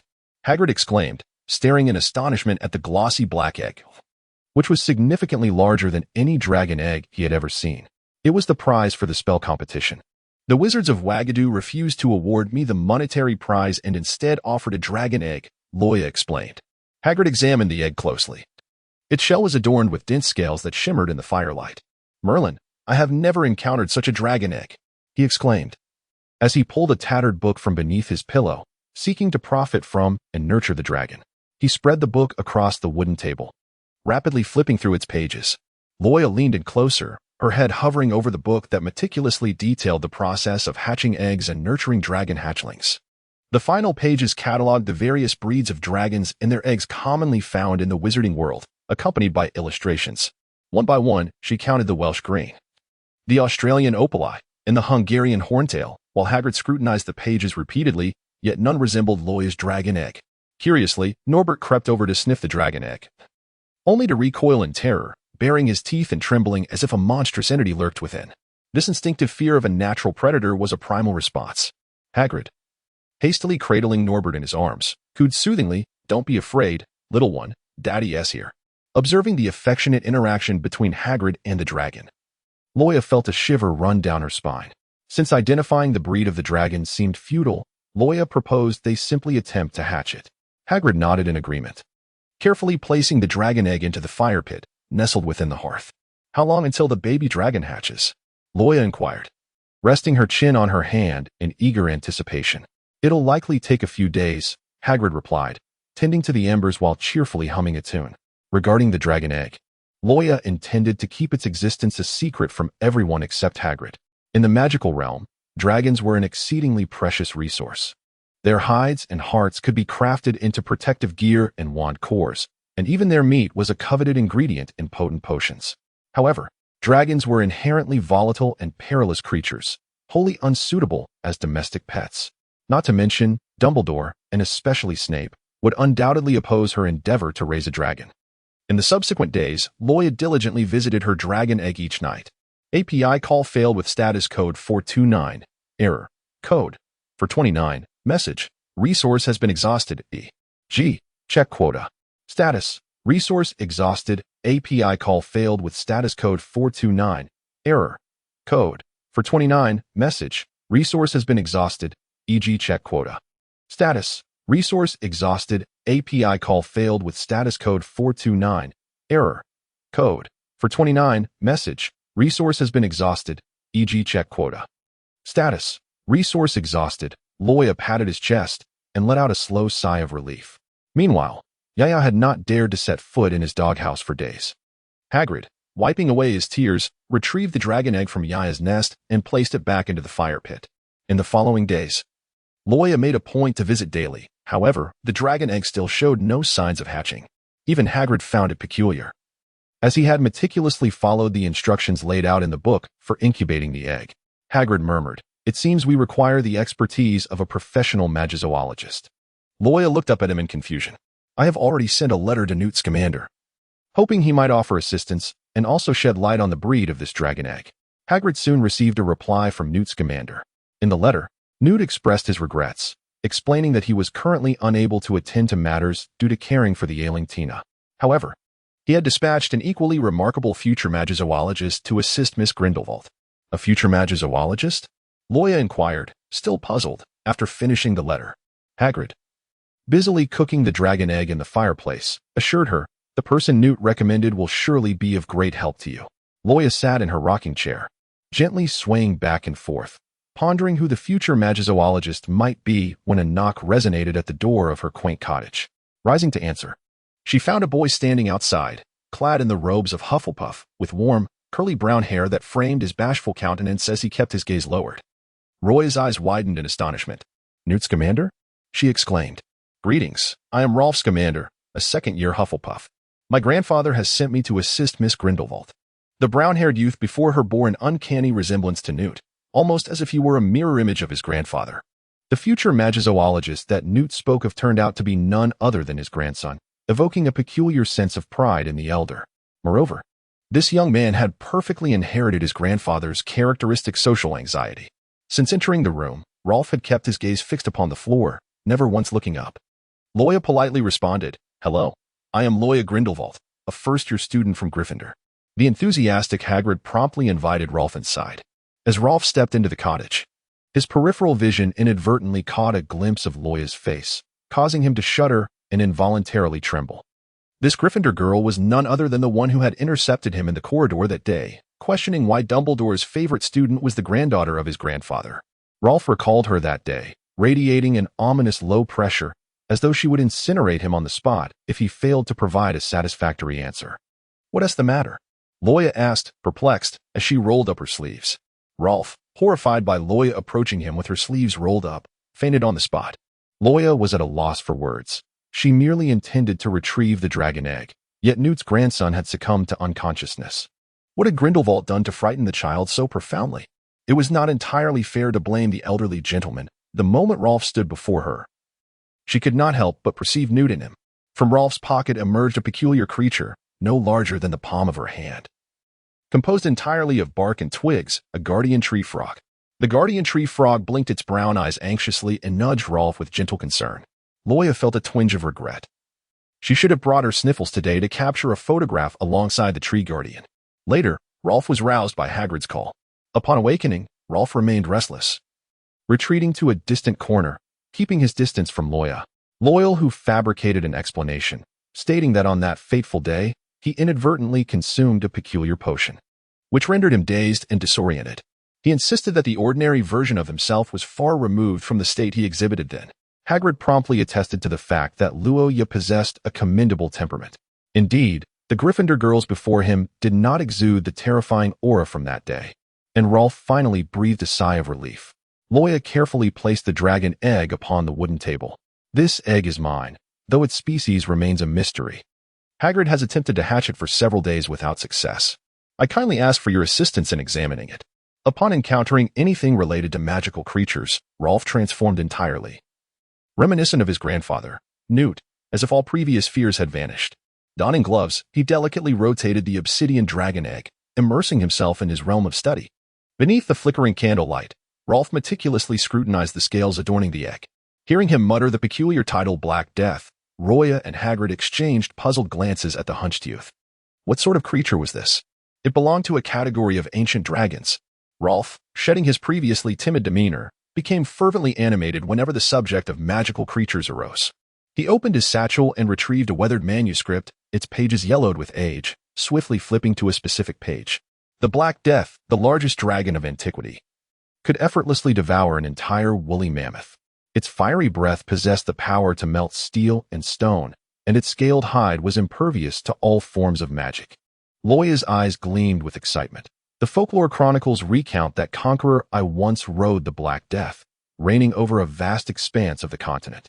While the veracity of these ancient tales remains uncertain, I firmly believe that such a dragon must indeed exist. The more Loya listened, the more exhilarated she became. However, Rolf's expression suddenly shifted to one of profound difficulty as he declared a harsh reality. Regrettably, Miss Grindelwald, the egg you hold is a fossilized dragon egg. at least tens of thousands of years old. What? Loya felt as though she had been struck by lightning. Rolf set down the dragon egg and reverted to his usual timid demeanor. This dragon egg, having endured millennia, had long since transformed into a fossil and could not hatch. In other words, this egg was nothing more than a beautiful stone. Hagrid also shook his head in disappointment. He had not only lost his noble little dragon, but also shattered his dream of witnessing the birth of a new dragon baby and becoming its caretaker. Enraged, Loya bombarded the professors of Hogwarts with hundreds of scathing letters. Overwhelmed, Hogwarts ultimately negotiated to send Loya an entire team of recently acquired Firebolt 2001 broomsticks from the school's storeroom as compensation. They assured her that these brooms had only been used a few times and were still in excellent condition. Ultimately, Loya had no choice but to accept this agreement. She intended to temporarily store the fossilized dragon egg, dubbed the Black Death, in the Room of Requirement, which had now transformed into her personal repository. Loya leaned against the interactive map and, when the coast was clear, ascended to the 8th floor to unlock the door to the wish fulfillment room. The room retained the original layout of the underground classroom that Loya had once desired. With a heavy heart, she placed the dragon egg into a box. Harboring hopes of nurturing a magnificent dragon that could soar through the skies, spewing flames. To her dismay, she discovered it was merely a fossilized dragon egg. With a sigh of disappointment, she closed the wooden box and turned toward the door, only to notice a slight movement from the egg. The creature perched on her shoulder. The sniff leaped down and, with a tilt of its head, remained still, fixated on the box, typically brimming with energy and mischief. It was rare to see the sniff standing quietly, lost in thought. What troubles you, sniff? Come back quickly. I must close the door. Yet, the sniff refused to follow Loya, dashing to the front of the box and chattering away, as if engaging in a conversation with the dragon egg. Loya walked over and inspected the dragon egg once more nestled within the wooden crate. It lay there quietly, showing no signs of abnormality. She retrieved scent and departed from the request fulfillment room. A flock of owls, clutching long parcels, soared into the hall, each one depositing its bundle at Loya's feet in succession. Hermione and Ron assisted her in unwrapping the packages. Inside, they discovered nearly 10 gleaming Firebolt 2001s, each shimmering with brilliance. The author wishes to convey, Newt, now of advanced age, is not to be troubled further. His grandson is not an original character, as Rolf indeed exists. The dragon egg is genuinely a fossil, and Newt's grandson did not err in his assertion. However, there has never been a precedent for a fossilized egg hatching a dragon. The egg will eventually hatch, but not at this moment. Almost 10 radiant Firebolt 2001s were neatly arranged before Loya on the long table. Wood's eyes widened, nearly popping from their sockets. Ron, utterly astonished, reached out to caress one of the Firebolt 2001s. Although these brooms were not brand new, their slight imperfections were nearly imperceptible without a magnifying glass. They were a far superior alternative to the nearly bald brooms languishing in the Gryffindor broom cupboard. Moreover, even as second-hand items, these Firebolt 2001s would command a considerable sum. Loya is currently not lacking in funds. Keeping so many Nimbus 2001 brooms as mere collectibles serves little purpose. It would be far more beneficial to sponsor the Gryffindor Quidditch team. Loya hurled a vividly colored marble into the air, which erupted into a dazzling explosion of ribbons and fireworks, transforming into a small trumpet. This was one of Fred and George's latest magical trick prototypes, and the trumpet bore a striking resemblance to the howler from Mrs. Weasley. The little trumpet floated in midair, vociferously calling out, "Gryffindor Quidditch players, please come forward to collect your Nimbus 2001. Its resounding voice echoed throughout the great hall, capturing the astonished gazes of students from all 4 houses. The Gryffindor table erupted in excitement, with players jubilantly surrounding Loya. The eagles and badgers cast envious glances, while the snakes appeared displeased. The lions clamored chaotically to seize their Nimbus 2001. Ron swallowed hard and incredulously exclaimed, "Loya, can I really have a Nimbus 2001 too?" "Of course," she replied. "You will be the main goalkeeper for Gryffindor in the future." Loya then remarked, "Quickly choose a relatively new one. Soon, the good ones will be snatched away by others." Among the packages lay a pristine, even unopened, factory-wrapped Nimbus 2001, which Loya selfishly reserved for Harry. Wood, overwhelmed with emotion, felt tears welling in his eyes as he caressed the Nimbus 2001, never imagining he would possess such a magnificent broom in his lifetime. Fred and George, eager to test the flying capabilities of the new broom, boldly mounted their brooms and soared out of the hall. One by one, the Gryffindor players followed suit, riding their Nimbus 2001s into the sky, accompanied by Professor McGonagall's distant roar forbidding broomstick flying within the castle. With the brand new flying broomsticks, Gryffindor, under Wood's leadership, faced off against Slytherin that very day, achieving a resounding victory. Everything was gradually returning to normal as the first academic year drew to a close. Due to Snape's relentless deduction of points from his own house, this year's hall failed to display the enormous banner adorned with the Slytherin serpent. After 6 consecutive years of clinching the House Cup championship, Slytherin's reign was abruptly ended, and the little snakes glared fiercely at the instigator of their misfortune.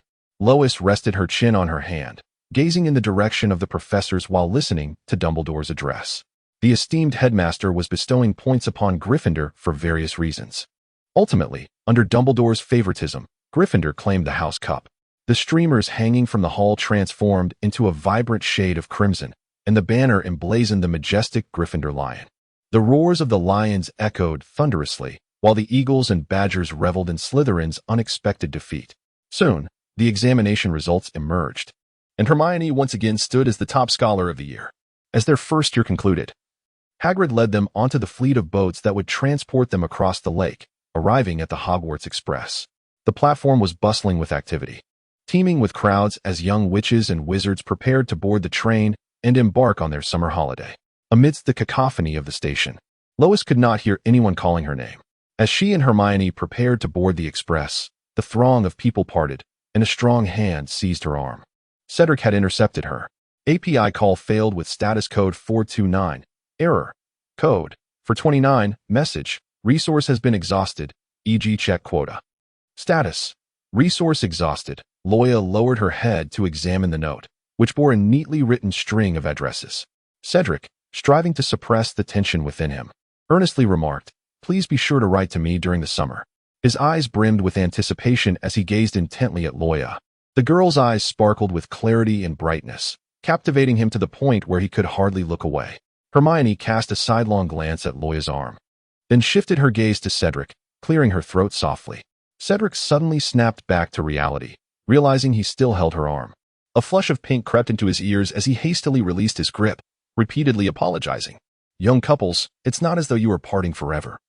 The summer will pass swiftly, and you shall meet again. Kindly make way for others," came the teasing voices from the onlookers, accompanied by Neville's distinct, discordant screams. Cedric noticed that their position at the train door obstructed those behind them, drawing all eyes towards them. The flush on Cedric's ears nearly spread to his neck. In their compartment, Malfoy and his 2 cronies peered through binoculars in their direction, Malfoy munching on snacks while humming to himself. Fred and George leaned out of the window, calling towards Loya. "Loya, we've saved you a seat. Hurry over. I shall be there momentarily." API call failed with status code 429. Error. Code. 429. Message. Resource has been exhausted. E.g. check quota. Status. Resource exhausted. Loya returned to Spinner's End, where the house elf had been respectfully awaiting his arrival at the door for quite some time. Throughout the summer, Snape continued to seclude himself in his study or the potions room each day. Meanwhile, Loya languished in idleness like a sun-baked fish, Hedwig clasping Loya's letter in her beak. Soared out of the window, while Cedric's owl landed softly on her desk, bearing another message. Loya gazed at the towering stack of letters on the table, her expression a tapestry of emotions. She pondered the reason behind the deluge of correspondence, as different owls tapped at her window almost daily. She was perplexed by what could possibly warrant such written communication. In her era, one could effortlessly connect through WeChat. Yet, being as astute as she was, no matter the contents of the letters, she replied with identical messages to each sender, merely employing a copying charm with ease. Eventually, in her laziness, she resorted to responding with a simple acknowledgement. "Read, well, do not concern yourself. The author wishes to convey a small gift created out of love. Kindly request your support." Severus Snape meticulously stored several vials of potions he had prepared for Loya in a cabinet. He then withdrew a book from the shelf and settled into the chair by the fireplace. The crackling of burning wood filled the air, and a hint of fatigue crept into the corners of his eyes as he rubbed his brow in an attempt to dispel his weariness. Having turned only a few pages of the book, he heard the familiar sound of footsteps approaching, accompanied by her voice calling his name down the corridor. "Snape." Loya pushed open the door, cradling a large pot in her arms that nearly obscured her upper body. As she ascended the staircase, she nearly stumbled, prompting her to tread carefully with each step, wary of tripping over her own feet. She had forgotten to bring the pot back from school. Loya rummaged through Snape's storeroom and discovered a cauldron meant for adults, significantly larger than the one she utilized in her classroom.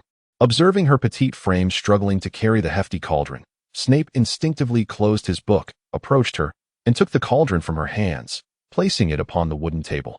"Snape, do you have a moment?" Loya inquired, tilting her head to gaze up at him. Snape regarded her with a detached expression and nodded slightly. "Could you teach me how to brew a potion?" Loya continued, without revealing her reasons for needing the concoction. Wordlessly, he turned away and retrieved 2 necessary ingredients from the shelves. With his back to Loya and out of her sight, his complexion appeared unnaturally pale. He set 2 dry cauldrons on the workbench and methodically added the powdered essence of fluxweed and 2 leaves of earwax to the dry cauldrons in successive measures. API call failed with status code 429. Error. Code. For 29. Message. Resource has been exhausted. E.g. check quota. Status. Resource exhausted. Loya once believed that nearly all her talent points were allocated to spellcasting, coupled with the fact that Snape had confiscated her wand. During their period of Cold War, she had taken a leave of absence, consequently missing a considerable number of classes. Snape had never entertained the thought of providing her with extra lessons, as he perceived her lack of interest in potion making. She possessed her own strengths and areas of expertise. Even Professor Flitwick had praised her as a prodigy in spellcasting, undoubtedly destined to be the next champion of the dueling tournament. It was unnecessary to impose a subject she did not favor upon her, for that would only serve to burden her. During the final examinations, Snape, acting on his personal inclinations, utilized his authority to pass Loya. "Wait a moment. How many times did you turn clockwise just now? And why are you turning counterclockwise again?" This was the consequence of her inattentiveness in class. Even now, with the professor personally guiding her, she was utterly bewildered. Snape deliberately slowed his movements, allowing her to observe clearly, patiently demonstrating each step. He had never shown such patience towards any student in his potion classes. Snape added the remaining ingredients to the dry cauldron. Suddenly, his vision began to swirl, and he staggered unsteadily. Loya dropped the ingredients in her hands and rushed to support him. Her youthful and diminutive stature made it so that Snape nearly leaned entirely against her. She observed the pallor of his lips and the beads of sweat trickling down his cheek. "Are you all right?" Loya inquired. Snape pressed a hand against his healing wound. His brow furrowed tightly, yet he remained silent. With one hand resting on her shoulder, he gathered himself slowly to stand. Taking a deep breath to steady his body, he hoarsely replied, "It's nothing. What is truly the matter with you?"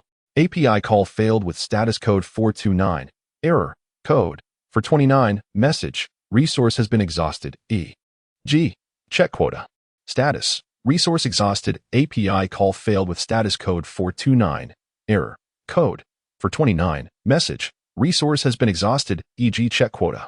Status. Resource exhausted. Loya, in a flurry, stirred the cauldron, her focus once again returning to her task, momentarily dismissing Snape's earlier peculiar behavior. "After what felt like an eternity, I successfully completed the potion." Loya joyfully clasped her hands together and scooped the concoction into a vial with a spoon. She gazed at her creation with immense satisfaction. However, Snape merely cast a glance at her potion before taking the vial she had painstakingly brewed and setting it aside. "The efficacy of your potion will last no more than 15 minutes, Snape declared, deeming her work unsatisfactory. Loya, with a hint of discontent, cast a furtive glance at the potion brewing in Snape's cauldron. Her subtle intrigue did not escape his keen perception, understanding her unspoken curiosity. Snape poured the potion he had meticulously crafted into a vial and placed it before her. It possesses the remarkable ability to last over 10 hours, truly a testament to his prowess as a master potion maker. "Thank you, Professor Snape," Loya exclaimed, joyfully embracing him. In that fleeting moment, she failed to notice the furrow in Snape's brow, his expression taut as if he were valiantly suppressing some inner turmoil. He lowered his gaze and began to tidy his workstation, reminding Loya, "You are still missing a crucial component, a part of the impersonator. I am aware of that." "I have it prepared," Loya declared, retrieving a strand of hair from her bag. Despite her inadequacies in potion making, she recalled from the films that Hermione had once brewed the polyjuice potion and remembered the necessity of adding hair from the person being mimicked. "Don't you want to ask what I intend to do with the polyjuice potion?" Loya inquired with curiosity, her expression hinting at mischief. Snape regarded her quietly. After a prolonged silence, his deep voice resonated. "If I were to ask, would you divulge?" "Of course not." Snape understood her far better than she had anticipated. Loya grasped the potion of compound remedies that Snape had handed her and turned to leave. As he tidied the desk, Snape observed her silhouette and earnestly cautioned, "Do not engage in perilous endeavors." All right, she replied. "I would never partake in anything dangerous." She merely intended to attend to a matter in the Muggle world. After Loya's departure, Snape could no longer contain himself. Beads of sweat formed on his forehead as he gripped the edge of the table with effort. He loosened his robes, revealing a wound on his abdomen that had ostensibly healed, yet now it gaped open, oozing blood. The grotesque injury was surrounded by terrifying dark magical runes. When Voldemort had controlled Loya, a cruel dark curse had been inflicted upon him through her as a medium. Even though the wound had ostensibly mended, the curse would activate whenever Loya approached, causing the injury to gradually reopen from within. If she came close enough, he would even feel the piercing pain of the wound anew. Snape sat on the sofa, his gaze fixed on the flickering flames in the fireplace. The prudent course of action would be to seclude himself in his study, avoiding Loya until he could find a means to break the curse, maintaining a safe distance from her. He should not have allowed her entry today. Yet, upon hearing Loya's knock and the sound of her voice, Snape found himself irresistibly drawn to glance at her. Perhaps he should be grateful for his habitual attire of black robes. Even if the blood seeping from his wound stained his clothing, it would be difficult for others to notice. Loya arrived at the humble abode, her suitcase in hand. Mrs. Weasley, adorned in a floral apron, warmly embraced her. "My dear, I am so delighted to see you," she exclaimed, inviting Loya into their home. As Loya removed her coat, she revealed the sweater that Mrs. Weasley had lovingly knitted for her. With a beaming smile, Mrs. Weasley assessed Loya from head to toe, noting that she had grown taller than she remembered, looking even more endearing in the sweater crafted by her own hands. Initially, Mrs. Weasley harbored concerns when she learned that Dumbledore had appointed Snape as Loya's temporary guardian. How could an unmarried man, without children, possibly care for a young girl? She had even contemplated discussing with Mr. Weasley the possibility of approaching Dumbledore to arrange for Loya to stay with them permanently. They possessed ample experience in child-rearing, and having peers to grow up alongside Loya would surely be preferable to being in the company of a perpetually somber middle-aged man. However, it now appeared that her worries were unfounded. Snape had proven himself quite capable in his care for her. Loya found it perplexing why everyone harbored such misconceptions about Snape. Beneath the icy facade that seemed to repel others, he was, in truth, a commendable individual. As her temporary guardian, he never deprived her of the finest and most luxurious provisions. When Snape accompanied her to Diagon Alley to procure her school supplies, even Madame Malkin mistook her for a young lady from an aristocratic family, while Snape was regarded as merely the attendant accompanying her on a shopping excursion. Mrs. Weasley busied herself in the kitchen for a while, and soon emerged with several plates of delectable dishes. She relentlessly piled cake and pastries onto Loya's plate, her enthusiasm overwhelming her. Glancing at the clock, Mrs. Weasley gasped softly, "Oh, is it that time already? I shall be late for Gilderoy Lockhart's book signing. I must leave at once." As she spoke, she hurriedly removed her apron. "Dear Loya, you stay here. Fred, George, and Ron will keep you company." With that, Mrs. Weasley took Ginny by the hand and hurried through the fireplace to join the queue at Diagon Alley. Left behind in the modest abode were Loya, the twins, and Ron. Fred, chewing on a pastry, remarked, "My mother's a devoted fan of Lockhart. She won't return for quite some time after the signing." George chimed in, "We have ample time. We can begin our plans." Loya nodded as she found herself in Ginny's room. She retrieved the polyjuice potion from her trunk and added the hair she had collected from the Transfiguration classroom into the mixture, consuming it in one swift gulp. The effects of the potion manifested rapidly. She gazed into the mirror, contorting her face into an expression of disapproval reminiscent of Professor McGonagall, strikingly lifelike. She then changed into Muggle attire from her trunk. As Loya emerged from the room, her visage echoing that of Professor McGonagall, Ron nearly choked on his sandwich. After regaining his composure, he exclaimed, "Loya, how did you transform into Professor McGonagall?" Fred and George, mimicking her voice, chimed in, "No flying on broomsticks in the castle. 10 points from Gryffindor." A shiver ran down Ron's spine. Fred and George then produced 2 small vials containing potions that were clearly not polyjuice potion. The twins shook the bottles with pride. "Our latest invention, aging potion. We discovered it in a notebook by someone named Ailey in the library. Loya recalled the scene from the movie where the twins consumed a youth-enhancing potion and transformed into elderly gentlemen. With genuine concern, she advised them. It would be wise not to indulge in this age-enhancing elixir, as its effects may not be as favorable as anticipated. Fred and George exchanged knowing glances, chuckling mischievously.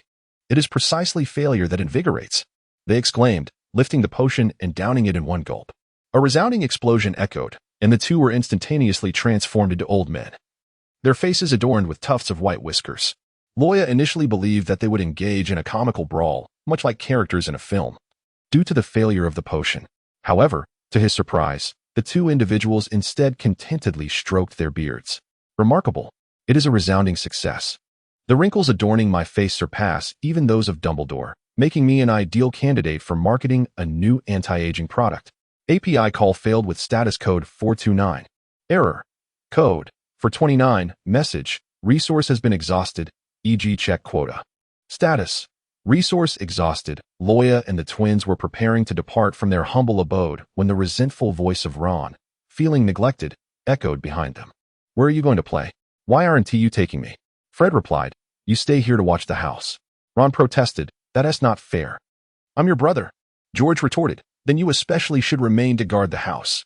In the quaint neighborhood of Hedgerow Lane, number 4, in Surrey, a quarrel erupted once more around the Dursley dining table. Uncle Vernon cursed at Harry, you brat. I'll lock you up, and you can forget about returning to school. If you manage to escape using magic, they will certainly expel you. Accompanied by Aunt Petunia and Dudley's derisive laughter, Harry's spellbook, wand, robes, and the Nimbus 2001 gifted by Loya were locked away by Uncle Vernon in the dim, cramped cupboard under the stairs. Harry was confined to a room, the window barred by Uncle Vernon. The Dursleys provided him with mere scraps each day, and he was forced to share the meager food with Hedwig, who remained caged. Previously, he could sneak Hedwig out to send letters to Loya while Aunt Petunia napped, but now Hedwig was also imprisoned, and he could no longer correspond with Loya.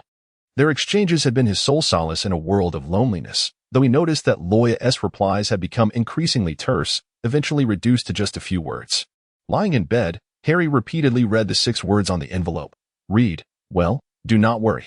He could not help but wonder if Loya's response to that third-year Hufflepuff would also consist of just a handful of words. In the Gryffindor common room, Harry often overheard girls whispering that Cedric, the finest student of Hufflepuff, was pursuing Loya. He felt as though something precious was quietly slipping away from him. Gazing vacantly at the sky beyond the barred window, he pondered how much longer he would be confined. Suddenly, he heard a knock from the hallway downstairs. Harry leapt from his bed and pressed against the window to look down. To his astonishment, he saw Professor McGonagall dressed in Muggle attire, accompanied by 2 fidgety elderly gentlemen. Clad in black suits, carrying briefcases, and wearing sunglasses, they bore no resemblance to typical old men. Rather, they appeared akin to secret agents from the television. When Aunt Petunia opened the door, she was met by the audacious Fred and George, sporting sunglasses and grinning mischievously. This is our president of the Child Protection Association, Professor McGonagall, and we are her secretaries. Loya, suppressing her voice to mimic that of an elderly man, greeted, greetings, I am the president of the British Children's Protection Association. An anonymous report has been made to our organization regarding your long-standing abuse of children. Seated elegantly on the sofa, transformed into Professor McGonagall after consuming a compound potion, Loya rested her hands, interlaced, upon her lap. She presented the fabricated credentials of the Children's Protection Association to the Dursley couple. Vernon, in a state of anxious trepidation, wiped the cold sweat from his brow. API call failed with status code 429. Error. Code 429. Message. Resource has been exhausted, e.g. check quota. Status. Resource exhausted. Loya let out a slight hum. In that case, we must meet Mr. Porter. Vernon and Petunia exchanged a furtive glance, their anxiety palpable. Petunia had never anticipated a visit from the Child Protection Agency. They had locked Harry away in the small room upstairs, and should he be discovered, it would unequivocally confirm the abuse he had endured. He has gone to school, Petunia stammered, her words riddled with inconsistencies. Loya chuckled softly. Are you joking? It is currently a holiday. I truly lament your memory. Since you are unwilling to cooperate, we shall explore on our own. Loya rose to her feet and swiftly made her way to the second floor. Petunia and Vernon desperately attempted to obstruct her, but Loya was accompanied by 2 robust elderly gentlemen with white beards, who effortlessly brushed them aside. Now, she stood before the room where Harry was confined. Vernon's countenance was grim as he resignedly unlocked the door. API call failed with status code 429, error, code, for 29, message, resource has been exhausted, e.g. check quota. Status, resource exhausted. Loya furrowed her brow as she gazed at the Dursleys. Is this truly how you care for a child? You have imprisoned him? She lifted the bowl from the table, discovering only a few wilted leaves floating in the remnants of the soup. Is this the meager fare you provide to the unfortunate Mr. Potter? Loya endeavored to appear exceedingly indignant, her tone exaggerated. The undeniable truth lay before them, rendering Vernon and Petunia speechless under her scrutiny. Our esteemed British Children's Charity provides monthly social relief for orphans. Is this the manner in which you administer Mr. Potter's welfare after receiving his benefits? Loya cast a fierce glare at Dursley, who was still indulging in cake, his ample form overflowing from either side of the chair. Or could it be that Mr. Potter's benefits have been misappropriated for the advantage of others? Dursley trembled under her intense gaze. Falling from his seat and cowering beneath the table, too fearful to emerge. The Child Protection Association will pursue you criminally for child abuse. And you shall pay a heavy price for your actions. Secretaries Fred and George snorted disdainfully. Just wait for your turn in Azkaban, or rather, in prison. Vernon's vision darkened, nearly causing him to faint. Harry noticed Professor McGonagall, clad in Muggle attire, mischievously winking at him. Is that Loya? Harry couldn't help but whisper softly. George quickly raised his eyebrows, signaling him to remain silent. Realizing his mistake, Harry promptly covered his mouth. Meanwhile, Petunia, pale as a ghost, pleaded, in the past. We have failed to care for Harry adequately. We asked the Child Protection Association for another chance. Suddenly, Harry's stomach rumbled audibly. Loya squinted at Aunt Petunia, who hurriedly nodded and ingratiatingly said, I will go prepare a meal for Harry right away. After uttering these words, she rushed to the kitchen in a fluster, tripping along the way. Vernon scrambled towards the window, hastily removing the iron bars. Hyde was also released from his cage. Meanwhile, Loya paced back and forth in the room, searching for faults. Goodness, this lamp is so antiquated that its bulb is shattered. Did Mr. Potter truly do his homework under such dim light? Vernon wiped his brow profusely. You are absolutely right. I shall replace it immediately. This bed is so wobbly, and the slats are as thin as paper, it creaks just by sitting on it. The room doesn't even have a television, and look at these curtains, riddled with holes. Everything you say is correct. I will replace it all. Vernon continued to wipe his sweat, the handkerchief he clutched already stained and filthy. Before long, a sumptuous dinner was laid before Harry. The dilapidated furniture in Harry's room had also been replaced with new pieces by the furniture company. Harry stared in astonishment at the steaming spread before him, as he had never before been permitted by the Dursleys to dine at the table. Loya tilted her head slightly towards Harry and placed a morsel of food onto his plate. What is it, Mr. Potter? Let us enjoy dinner, she said. Harry, with a hint of crimson at the corners of his eyes, gazed at her intently. The Dursleys stood trembling in the background, hesitant to take their seats, while Dudley gulped, fixated on the bountiful spread before them. It was a moment where the guests dined, and the host stood ready to serve. Fred prodded Loya gently in the back, and she turned to find that the white beards of Fred and George seemed to have diminished slightly in length. George winked at her and whispered, The aging potion's effects are nearing their end. We must make our exit swiftly.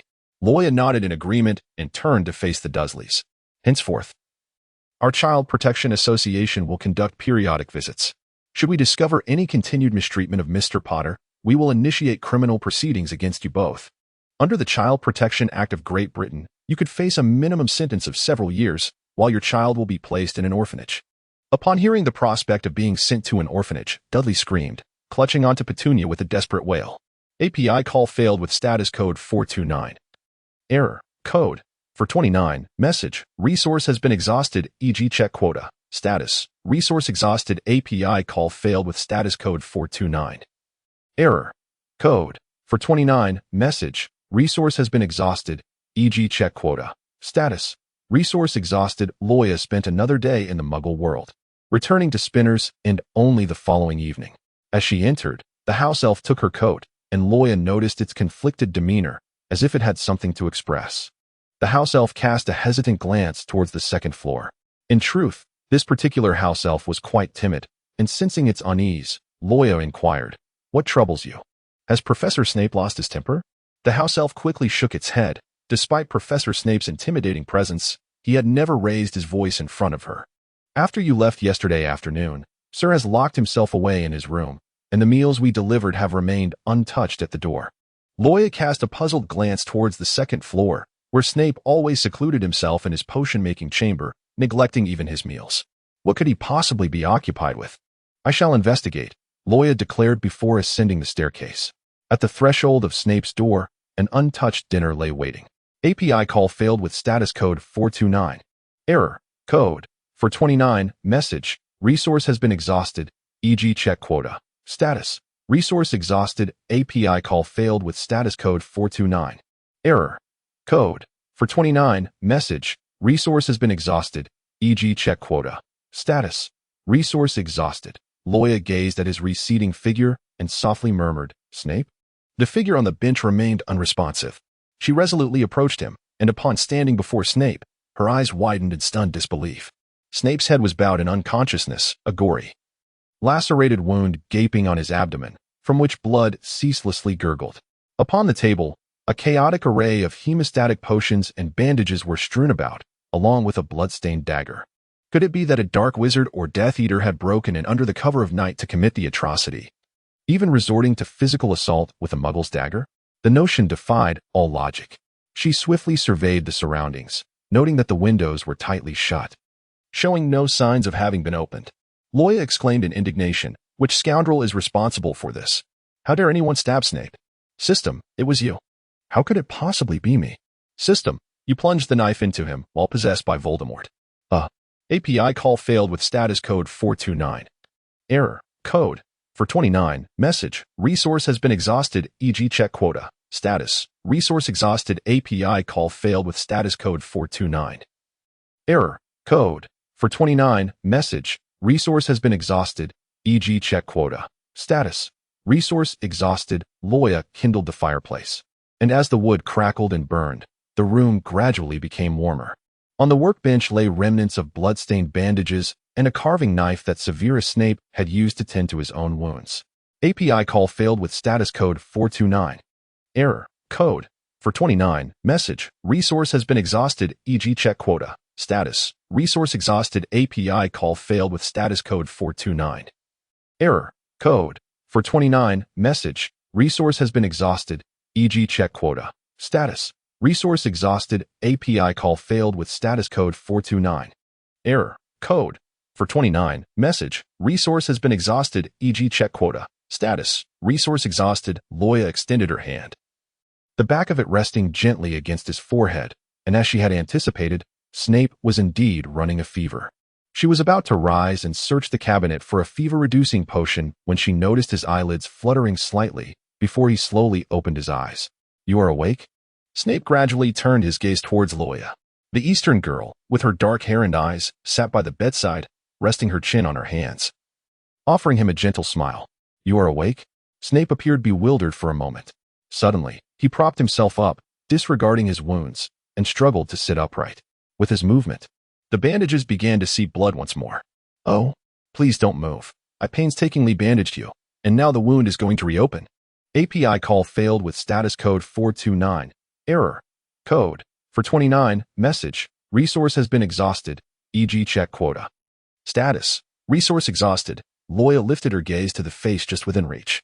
Snape silently regarded her, his eyes misty and pupils unfocused, remaining in a state of hazy consciousness. When a person is injured and their awareness blurs, they are prone to experiencing illusions, often envisioning the most significant person from the depths of their heart. Loya did not need to guess whom Snape was perceiving through her eyes, whom he had mistaken her for. Suddenly, Snape lost his strength, his entire being slumping against her. His forehead rested upon her shoulder, and even through the fabric, Loya could feel the heat radiating from his brow. If it were not for the chair supporting them, Loya was certain that, with her slight frame, they would both have collapsed heavily to the ground. Let me help you up. You rest well while I fetch you some fever-reducing medicine. Yet, Snape remained motionless against her, rendering her unable to move. API call failed with status code 429. Error. Code. For 29. Message. Resource has been exhausted, e.g. check quota. Status. Resource exhausted. Loya gently patted Snape's back, speaking in a soothing tone as one would to a patient. Severus, I am Lily Evans. I did not marry James Potter, nor did I bear Harry Potter. I am sitting right here, before you. Loya felt a strong inclination towards the art of acting. And as he continued, Snape gradually regained his composure. And you must obediently heed Lily's words, returning to your bed to rest. Do you understand? The room fell into silence, with only the sound of their breathing echoing softly. She heard the deep, raspy voice uttering words unrelated to Lily. The chair creaked ominously, teetering on the brink of collapse. It matters not whether it is related or not. We are about to topple over. With a sudden slip of the chair leg, a thud resounded as she and Snape tumbled to the floor, chair and all. Loya winced, rubbing the back of her head as Snape slumped against her shoulder, unconscious. After carefully maneuvering Snape back onto the bed, she approached the partition, fiddling with the myriad of bottles and jars on the apothecary shelf. The names inscribed on the labels of the potion vials were entirely foreign to her, a consequence of her habitual inattentiveness during potions class. She rummaged through the clutter, and inadvertently, a notebook slipped from the cabinet, tumbling to the floor.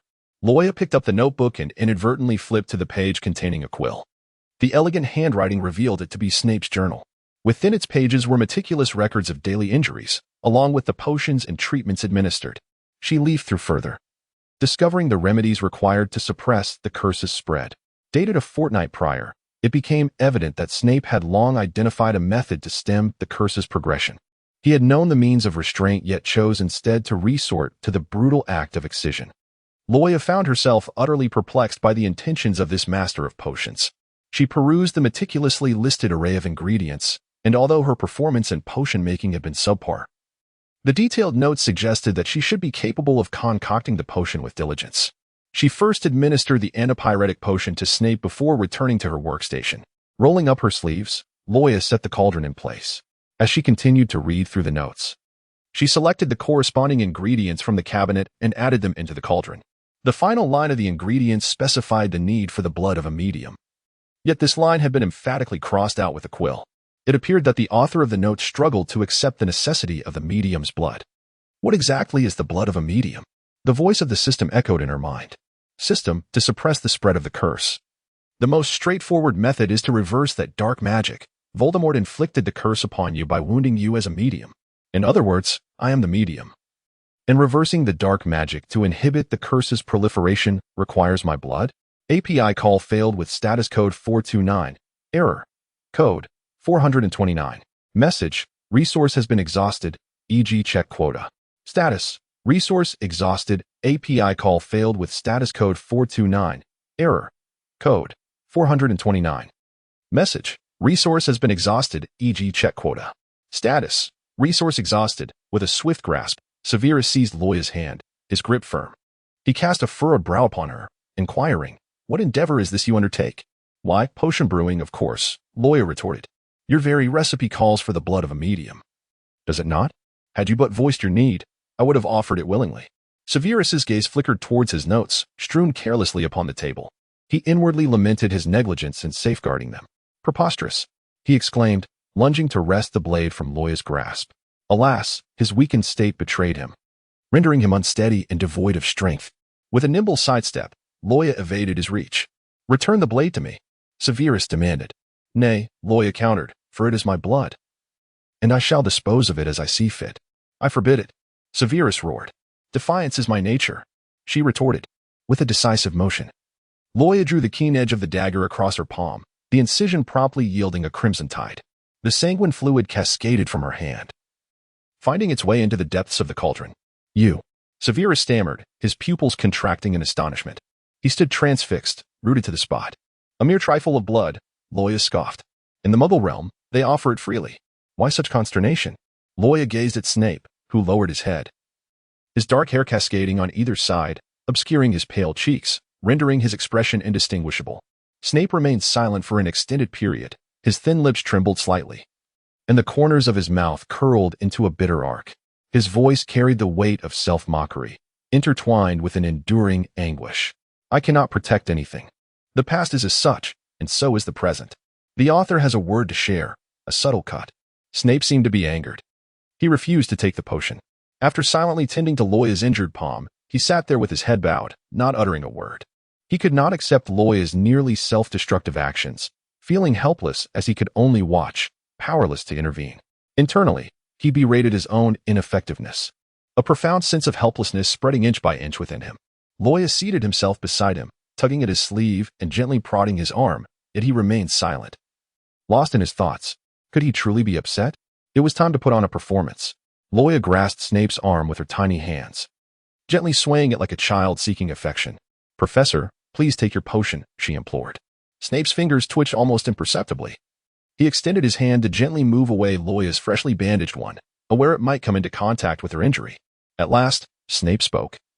His voice raspy yet imbued with concern for Loya, despite his irritation. Nevertheless, he continued to avert his gaze, neglecting to mention the potion. API call failed with status code 429. Error. Code. For 29. Message. Resource has been exhausted, e.g. check quota. Status. Resource exhausted. API call failed with status code 429. Error. Code. For 29. Message. Resource has been exhausted, e.g. check quota. Status. Resource exhausted. Loya harbored doubts about whether her performance had been excessively dramatic. The room was enveloped in silence, devoid of any sound, as the two remained in a prolonged standoff. Had it not been for Snape succumbing to unconsciousness again due to his wound, Loya would have been at a loss on how to provoke him into taking his potion. His prescription merely offered a suppressive effect, unable to entirely eradicate the curse cast by Voldemort. API call failed with status code 429. Error. Code. For 29. Message. Resource has been exhausted, e.g. check quota. Status. Resource exhausted. API call failed with status code 429. Error. Code. For 29. Message. Resource has been exhausted, e.g. check quota. Status. Resource exhausted. Loya immediately grasped the chair and hurried far away. To maintain her distance, she chose to exit Snape's room, gently closing the door behind her. As she descended the staircase, she muttered curses under her breath that noseless Voldemort resorts to such despicable tactics. She finally comprehended why Snape had secluded himself in his study during the holiday. The most straightforward way to alleviate his suffering was to keep a safe distance. However, what would happen once the school year commenced? At Hogwarts, where their paths would inevitably cross, should she continue to evade him and forego attending his potions class? Such a notion seemed utterly impractical. Was there truly no method to entirely eradicate Voldemort's curse? Loya pondered as she pushed open the door to her bedroom. A gust of frigid air rushed in, revealing that her window had not been properly secured. The chill forcefully flung the window open, sending the curtains soaring into the air and scattering envelopes across the floor. The pristine book resting on the corner of the desk, untouched and never perused, was also caught in the breeze, its pages rustling softly. Loya hastily closed the window. She tidied up the scattered envelopes and returned them to their rightful place. But her attention was drawn to an open tome of sheepskin. It was a hefty children's edition of Celtic mythology. Since Severus Snape had been appointed as Loya's temporary guardian by Dumbledore, he had made numerous preparations in advance. At that time, he knew little about Loya and assumed her disposition mirrored that of an ordinary child. Thus, he acquired a plethora of popular children's literature from the wizarding world to stock her bookshelf. These juvenile versions of mythological collections and magical biographies, both in their textual descriptions and illustrations, were rather simplistic. Loya, whose psychological maturity far surpassed that of a child, found them utterly uninteresting. Initially, she had randomly pulled one from the shelf, carelessly flipped through a few pages, and discarded it in the corner of the table, not to touch it again since. The widely circulated mythological collection among wizards lay open to a page inscribed with the bold title The Death of King Arthur. She picked up the book and glanced at it casually. Arthur drew the sword of kings and, with the assistance of the great mage Merlin, ascended to the throne. Merlin was a legendary sorcerer in the annals of wizarding mythology, revered by wizards. In a sense, he could be considered the ancestor of all wizards. In the realm of wizards, Loya frequently overheard exclamations of "Oh my God, Merlin," echoing through the air, reminiscent of Europeans invoking the name of God. The illustrations depict King Arthur's sword as forged from pure silver, its hilt adorned with rubies, bearing a striking resemblance to the sword of Gryffindor. Loya once harbored doubts that the sword of Gryffindor was modeled after the legendary sword of King Arthur from the lake. In illustrations, the red-robed wizard Merlin bestows a scabbard upon the young Arthur, cautioning him that the scabbard is more precious than the sword itself, the bearer of a king's sword. He warns, shall never bleed, and it must not be lost. The scabbard possesses the power to heal all wounds and purify any dark magic and curses. Unbeknownst to her, Loya murmured the words of purification, leaning against the window as she continued to read.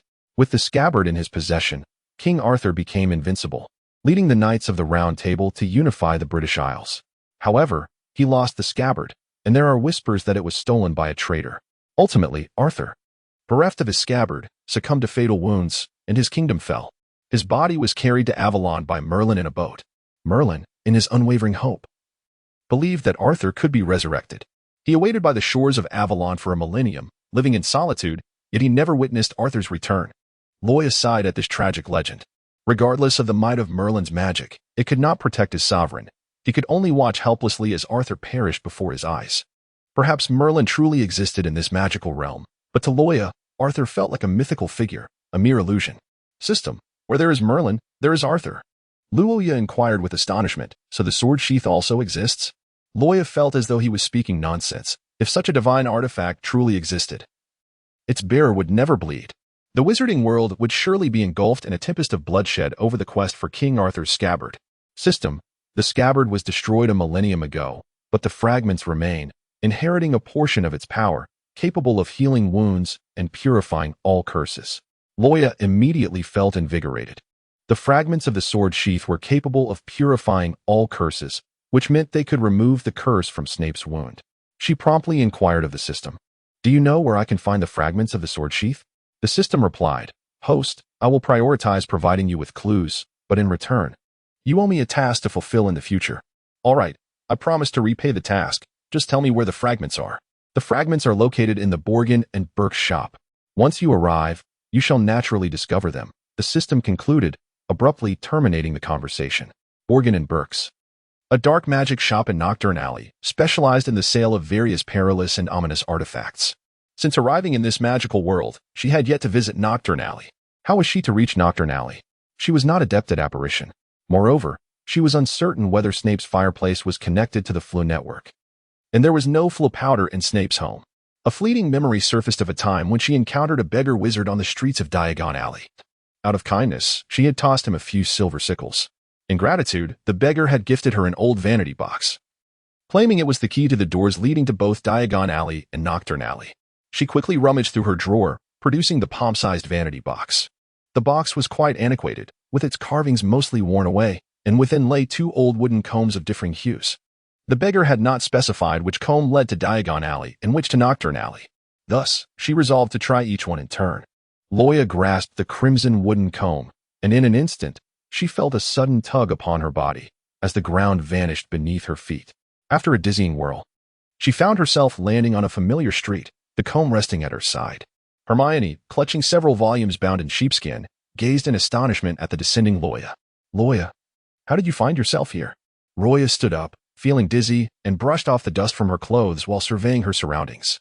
She had mistakenly chosen the wrong key, resulting in her unexpected arrival in Diagon Alley, where she encountered Hermione, who had come to attend Gilderoy Lockhart's new book launch. The event had just concluded as Gilderoy Lockhart emerged from Flourish and Blots, surrounded by a throng of witches. Most of the crowd consisted of women of Mrs. Weasley's age, each cradling a copy of Lockhart's newly released book in their arms. Lord beamed with a charming smile, gracefully waving his hand at the witches behind him. The witches immediately erupted in a chorus of excited screams. The man stationed at the entrance of Lyhon bookstore, wearing a weary expression, implored, "Ladies, please do not jostle." API call failed with status code 429. Error. Code. For 29. Message. Resource has been exhausted, e.g. check quota. Status. Resource exhausted. Loyard has uncovered the secret of the traffic code.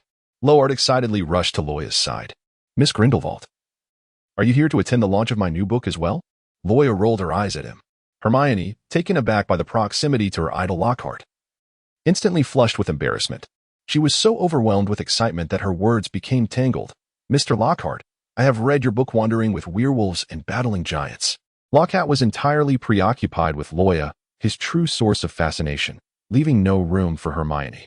Loyard turned to the crowd and excitedly announced, "This young lady is the champion of the Hogwarts Charms Championship. Although she arrived late and missed the press conference, I am willing to gift her my entire collection of limited edition works." The crowd erupted once more into applause and cheers. API call failed with status code 429. Error. Code. For 29. Message. Resource has been exhausted, e.g. check quota. Status. Resource exhausted. Loyard once again pulled Loya close. Resting his hand upon her shoulder, and beamed a radiant smile at the camera. He spoke to himself with animated enthusiasm, a photograph with the champion of the spellcasting league. This will surely land me on the front page. Several reporters from the Prophet jostled to push aside the dissenting journalist. They frantically pressed the shutter, and the cameras erupted in bursts of purple smoke. Loya gazed at Loart and spoke candidly. Sir, you have misunderstood me. Firstly, I do not know you, nor have I read your works. Secondly, I did not come to attend your book launch. And thirdly, I have no interest whatsoever in your book. Loart was suddenly struck by a trio of devastating blows, leaving him utterly astonished and taken aback. Clearing his throat gently, he swiftly endeavored to redeem himself. API call failed with status code 429. Error. Code. For 29. Message. Resource has been exhausted, e.g. check quota. Status. Resource exhausted. API call failed with status code 429. Error. Code. For 29. Message. Resource has been exhausted, e.g. check quota. Status. Resource exhausted. As soon as Lockhart departed, Lois disdainfully discarded his limited edition books into the trash bin as if they were refuse. Hermione frowned, expressing her discontent. Lois, why have you thrown Mr. Lockhart's works into the bin? Because he is nothing but a charlatan, came the retort. A group of middle-aged witches, having failed to procure Lockhart's latest release, rushed towards the refuse, clawing at one another in a frenzied bid to seize his discarded writings. A shiver ran down Loya's spine. He had not anticipated that the fervor of celebrity obsession within the wizarding world could surpass that of the Muggle realm. Let us not speak ill of him, for Mr. Lockhart has been honored with the Most Charming Smile Award from the Wizarding Weekly on 5 occasions. And his autobiography has graced the bestseller list of the Prophecy Daily for an astounding 27 consecutive weeks. Hermione cradled the entire collection of Lockhart's works as if it were a rare treasure, fearing that Loya might snatch the books from her embrace and cast them into the refuse. Loya had no intention of revealing to Hermione that Lockhart was merely a charlatan. At present, Hermione was an ardent admirer of Lockhart, and no words from Loya would awaken her from this delusion. Furthermore, it was futile to speak. Time would ultimately unveil the truth, and Lockhart's deception would be exposed sooner or later. I intend to visit Diagon Alley, as only by misplacing the key would I be transported here. Diagon Alley? Loya, what is your purpose for going there? To purchase some items from Flourish and Blots. I have heard that Diagon Alley is home to many nefarious dark wizards. It is perilous for you to go alone. I shall accompany you. Loya was acutely aware that Nocturne Alley was a perilous district rife with dark magic, perpetually shrouded in gloom and chill, and scorned by the majority of wizards. She had made ample preparations, equipped with 2 wands for her defense against any potential assailants. In truth, she harbored reservations about Hermione accompanying her to this potentially treacherous locale. However, the audacious spirit of Gryffindor compelled its members to readily leap to the aid of friends. Thus, Hermione, who had never ventured to Nocturne Alley, insisted on joining her.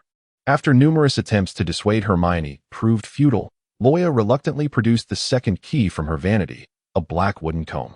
Grasping the comb together, their surroundings swirled before them, and they descended into a narrow, filthy alley.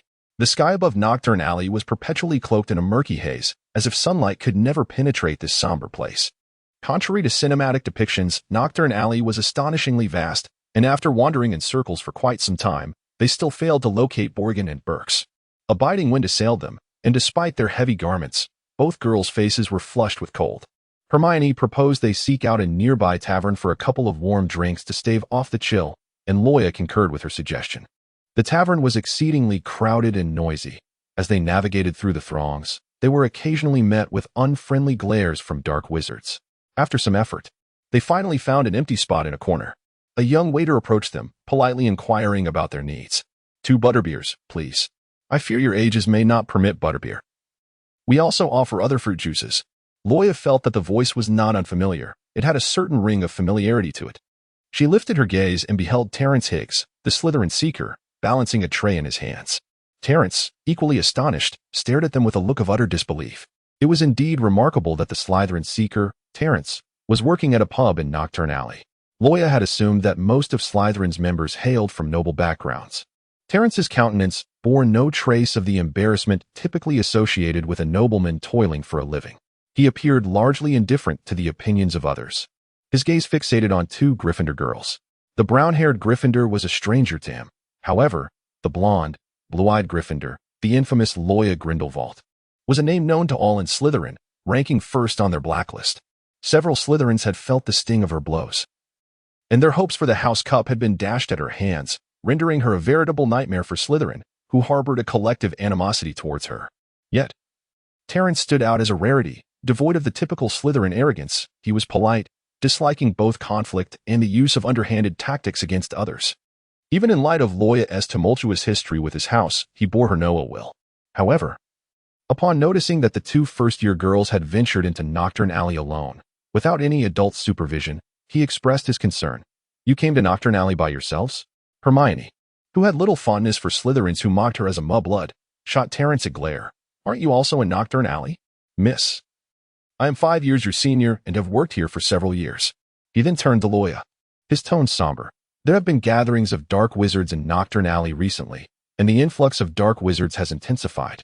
It is perilous, certainly not a place for first years like you.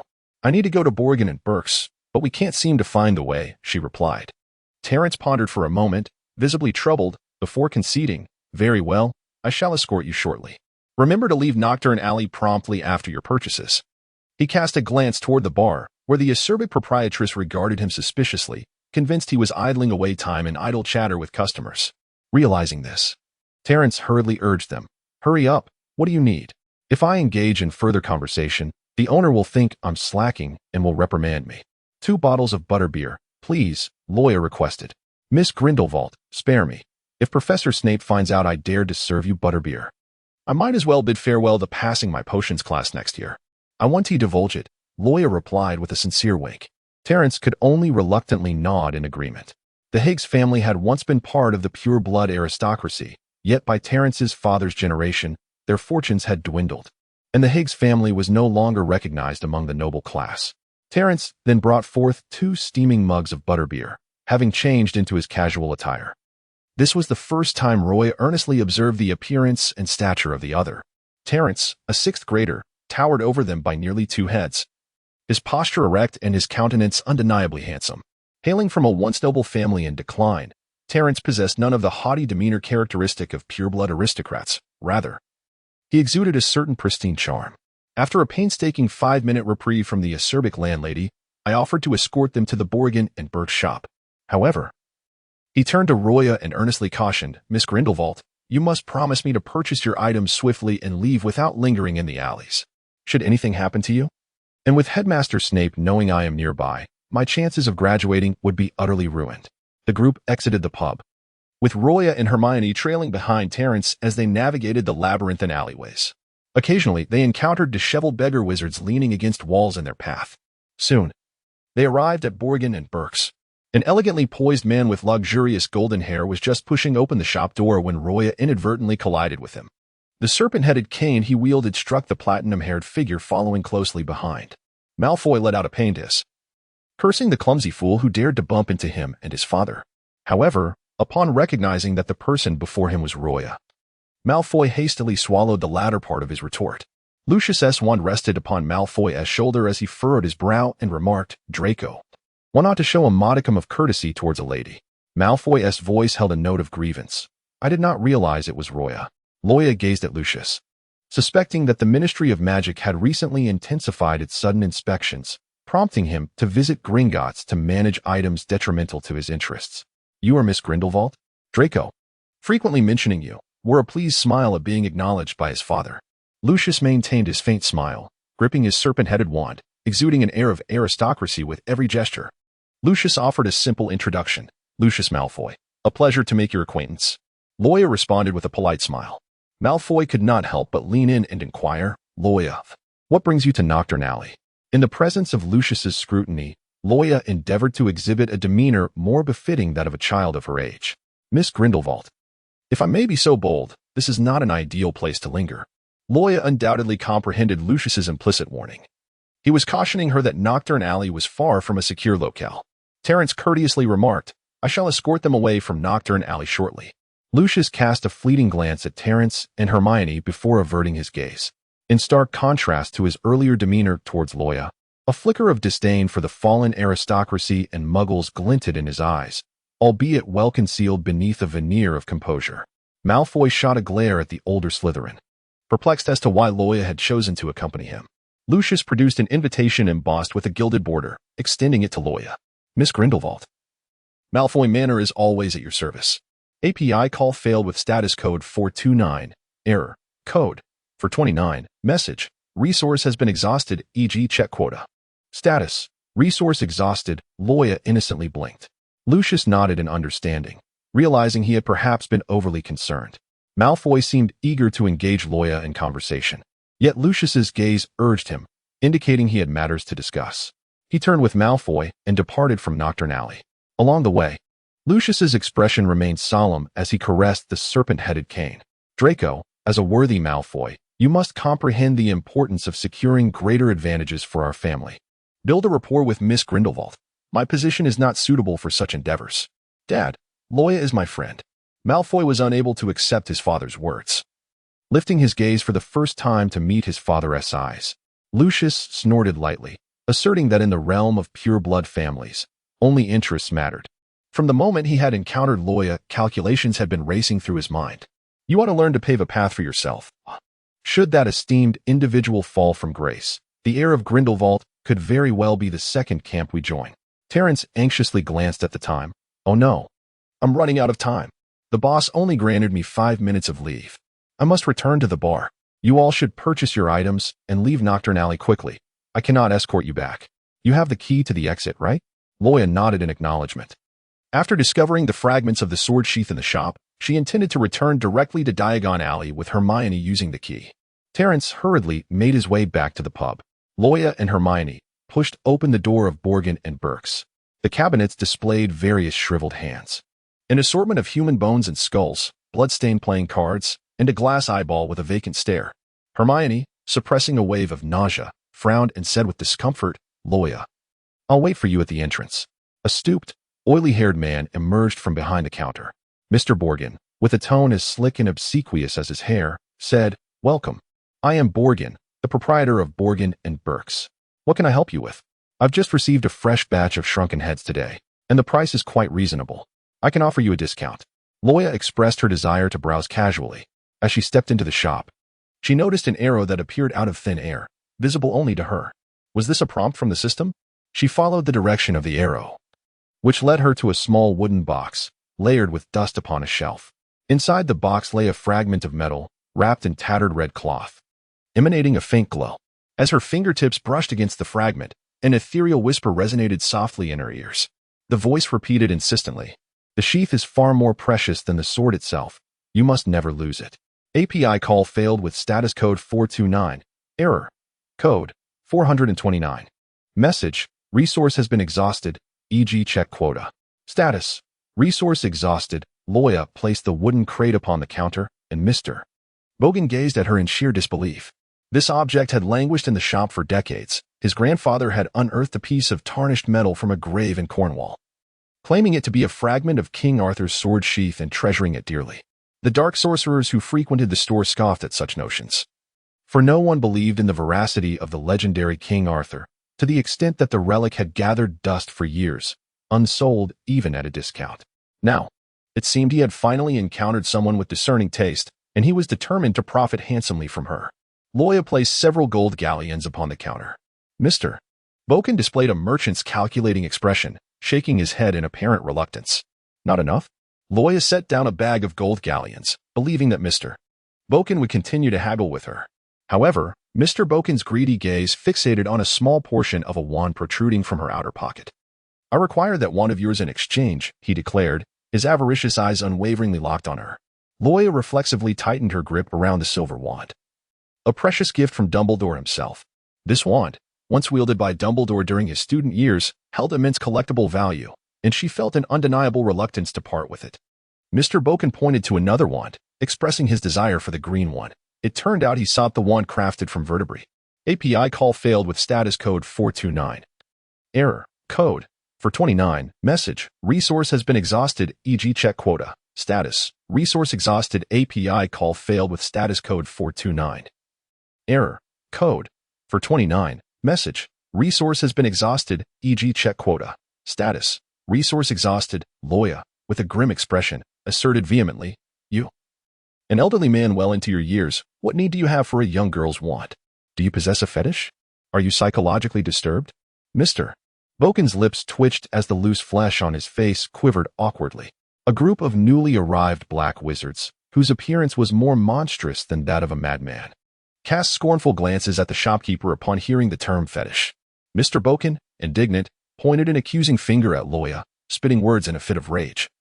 Even if you are a customer, you cannot baselessly tarnish my reputation.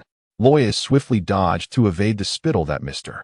Boken unleashed from his mouth in a fit of rage. With exasperation, Mr. Boken relented, exclaiming, 200 gold gallons. Loya counted her coins and realized, to her dismay, that she was short of 50 gold gallons. Mr. Boken, with his keen eyes, noticed her predicament regarding the insufficient funds. Not even a single gold gallon could be missing. A promissory note would not suffice. Loya contemplated whether to borrow some gold galleons from Hermione. However, when she turned to glance out the window, she discovered that Hermione had long departed from the shop's entrance, leaving her whereabouts a mystery. Moreover, it was uncertain whether Hermione had such a substantial amount on her person. Mr. Boken snatched the small wooden box containing the fragments of the sword sheath from Loya's grasp and, with deliberate intent, announced, "We are about to close. You may leave now." He punctuated his statement with a gesture that urged her to depart hastily. Loya felt a deep sense of frustration and agitation. She was anxious to address the curse afflicting Snape's wounds. The mere thought of him being tormented by the curse unsettled her greatly. Meanwhile, Mr. Boggins exuded an air of arrogance, crossing his arms and wearing a sly grin. API call failed with status code 429. Error. Code 429. Message. Resource has been exhausted, e.g. check quota. Status. Resource exhausted. Loya steeled herself and decisively placed the spine wand upon the counter with a resounding thud. The remaining 50 galleons would temporarily be secured by this wand. In the absence of the spine wand, she still had the water prison and fire shield to protect her for the time being. Mr. Boken displayed a smirk of satisfaction, his eyes gleaming with excitement. "Listen," she said, "I require you to issue a written receipt. I shall return within 3 days to reclaim it. Should you sell my wand to another before the redemption date?" Loya squinted her eyes, displaying a menacing expression. "Will you choose to have 10 sniffles tossed in your shop? Or shall I set your establishment ablaze with a blue flame? The choice is yours." Mr. Boken's smile froze on his face as he anxiously wiped the sweat from his brow. Reluctantly, he pinned his name on the document and returned the wooden box to Loya. She tucked the box into her pocket and exited the store, just as Hermione approached from a nearby street.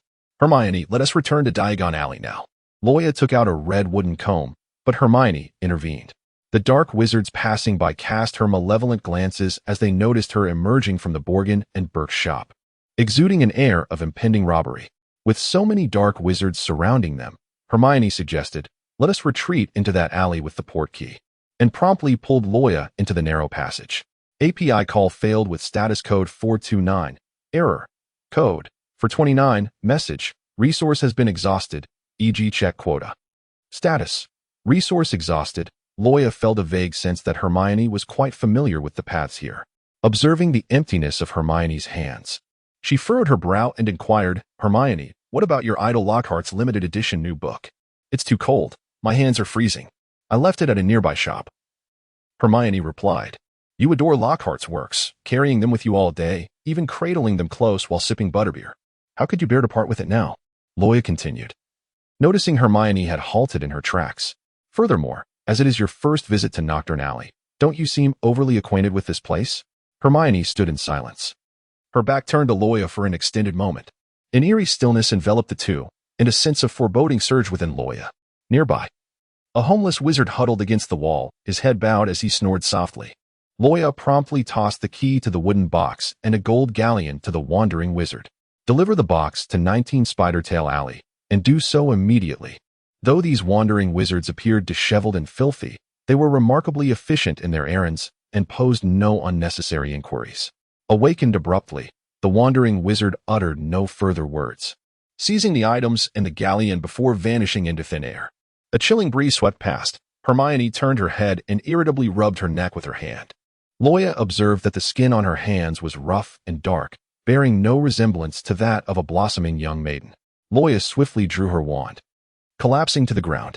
Hermione's body was forcefully hurled against the wall, sliding down its surface.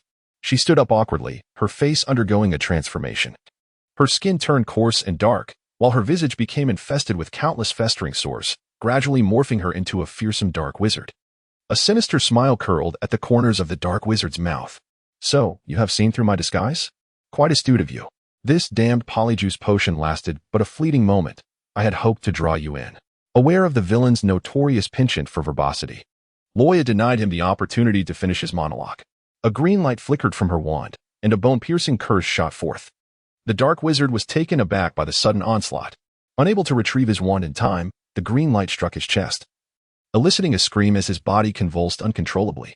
Yet, the agonizing curse abruptly ceased, granting the dark Loya gazed at the wand in her hand. Indeed, without the imbuement of malicious intent, the piercing lethality was significantly diminished, and the spell unraveled after a brief moment. Yet, it was sufficient to leave the creature on the ground incapacitated for an extended period. API call failed with status code 429. Error. Code 429. Message. Resource has been exhausted, e.g. check quota. Status. Resource exhausted. Loya gazed at him with a frigid demeanor. "Where have you taken Hermione?" The dark wizard swallowed hard, panic evident in his eyes, and shouted towards the alleyway, "Damn it, that girl is a dark witch. Fenrir Greyback, hurry and save me." Footsteps echoed ominously from the depths of the alley, growing ever closer, until a menacing figure emerged, a fearsome man lumbering forth, with the unconscious Hermione slung over his shoulder. Greyback brandished his wand menacingly at Hermione's head, threatening with ferocity, "You little brat, drop your wand and surrender peacefully, or I shall take her life." Loya fixed her gaze upon him for a moment, recalling the infamous Fenrir Greyback, a merciless werewolf known for his gruesome amusement in tormenting children. The alliance between werewolves and dark wizards surely harbored sinister intentions. With unwavering resolve, Loya's staff pressed against the dark wizard's throat as she declared, her countenance serene. "Release Hermione immediately, or I shall inflict the Cruciatus curse upon him until he begs for release." Greyback, his pride wounded by being threatened despite being the one issuing the threat, felt a surge of anger. Is this the manner in which Hogwarts instructs its students? Uttering Cruciatus curse at every turn. And what if it is? Loya retorted, leaving Greyback speechless. "You wretched girl, feel free to torture him to death." "Greyback, this is outrageous. Are you attempting to embezzle both shares of the payment?" Greyback's wand remained trained on Hermione's head. API call failed with status code 429. Error. Code 429. Message. Resource has been exhausted, e.g. check quota. Status. Resource exhausted. Loya's mind raced with urgency.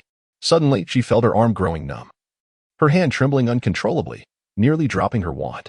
Her pupils dilated in shock. Butterbeer? A wave of dizziness washed over her, rendering her legs unresponsive, making it nearly impossible to maintain her balance.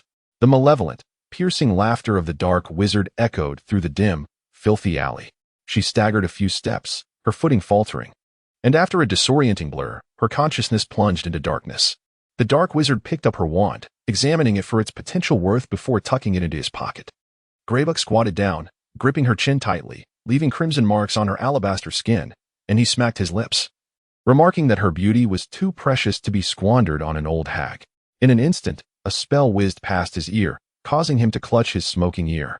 A series of spells followed from the same direction, forcing Greyback to retreat a few steps, distancing himself from Loya. Terence emerged from the alley, his wand gripped tightly in hand. A Slytherin, he was compelled to muster courage to confront the situation for the sake of graduation. Deep down, they all believed their headmaster was more fearsome than any dark wizard or werewolf. He strove to calm himself and assess the circumstances. 2 adult dark wizards and a werewolf faced him. The distant brown-haired Gryffindor was beyond his help. However, Miss Grindelwald was merely a few meters away. He resolved to continue casting spells to drive the adversaries back, creating space until he could reach Miss Grindelwald and escape the alley with her using the portkey. As Terence prepared to unleash a spell, a flash of red light whizzed past him, disarming his wand. He gasped in disbelief, turning to face the source of the threat, another dark wizard blocking his path. These 2 ruffians had an accomplice? They were ensnared. API call failed with status code 429. Error. Code 429. Message. Resource has been exhausted, e.g. check quota. Status. Resource exhausted. Loya found herself momentarily bewildered, striving to recall the events that had transpired. She and Hermione had been captured by werewolves and dark wizards. How had Terence also fallen into their clutches? The wound on Terrence's forehead was particularly conspicuous, though it was a relief that the blood had coagulated, staunching the flow. The dim moonlight filtered through the clouds, the scant illumination seeping through a small window barred with iron, allowing her to discern her surroundings. In the far corner of the dungeon, several children of similar age huddled together. They were emaciated, their bony wrists deformed by heavy shackles, and the festering wounds on their skin had even birthed maggots. Their gazes were vacant, their expressions devoid of emotion, showing no reaction whatsoever to Loya and the others' presence. It was evident that these unfortunate souls had languished in the dungeon for an extended period. Loya was struck by a sudden realization. They had fallen into the hands of human traffickers within the wizarding world. A disheveled man clad in tattered robes arrived at number 19, Spidertail Alley. His filthy coat, cloaked in dust, concealed his form, leaving only his nose and eyes visible. The wandering wizard knocked on the door, presenting a small wooden box entrusted to him by his employer to the house elf who answered. "A little girl directed me here," he conveyed, "and instructed me to tell you to place the contents of the box upon the wound." The house elf accepted the box and inquired about the whereabouts of their mistress. Though the wandering wizard typically refrained from elaboration, adhering to the unspoken rule of accepting commissions without question, he felt compelled to share his concern. Considering the circumstances, he surmised that this employer was likely in grave danger. "Someone has taken notice of her. You should contact her family," he advised before vanishing from sight. The house elf hurriedly made its way into Severus Snape's chamber, clutching the box. The room was thick with the pungent aroma of potions and a faint trace of blood. Snape's breathing was erratic, his complexion ashen, showing no signs of recovery. Following Loya's instructions, the elf placed the glowing shard from the box upon Snape's wound. To their astonishment, the shard began to meld into the injury, gradually disappearing. Before their very eyes, Snape's wound began to heal at a visible pace, slowly forming scabs that eventually fell away, revealing fresh flesh beneath. The cursed markings along the edges of the wound began to fade, little by little. Author's note: Terrence and the female protagonist share merely a friendship as alumni. 3 chapters have been released in one go.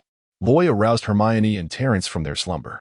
As Hermione awakened, she rubbed her swollen temples, momentarily lost in a daze before finally piecing together the events that had transpired. After experiencing a bout of dizziness on the street outside the Borgin and Burke shop in Nocturne Alley, she had been ambushed by dark wizards. With fury, she glared at Terrence, accusing, "You slipped a potion to incapacitate us in our butterbeer." Terrence's eyes widened, momentarily at a loss for words. "It wasn't me. I truly had no knowledge of anyone tampering with your butterbeer," he protested, but Hermione remained skeptical of his claims. "You are in league with those dark wizards." Loya hastily interrupted Hermione. "I trust him. If he were indeed an accomplice of those individuals, he would not be confined to the dungeons alongside us. It's possible that we were already marked by werewolves and dark wizards when we entered the pub." Loya endeavored to soothe Hermione's emotions, recognizing that this was not the time for infighting. Rather, they should focus on devising an escape from the dungeon. Hermione turned her face away and said nothing further. Terrence, filled with remorse, was genuinely unaware that the 2 mugs of butterbeer had been tampered with. He had wholly attributed the kidnapping of the 2 girls to himself. Loya inquired of them, "Are your wands with you?" Hermione and Terrence immediately rummaged through their pockets, only to discover that not just their wands, but even their house keys and all valuable possessions had been taken. In this world, a wizard's existence is inextricably linked to their wand. Aside from a few exceptional sorcerers capable of casting spells without one, those devoid of their wands are akin to helpless prey on a butcher's block. The ghost of their academy, nearly headless Nick, had met his demise after being deprived of his wand by a muggle, resulting in his execution by 45 fatal blows. Without their wands, they now found themselves utterly powerless. The confines of their cell were surrounded by stark walls, and in the corner, a spider's web clung to the carcasses of several flying insects. The only small window was positioned high, and even Terrence, a 6th-year student, could not reach it. Fortunately, this remorseful Slytherin was eager to assist, allowing Loya to step onto his shoulders to gain leverage and reach the window. Through the iron bars, she glimpsed a courtyard and a dense forest beyond. It appeared they were imprisoned within an abandoned, ancient manor. Hanging from a withered tree in the courtyard were the corpses of the manor's former inhabitants, long decayed, leaving only brittle bones.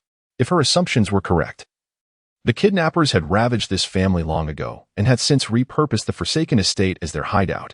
Loya distills the essence of her words. She was inadvertently captured by the werewolves and dark sorcerers and brought to this place. Suddenly, the sound of footsteps echoed from outside, and the iron door of the dungeon creaked open. A figure, stooped and haggard, appeared.